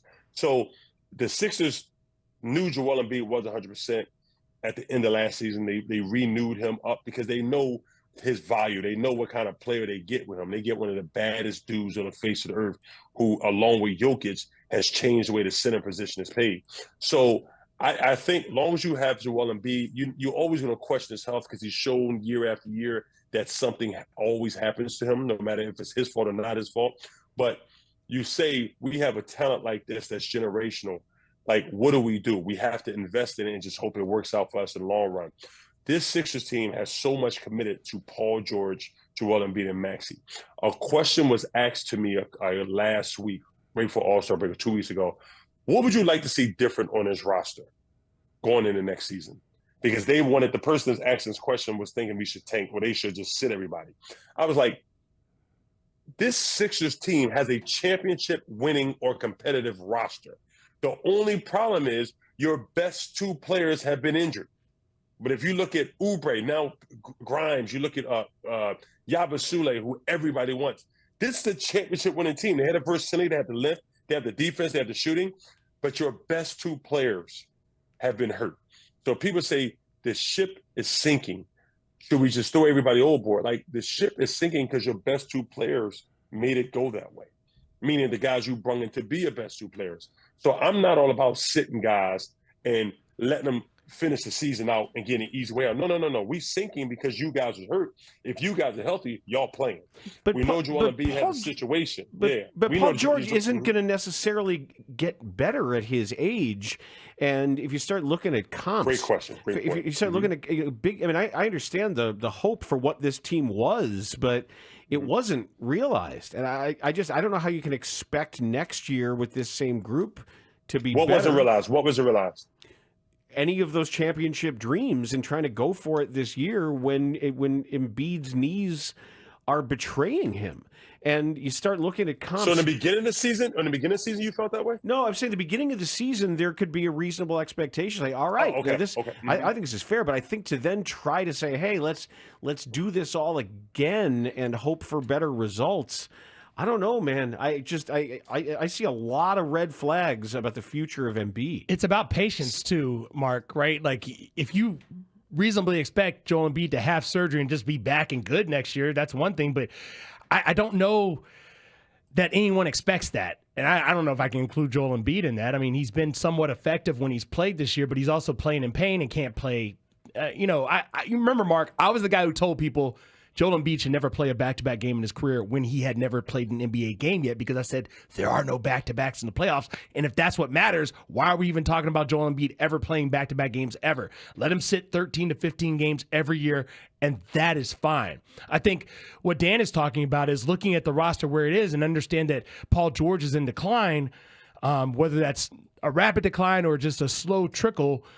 It seems like they need to figure out a way to retool, because Tyrese Maxey can play. Jared McCain looks like he's going to be a player, but the rest of them, at least the Bulls know they have a cleaner sheet right now that they can get out from under when they get rid of Nikola Vucevic and have some options next year. So did y'all see that big smile going when Dan started going on his rant? Let me tell you why that big smile is so important, guys. I put on that smile because everyone says, let's just blow it up. But remember, when you have contracts signed out to people, you have to have takers.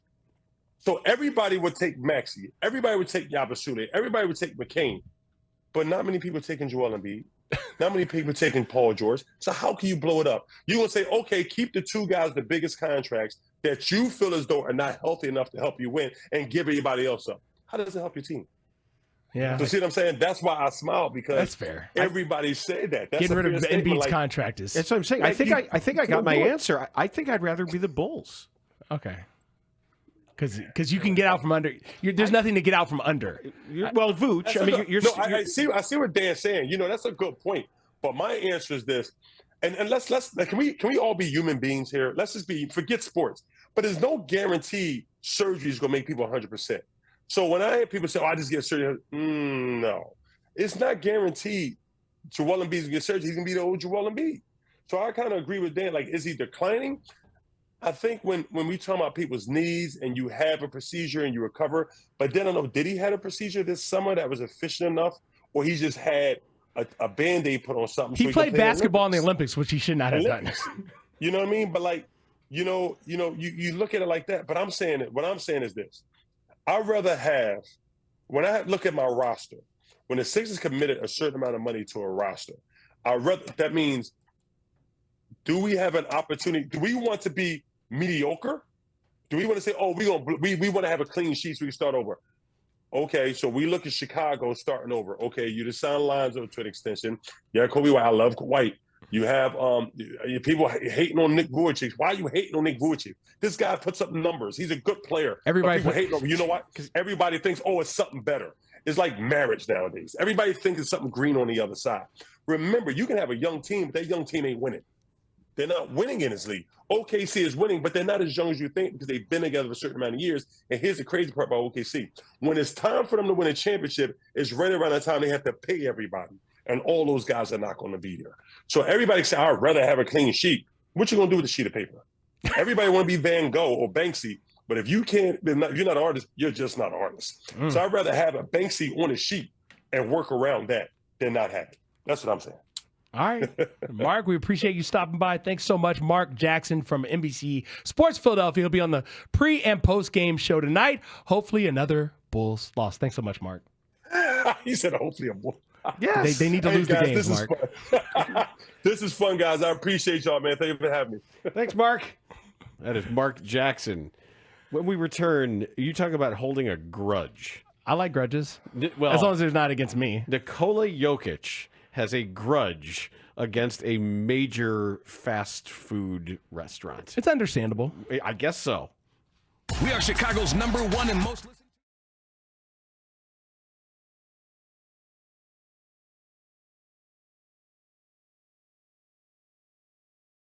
From the Chicago Wolves Update Studio, I'm Chris Ranji. In regard to the Bears' offensive line, something has to change, and coordinator Mike Tice knows that, but says that changing personnel really is not an option. We have other guys on the roster, other guy on the roster.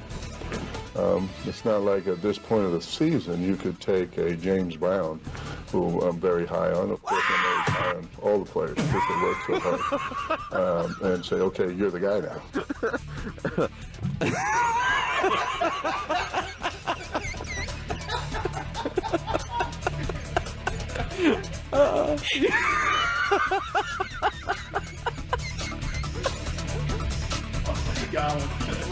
Broke them.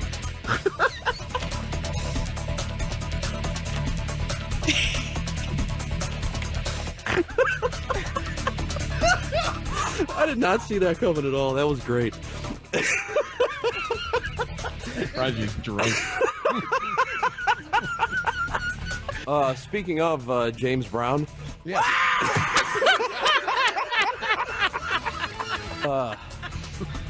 He's been elevated to the 53-man roster. Who is that? James Brown.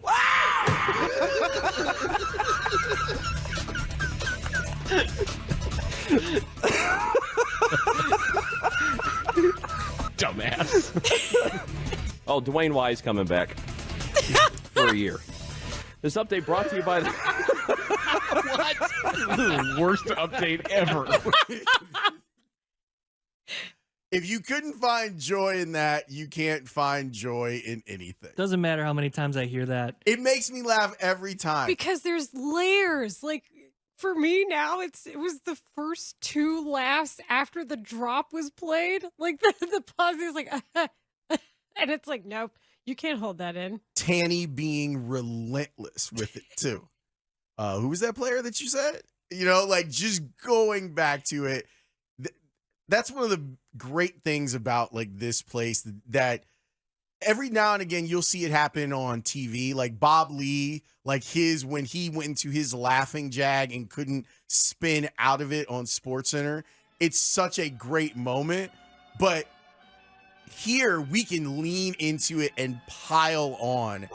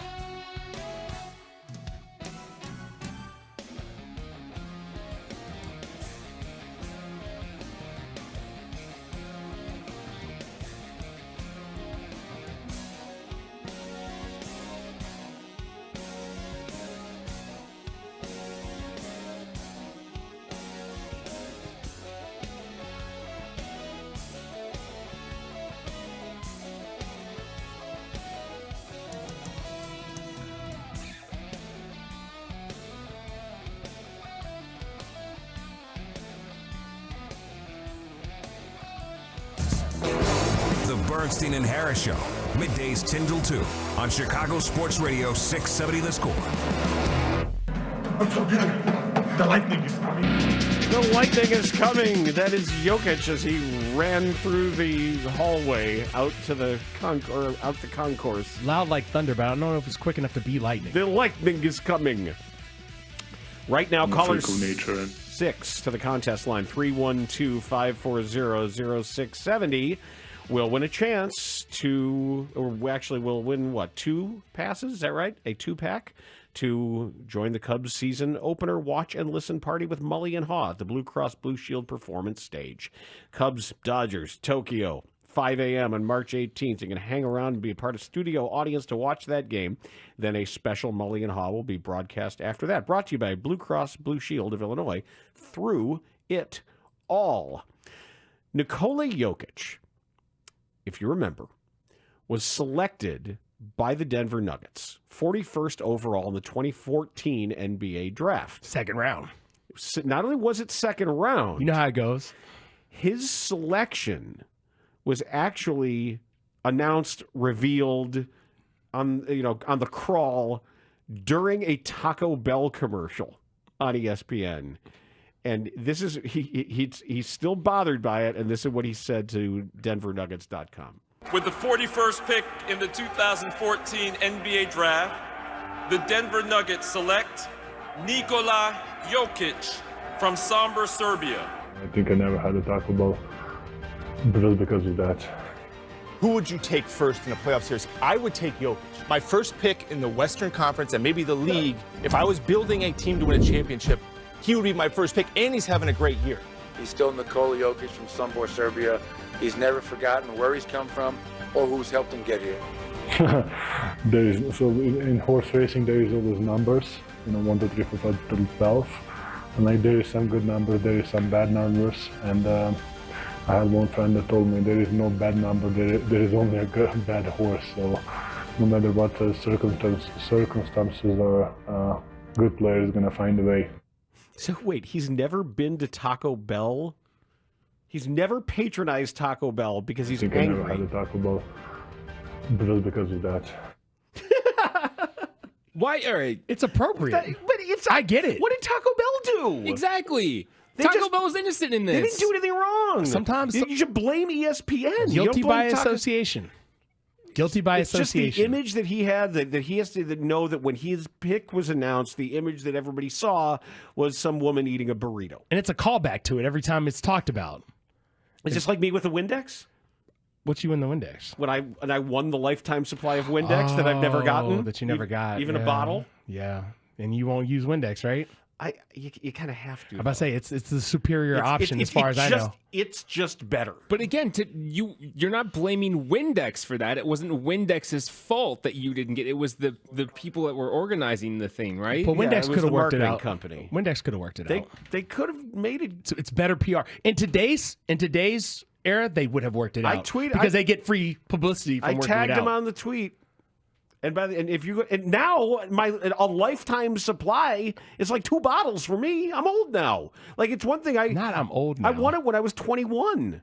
A lifetime supply when I was 21. You're talking about boxes and boxes and boxes. You're only going to go through 2 more bottles of Windex for the rest of your life. Easy lifetime supply now. I don't think so. No, you got to get back pay on that. They got to supply you all the way. They got to make up for all that with interest. Yes, I think with interest. I don't know what interest would look like. I don't either. Your family would be sitting pretty with the futures of Windex, the bottles of Windex coming their way. Corner the market on it there. Next thing you know, we're in the glass cleaning business. I'm okay with that. Just gonna change the labels and sell it. Schmindex. Here you go. Schmindex. Yeah, it's half the price, and it's twice as good or something. It's not you selling Windex at the back of your trunk. Hey, this fell off a truck. You need some Windex? Layla Rahimi is in for Lawrence Holmes today on the Spiegel and Holmes show, and transitions next on The Score. I had one friend that told me there is no bad number, there is only a bad horse. And I don't know if this is good or not, but hustling Justin Fields, I don't know. And maybe, but great party. Bears. Bears. Yeah, good save. They saved there at the end. Good save, Mike. People are bringing nickname opportunities for the party. When people start drowning at the end of their calls, it's just like, Bears. This is such a sausage party. Where are the women? Hey, man, invite some. Debbie, you're in town. Yeah. We need some estrogen at this party. What's up, Debbie?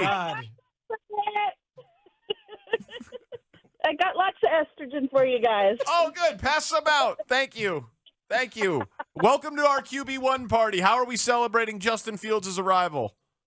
Oh, my God. I was there. I flew down there for the Texans game. And to see the improvement over the last few weeks has just been amazing. And it's so amazing not to be last in every single statistic on the TV. It's just so uplifting that we have a potentially great quarterback. And I'm looking forward to Green Bay and beating that Aaron Rodgers. Yeah! Oh, we dumped Debbie? Oh, we can't say that on the air. Sure you can. Leave it. Good job, Debbie. The one woman who shows up at the party, at least the first woman, is the one who has to get dumped. on Twitch. We've been told there's some on Twitch. Oh, Becky's man. on Twitch. That's tremendous. Yeah, Debbie. Yeah, I love the Bears. Thank you, Simmons. Toilet mouth Debbie. Come on. It's amazing. What a great party. People are starting to feel, a little lubed up. They're cursing a little bit, getting comfortable, got a nice bass down. This is fantastic. Where's the Wani bourbon? Might have to dip into the Wani bourbon on a Monday afternoon. Oh, my God. What a party.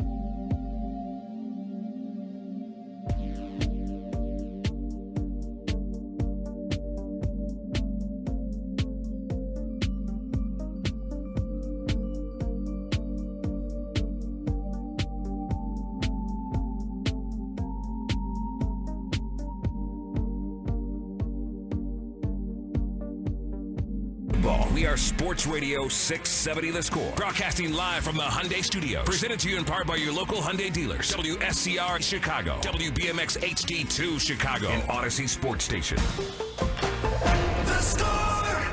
Hey, Leah.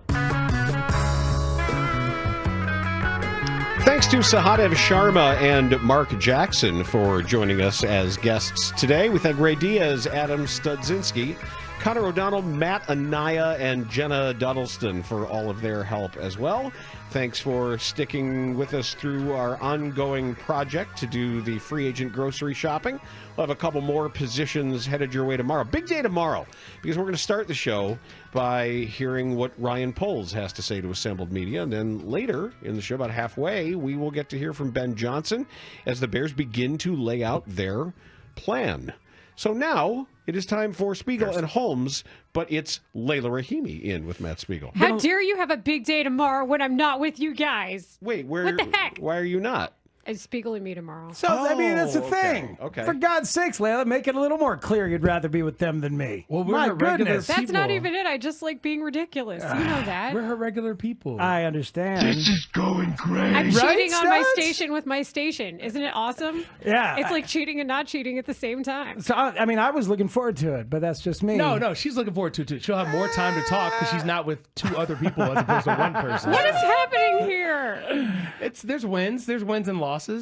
The loss is for us. We lose Layla and we love her. It's been a few years. Layla, I don't think you and I have done a show together in a long, long time. It might have only been a 3-person show, you, me, and Parkins. Is that true? Yeah, you, me, and Parkins occasionally, and you had the best background on Zoom because it was during the pandemic and you were in space. Oh, that's right. I used space. Space! And I loved it because it reminded in me. space. Hey! Well, I loved it because it was just a great visual, and it reminded me of those pictures that you would get taken at school, the Life Touch. At least it was Life Touch where I'm from. Oh, yeah, it was Life and, Touch. Like, you Still had is, by the way. You had the option of space. Like, that could have been one of the backgrounds. As it should be. That's We Ruben's. never had anything like that. That's Ruben's bar mitzvah theme of choice coming up in about 7 months. Space? His bar mitzvah's in 7 You should months? do it at Space in Evanston. That's a good idea, actually. It's Oh a my pretty God, good idea. Ruben is Actually, it's a old really good enough idea. to have Right? a bar mitzvah? Yeah, it is. You could probably get a nice deal. I'm maybe gonna so. cry. Ruben yeah. is not supposed to get older. I know it's happening. His voice is starting to change, and you know, my dad never got around to a birds and bees conversation of any kind. He just expected me to pick it up from my older brothers, and I did, but not really in a good, healthy way at all.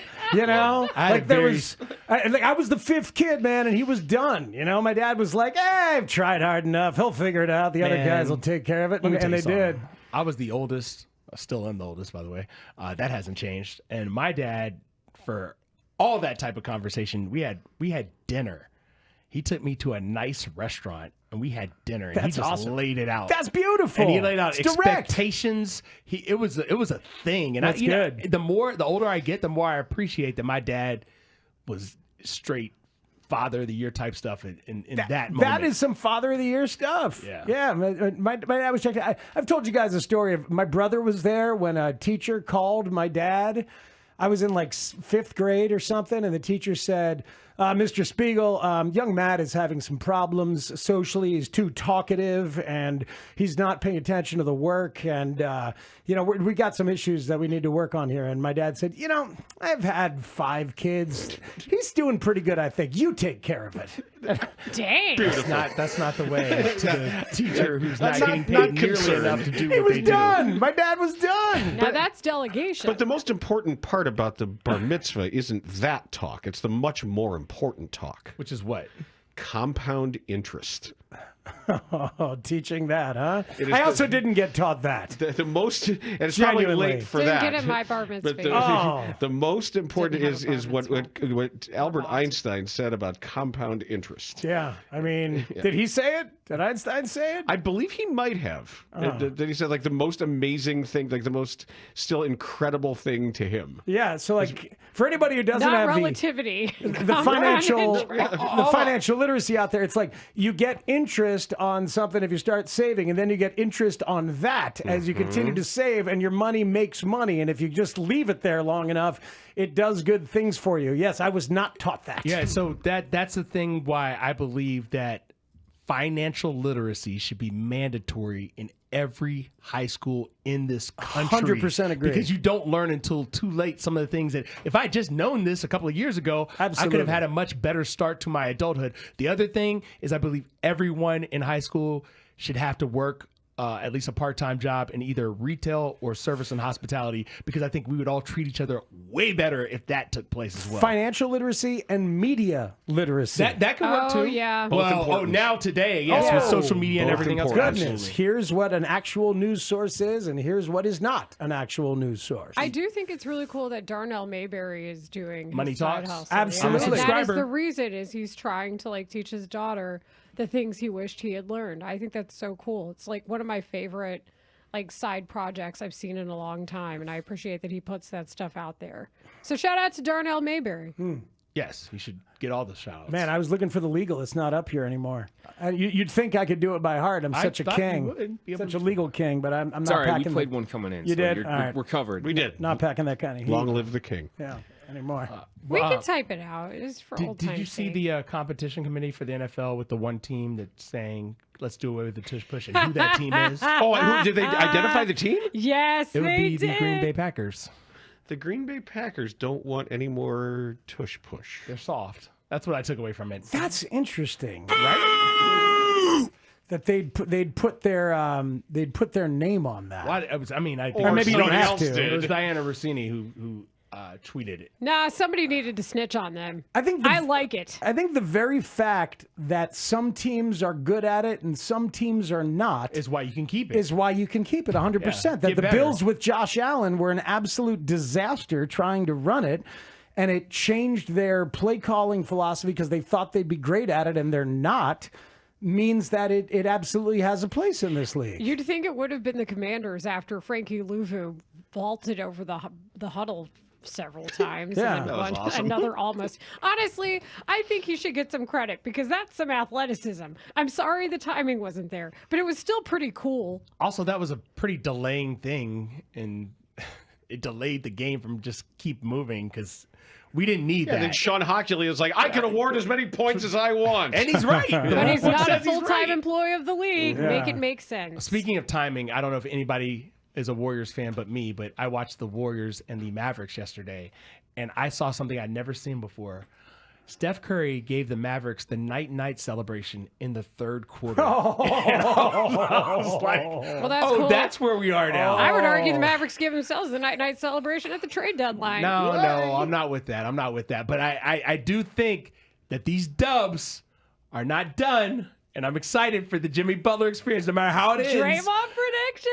I would like to honor the beginning of it and see how year one goes. We stayed with some friends out in Arizona. Christine came on the trip these past few days. We had a great time. Stayed with some friends in Scottsdale, and they have twin boys. And there's like some wide-ranging sports conversation, and it's amazing because regular season NBA in terms of watchability. Like these are young men who have watched all sports their entire life, and what they have faded on is regular season NBA. Not regular season MLB? No, they faded on that a little bit, but they like the extra innings rule. But regular season MLB NBA in terms of watchability, they said them and their friends. That's the one that gets talked about. They're heavy into college sports and enjoying the excitement of that. But there is something really boring about a lot of regular season NBA with the threes, as you guys have talked about for a long time, and just how it goes. And that is the unvarnished perspective of some 25-year-olds and their gaggle of friends. Okay. And I found that interesting because I can relate. I do find that interesting. I've never had a problem watching NBA because I appreciate the math of it all, seeing how many threes that teams shoot and everything else. That particular thing has not bothered me per se. I think there's some bad teams in the NBA, and I think having Phoenix as your underwhelming home team doesn't help the situation with Kevin They're Durant. Chicagoans to begin with, so I don't know how much they are Suns-based. If they're Bulls fans, I get it. I can understand at this point. What are you watching? Oh, we got a big one tonight. The playout game. They better be watching the playout tonight. Yeah. When you said that, I pictured like a little, like, the little green army men, like a little green army tank, just like yes, scaling my book. That is actually that's what Like, this like is. stop motion, like. Figure it out. But it's interesting that they're more out on regular season NBA than regular season MLB. I find that to be quite telling, I guess, for them. These are Caucasian males. They are Okay. indeed. No, They are indeed. Is it these are because real- there's no other option in the summer? Yeah, like Baseball is the option in the summer. I will say this also. I was watching a little bit of the North Carolina State Notre Dame women's game in which Wolfpack pulled off the upset, and it reminds you of college, whether it's men's or women's basketball, but specifically women's game and how it's grown. I mean, it used to only be that way for me in the SEC, but the people who are there are filling up buildings and going crazy and are excited about college basketball, both on the men's and women's side. There's an excitement level, and they're not as good, obviously. Yeah, And yeah. they're not as good, and that's a big part of it. But there's more of like kind of an ownership to it, I guess. Of course. The school spirit thing Always is real. has been. These guys were watching college hockey. I was watching Wisconsin versus Notre Dame in college hockey, and they were like talking to me about the passion of that as opposed to passion of other things. I think that builds into everything we're talking about, where you can watch kind of a sterile atmosphere for a Washington Wizards, New Orleans Pelicans game in D.C. and be like, all right, I guess. As a guy who has League Pass, I flip. The West Coast games are always better than the early window games. They just are. The talent is better. The teams are better. The coaching is better. They're just better games. I know that my kid's been taking advantage of these incredibly inexpensive Pelicans tickets at Smoothie King Center. $3. What? And he and his buddies pile into an Uber, and they smuggle in a flask or whatever, and they're $3, and you can sit anywhere. Go get it, baby. And Zion's now down to 264 pounds. But so seriously, but they've been going to these games like a couple times a week if they can. It doesn't cost anything. And at one point, he's in the 10th row, and he's sitting right next to Greg Monroe, who was like one of the development guys, and he's having a scouting conversation with him and like taking notes on all these players. It just introduced himself, sat down, and said, "Hey, can I ask you about a few guys?" Like, yeah. Next thing you know, it's half the game is over, and he's giving him all this inside stuff. Have you guys seen the ballpark pass? Have you talked about the White Sox ballpark pass? what is the ballpark pass? I don't think I'm The familiar with that. ballpark pass is all March, April, and May home games for the White Sox are available. That's 27 games. Would you like to guess how much money it is to get to be guaranteed a ticket for all 27 games? For the White Sox? $300. I'm going to say $50. No, 27 games. Okay, it's $100. between $100. $50 and $100. $125. That's it? Oh, that is a steal, I man. would do that. Who are the opponents?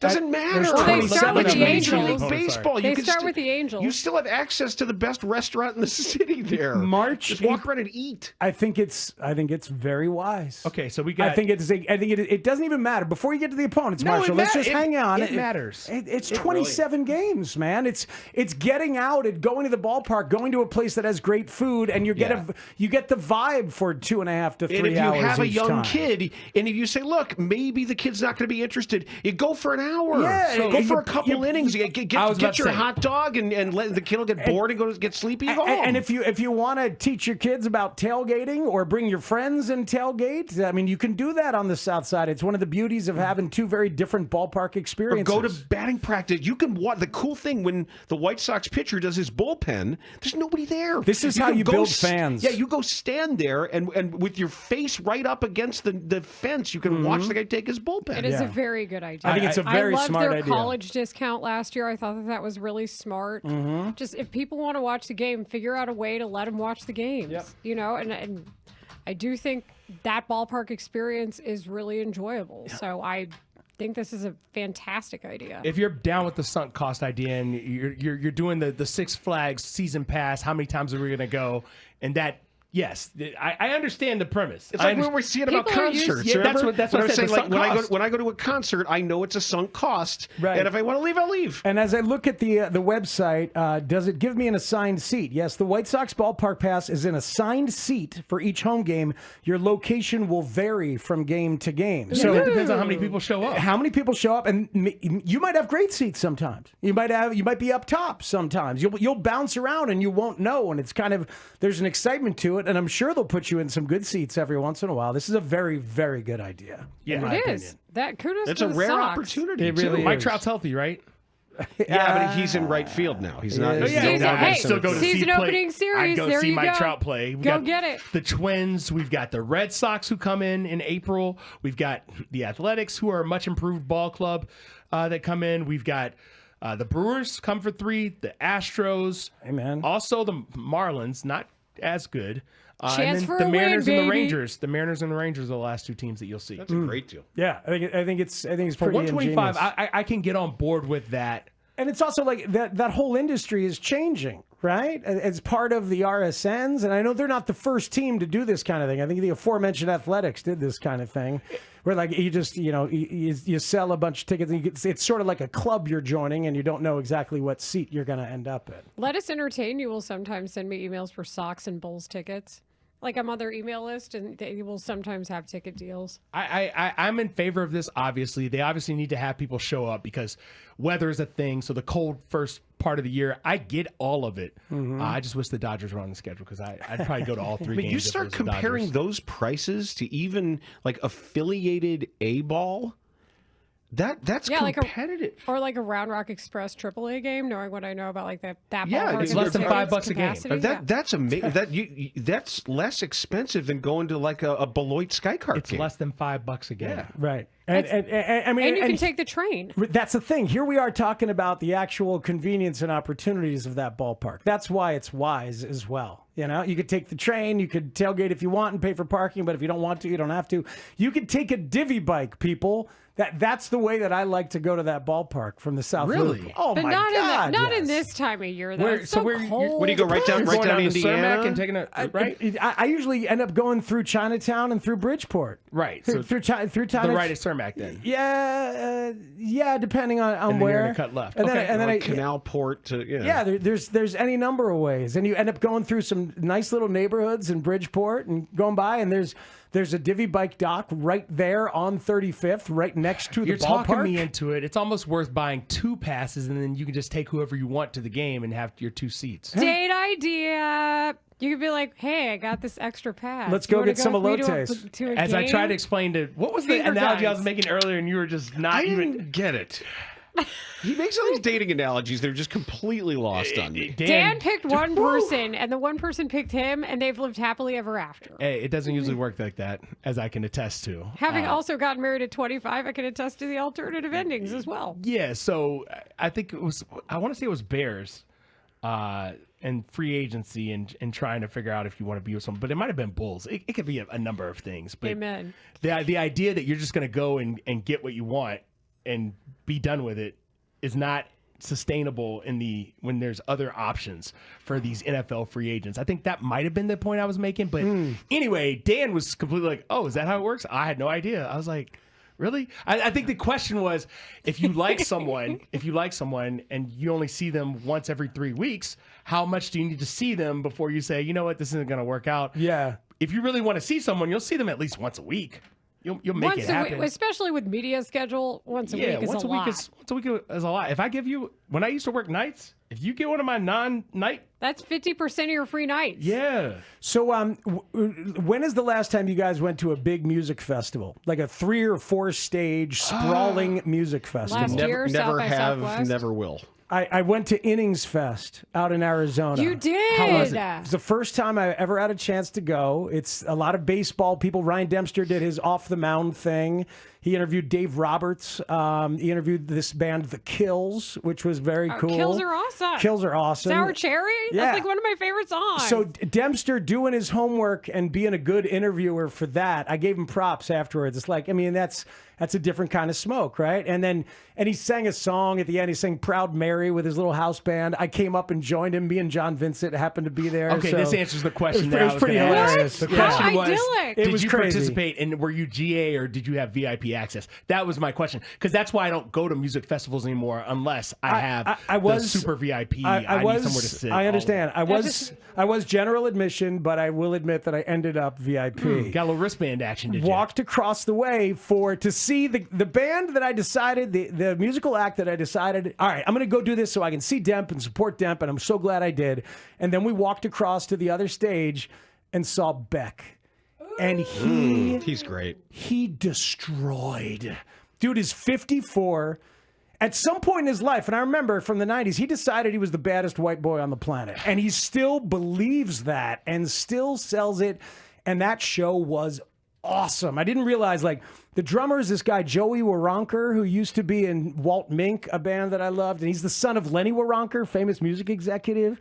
But anyway, and the keyboard player was the guy who was in the band Jellyfish, who was the visionary of the band Jellyfish. Anyway, his band was awesome. Beck was awesome. He still has it completely. Crooning, being Barry White, being funky, rapping, but also fronting, playing guitar, harmonica. Like, I haven't seen him in probably 20 years, and he just absolutely killed. On a beautiful night in Tempe, like on that body of water. I didn't know there's a body of water in the middle of Tempe. They like man-made a little lake. They're still going to run out of water in a few years. I bet, yes. but like, man, what a thrill, and like that was so damn fun. Props to Innings Fest. We're putting on a great show. Didn't Beck work with his father for some of the arrangements and production on of some stuff? Yeah, just with the more ambient stuff. Yeah, I think so. His father is a strings conductor. And arranger. But man, he put on a great show. And then we walked across and saw some of Boys to Men. Saw Motown Philly. Back again. Let's go. Saw some boys. Swing. I mean, that's the joy of those kind of fests is like. Did they sit on the stools and snap? They sounded great. And they looked great. They do sound great. Holy hell, they sounded great. Are they men now? Didn't they have a Did it happen? I want to say they had a Vegas resident. It happened a long time ago, by the way. I thought so, but like the transition, that's what they're selling. You want them to change their name? Is that what you're saying? No, like men were boys or something. Like men who were boys. Yes, that's what they should be. The thing I like about Beck too is he will compose songs just to perform them live. Like he will do that. I think that's Dreams was one of those that he wanted to construct just to be able to play. That's it live. cool. He's funny too. That song Deborah that he sings all in falsetto from Midnight Vultures, where he's singing like, "I met you at J.C. Penney. Your name tag it said it was Jenny, and like I want to get with you and your sister." Like we were laughing so hard, man. He's a funny dude and put on a great show. So What a little weekend for you. How about I was about to say you had a busy. Your weekend is busier than my weekend. I slept 11 hours last night. Oh man, I'm jealous. That's the kind of weekend I had. Saturday was a day. Yeah, between the Court of Dreams. I sponsored by Remy Martin. That's been the talk of the station the past couple days. Our guy Jim Gazzotti really set it up, and we were out here. Who was the best player? A lot of guys had skill. And no Lapka this year. And no Lapka, who would have clearly been the best Because Ray played, right? Ray played? Ask Ray about his experience. Yeah, let me tell you, I'm going to nominate myself, and nobody watching that would disagree. I was the worst player by far, and it was a struggle because I ended up running with Kevin Lapka's nephews, playing against. I mean, Kevin Lapka's nephews, Rich Wyatt's nephews. Somebody said Kevin Lapka. I was gonna say Lapka's not allowed as You just hired a young man from the Ohio State University, Kevin Lapka. I is heard his Kevin name. Lapka, and that's what he was on my mind. But no, Rich Wyatt's He's nephews. always on your mind. Man, Rich Wyatt's nephews, one is like high school age, and one, if he's not high school age, he's like junior high age. They were running and gunning up and down the court. But tell me about the guys we know. So Gabe was there. I saw Austin Huff made a little layup. I saw that Haugh, video. right? How was Haugh's game? Oh, is there a video? Somebody Haugh posted was it. apparently a wrecking ball. Yes, Haugh got Haugh dove for a ball. Max He went for safety. it. He bounced off the court. No, it was not. It was one of those hold your breath moments. Oh no! Like he got up and he was fine, but I was like, don't do that anymore. And yeah, don't do that. I was thinking about that. I saw that Steve Carell and Justin Bieber took part in like a celebrity hockey game to raise money for the fires in California. And Carell was like a really good goalie. Denison, baby. Yeah. He was the goalie at Denison. He was a really good goalie. He went to Denison? But he's got to be 60, like on your knees or late 50s. You know, can you be a goalie right, at but 60? remember, because I have seen it. I've seen it in men's leagues. The standard 62. But you're talking about traditional goaltending. He's not snapping into the butterfly. He's a traditional goaltender. He's making kick saves. Okay, and a beauty. Yeah, so or he wasn't playing goalie. I don't know if he was playing goalie, but I assumed so. I think goalies is probably the safest place for him to be. I would think so too. And he was great at it. He was a traditional goaltender. Yeah, he played Division III at Denison. Yeah, so the Court of Dreams, he's been great coming back there and helping with the improv stuff too. Like every year, he comes back to help out a lot of the improv, the musical comedy stuff. Oh, he's super cool with all that. So is Jennifer Garner there. She does all of the media stuff and voice work and things. So the Eisner Center there, which. Is that the Eisner? Yeah, that'll work. Built the big arts center. That'll there. get some cooperation. Yes. The important thing speaks about the basketball is everybody came out okay. Good. And nobody got hurt. Gabe, his jumper was extra wet. He looked good. Everybody was scoring, doing the thing. The skill level on Gabe in a variety of arenas. That man can sing. He can? Oh, yeah. I had no idea. I had no idea. He was in a boy band. He did tell me that, and I was like, was "You're he Janudo?" No. He did tell me that. I was like, "Wait, what?" He's like, "Marshall, you wouldn't even recognize me." Oh yeah, I've still never seen video of it. I gotta find it. But yeah, Gabe has a wide array of skills and life experiences. Yeah, so it was fun. It was so much fun just being on the court. And doing our thing. That's awesome. It is Spiegel and Holmes. Lawrence is back on Wednesday, but until then, it is me and Layla Rahimi. Looking forward to today. We're going to talk to Ron Coomer later on, my partner from the Cubs games over the weekend. You guys sounded great. Thank you, man. We learned a lot of stuff. I learned a lot Sky of was stuff. my favorite part. Yeah, of that, I'm gonna be just nosy the entire show and just tell me what I need to know. Well, you know what it's like, Layla, to be around a baseball team and get stuff on background, and like some of that stuff is just gonna, kind of imbue the conversation over the rest of the spring for me. I love that. So anyway, we'll talk to Coom. We'll talk to AJ Przinsky about the White Sox sale or impending sale and all of that. And their closer? Yeah, we'll do some of that as well. Dan was not thrilled about their closer. Dan Hayes is part of the story that broke over the weekend with John Greenberg, and I want to figure out exactly why Justin Ishbia bails from majority owner of Twins to go to minority owner of White Sox in terms of the time frame and all of that. I think those are dots that are pretty connectable. I think so, and I'm sure these guys know more than what they write. But also, Dan, with his Sox ties, I think it'll be interesting to get some context on the news as it stands. So a lot of other stuff to get to, things that matter from spring training, and we will start after Tanny's Open by talking about everybody's dream, a rich hobbyist. Spiegel and Holmes is next on The Score. I'm Marshall here.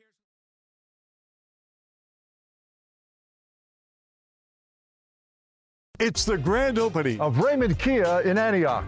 Our new lounge is over 4,000 square feet with multiple TVs and workstations. We also have 18 service bays. The best part is we have more space for basketball. And more Kia models. Right now, get grand opening savings like this. Come in today and ring it up at the grand opening of Raymond Kia on Route 173 in Antioch.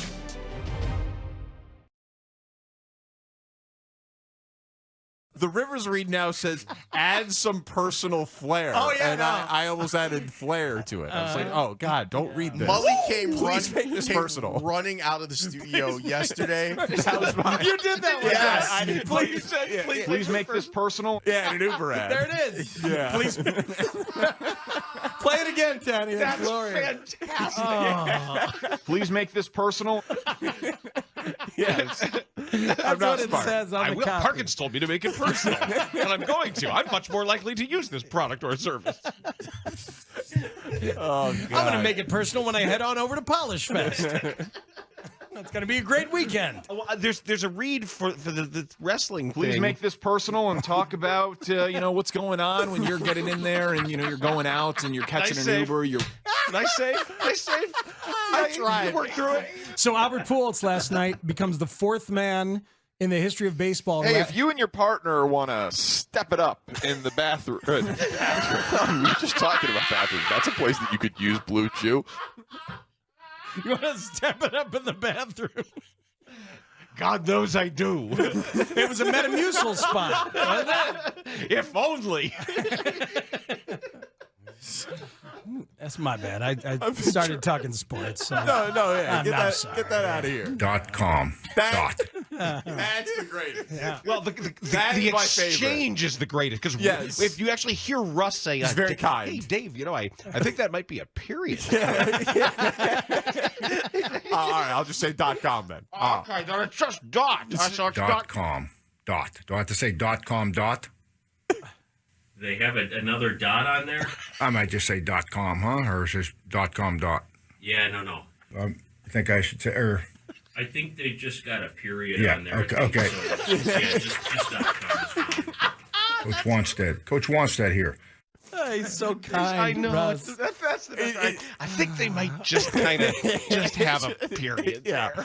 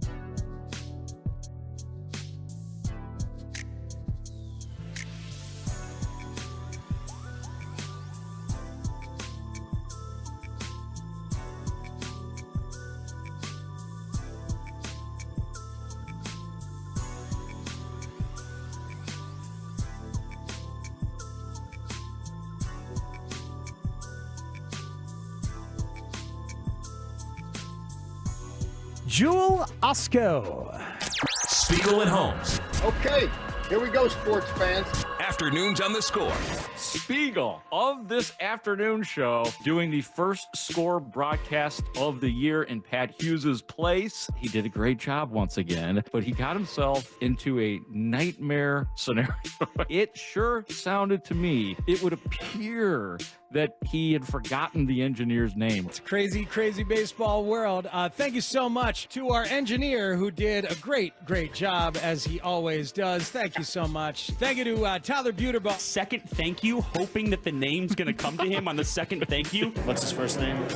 You're supposed to know that. Sorry, is that offensive? We know the engineer. Yeah, I think Walt. Walt has been doing Walt Ellis. He's been helping visiting radio, I think, since I was a White Sox board op back when we had the White Sox. Speaks. Come on. You should know his name. What are we doing here?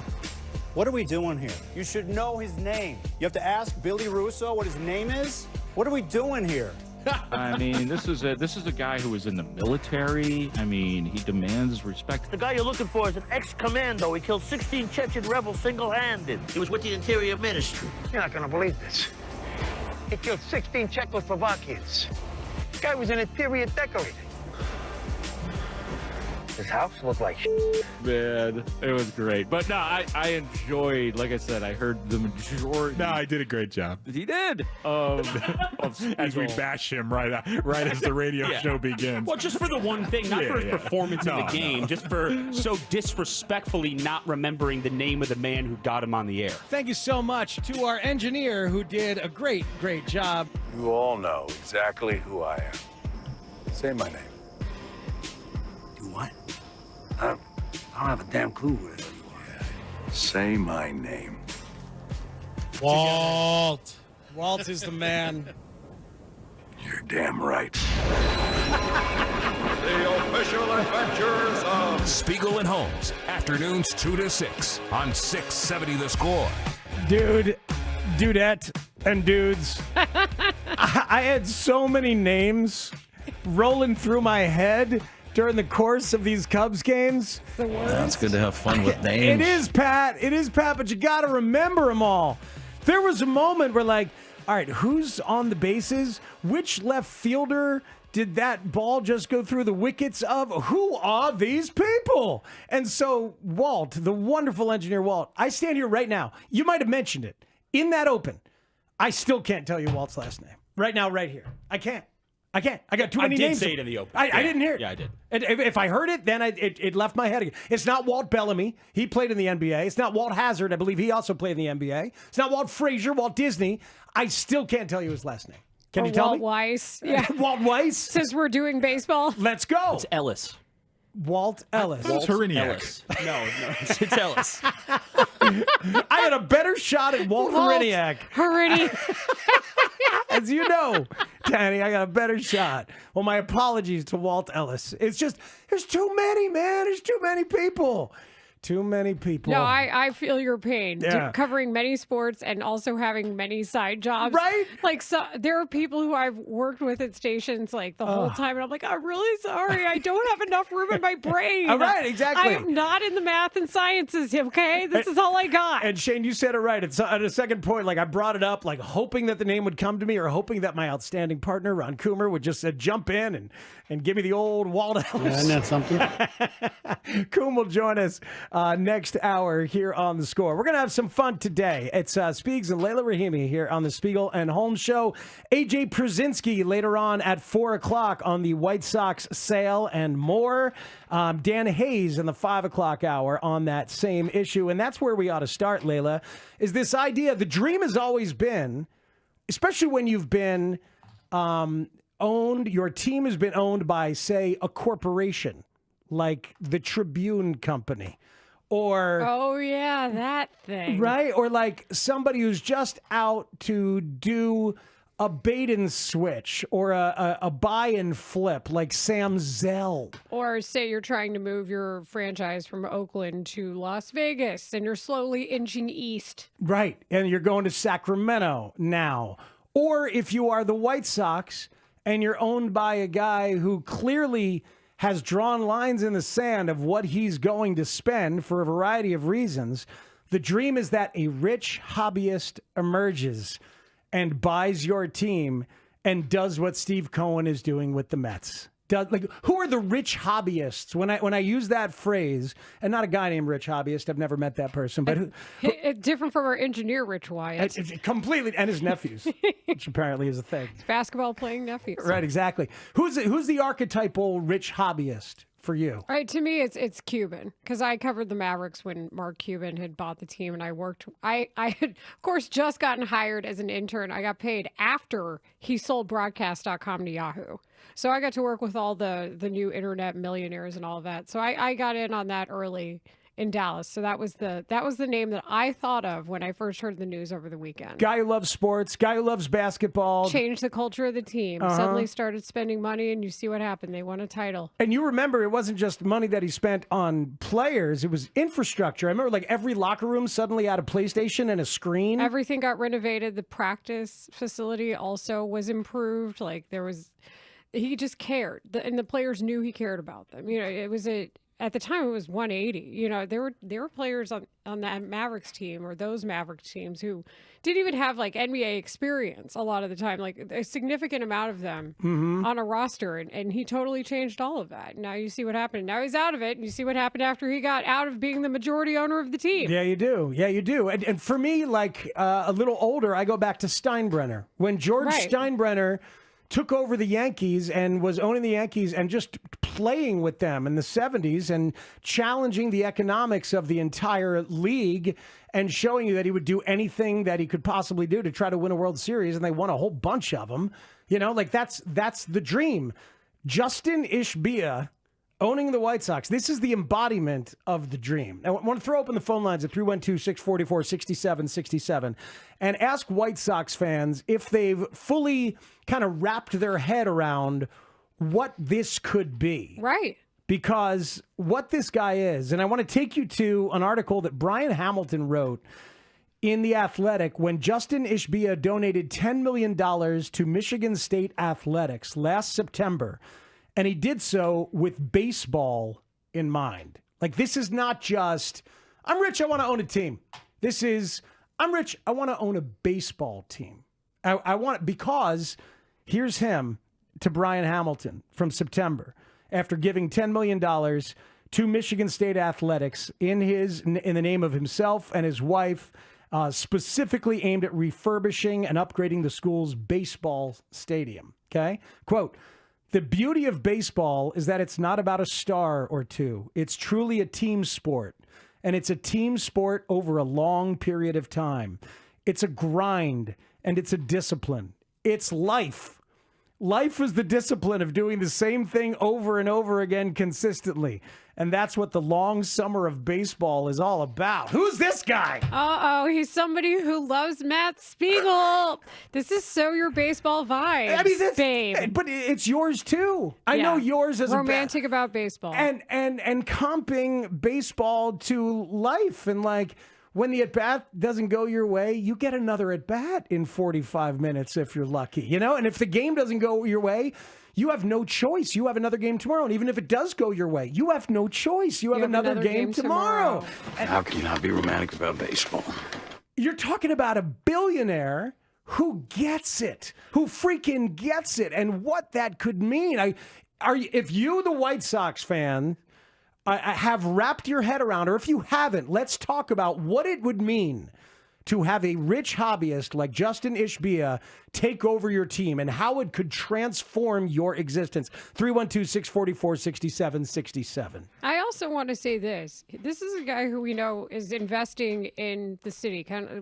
Say what you want about Tom Ricketts saying he put money into the team, but he invested in the city, right? He put his money into the city of Chicago, doing the real estate that he's done, all the deals on the north side. This is somebody who is building a huge home on the North Shore. He wants to be here. He's passionate about baseball and owning a team. You saw what his brother Matt did with the Suns and what they're doing. There's a lot of fan-friendly incentives there.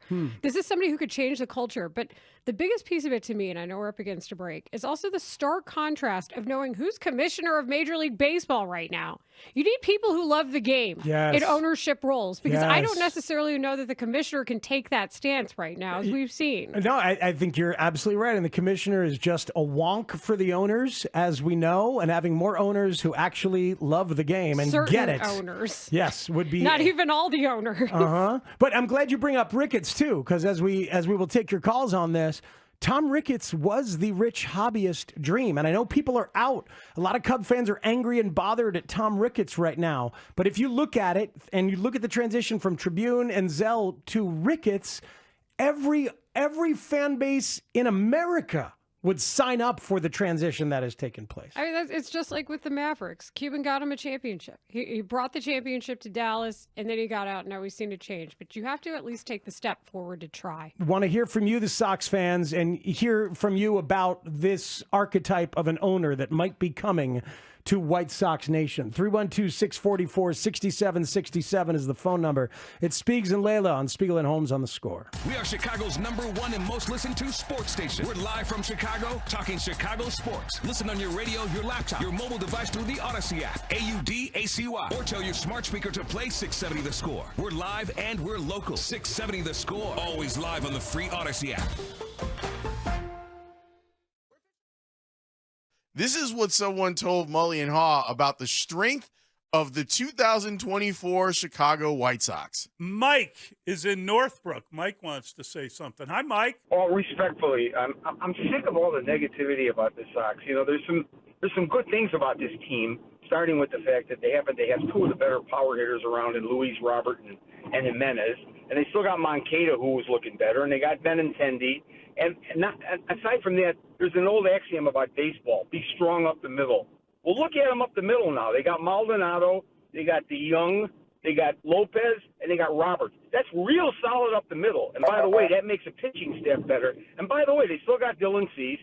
They still got Kopech. They got some hope, I'm not saying for sure, in this guy who was the #1 pitcher in the Korean League. You guys just mentioned, and they mentioned at the time, when Lance Lynn was traded, I can't remember. Yeah, still got Andrew Vaughn. Yeah. I mean, so what I'm trying to say is I look at teams at the end of the year who's in the World Series, and I'm not seeing always teams that knock the heck out of the baseball, even though the Sox have some guys that can do that. They're going with the Diamondbacks. Mike, I appreciate the phone call, and I apologize for Mully being so negative about the White Sox. See, you mean like the Rangers?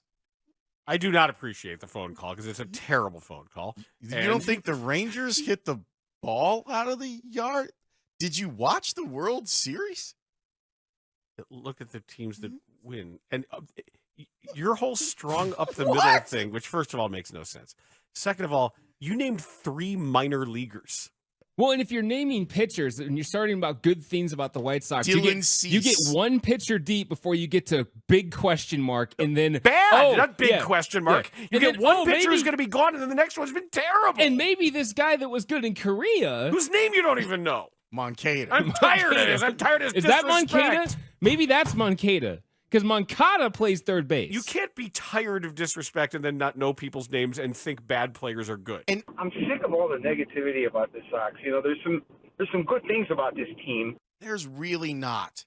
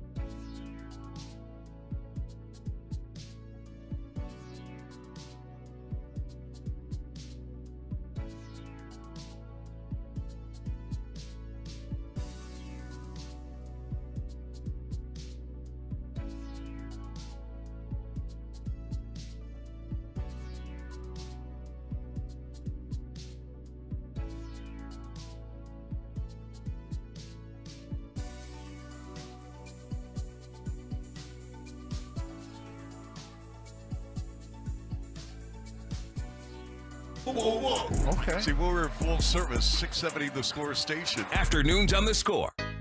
There's one question someone even had to me is like, in baseball-wise, is would he start pumping money in before, he takes control? Did they bring him in, and is he going to start spending money? And I don't even mean on players, but like, obviously the stadium stuff. You guys had the soundbite about that. Is he brought in to help because to bring money to that? Listen, the guy's worth supposedly around $5 billion. He's like you said, he's building a house. The price of his house supposedly is more expensive than any contract the White Sox have ever given. That is the Athletic's John Greenberg, who broke the story over the weekend. He joined the morning show with Mully and Haugh. By the way, keep listening for your chance to win your way into our Cubs season opener watch and listen party with Mully and Haugh at the Blue Cross Blue Shield Performance Stage. Be a part of a studio audience for Cubs versus Dodgers in Tokyo, starting at 5 a.m. on March 18th. That's awesome. Then stick around for a special broadcast of Mully and Haugh after the conclusion of the Cubs broadcast. That's really cool. It's all brought to you by Blue Cross Blue Shield of Illinois. Through it all, we'll be giving an opportunity away. Right? In the 5 o'clock hour, do we have a soundbite that we're going to play in honor of that? No? Okay, good. Let's create one. No, we don't need to. What about a duck quacking or something? You want to quack like a duck in the 5 o'clock hour? Let's do it. All right. So quack. We will quack like a duck in the 5 o'clock hour. Is that cool? Can we get that past legal? All right, good. So listen for the duck quack. Shane, write it down so we don't forget, because now I've said it. Now we actually have to do it. Could just be me saying quack. No, I'm sorry. I'm going to need a full-on quack. I think Tanny should be the one quacking like a duck. I disagree on that one. I'm not We've surprised. gotta How about we just hear isolate- Pat Hughes drop and we'll call it a day? No, We've got to isolate Spieg saying full-on quack. That's got to be used for something. Hi, everybody. Hi, Dr. Nick. So we were talking about the idea of a rich hobbyist buying the White Sox with Justin Ishbia. And it's amazing how quickly people respond, If you are potentially thinking about owning a team, you have already met ire. Before we go, here's some textures. Before we go kissing the butts of billionaires, what could possibly go wrong there? I'm curious to know how many people are just happy it's a sign that the days of Jerry Reinsdorf are almost at an end. Of course, that's the backdrop of the whole thing. But you can't be happy about a new owner for even a minute? You can't. It's not kissing the butts of a billionaire to talk about the turn that a franchise makes when a rich hobbyist actually buys the team and gives a crap. Okay, what were the signs that were taken out of the ballpark last year? What were the chants? I'm sorry, how many times have we heard sell the team? But you're only allowed to want the team sold. You're not allowed to be happy about the possibility of a new owner. So you want to say sell the team, but you don't want to sell the team? You don't want a new owner, though, because they're going to be a problem. Here's another one. Hey, Spiegs, when Reinsdorf was Ishbia's age, couldn't he have been labeled a rich hobbyist? I would temper your enthusiasm, considering almost every one of these guys turns out to be the same greedy and money-driven. All right, so I should temper the enthusiasm. I should pump the brakes on this excitement. Steve Cohen is greedy and money-driven? Yeah, sure. Okay. He's spending a lot of his money on the Mets. We're just supposed to skip the part where Tom Ricketts did win a World Series, where Mark Cuban did win an a MVP? title, yeah. Or the part where Jerry Reinsdorf did win a title. He was a rich hobbyist, and now his time is gone. Find the next one. Jim is in Naperville on 670 The Score. Hello, Jim. Thanks for calling. What's up? You're welcome. Good afternoon. Speaks three things. I worked for the Ishbia family, not Justin in particular, but his cousins and uncle for several years. Could not be nicer people, but you are putting the emphasis on the end of the word, on the end of the name, and it's not. It's just Ishbia. It's not. There's no affectation there at the end. Okay. So, and secondly, the way you're saying rich hobbyist is rubbing me the wrong. The way you're saying rich hobbyist is rubbing me the wrong way a little bit. I'm a Sox fan. I'm excited. Again, I know a little bit of the family. They're very nice people. They treat their employees very well. What's wrong about the hobbyist? Do you not understand what I'm saying? Tell me what's wrong. I understand what you're saying. What is it? It's sounding more aggressive than I think you think it sounds. I don't know. It's not coming across right to me. That's all I'm telling you. Oh, I'm sorry, my friend. But let me tell you what I mean by it. Let me tell you what I mean by it. I get what you mean by it, and I'm excited by it too. I just they are rich businessmen who are very good at what they do, the family, the whole family. Uh-huh. And it just doesn't sound like you're respecting that part of it when you just say Rich Hobbyist. No, I hated that call. I just hung up on him. That's I'm just sorry. an absolutely terrible read by you, sir. Just a horrific read. Let me explain myself because maybe clearly he didn't get it. Here's what I mean. The best teams in baseball still sometimes struggle to make actual dollars. What they have to do is trust that the value rising year to year to year is great and will mean that eventually they'll make money off it. But this is the reality of the sport, which maybe you don't get, sir, is that when billionaires say it's not very profitable, what they're saying is that year to year, in terms of their spreadsheets, it might not be profitable. But of course, the valuation's going up. And when they sell, they'll make billions. You can't be worried about that. Steve Cohen isn't worried about losing a couple $100 million during the course of the year. The White Sox lost $100 million last year.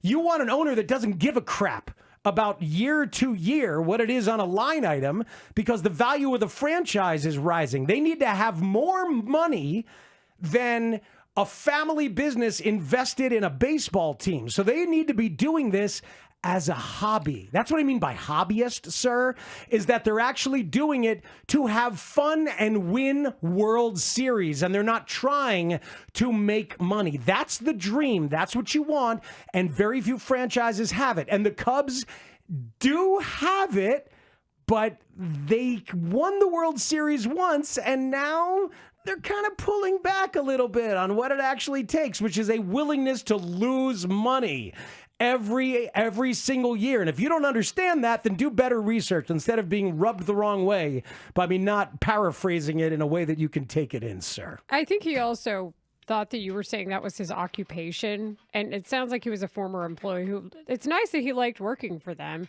But I think you're trying to say that is the location of his passion toward the game. That is not his occupation. You have to love it and want to win to deal with the headaches that actually come with it. Because there are headaches that come with it from a billionaire's perspective. A lot of rich people don't want in on baseball. You better freaking love it or else you're going to sour on it quickly and you probably won't go the extra mile to do what you need to do. You also now have to compete with the guys who are like that. Like, that's the flip side of this. There's no salary cap. They have to compete against Steve Cohen. They have to compete against the Dodgers. You have to compete against the Habs, or you're going to face scrutiny from your fans in a city like this. Yeah. You know, this is a place where we care.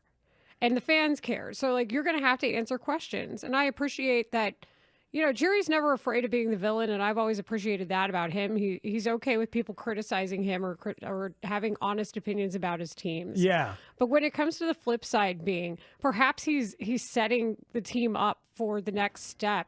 This is shrewd. And it would sound like it would be the best possible scenario, ownership-wise. You know, or one of them, for whatever the future is after this. The texter says, hobbyist can sound like they're not serious about ownership. No, that's a misread. And maybe I take it for granted the number of times that I've talked about this, that people understand what I'm saying. Hobbyist means that they care more about winning and having fun than they do about a bottom line from year to year. That's the dream. That's the dream. Mark Cuban was so freaking rich that it didn't matter. George Steinbrenner was so freaking rich that it didn't matter. They chased titles. That's the dream. A hobbyist chases winning and titles above using it as a family business and a bottom line. And again, I think it would just be a really pleasant contrast to the overwhelming attitude we're seeing in all of baseball right now.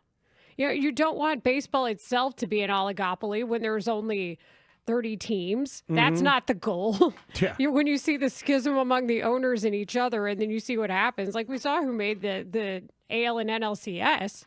Yeah, if you spend, then you're going to get there. Yeah, you more than likely will get there. Stay tuned for the 5 o'clock hour when one of us is going to quack like a duck. We're still deciding who that's going to be.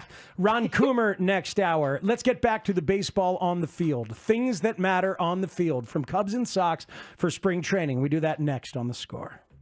Mully and Haugh, Chicago's #1 most listened to sports morning show, 5:30 till 10 a.m. What the Bears do now, their depth chart has a hole in it. Whether that's going to be filled by a modest investment in free agency, a semi-modest investment in free agency, or a huge investment in free agency or via trade. I'm talking about nondescript defensive lineman A, Joey Bosa That's exciting, Coach. We appreciate your perspective, and thanks for joining us from a really cool room at your house in Florida. I love the Well, decor. you know what? Here, come here. I'm gonna see. Let's see what we got here. Let's go. Okay, hold Behind on. the scenes Hold with on. Lonnie. Let's go on a trip. Yeah. Okay. Let's see what we got in the room. House tour. Can you see that now, or do I have to turn the camera? Can you see it? Let's see. Oh yeah, now we can. Yeah, when you turn it toward that. Yes. Okay, that's me, our trainer Jimmy, and our attorney Nick Christian. Look, we caught a few fish that day. Oh yeah, just a few. This is at the White House after the national championship at Miami. Awesome. Hey, here we go. You'll like this one. This is after the last road playoff game that the Bears won, the last road playoff game. Lonnie, I had that jacket. Yes, there you go. That's when I was working with Fox, Carissa, Tony Gonzalez, Colin Coward. That's when I was a player, okay? The last time the Dolphins won a playoff game, there's that picture. That's Lamar Smith, our running back. That's before our first Super Bowl, Jimmy and I. That's my man, Ricky Williams. This is when I was at Dallas, assistant coach of the year. I don't know. What else do I got around here? Let me see. I got some of Pat Riley and Don Shule. I got one right here. Lawrence will like this one. Where's Spig? Okay, here we go. This is a good one here. Me and Coach Shula. Oh. See this right after we won the Super Bowl. That's our whole staff: Tony Wise, Norv Turner, Jimmy. We rented a boat and we took off for about a month to the Keys. No, it was like a 2-day trip. I'm kidding. Okay. That is an like a month. epic photo right there. It absolutely is. That's when I was riding a Harley. How about that, Lawrence? And the only problem was the way we got 1, 2, 3, 4, 5, 6, 7, 8. That's Zach. That's Jason Taylor, Zach Thomas. The problem was all the players started buying Harley Davidsons, and everybody started riding them to the games. And I said, you know what? This is crazy. And so I said, hey, that's it. No more Harleys to the games. We are done. I don't want to see guys riding those damn things. So we put an end to that. But yeah, it was getting contagious. It was getting a little bit crazy down there in Miami. As it tends to do. We got a lot of stuff. We got a lot of stuff here. A few footballs, a few helmets, a few Super Bowl trophies. Pits. Yeah. So we're good. Just a Super Bowl trophy. Just hanging out in your office. It's a trophy. My wife Jan just yelled, "Stop the tour! You're wasting." Sorry, people.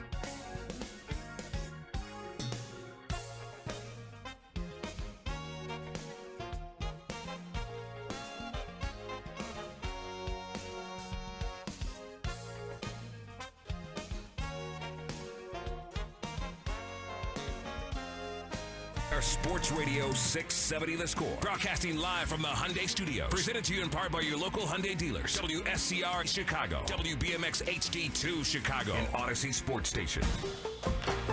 The Score! This hour on The Score is being brought to you by Jewel Osco. But I got some things that matter, huh? It's time for Things That Matter. The things that matter. Matt Spiegel brings you the things that matter from Cubs and Sox spring training. The Spiegel guy. Spiegel guy. What's his first name? You're supposed to know that. Sorry, is that offensive? Focusing on things that matter. They're the things that matter. So we decided to go on ahead and call it Things That Matter. Sorry, Danny, for being interested in baseball nuance in the bullpen. No. I'm interested too. These things do matter. Things That Matter on 670 The Score. Was Danny actually interested, for the record? Oh, no. Certainly not. If we're being honest. Can we just revisit that part of this open? I think we just did. I think we did. Felt good. No, but look, somebody in his defense. Nah.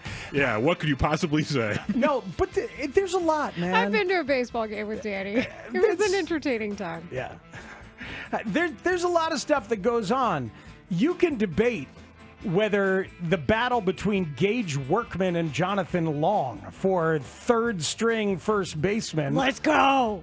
You can debate whether that matters. As of today, I'm saying no. But there are things that do matter coming out of Cubs camp and Sox camp in terms of the season you will watch on the field. And the first thing overall, Layla, is the Craig Counsell effect, which I just watched and talked about with players and others up close. Here's Jed Hoyer talking about Craig Counsell here in year number 2. This is Craig Counsell's second year as manager of the Cubs. Have you noticed anything different about him? I mean, I know for the beginning of spring training last year is a little bit like, drinking out of a fire hose when you've been with one organization since you retire in 11 until last year in Milwaukee, and he just had a lot on his plate coming into the last year. Yeah, he seems so much more comfortable. He knows the people, he knows the place. I think he has so as a result, he knows exactly what he wants to do with this group. No question, it feels very different. And last year we had a very similar team coming back, and he was the variable. And that's not how he wants to operate. He was sort of, there's a lot of attention on him. People talk about him a lot. That's not at all how he wants to operate. And I think this year he's exactly in the role he wants to be in, and he's been great all spring. When Counsell took over, he talked about how it's a lot of little decisions every day that add up to managerial value. Indeed. And I believe in that. And now he's more free to do that. And all the people that are there now are either people he knows, how to talk to and motivate, or they're people he was part of acquiring. So there's a different level of investment and effect that he can now have. And I bet you as a baseball human, Layla, can appreciate that way of defining managerial value. And, we talked a lot with his predecessor when the Midday Show had the David Ross managerial interview about knowing your personnel and knowing how to manage them. But when you see what that could mean as far as how he envisions the roster and how he will utilize it in a whole season moving forward, I think then you start to really see that take place. The subtext here, I think, is also last season of his contract, Jed Hoyer is already more candid, and I'm here for all of it. Give me more candid Jed this year, because I always thought he was great to listen to, but he seems to be saying more this year than he's said in years past. He says it about both levels of management that surround him. He's more frank about Craig Counsell, and if you listen, and it's not hard, he's more frank about ownership, too. Indeed. In terms of what he can do and what he can't do. So I agree. It's a pretty fascinating thing. But, man, the quality of at-bats from the veterans on the bottom of this roster will be so much better. Like John Birdie, Nicky Lopez, if he makes it. Even like some of those guys will be so much better than the Miles Mastrobonis and Nick Madrigals of the world. And that is by design and with Counsell's blessing. Justin Turner. Oh, that's a big deal. Yeah, I mean, and how much did you hear players talk about him? That's something we'll get into later, I'm sure. Absolutely. Kevin Alcantara is the talk of spring training at Cubs camp in terms of the skill set. Here's Craig Counsell talking about the tools of Kevin Alcantara. He's still just kind of getting there as a player, and there's nothing. Everything is available to him right now, and it just continue to kind of stay on that path of getting better, of becoming consistent, of really just gaining experience. And those things are all wide open to him. Is the power projectable to come for a young guy? I mean, because of the fact he's still only 22. I mean, yeah. Can that just happen after a guy? Absolutely, yeah. I mean, he's a great candidate for that, and it's there's experience. It's just at bats there. Sometimes you have to swing at the slider in the dirt to not swing at it. That's just the process of becoming better, and the process of gathering experience. Kevin Alcantara, through his first 3 games out there, has gone 5 for 8 with a double, a stolen base, 3 RBIs, and 3 runs scored. Wow. And Layla, watching him as an athlete, 6'6", he's got some knee bend there at the plate to make the strike zone smaller. But there is a glide to him as a runner, which you watch and makes you think of, people like Eric Davis, makes you think just a little bit about Ellie De La Cruz. He's not as toolsy, not quite as fast, but there's a beauty in watching him as an athlete.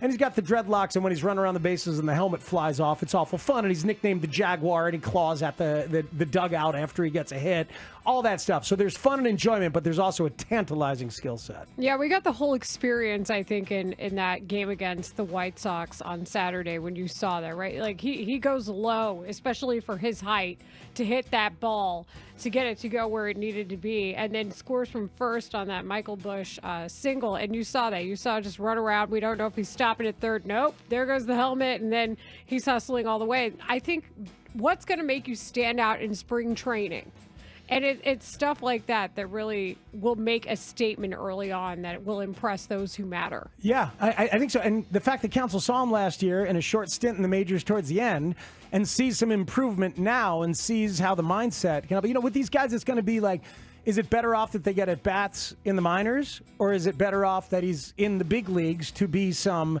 valuable outfield depth on the big league team?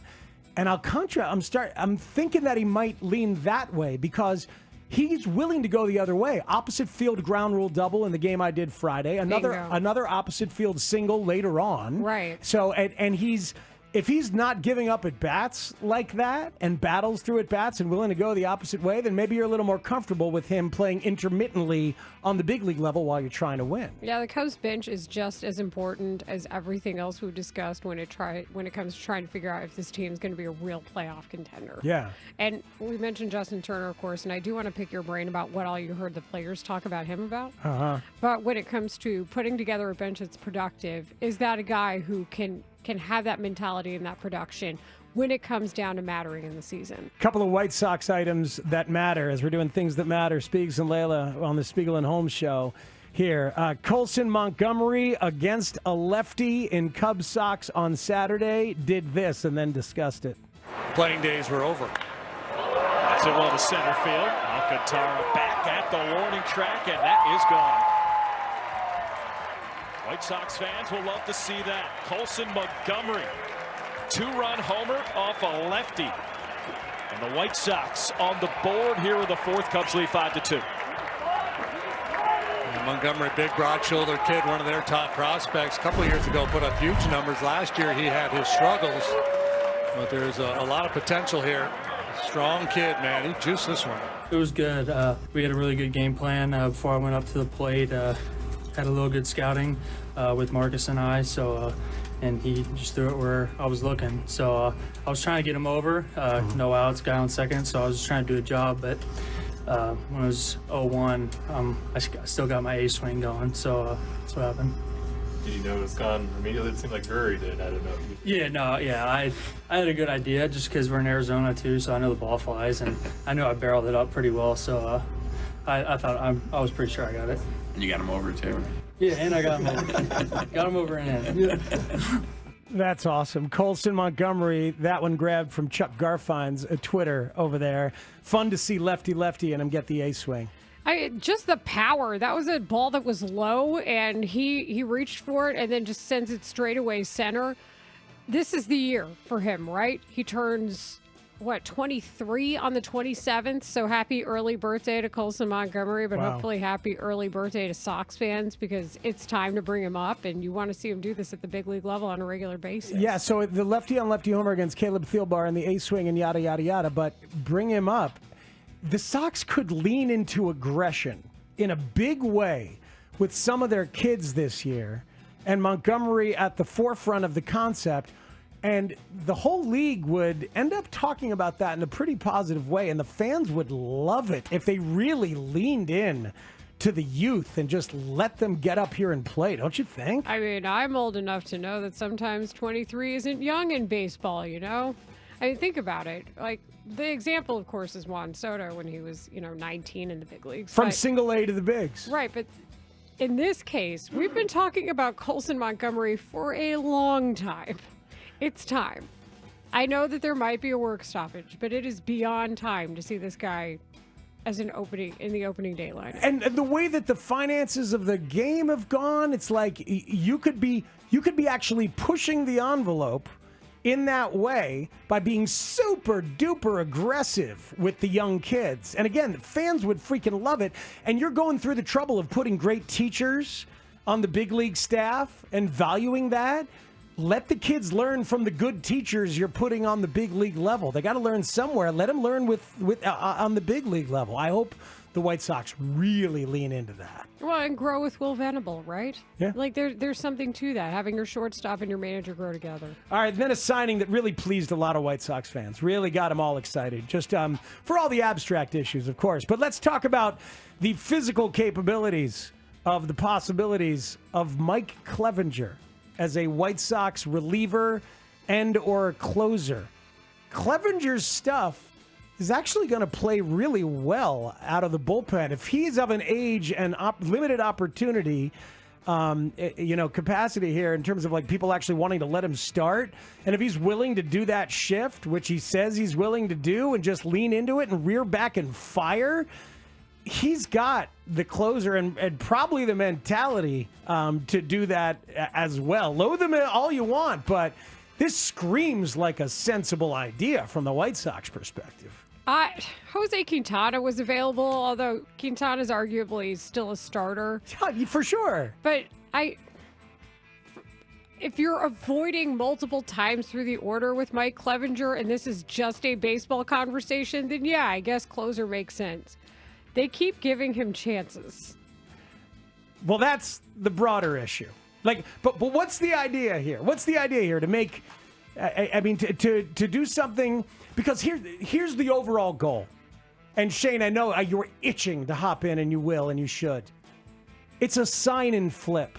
That's all it is. They hoped for that last time. I know, but so now you're going to try and sign him and not let him start. And the time before that. And the time before that. But it's a sign and flip as a reliever. You'll get something. You turn him into a reliever, you let him go, you'll get something. I know you didn't get a lot for, Kopech because you're not great at trading. But, you'll get something if Mike Clevenger is a valuable reliever come the deadline and showing you that. Somebody will give you something. I don't know, because they gave away Eric Fetty for nothing. Not that I'm still mad about it. Yeah, they did a terrible job. I don't give a rat's ass what the White Sox can get for Mike Clevenger. I don't give a rat's ass about Mike Clevenger's ability to play baseball and whether or not he can be a reliever. I don't give a rat's ass about Mike Clevenger. I do not want Mike Clevenger in my organization. I don't want him around my young players. I don't want him and his alleged drug habits around these young players and the mushrooms and the psychedelics and the coke, allegedly. I don't want any of that around my organization when you're trying to rebuild and establish who you are now. Mike Clevenger can rot in hell. I don't want him on my baseball team, and I don't want to hear his stupid damn name anymore. Shane's going full grabber here, folks. I hate Mike Clevenger. manager, dude. It's one of the worst people on the face of the planet. Yeah. Put it up on the bulletin board, dude. Shane knows a lot about this situation. The first time they signed him, they said they didn't know what was going on. Right. And then the second time. And the third time? Well, the third time, they're really comfortable with it. They're clearly deeply comfortable with it. There are a lot of people still avoiding. There is no off season for. It's a good point on having him around the young players. But the thing is, we actually heard, didn't we, Shane? Like, we heard last year and the year before that he was fine as Who'd a you hear that teammate. from? Who'd you hear that from? Joe Kelly was one person we heard that from. Okay. Well, Joe Joe Kelly Kelly was happy he got out. Yeah. But there were others. The issues in the White Sox clubhouse last year, the older guard that people had a problem with, and this is why I turned the ringer off, Dustin, because it's so annoying in the background. It says Clevenger Mike. Could that be him? Yeah, that's Mike. Location hell. The guys who had no problem with Mike Clevenger were the issue in the clubhouse. So go ahead and draw your own conclusions, but. Oh, in terms of like veterans? Correct. In terms, okay. Well, I mean, those are important conclusions to try and draw. Yeah, I'm not just talking out my ass here. I never say anything other than rest his soul. But may he rot and burn in hell. Period. New paragraph. I'm with you, Les. What was in the new paragraph? We'll never know. Les would have been so anti-Mike Clevenger, it's not even funny. Oh, I'm sure he would have. As you are. Al, as I would assume, did it come up on Friday, is Grobber Jr. Mark Grody.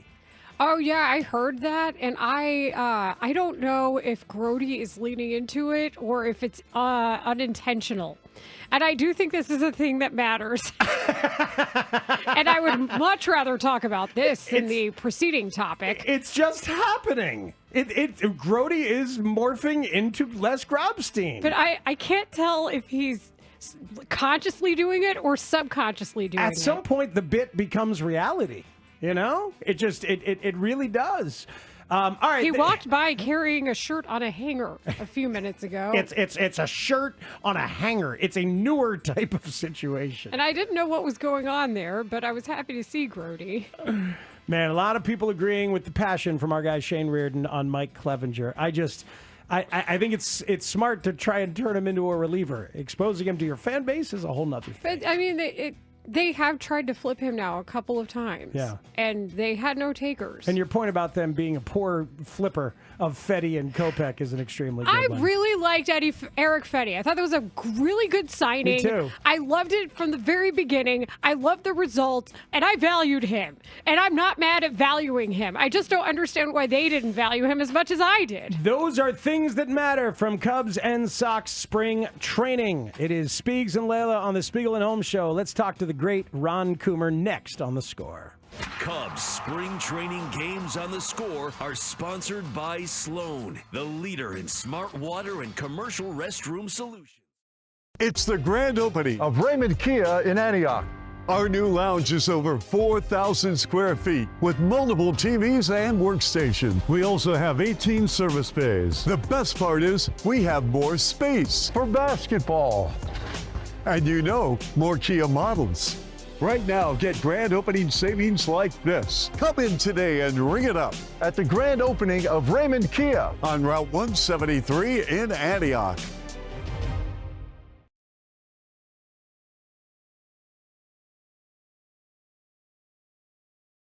This story made us miss someone in particular. And I don't have the anger for this story. But you knew him as Les Grobstein, the Grobber, Overnight Les. We now want to introduce to you Afterlife Les. Afterlife Les, thank you for joining us. I agree with Dustin Rhodes. 1 Google%. He's the only one that got it right. A lot of people think it's cute that these two coaches, they go sit courtside and they hang out. KMA. But I mean, what's the harm? The harm? What do you mean the harm? The harm is obvious. You don't hang out with with your enemies when you're playing games. But it wasn't a game. They were watching a college basketball game. I don't care. A lot of people think that's okay, and that's never okay. Yeah, did you ever see? Matt, let me tell you something. I'm sorry. Matt Go ahead. LaFleur, more like Matt LaFale. Matt Eberflus. More like Matt Eberfail. It's a good one, Afterlife Less. That is really good. Look, I understand your feelings. I have it a little bit, but just a little. Like, could you ever imagine Lombardi and Hallis hanging out? You sometimes like to get under my skin with some of these ideas. That was Mark Lombardi. Grody. It never would have happened. Never would have happened. Well, I wasn't at I was those there. games. You weren't there. It never would have happened. There's no way Hallis would have ever talked to Lombardi. I know for a fact a lot of people think it's bogus, but it's absolutely true. And all the people that are saying that Caleb Williams is going to be better than Jim McMahon, they can KMA too. I've heard all the talk. I've heard it all. That's a good point. Afterlife Less, this is a rare opportunity. I mean, Caleb Williams, he cried in the stands. He couldn't beat Notre Dame. Is that concerning? Yeah, he's a crybaby is what he is.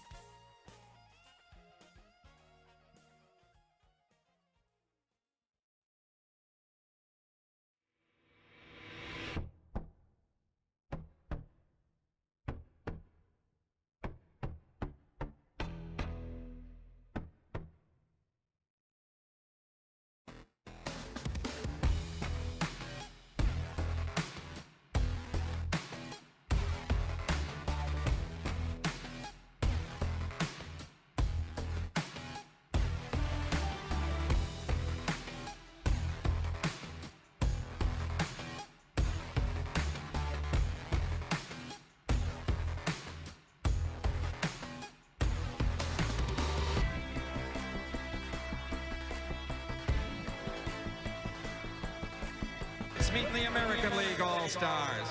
Infielder, Ron Coomer. Ron Coomer. Ron Coomer. Guy who grew up on the south side of Chicago and was a Cubs fan. It's like taking your life in your hands. You know he's a tough guy. That's right. Radio analyst for your Chicago Cubs. Wrigley Field is shaking right now. Unbelievable. 9-year MLB veteran. Base hit. Coomer going for 2. Here goes the throw to third. It's a stand-up double for Ron Coomer. That's a nice knock for the old hometown boy, isn't it? Yes, very good. Well, he's been red hot. He's been in a hitting zone. 1999 All-Star. Coomer. The Coom Dog. And there you are. Ron Coomer with Spiegel and Holmes. One away, and Edmund on first. Walt's Pizza's arrived. Did you hear that, Walt? Oh boy, Walt. It's spring training for everybody. Atta baby. Hope you got the pepperoni, Walt. Walt's done a heck of a job. On 670 The Score. Ron Coomer joins us right now on the Circa Sports Illinois hotline. Download the Circa app today. It is Speegs and Layla Rahimi right here on the Spiegel and Holmes show today. And he's still out there in Arizona. It's kind of nice here today, though, Coom. High of around 50. So I brought a little bit of desert air back with me, but I still hated leaving you yesterday after the game. How are you, pal? I am doing good. I'm a little on the sunburn side today, but, besides that, I'm doing great. Speaks. I got to say, man, it was so fun to sit with you for those ball games. And Layla and I were just talking off the air about, like, trying to be good partners for each other during the game. Layla, I can tell you, and I'm sure you're not surprised, Ron Coomer as a broadcast partner, as good as it gets. Oh, heck yeah. He's the wingman to a successful broadcast. He's who you want to fly with. Easy guy. We had a lot of fun. Speaks did a great job. Maddie was awesome, and we're getting a little tradition working here now that starts spring training. You and I last few years, and it's been fun. And we had a couple good ball games. Cubs are winning, but it's just fun, And I think spring training is even more fun than a regular season as in the broadcast sense because it's so new and everything's just getting started. But we had a good time, and Walt's got his pizza from Homer Inn, and life is good. All's good, I guess. Okay, Coom, everybody got nice to each other. So now I got to go in with the post-game questions like you guys just wrapped up the game. All right. So, Coom, Speak said he had to knock the rust off, but what were your thoughts on his performance over the weekend? I thought he did great. He did very good. I really do. I thought he did very good. The hardest part about doing spring training is it's so different than a regular season game because, the one inning you'll have the whole starting lineup in there. The next inning, you look down there and you go, oh, there's 7 guys that have been taken out of the game. We got 7 new guys, and their numbers start at 72, and they go up from there. So we got a whole team of pulling guards and offensive tackles just entered. And, it's not always the case that, you have the changes in front of you or names that go with the numbers. So it's not an easy thing to do, but you make the best of it and you try to get everybody's name in because for the young guys, that their families are listening or watching and you want to do that. But Speaks did a great job. It's not the easiest games to do, but I will say this, him and I, we had a lot of laughs in the last couple of days, that's for sure. Yeah, we did. It's the best part of it, and you know this, Coom, because this is your life, was to get to be embedded with the ball club and walking over to the training facility and being in the clubhouse, listening to the manager talk and seeing the manager talk after he's done the official part when he's just kind of hanging around and will tell you a little bit more and seeing all these people. You're like an embedded journalist, like a wartime journalist who's embedded in some ways. And you get conversations and you get relationships and you really learn how the people function with the ball club and just feeling that over the last few days. This is why I ask you, am I just feeling the optimism that comes with spring and comes with, feeling the excitement of being embedded, or are things as positive as they seemed to feel over the last 3 or 4 days there at Cubs camp? Well, a couple of things. One, I understand what you're saying. I've been in a big league. I've been in camp in one way or another, either as a player for 17 years or now as a broadcaster for 20. This will be year 23, so long time. And I understand that feeling, and I know what you're talking about. And And you do get that sense of you're part of the program, right? I mean, you are. You're not getting any hits and you're not making plays, but you are very much involved in what goes on in the intricacies of our game. And, and there's a certain sense of, the manager has a little trust in the people that are that close to the organization and things that he can say. And he'll say some things that he knows he has to have trust in you to not report right away, because it's something that's, out of the respect for maybe the player, hasn't come to fruition yet, but in a day it's coming, right? So there's some trusts and things like that. And then, the second part of that, I do believe there's a lot of optimism. I think around the league, as we talk to different people, Bob Nightingale was around a lot from USA Today the last few days that you had a chance to talk to. And I think everybody feels the Cubs are the leading candidate to win a division. We haven't played a game yet, but that's on paper. But I think there's a sense of optimism, and there should be. This is when you look at the starting lineup and you look at the rotation, and you've got some bullpen pieces now and some bench pieces that, some guys. Justin Turner's first 2 at bats right off his couch, he's got a base hit and a walk and like a 9-pitch at bat. I'm like, yeah, the whole hum, right off the couch, and here we go. So there's some pieces there to be optimistic about, that's for sure. We've all been around teams that have made an acquisition where the players are like, oh, this is for real. When they bring up somebody or they acquire somebody who's got an outstanding background or a star. And even in listening and watching the broadcast over the weekend, it was my impression, and I want to ask this to both you, Ron, and Speaks, is that this is a group that does appreciate getting Kyle Tucker. They do appreciate getting Ryan Presley and Justin Turner. Even though this is not a young group, I would say, it's a group that appreciates having veterans who have that World Series acumen. It certainly felt that way just hearing them talk. Go ahead, Maddie. Yeah, I thought so very, very much, Coom. I mean, that moment that you and I watched with Dansby Swanson and Justin Tucker working together, like that's kind of the biggest thing that I brought back from Justin Turner. Yeah, Justin Turner. Thank you. Yep. Whoops. Yeah. We just combined the two into a kicker. Yeah. Who nobody Hang wants to be with us, associated man. with. That's going to happen. Yeah. But Coom, that's like that experience. First of all, watching BP with you, I always learn stuff. You know that. But watching those two work together and Dansby listening to Justin Turner as much as he was in that session was pretty fascinating. So, so what do you think of, like, even veterans like Dansby can get from a guy like Justin Turner? No, without question. You when you look and you go, okay, last year, the veteran player was Michael Tachman, right? And he was a guy that, Michael, a local guy and a very good player now at the White Sox. But, when you look at Turner, he's a different breed now. You're talking about a guy that's won World Series. He's been an all-star. He's been, hitting in the heart of the lineup in one of the premier organizations in baseball, playing in the playoffs. They play in the playoffs 8 or 10 years in a row. And winning it. And so you're adding pieces that everybody looks around the room and goes, who has the hardware, right? Who are the guys that have won the ultimate games? And who are the guys that have been competing in those games year after year after year? It was like Derek Jeter walking in the room. Everybody looked around and went, well, that's the guy. You say what you want, but everybody pays attention to that.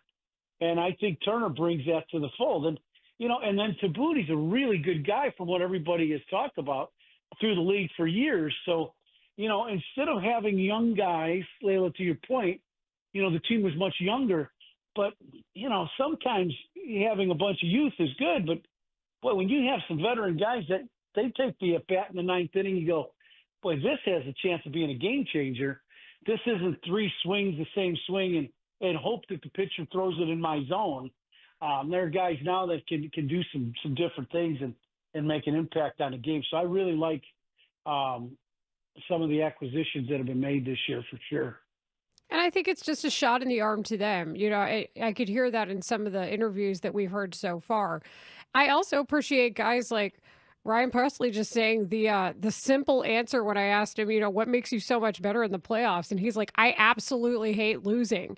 To have that kind of attitude, even though no player enjoys losing, to hear out of somebody's mouth like that, who's been experienced, who's shown you what he can do on a big stage, I do think that will help the room. I mean, you guys know better than me, but that was my assessment. No doubt. There's guys that have, been in that position, and there are guys that, there are guys that are playing on the Dodgers right now that are signed to start the season in October. Basically, they, whatever they do during the regular season, their track record in October is the reason why they're a Dodger. And I would say that's part of the reason Preston's here with the Cubs, is he's pitching with a little chip on his shoulder because he wasn't a closer, regular closer last year. He wants to be that guy. And the Cubs need that guy. Perfect fit. And he can also, help the younger bullpen guys understand what it's like to prep day in and day out in the big leagues, and pitch when you're not 100% and give a lot to an organization. So, it's a great answer that he gave. And at the end of the day, what more do you want out of your guys than somebody being to the point of their performance is dictated even that much more and better, because they just can't stand to lose. That's a good thing, no doubt. Hey, Ron Coomer here with us on Spiegel and Holmes. It's Spiegs and Layla Rahimi here on The Score. So bummer not to see Matt Shaw while I was out there with this oblique issue, and you hope he comes back soon, and they're kind of optimistic about that. But I'm trying to figure out who plays behind him, Coom. Like, this is an opening day first baseman, theoretically, who's a kid, and there's this Rule 5 pick, Gage Workman. There's obviously John Birdie, Nicky Lopez. I mean, these are, I mean, how do you feel about that, and who might get the first call if Shaw can't go? Well, I feel for Shaw. It's one of those things where you're going to get your shot, and then you're early in camp. You're missing the first week of ball games and maybe the first 2 weeks. We'll see. That's unfortunate. I'm not 100% sure who's going to get the first shot. I would think you sign a guy like Birdie for that purpose. That's why he's here.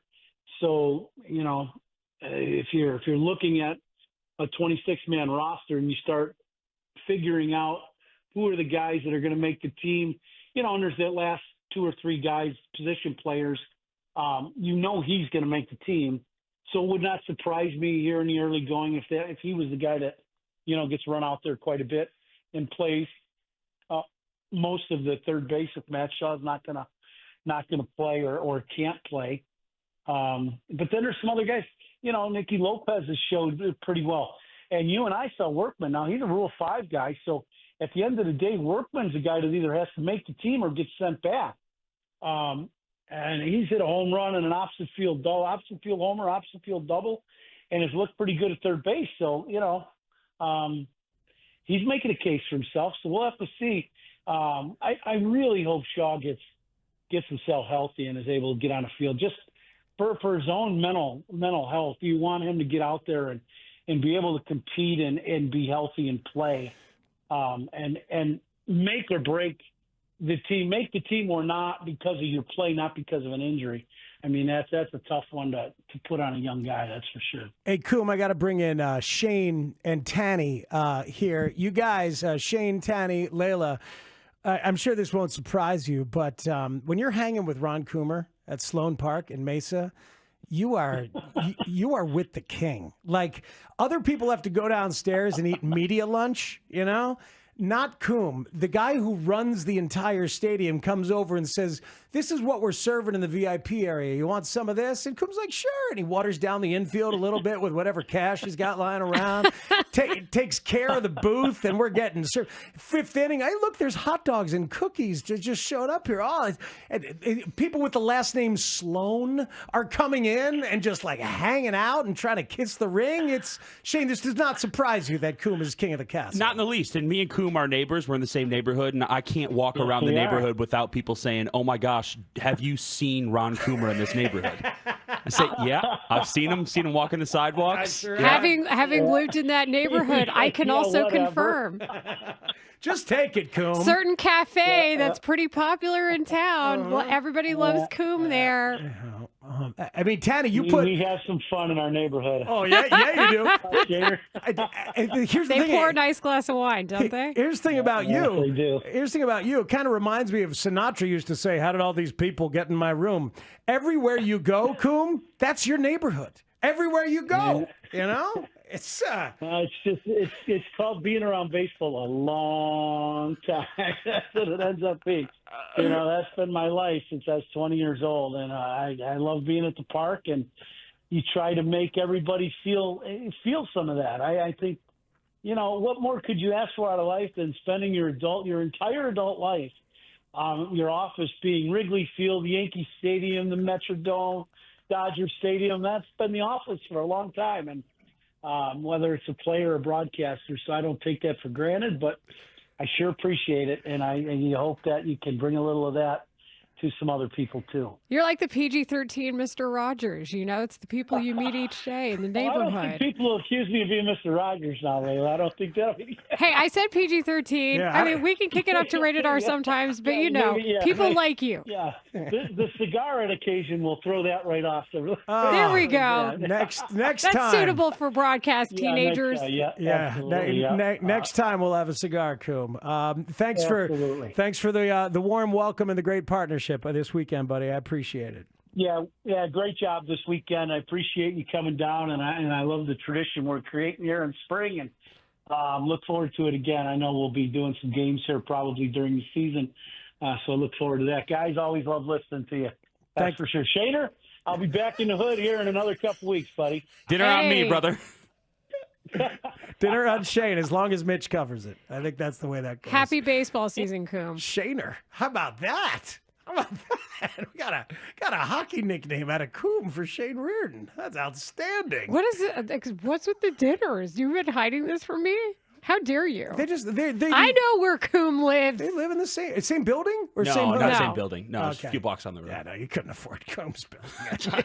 Coom couldn't afford mine. Oh! Here we go. I can't afford mine. That's my old building, and that's why I don't live there anymore. See? So we can attest. Oh, my God. Outstanding. An absolute surefire NBA Hall of Famer was in town over the weekend and had good things to say about a young bull. I'm intrigued. You should be, too. AJ Przinsky, top of the hour. But we'll hear from that Hall of Famer next on The Score. Cubs fans, you could join us at the Score's exclusive listen and watch party for the Cubs season opener on March 18th. They said Cubs win. Just keep listening to the Mully and Haugh Show, Bernstein and Harris, and Spiegel and Holmes for your chance to win your way in as we experience the game from our Pretty cool. Chris Tannehill and Shane Reardon are in a tiny little love shack across the hall. Anybody watching on Twitch has just seen the bird flipped. My goodness. Yeah, you can't cut that, can you, Tanny? I mean, you felt pretty helpless there with that middle finger going up. Nothing you can do about that. Tell you what, you drop. I hate it here, dude. We're in this tiny little room. It would have been hilarious if Tanny tried to tackle him. Dude, nobody's touching the control room today.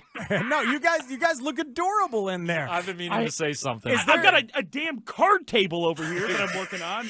Dustin's calling me this morning. Hey, the computer doesn't work that well. Can you have my back and tell them to get a different computer in here? Computer doesn't work really well. It's like, you better be wearing a vest in there. It's very warm. You don't want to do that. Schedule is thumbtacked on the wall up here. Just Are you surprised the computer wasn't working on day one of the new rollout of the studio?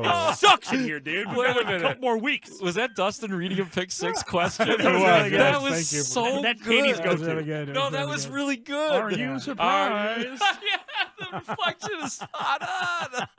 I hadn't heard that or hadn't gotten that. Oh, Wow. no, I know. I should have done that. That should be in all of our Dustin impressions. No, that's really good, and I like that Shane has sort of adopted your impression. Right. The more I hear it, the better it sounds. Sure, but- he's like doing Dempster's version of Will Ferrell's Harry Carey. It's Harry. That's how it works. Yeah, that's the bad one, by the way. You guys, is there a Murphy bed in there that can just drop down so you guys can get a little rest during the breaks, perhaps?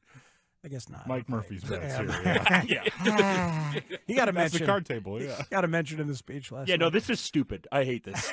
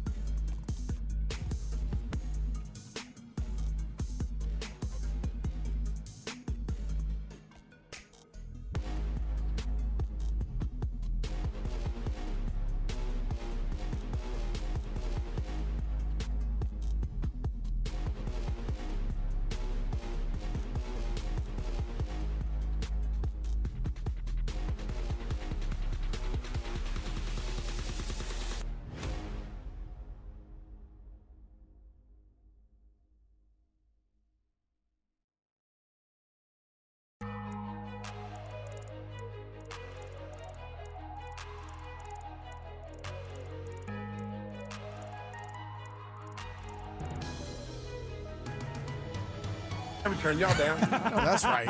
I know that's right. That's Stacey King. The friends of the program are my friends, and they are friends for life. Afternoons on the Score. Mazelis. Whoa, watch your head. Watch your head, Boozy Verts. Matas Buzelis, brightest spot for the Bulls these days? I think so. Yes. I mean, it looks like probably the best draft pick of Arturas Karnisovas' era here. Ayo Dosunmu, really nice as a second rounder, but Matas looks like you can squint and see him becoming a superstar, or at least a star.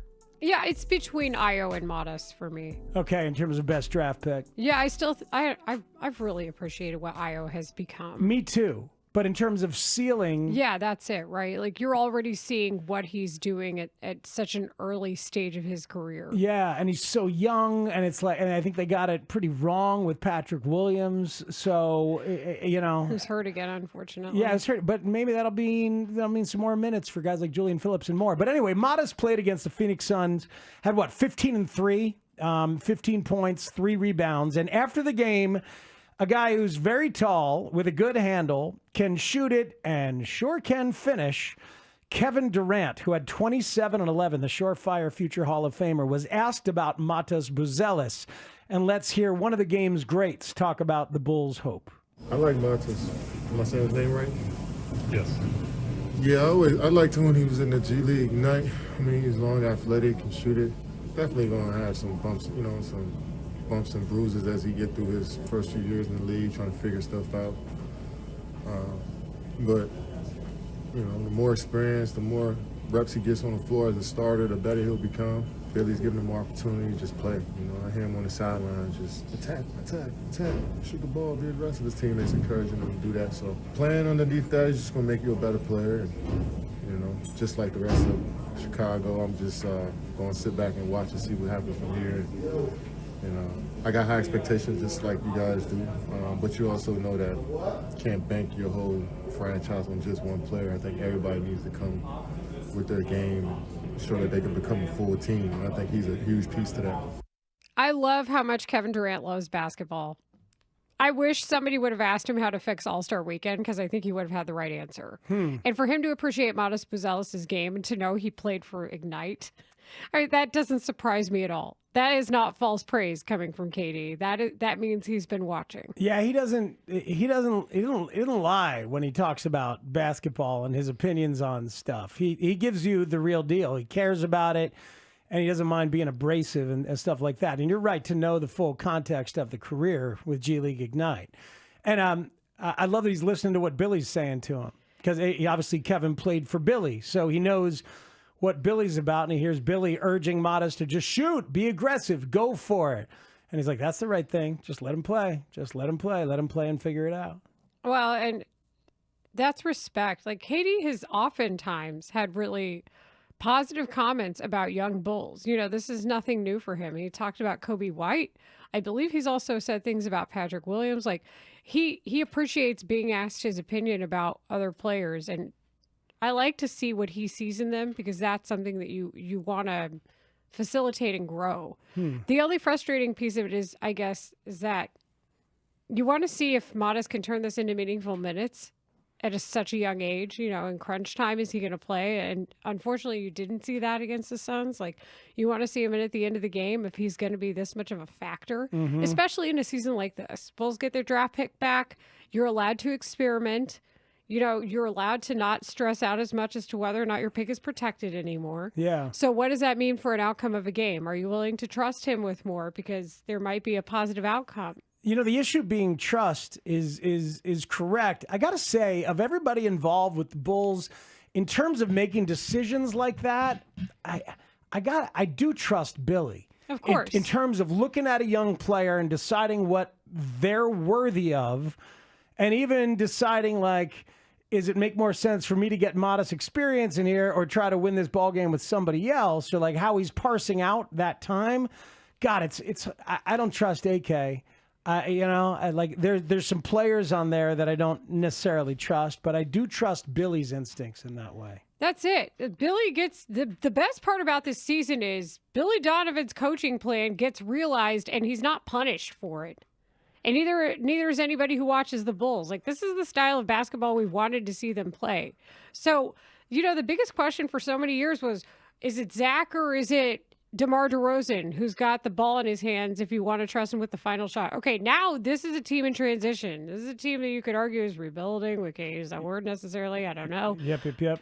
But who's it going to be? Who are you teaching to trust in those moments? And that's a question that I think deserves to be asked. I think A.J. Przinsky has done a pretty interesting job in trying to walk the line between telling some truths about the White Sox and keeping some relationships with ownership of the White Sox. And we'll ask him to do that again next as we talk about the Ishbias. Am I saying it right? I want to make sure that caller's happy. I just want to make sure, Stop spewing your garbage. Take care of him. Rich hobbyist. God, how dismissive. I really am. It's the new me. I'm leaning into the dismissive Heel phase. turn speaks. Yeah, it's Heel time. turn speaks. The caller was right. It's actually Justin. Justin Ishbia. Yeah. Just want to get it right. We'll talk to A.J. Przinsky next on Spiegel and Holmes. Speaks and Layla on The Score. The Score is Chicago sports. Chicago sports is The Score. Thanks for keeping us the #1 and most listened to sports station in Chicago. Listen on your radio, laptop, mobile device through the Odyssey app, AUDACY, or tell your smart speaker to play 670 The Score. We're live and we're local. 670 The Score. Always live on the free Odyssey app. College basketball is reaching its most exciting stretch of the season. Right now, new customers on FanDuel get $150 in bonus bets when your first $5 bet wins. That's $150 extra bucks to bet on everything from conference clashes to tournament upsets and even who's cutting down the nets. There's all kinds of games going on, and if you find yourself placing that first little $5 bet and having it win, then you're getting $150 extra bucks. And along the way, you're learning stuff to make you better at brackets come March. If you've been waiting to join FanDuel, there's no better time. 2. Yo, are you looking to become the new owner of the Bears or what? Oh, yes, definitely.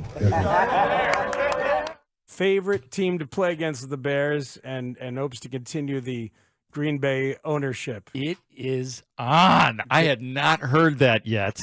I love that he said that. Now, you know who I'm going right to next time? I'm going right to Jaquan Brisker with this. Right to Brisker, because remember, Brisker just had no respect for when the Packers beat the Bears' asses last year in the final game of the season. After the game, I and a few other reporters listened to Jaquan Brisker tear apart the Green Bay Packers and saying that he's got no respect for their wide receivers, and he wasn't stopping. So I'm taking Tanny, I'm going to need that audio for Brisker as well. Yeah, remember, too, they were talking about the game plan against their receivers in general. They didn't love the game plan the day after the game they were talking about. Hey, man, I thought of that during polls when polls said that Matt Eberflus takes the feedback. Yeah, Brisker talked about it. We talked about it with Jalen Johnson that next time we had him on about exactly that. They're like, come on, let us man up on these wide receivers. Let us try to shove them around instead of laying off of them. Yeah, absolutely.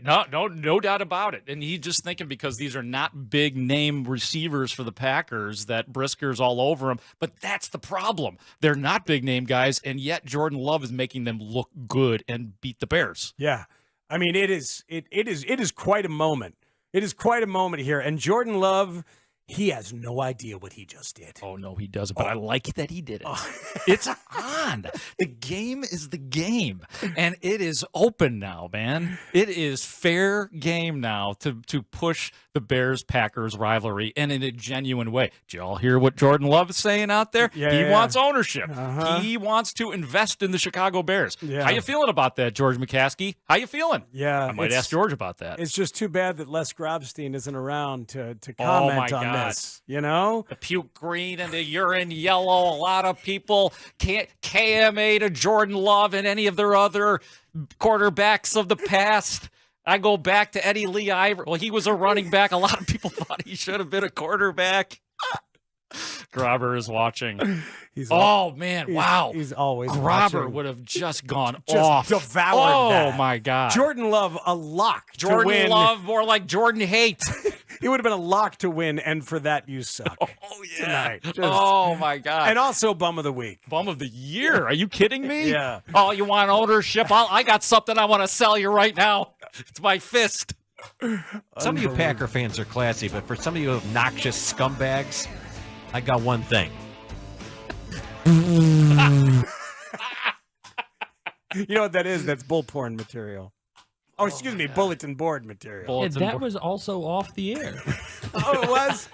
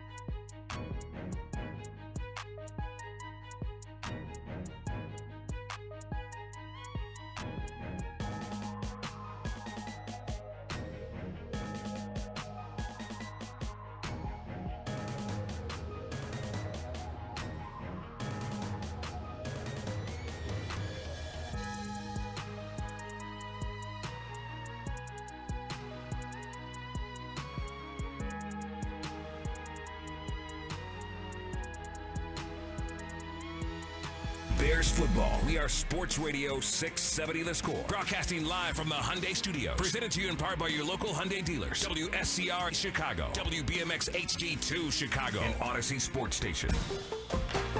The Score! And this segment is sponsored by Vasectomy Clinics of Chicago. Batting seventh and warming up in the bullpen, the catcher, number 12, A.J.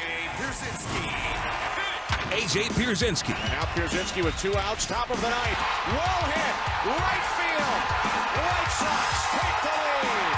A.J. Pierzynski says, take that, Cubs fans. MLB veteran for 19 seasons. You play against AJ, you hate him. You hate him. You want to kill him. But you play with him, you hate a little less. There's only one guy I can tell you that knows every rule in the book, and that's A.J. Pierzynski. Two-time American League All-Star. I always tell people I'm famous for 2 things in Chicago, striking out and getting punched in the face. Barrett punched Pierzynski right in the grill. 2005 World Series champion. It's a gunner and a White Sox winner. This place is electric. Analyst for Fox Sports. One thing I remember about Bozo was that, did you ever get to do the grand prize? I could see you being big in the grand prize game. Yeah, my motor skills are my finest attribute. But I could see you leaning over and kind of cheating a little bit. And they wouldn't have said anything. Yeah, they wouldn't have said anything. They would have been like, oh, good job. Host of the Foul Territory podcast. I have a serious question, and you can answer this any way you want to answer it. You and I are in a particular club together. Do you know what club that is? No, what club is that? We both got frickin' punched in the face on national TV. Okay? Yeah. And they want the curtain call, and they got it from their catcher, A.J. Pierzynski. A.J. Pierzynski with Spiegel and Holmes on 670 The Score. Oh, good stuff from Chris Tannehill. He and Shane Reardon putting the show together as they do. And we are pleased, me and Layla Rahimi, in for Lawrence Holmes today, to have A.J. Pierzynski join us on the Circa Sports Illinois hotline. Download the Circa app today. A.J., what's up? Thanks for the time. How are you? I'm doing great. How come I can't see y'all, though? All I see is a black screen. I see myself, which I've seen enough of, but I want to see, like, y'all's face. And I think I look better see your this smiles. way. Oh, that's I fair. think I look better that way. It's much better. No, it's totally fair. I should have hopped in the Zoom with you. It's bad form out of me. You're so good. Oh, no, at, I got it. You got okay, good. You're so good at media. You're so good at like digital media and everything. You've transitioned beautifully to a tech entrepreneur in the media space. Congrats on that, by the way. Not me, by the way. It's our crew that we have that works at Foul Territory. They're a tremendous job. And listen, if you were seeing our show today, we were in Sarasota at the Orioles camp. What a bleep show! At the beginning, one of the mics didn't work, so we're interviewing Adley Rutschman, who deserves a great interview.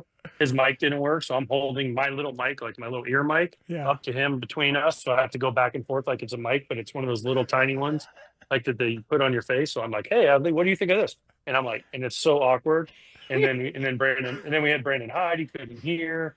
I mean, it was a disaster, and it was pouring rain. So we got it figured out, but the tech people behind the scenes deserve all the credit. So my compliment was well timed then, Layla, right? Like to give the tech praise. I actually think that that means that you are a pro. So welcome. When you have to tap dance with what you got, that's how you know. You already knew anyway. Last time I talked to you, I think on one of these shows was before the right before the Sox season last year. So I'm glad to talk How'd to you. that go? Yeah, exactly.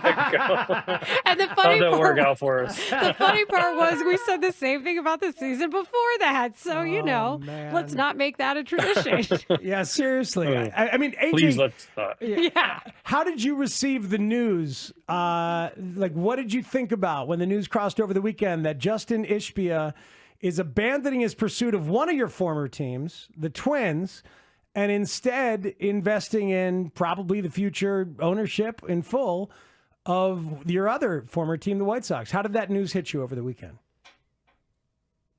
Let's go, baby. What do you mean? How did it hit me? Are you kidding me? How did it hit me?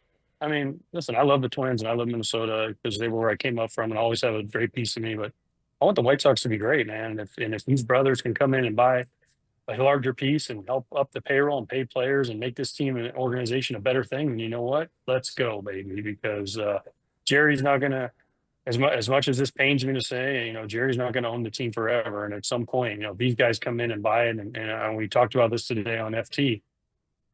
I think they'd be the second richest owners in baseball behind Stevie Cohen. So, hey, let's go. They can start buying players and buying the superstars what you need to win in today's game. Yes. Yes, please. You know what they're going to become? What the Cubs should become, a powerhouse in the Central. Wow. What should they do if they get control and start really injecting money? Paying players and dealing with payroll, of course, but what other things, would the rich hobbyist, would the billionaires need to do right away with the White Sox? I think they need a stadium at some point, right? I think whether it's in Bridgeport or whether it's on the south side or wherever they can come up with a place to do it, I think a stadium is very valuable.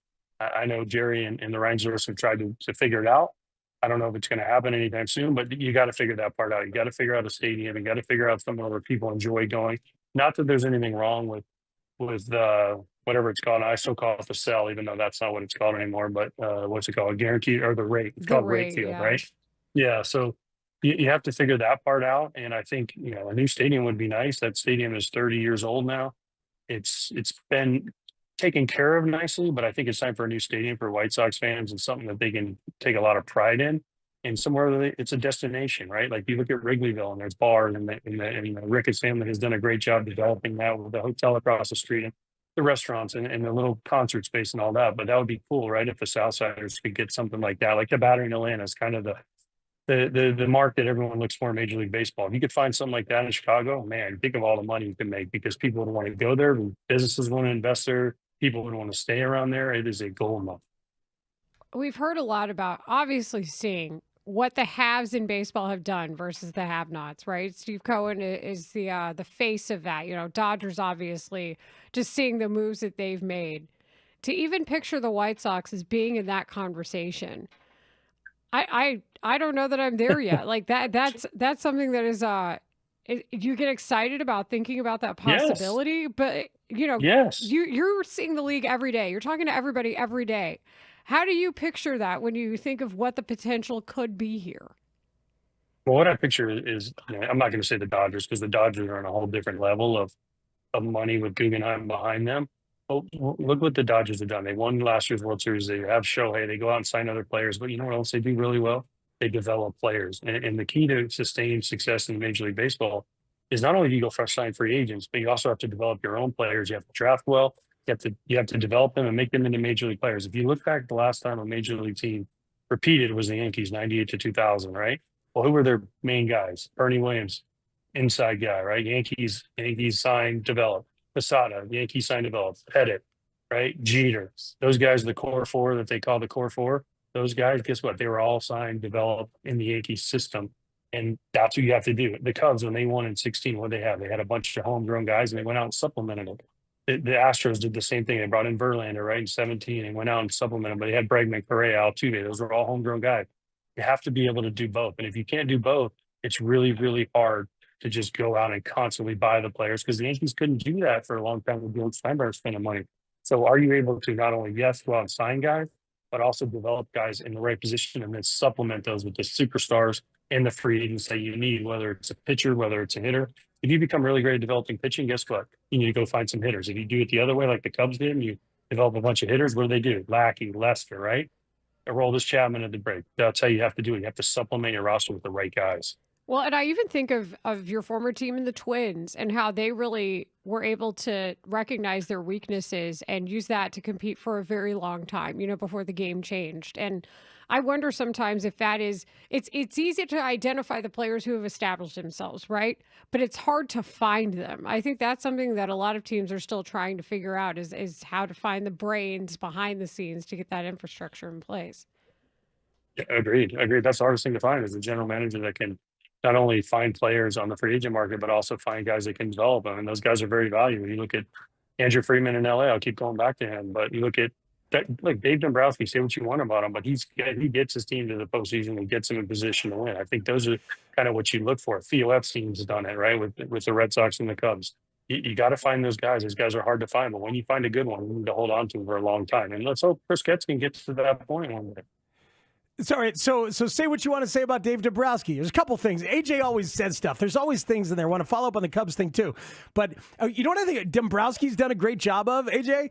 Is like chasing the rich owners who are ready to go the next mile. Like he had it with Mike Ilitch in Detroit.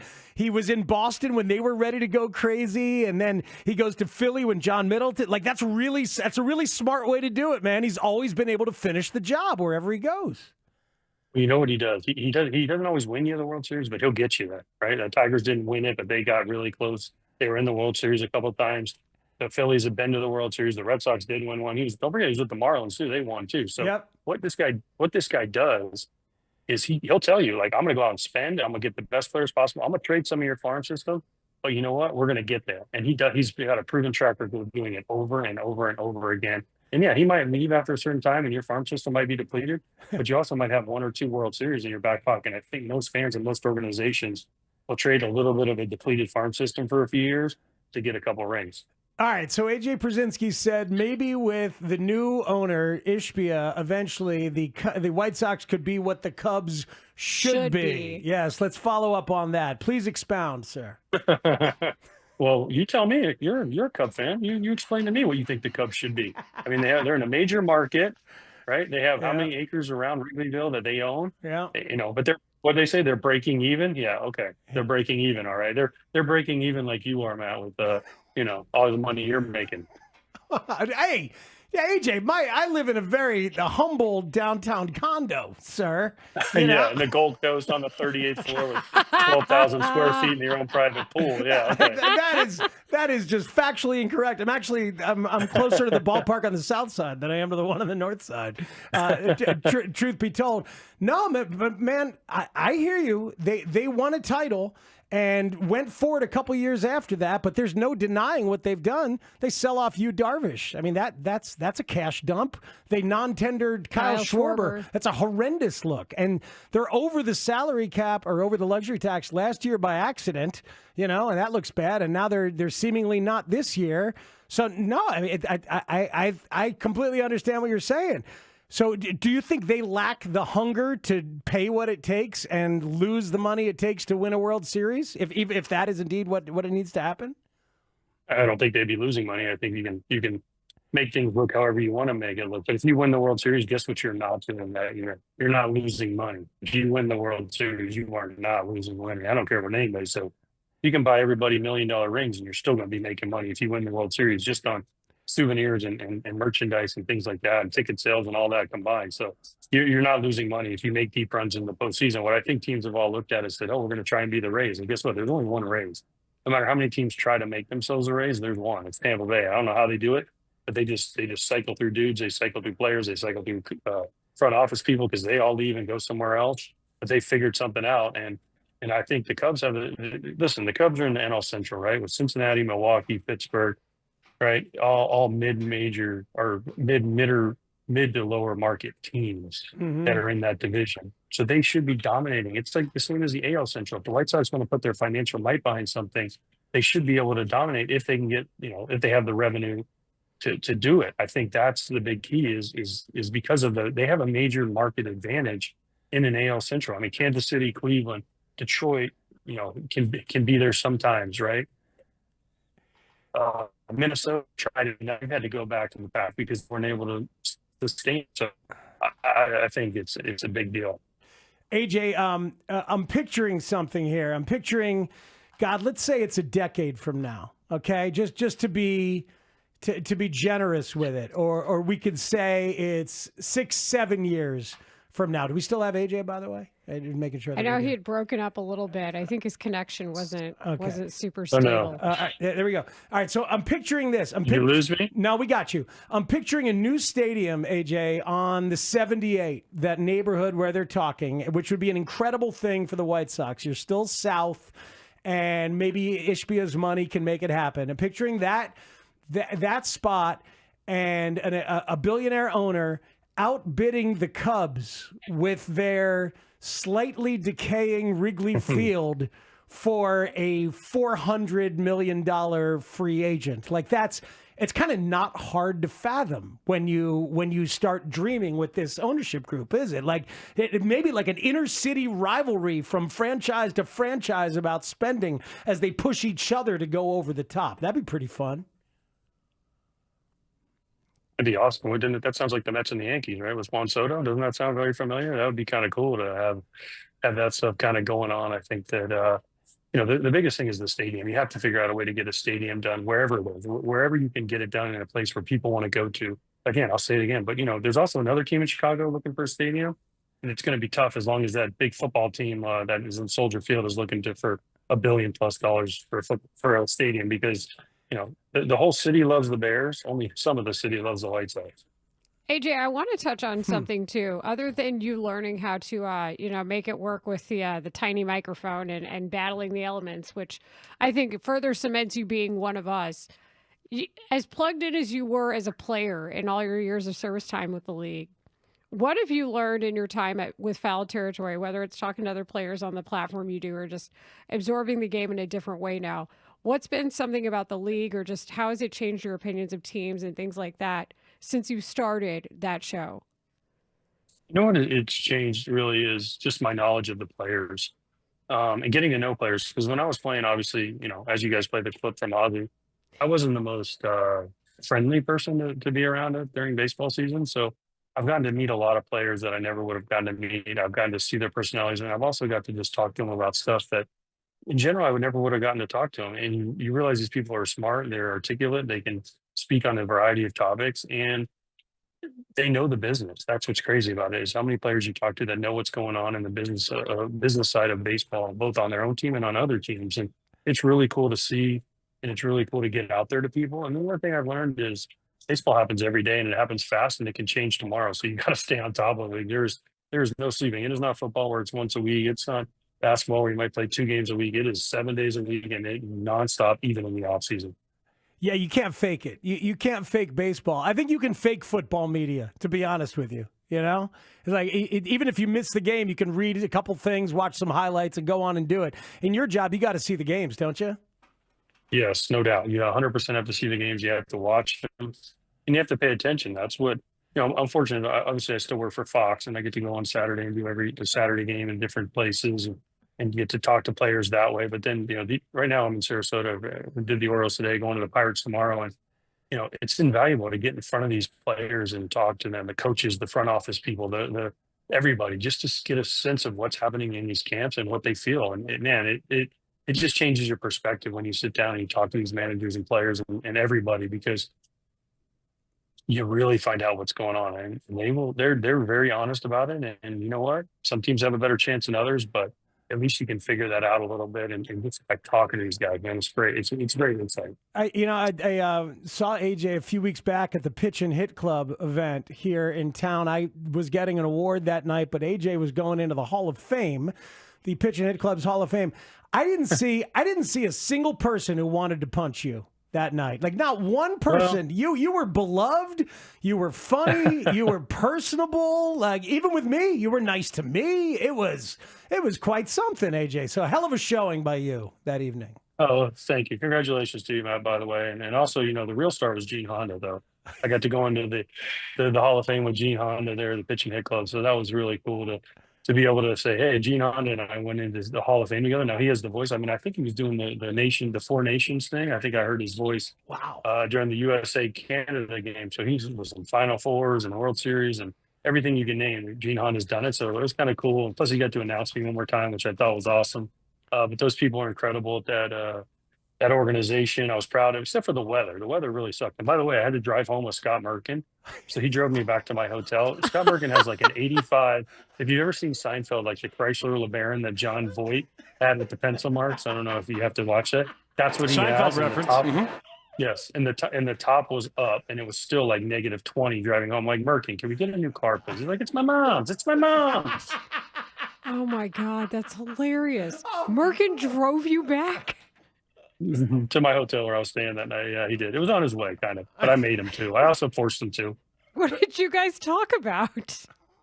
Just the Sox, old times. I mean, listen, Merk's a great dude, and Yes, he he's a great guy, and I've talked to him all the time about stuff not baseball related. We talked about my kids, and we talked about just life in general. And he's a funny fella. He's a good guy. He works really hard, and he's really good at his job. But when you know somebody, heck, I've known him for 20 years. It's not like I just met this guy off the street. I mean, I've known Scott Merkin for 20 years. He's always taking good care of me. So just talk about life, and thoughts on the Sox, and just kind of go from there. So a guy, Matt Shepardson, who was part of the crew running that thing, brought to me. He realized like a little Cubs Sox rivalry had popped up with you and me, AJ, that night, and he brought me that photo of you getting punched by Barrett, and he said, "Why don't you bring this up to AJ and have him sign it?" And I'm like, "Oh no, I can't do that." And then of course I did. You were a total pro about it. By the way, that's a great question to Tim Anderson on Foul Territory a couple weeks ago. Like, that is a brilliant, self-effacing, hey, you and me have both been punched on the face. How you doing? It's like, it's very, very rare you get to do that. It was a really well-executed interview, sir. Thank you. Listen, TA was great. First of all, for him to agree to do that with us was huge. I wish him nothing but the best. I mean, I know he's been through some stuff, and like I told him on the interview, there's only a few of us that can say, hey, we've kind of been punched in the face on national TV and live and tell the tale. So when you brought that picture up, listen, I've signed that picture how many thousands of times, and people say, "Oh, aren't you embarrassed? Why would you sign that?" Why not? I mean, it's not the end of the world. It's part of what happened in your life. It's part of your life's journey. And if you can't laugh at things, especially if you can't laugh at yourself, man, this life is going to be too hard. It's already hard enough. But boy, if I didn't have some laughs with that kind of stuff, man, I don't know what I would do. See, that's Amen. Amen. That's some wisdom, and I bet your house is nicer than mine, AJ. I know you think I'm rolling, but no way, man. I'm not losing money, but you don't think the Cubs are losing money either. Just to be clear and to recap, correct? I'm going to say there's not a lot of teams that go up for sale that don't get any bidders. Because if they were all losing money, nobody would want to be buying these teams. There's people lining up left and right to buy teams.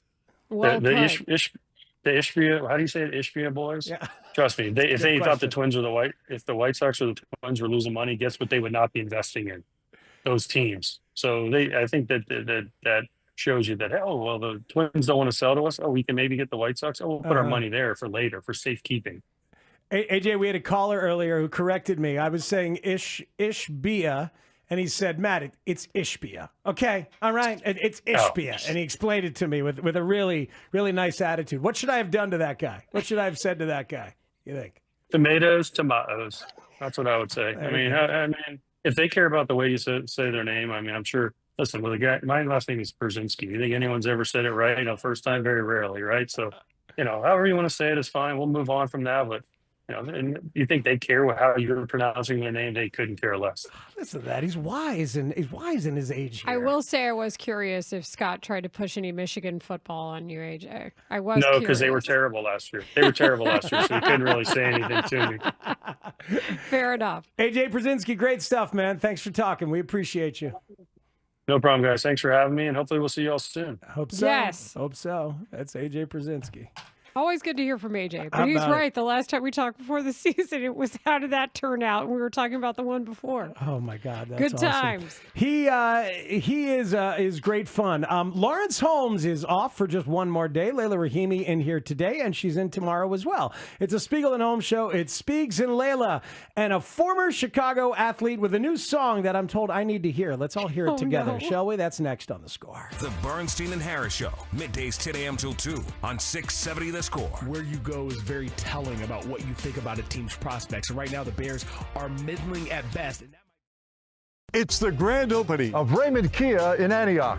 Our new lounge is over 4,000 square feet with multiple TVs and workstations. We also have 18 service bays. The best part is we have more space for basketball. And more Kia models.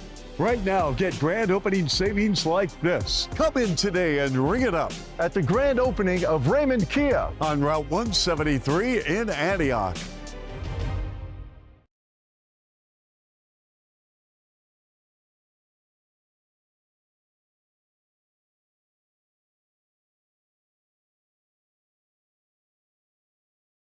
But I do think there is something that has happened to and within the organization. Okay.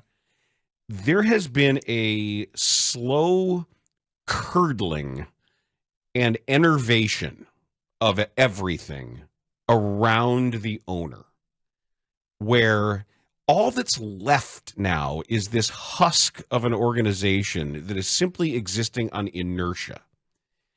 The Reinsdorf ownership is essentially over.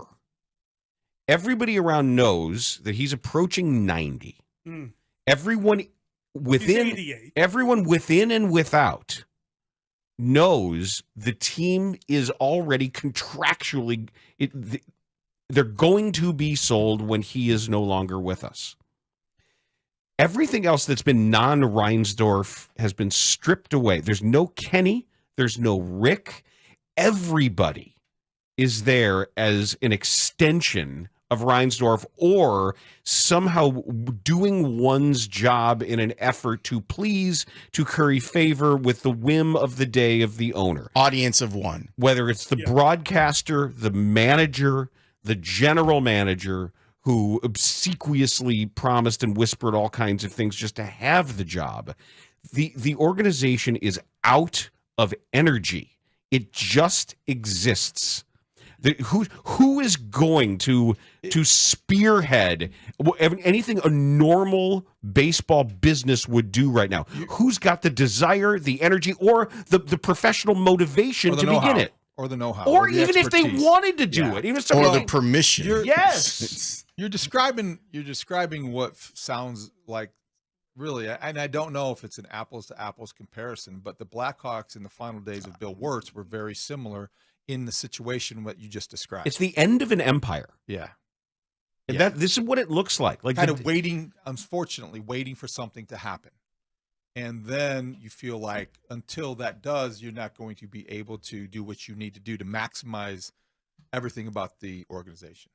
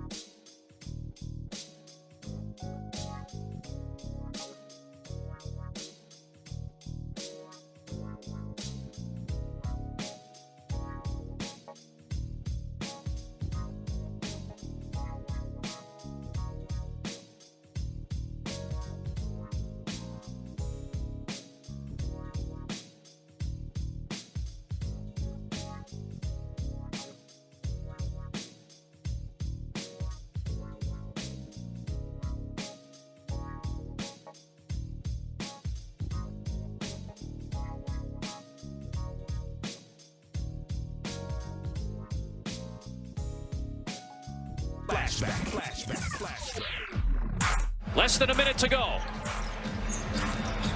No. Oh my goodness, Valentine! No. Whoa, no! No. That is not the shot at that moment. That's a horrible shot. No. Wow.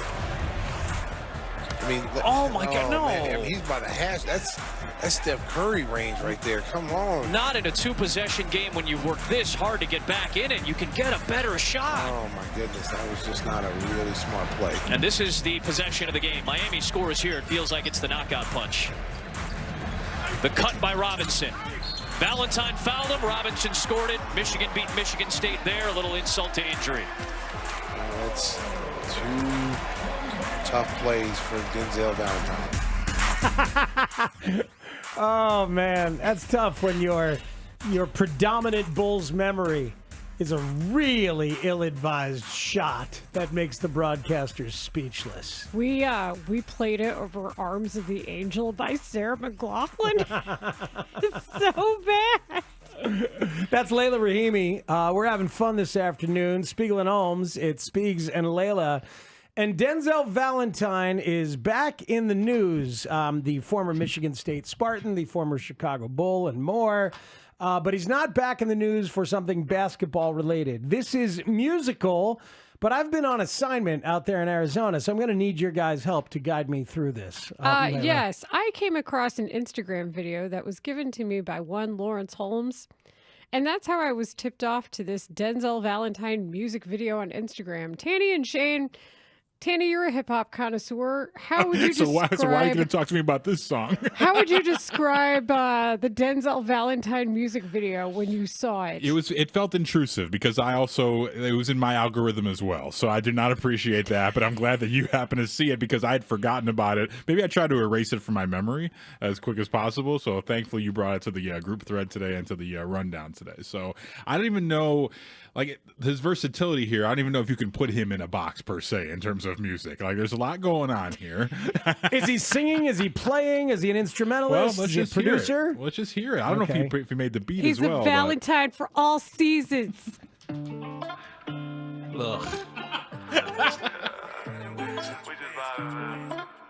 What is he saying? He just said, "We just vibing. We just vibing."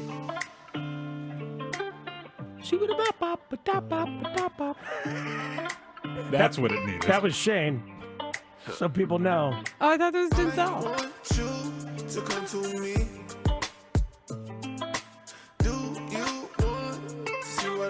Oh no. Vocoder, baby. I'm watching the video here. He's in Italy filming this, looking cool.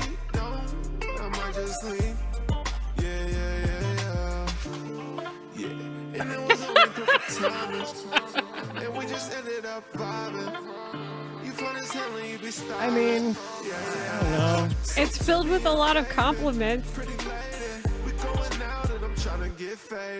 Shut up. He's trying. He's just having a good time. Making music, trying to do something fun with his life. What's the problem? Well, so it was when I came across the comments that it really got interesting. I don't. That's not good. It's nothing I would seek out and hang out with. But it doesn't like drive me insane. When does Tributosaurus become Denzel Valentine? But also he appears to be wearing sunglasses in a lot of the video. Oh, appears? 100%. I feel like that's something you should be able to see. Yeah. Let's not talk over the best part though. Sorry.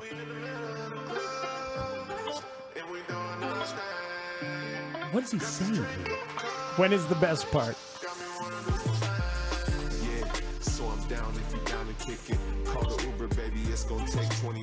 There is no off-season for Bears talk on the score.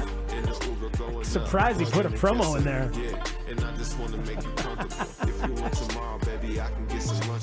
No. Oh my goodness, Valentine! Oh no! Oh boy. If you're free tomorrow, maybe I can get some lunch with you. This is the lowest common denominator of any music I've ever heard. This screams somebody grabbed a thesaurus and then went to Google words that rhyme with whatever word that he's going to use It didn't first, rhyme, and then though. just Crazy. go It from didn't there. rhyme. It said there was a minute was rhyming with like tick or something in there. How did you feel about 20 minutes for the Uber though? I've never had an Uber take 20 minutes. So the comments are, "Oh my goodness, Valentine! Whoa, no, that is not the shot at that moment. There it no." is. So it's just everybody quoting Adam and Stacy in the replies. Oh God, poor guy. It's really bad auto tune too. It's really bad auto tune. You know, I got hose. Is that what he said? I thought he said O's, like Baltimore, like who AJ God. just talked to. Do something with your life, loser. Oh, how dare Hey. you! I'm not going to begrudge a guy from chasing his passion and having some fun. Everybody needs a You creative should. outlet. Should I? You should be the guy to do it. No, you guys can. You should criticize a person for doing music on the side. That's exactly If right. anyone should do it, How it's you. dare Exactly he? right. You know how LiAngelo Ball might swerve in that corner? Whoa. I hope that Denzel Valentine goes head on into the corner.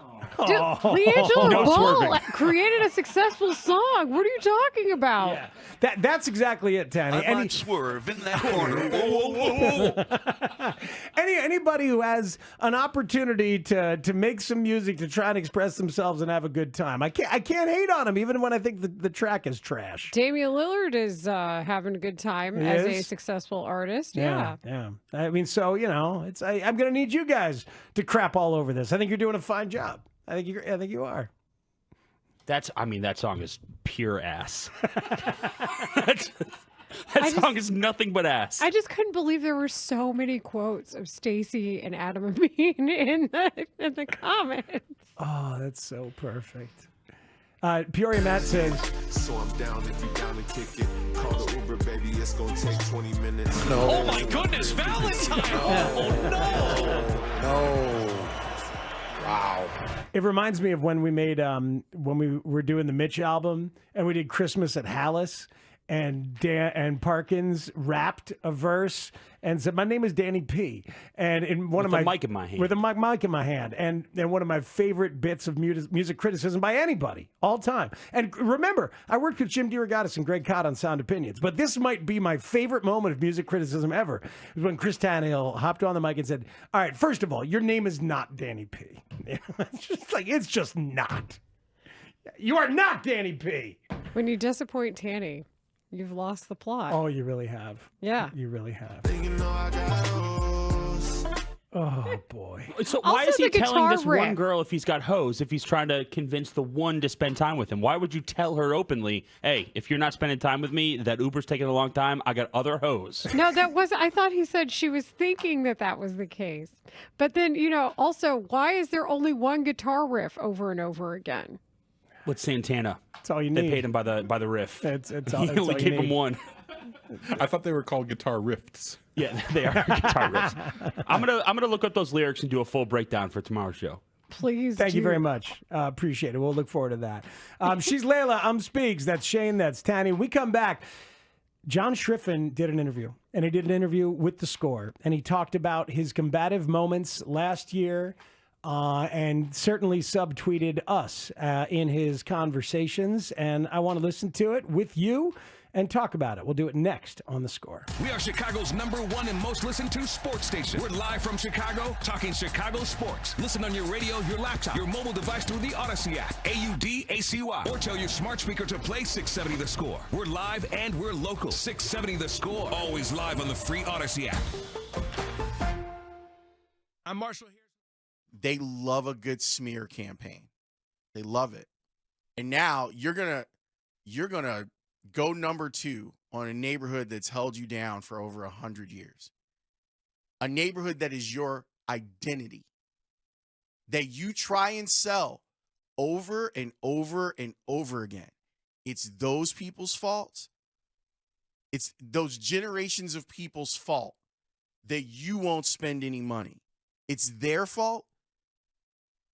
And yeah, you didn't crack 3 million after you won the World Series, but you were well over 2.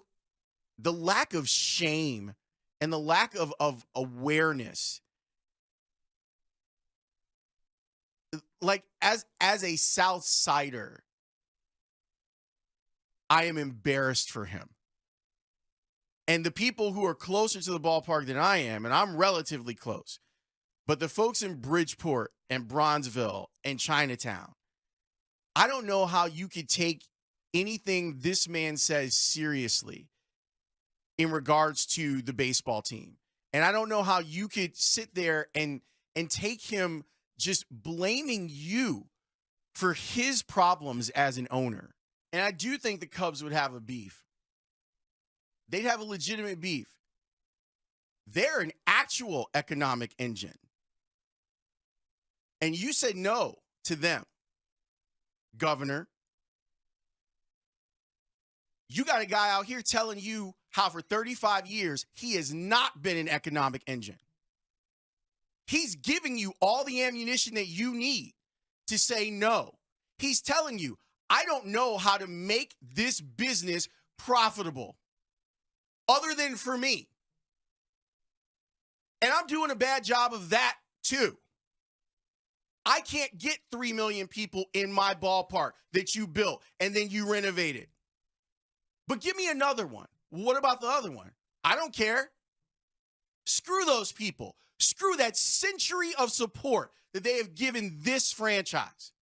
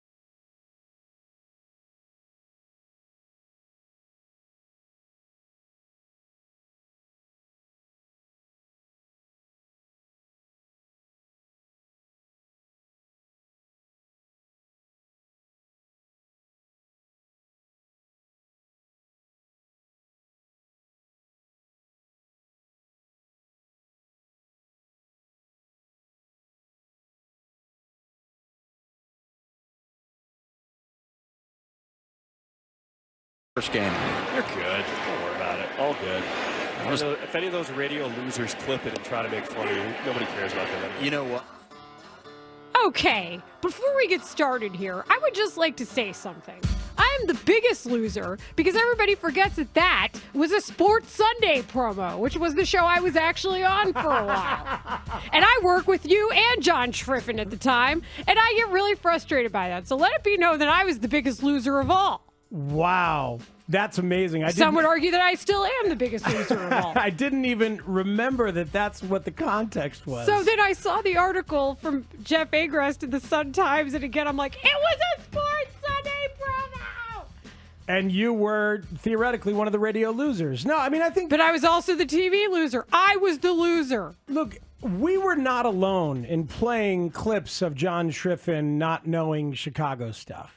You know, like there were a lot of people that did it. I'm told that even the Flagship did it, right? Shane, do you remember that? I think yes. They were not happy. Yeah. So even the Flagship did it, and we played stuff when like, you know, the time he asked Steve Stone about, you know, why are there fans booing Javi Baez? Help me out with that. You know, the stuff like that. Like that was a rough moment. You know, what broke me was Bill Veeck. That was the one that broke me. That was Harry Carey Day, right? Yeah. I think so. Yeah, and he, instead of talking about Bill Veeck, he talked about Bill Veeck. And I'm like, man, you've had the job for a while now. You got to know. Because that's one of the most important people in Chicago baseball history, you know, for a wide variety of reasons. So that was the one that broke me, and I certainly talked about it. But John Schriffen did not really want to talk to radio people last year. And was awful reporting by a non-reporter, and a radio station in town unfortunately went with it because that's just what they do. But no, it's just because I had the right information, dumbass. Again, it was a Sports Sunday promo, everybody. No. Yeah, that was Shane. He was No, going I after know. you on that one. I'm just being silly. But there's like, I did not enjoy having to be where I particularly was, but like we're telling the truth about stuff and just kind of dealing with it. But like, I went and tried to talk to John Schriffen, and he did not want to talk to me. I extended my hand, and he did not want to shake my hand at Wrigley Field because of some stuff that I guess I had said or whatever. And that was an unfortunate moment and an unfortunate choice. I hope that we will get a chance to talk.